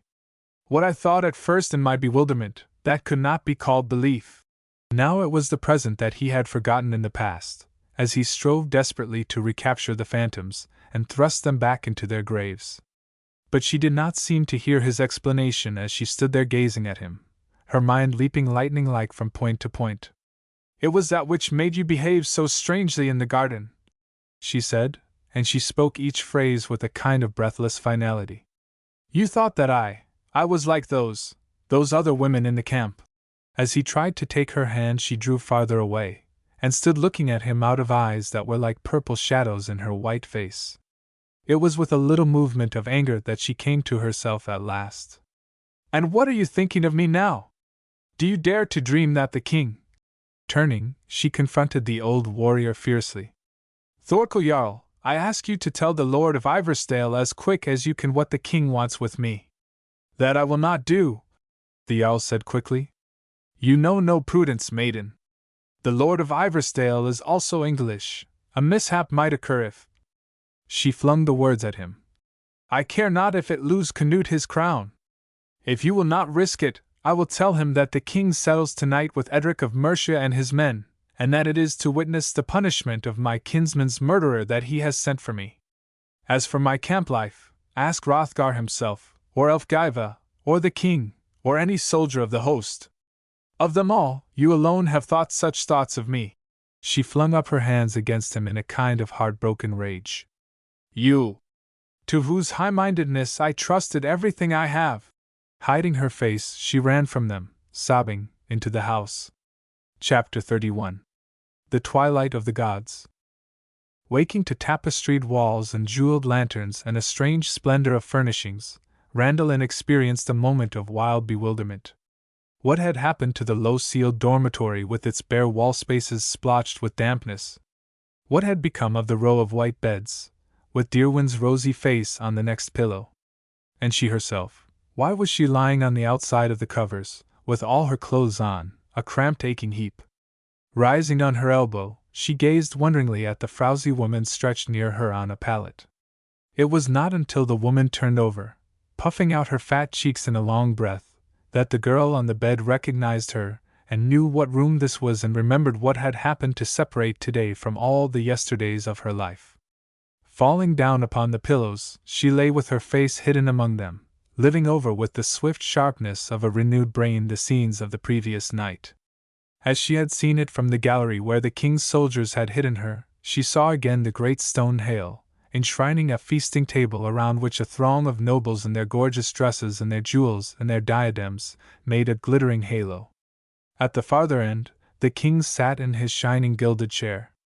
Just below her was Edric of Mercia with Norman Leofwinason beside him. She could not see their faces for their backs were toward her, but now and again the gainer's velvet voice rose blandly, and each time she was seized with shuddering. How was it possible that he did not feel disaster in the air? To her it seemed that the very torch flames hissed warnings above the merriment, while the occasional pauses were so heavy with doom that their weight was well nigh unendurable. At each, she was forced to fight down a mad impulse to scream and scatter the hush.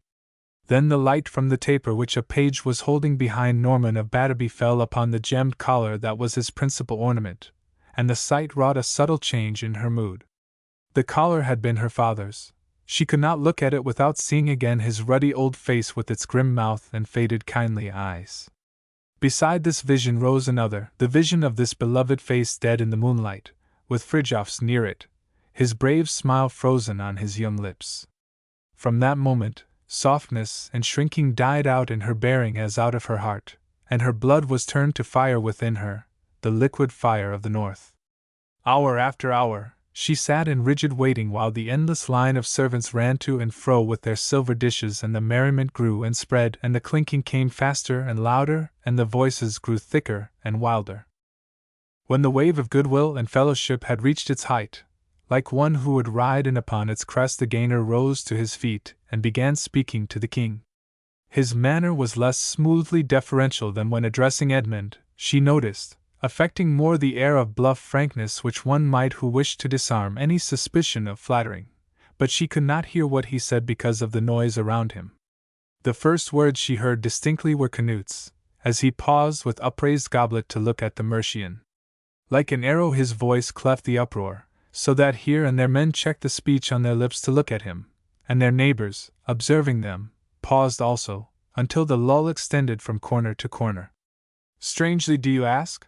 he said. "Why should I give you more than Edmund gave you?" She had no difficulty in hearing Edric this time. Aggressively honest, his words rang out with startling sharpness. "Because it was for you that I went against Edmund, and from faithfulness to you that I afterwards destroyed him." Out of the stillness that followed, a voice cried, "Are you mad?" And there was the grating of chairs thrust hastily back. But after a great wrench, her heart stood still within her as through the madness she perceived the purpose. As well as Edric of Mercia, she knew that the young Viking's vulnerable point was his longing for his own self-esteem, a craving so unreckoning in its fervor that, should he have the guilty consciousness the traitor counted on, rather than endure his own reproach for cowardice, he would be equal to the wild brazenness of flinging the avowal in the teeth of his assembled court. Her pulses began to pound in a furious dance as the same flash of intuition showed her the rock upon which the gainer's audacious steering was going to wreck him. For no skulking guilt was in the face of the new King of England as he met the startled glances, but instead a kind of savage joy that widened his nostrils and drew his lips away from his teeth in a terrible smile. "Now much do I thank whatever God has moved you to open speech," he said, "for with every fiber of my body have I long wanted to requite you for that faithfulness. Knowing that you were coming tonight to ask it, I have the reward ready. Never was recompense given with a better will." Leaping to his feet, he hurled the goblet in his hand against the opposite wall so that it was shattered on the stone behind the embroidered hangings. At the signal the tapestry was lifted, and in the light stood Eric of Norway, leaning on a mighty battle-axe. To him the king cried in a loud voice, all the irony gone from it, leaving it awful as the voice of Thor at Ragnarok. "Do your work where all can see you, Eric Jarl, that no man shall accuse me of being afraid to bear my deeds. And let Norman Leofwinason die with his lord for the slaying of Frode of Avalcombe." A roar of hideous sound, a confusion of overturned lights, of screeching servants, of writhing struggling bodies, above it all, the vision of that glittering axe poised in the air, then flashing downward. Randolin's recollections blurred, ran together, and faded out in broken snatches. She recalled a brief space of something like sleepwalking as the soldiers led her through branching corridors to this room, and fetched for her attendant the only woman available, a wench they had taken from trencher washing in the royal kitchen. She remembered irritably rejecting the woman's clumsy services and sending her to sleep on her pallet, while she herself walked to and fro with her surging thoughts until sheer physical exhaustion forced her to throw herself upon the bed. After that she remembered nothing. "I am glad that I did not disgrace my kin by screaming or fainting," she reflected now, as she raised herself stiffly. "I am glad I did that much credit to my name." She flushed as her hand, touching the pillow, found it wet, and for an instant the bearing of her head was less erect. "I do not remember what I dreamed," she murmured, "but full well I know that it was not because Norman Leofwinason is slain that I shed tears in my sleep." For a while she drooped there, her eyes on the open window, outside of which a robin was singing blithely among the cherries. But all at once she seized the pillow with a kind of fierceness, and turned it over and piled the others on top of it, crying under her breath, "How dared he! How dared he! I will shed no tears for him while I am awake. I will remember only that I am my father's daughter and the Lady of Avalcombe." Proudly as became an Oda woman, she followed the page when he came at last to call her to the royal presence. The great stone hall in which the king awaited the arrival of his Norman bride was the same room in which he had feasted the night before, but tables and dishes now were gone. Gold-weighted tapestries hung once more over the door by which Eric of Norway had made his entrance, and a rich-hued rug from an eastern loom lay over the spot where she had seen the axe rise and fall. Crossing the threshold, the commonplaceness of it all clashed so discordantly with the scene in her memory that for an instant she grew faint and clung to the curtains between which she was passing. That death should leave so little trace, that the spot which one night was occupied by a headsman, the next should hold a bride, made her fancy reel with horror even while she pulled herself together sternly. "This is life as in truth it is," she said. "It is well that I understand at last how terrible everything really is, and how little anything matters." Forcing herself to tread the rug with steady step, she came where the king stood by an open window. He was as changed as the room, though in honor of his bride he wore again state robes of silk and cloth of gold, for the fire of the northern lights was gone out of his face, leaving it dull and lustreless. In the garden below, a minstrel was making hay in the sun of the royal glance by a rapid improvising of flattering verses which he was shouting lustily to his twanging harp. But now the king's hand rose curtly. "Your imagination has no small power, friend, yet save some virtues in case you should want to sing to me again," he advised as he tossed down a coin and turned away. His ward courtesied deeply before him. "For your justice, King Canute, I give you thanks drawn from the bottom of my heart," she said.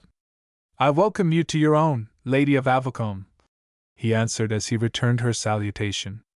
Leaning against the window frame, he stood a long while looking at her in silence, so long that she was startled when at last he spoke. "Yet for the good of the realm, I must lay on your Oda one burden, Frode's daughter." "What is that, King?"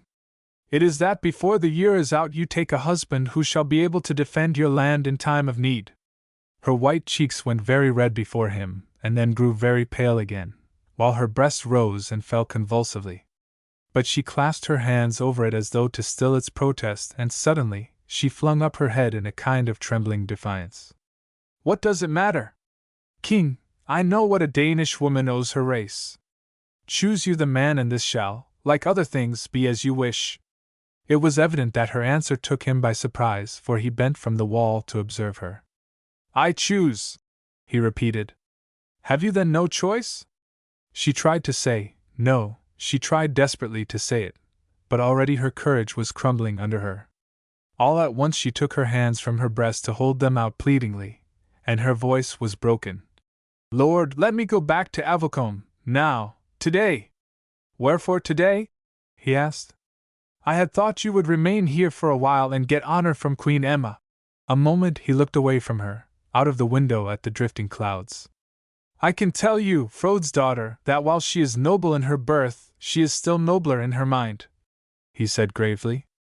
"Little would there be in her service for you to take ill. I think it possible that she might be highly helpful to you. There is that about her which makes the good in one come out and bask like a snake in the sun, while the evil slinks away shadow-like." She interrupted him with a cry that was half a sob. "Lord King, I cannot bear it to see more people that are strange to me. Since I left my father's house I have felt the starkness of strangers, and now I can endure it no longer.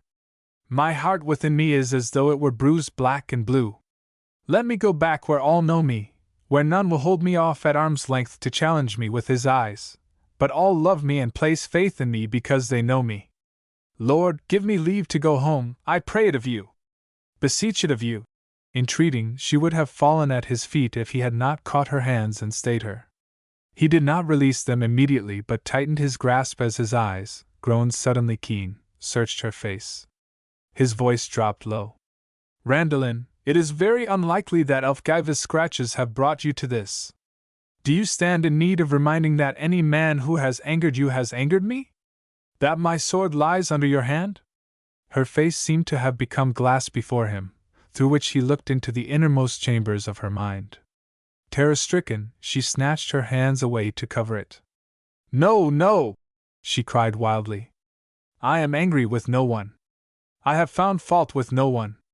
Draw no sword from me, only let me go." Again he turned from her and stood looking out at the clouds. But when at last he spoke, his voice was the gentlest she had ever heard it. "You are wise in this, as in other things, Frode's daughter," he said, "and you shall certainly have your way. I take it that I am your guardian to protect you from harm, not to force you into things you do not want. Soldiers I can trust shall go with you, in case there be danger from Norman's people, and for women." She spoke up eagerly. "There is an old nun at St. Mildred's, King, who loves me. I think she would come to me until others could be found." "Go then," he granted. "Thorkel shall see to it that men and horses are ready when you are." He held out his hand, but when she took it in both of hers and would have saluted it reverently, he would not let her but instead raised her fingers to his lips. An odd note was in his voice. "Heavy is it for my tongue to say farewell to you, Frode's daughter," he said, "for your friendship has surpassed most other things in pleasantness to me." Frank liking mingled with gratitude and reverence as she looked up at him. "I have got great kindness and favor from you, King Canute. I pray that you will be very happy with your queen." A moment he pressed his lips to her hand, then gently set it free. "I give you thanks," he returned, "but happiness is for me to wish you. The best you can ask for me is that sometime I shall become what you believed me to be the day you came to me at Scoreston." She tried to tell him that she believed him that now, but something in her forbade the untruth. She could do no more than leave him, with a mute gesture of farewell. Perhaps her gaze was not quite clear as she crossed the room, for she did not see that the door curtains were moving until she was close upon them, when they were thrust apart to admit the form of Hrothgar Lodbrokson. Stifling a gasp, she shrank behind a tall chair. He did not see her, however, for his eyes were fastened upon the king, who had turned back to the window. He had cast aside the splendor of the royal guards, wearing over his steel shirt a kirtle of blue that made his florid face seem redder and gave to his fiery hair a hotter glow. 2 sentinels carrying shining pikes had followed him in, uncertainly, and now one plucked at his arm. But the Jotun shook him off to stride forward, clanking his heels with intentional noisiness upon the stone floor. At the clatter the king looked around, and the tone in which he spoke his friend's name had in it more of passion than all the lover's phrases he had ever paid Elfguy viziers. At the same time, he made a sharp sign to the 2 sentinels. "Get back to your posts," he said. Hesitating they saluted and unwilling they wheeled, while one spoke bluntly over his shoulder. "It would be better to let us stay, King, if you please. You are weaponless." "Go," Canute repeated. In a moment the doors beyond the curtain had closed behind them, and the 2 men were alone save for the girl hiding forgotten in the shadow of the chair. Hrothgar laughed jarringly. "Whatever has been told about you, you have not yet been accounted a coward. But I do not see how you know I shall not kill you. I have dreamed of it not a few times." Something like a veil seemed to fall over the king's face. From behind it he spoke slowly as he moved away to the dais upon which his throne chair stood, and mounted the steps. "The same dream has come to me, but never has it occurred to me to seek you out to tell you of it. No such purpose had I," the Jotun said with a touch of surliness. Pulling a bag from under his belt, he shook out of it upon the floor a mane of matted yellow hair. "If you want to know my errand, it is to bring you this. Yesterday it came to my ears that one of my men was suspected of having tried to give you poison through your wife's British thrall. I got them before me and questioned them, and the Scar-Cheek boasted of having done it. This is his hair. If you remember anything about the fellow, you understand that he was not alive when I took it from him." The king looked immovably at the yellow mass. "You have behaved in a chieftain-like way, and I thank you for it," he said. "But I would have liked it better if you had come to me about the judgment that raised this wall between us." Hrothgar's throat gave out a savage sound. "Tempt me not! I am no sluggish wolf." But Canute spoke on. "What I expected that day was that you would come to me, as friend comes to friend, and with my loose property I would redeem from you every stick and stone which my kingship had forced me to hold back. Not more than they have called me coward, have men ever called me stingy. And when have men called me greedy?" the Jotun bellowed. "Your thoughts have got a bad habit of lying about me if they say that it was greed for land which made me take your judgment angrily. Except for the honor of my stock, what want I with land while I have a ship to bear me? I tell you, now as heretofore, that it was your treachery which unsheathed a sword between us. Hrothgar, my brother! The veil was rent from the king's face, and he had stepped from the dais, and seized the other by the shoulders as though he would wrestle bodily with him. By the holy ring, I swear that I have never betrayed you! If you grudge not the land to the Englishman, you have no cause to grudge him anything under Ymir's skull. Can a man change his blood, for so much a part of me is my friendship for you? Time never was when it was not there, and it would be as possible to fill my veins with Thames water as to put an Englishman into your place. Can you not understand? But Hrothgar's hand had fallen upon the other's breast, and pushed him backwards so that he was forced to catch at the chair arm to save himself from falling. Never get afraid about that, he sneered. Since we slept in one cradle, I have been a thick-headed Trym, and your Lok's wit has fooled me into doing your bidding and fighting your battles and giving you my toil and my limbs and my faith, but wisdom has grown in me at last. You undertake too steep a climb when you try to make me believe in your love while before my eyes you give to the man I hate my lands and the woman you had promised me and my place above your men. His rage choked him so that he was obliged to break off and stand drawing his sword from his sheath, and slamming it back with a sharp sound. His voice came back in a hoarse roar. When I reckon up the dead against you, I know that the only thing to wipe it out would be your life. Not taken by poison nor underhandedly, but torn out of your deceitful body as we stand face to face. If I could do that, it might be that my anger would be quenched. Again he drew his blade half out, and this time he did not shove it back. His huge body seemed to draw itself together, crouching, as he leaned forward. Why do you stand there looking as though you thought you were Odin? Do you think to blunt my weapon with your eyes? Why do you tempt me? The king had not moved away from the chair against which he had staggered, and the prints of his nails were on its arm. He was as though he had hardened to stone. To show you that I am stronger than you, though I face you with bare hands, he said. To show you that you dare not kill me. Dare not! Hrothgar's laughter was a hideous thing as he cleared at a bound the space between them. His sword was full drawn now. Shout for your guards! It may be that they will get here in time. But the king neither gave back nor raised his voice. I will not, he said, nor will I lift hand against you. Never shall you have it to say that I forgot you had endangered your life for mine. On your head it shall be to break the blood oath. Now they were breast to breast. In her mind, the girl in the shadow flung open the doors and shrieked to the sentinels and roused the palace. In her body, she stood spellbound, voiceless, breathless. Still Hrothgar did not strike. It was the king who spoke this time also. Among the sayings of men in Norway, he said coldly, there is one they tell of a traitor who carried a sword of death against his king, but lacked the boldness to use it before the king's face. So he begged his lord to wrap a cloak around his head that he might get the courage to ask a boon. When that had been done, he stabbed. Do you want me to cover my eyes? With a hoarse cry, Hrothgar flung his sword back to his sheath, recoiling. There was even a kind of fear in his manner. A fool would I be, to set your ghost free to follow me with that look on its face. Keep your life, and instead I will torture every angle I can get under my grip, for it is they who have turned a great hero into a nothing. May they despise you as you have despised your people for their sakes. Invoking the curse with a sweep of his handless arm, he strode from the room. Randalin did not see when he passed her, for her eyes were on the king as he stood looking after his foster brother. Ah, God, what a terrible world hast thou made!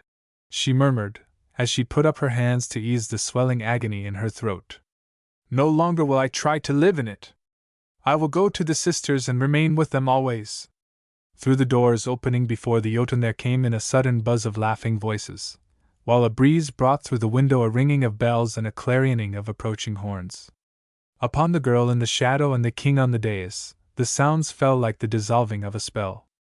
She ran swiftly to the little door behind the tapestry and let herself out unseen, unheard. The king mounted the throne he had won and sat there in regal state, facing the throng of splendid courtiers trooping in to give him their wedding greetings. Chapter 32. In Time's morning. The hot glare of a July sun was on the stones of the waddling street, and July winds were driving hosts of battling dust clouds along the highway. but in the herb garden of St. Mildred's cool shadows lay over the dew-beaded grass, and all was restfulness and peace. The voice of the girl who was following Sister Winfrida from mint clump to parsley bed, from fennel to rue, was not much louder than the droning of the bees in the lavender.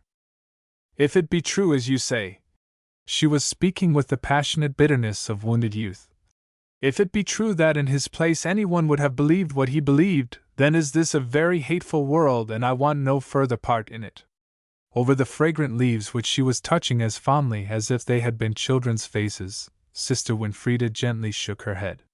Think not that it is altogether through the world's evil-heartedness, dear child. Think rather that it is because mankind is not always brave and shrinks from disappointment, that it dares not believe in good until good is proved. I know that one dares not always believe in happiness, the girl conceded slowly. For when my happiness was like a green swelling wave, white fear sprang from the crest of it, and it fell. Sister, did that forebode my sorrow? Awhile, the nun's eyes widened and paled as eyes that see a vision, but at last she bowed her head to trace a cross upon her breast. Not so, it is God's wisdom, she said. Else would the world be so beautiful that we would never hunger after heaven. Mechanically, Randallin's hands followed hers through the holy sign, then she clasped them before her to wring them in impatient pain. That is so long to go hungry, sister! I shall be past my appetite. Dropping down beside the other, her slim young fingers began to imitate the gnarled old ones as they weeded and straightened. I wonder at it, Sister Winfrida, that you do not urge me to creep in with you. A year ago, you wanted it when I wanted it not, but now when I am willing, you hold me off. Is it clear before your mind that you are willing, my daughter? The nun asked gently. As she drew herself to her feet with the aid of a bush, the cramping of her feeble stiffened muscles contracted her face in momentary pain, but her eyes were serene as the altar lamps. It lies upon you to remember, little sister, that those who would serve God around the altar must not go thither only because the world has mistreated them and they would cast it off to avenge the smart. She who puts on the yoke of Christ must needs do so because it is the thing she would desire of all, were all precious things spread out for her choosing. Can you look into my eyes and say that it would be so with you? Where she knelt before her, the girl suddenly threw her arms around the woman and hid her face in the faded robes. The frail hand stroked the dark hair affectionately. Think not that I would upbraid you with it, child as dear as my own heart. When the power that took you from me led you back again, and I read what God's fingers had written on your face that before was like a lineless parchment, I could not find it in my mind to wish you otherwise. I felt only shame for the weakness of my faith, and joy past all telling. Under the soothing hand, Randallin's sobs slowly ceased. When at last she raised her wet eyes, there was no longer rebellion in them but only youth's measureless despair. Sister, now as always, I want to do what you would have me, but I am so full of grief. Must I go back to Avalcombe and begin all over again? It seems to me that my life stretches before me no more alluringly than yonder dusty road, that runs straight on, over vast spaces but always empty. The beauty that had been Sister Winfrida's hovered now about her mouth as fragrance around a dead rose. Her gaze was on a branch above them where a little brown bird, calling plaintively, was slipping from her nest. Over the wattled edge, 2 tiny brown heads were peeping like fuzzy beechnut rinds. I wonder, she said, what those little creatures up there will think when a few months hence the blue sky becomes leaden, such that no one of them ever before recollected it so dark, and the sun that is wont to creep to them through the leaves has gone out like a candle before the winter winds. By reason of their youth, I suppose they will judiciously conclude with themselves that there is never going to be any blue sky again, that their lives will stretch before them in a dark-hued stress of weather, empty of all save leafless trees and frozen fields. My fledgling, will they not be a little ashamed of their short-sightedness when the spring has brought back the sun? The girl's lips parted before her quickening breath, and the old nun smiled at her tenderly as she moved away with her hands full of the green symbols of healing. Settle not the whole day of your life at its morning, most dear child, but live it hour by hour, she said. If you would be of use now, go gather the flowers for the holy table, and when themselves have drawn in holiness from the spot, then shall you bring them to the sick woman over the hill. Yes, sister, the girl said submissively. But when she had crossed the daisied grass and opened the wicket gate and came out into the fragrant lane, something seemed to divide her mind with the roses, for though she sent one glance toward the hedge, she sent another to the spot beyond, where the lane gave out upon the great street to the city, and after she had walked a little way toward the flowers, she turned and walked a long way toward the road, until she had come where her eyes could follow its white track far away over the hills. "I wonder if I shall ever hunger for heaven as I hunger for the sight of him," she murmured as she gazed. But whatever the valleys might hold, the hillsides showed her nothing. Sighing, she turned back. "It seems to me," she said, "that if we could have little tastes of heaven as we went along, then would there still be enough left, and the road would seem much shorter." Sighing, she set to work upon the roses, that had twined themselves in a kindly veil over the bushes. Standing so, it happened that she did not see the horseman who was just gaining the crest of the nearest hill between her and the city. The wind being from her, she did not even hear the hoof-beats until the horse had turned from the glare of the sun into the shadow of the fern-bordered lane. The first she knew of it, she glanced over her shoulder and saw the red-cloaked figure riding toward her along the grass-grown path. As naturally as a flower opens its heart at the coming of the sun, she leaned toward him, breathing his name. Then in an impulse equally natural, as he leaped from his saddle before her, she drew back and half averted her face, flickering red and white like the blossoms she was clasping to her breast. He stopped abruptly, a short stretch of grass still between them, and it soothed her bruised pride a little that there was no longer any confident ease in his manner, but only hesitation and uncertainty. His voice was greatly troubled as he spoke. "Never can I forgive myself for having wounded you, sweetheart, yet had I hoped that you might forgive me, because I knew not what I did and because I have suffered so sorely for it." "You have suffered," she repeated with a little accent of bitterness. "I beseech you by my love that you do not doubt it." Hesitation gave way before a warmth of reproach. "For a man to know that he has wounded what he would have died to shield, that he has wronged where he would have given his life to honor, that it may be he has lost what is body and soul to him, what else is that but suffering?" It was only a very little that her face turned toward him, and he could not see how her downcast eyes were taking fire from his voice. He stood looking at her in despair, until something in the poise of her head taught him a new rune among love's spells. Drawing softly near her, he spoke in noblest conciliation. "Is it your pride that cannot pardon me, Lady of Avalcombe? Do I seem to sue for grace too boldly because I forget to make my body match the humbleness of my heart? Except in prayer or courtesy, we are not loose of knee, we Angles, but I would stoop as low as I lowest might if that could make you kinder, dear one." Baring his head, he knelt down at her feet, and the difference between this and the time when he had bent before her in the abbey was the difference between tender jest and tenderest earnest. "Thus then do I ask you to give me back your love," he said gently, and would have said more but that she turned, stirred to a kind of generous shame. "It needs not that, Lord. I know you did not mean it. And they have told me that I have no right to be angry with you." She broke off, as looking into his face she saw something that startled her into forgetfulness of all else. "Why are your cheeks so hollow?" she demanded. "And so gray, as though you had lost blood? Lord, what has come near you?" He could not conceal the sudden pleasure he got out of her alarm for him, even while he answered as lightly as he could that it was no more than the fatigue of his 3 days in the saddle, and a lack of food, perhaps, as he had been somewhat pressed for time, and a lack of sleep because of. But she was a warrior's daughter, and she would not be put off.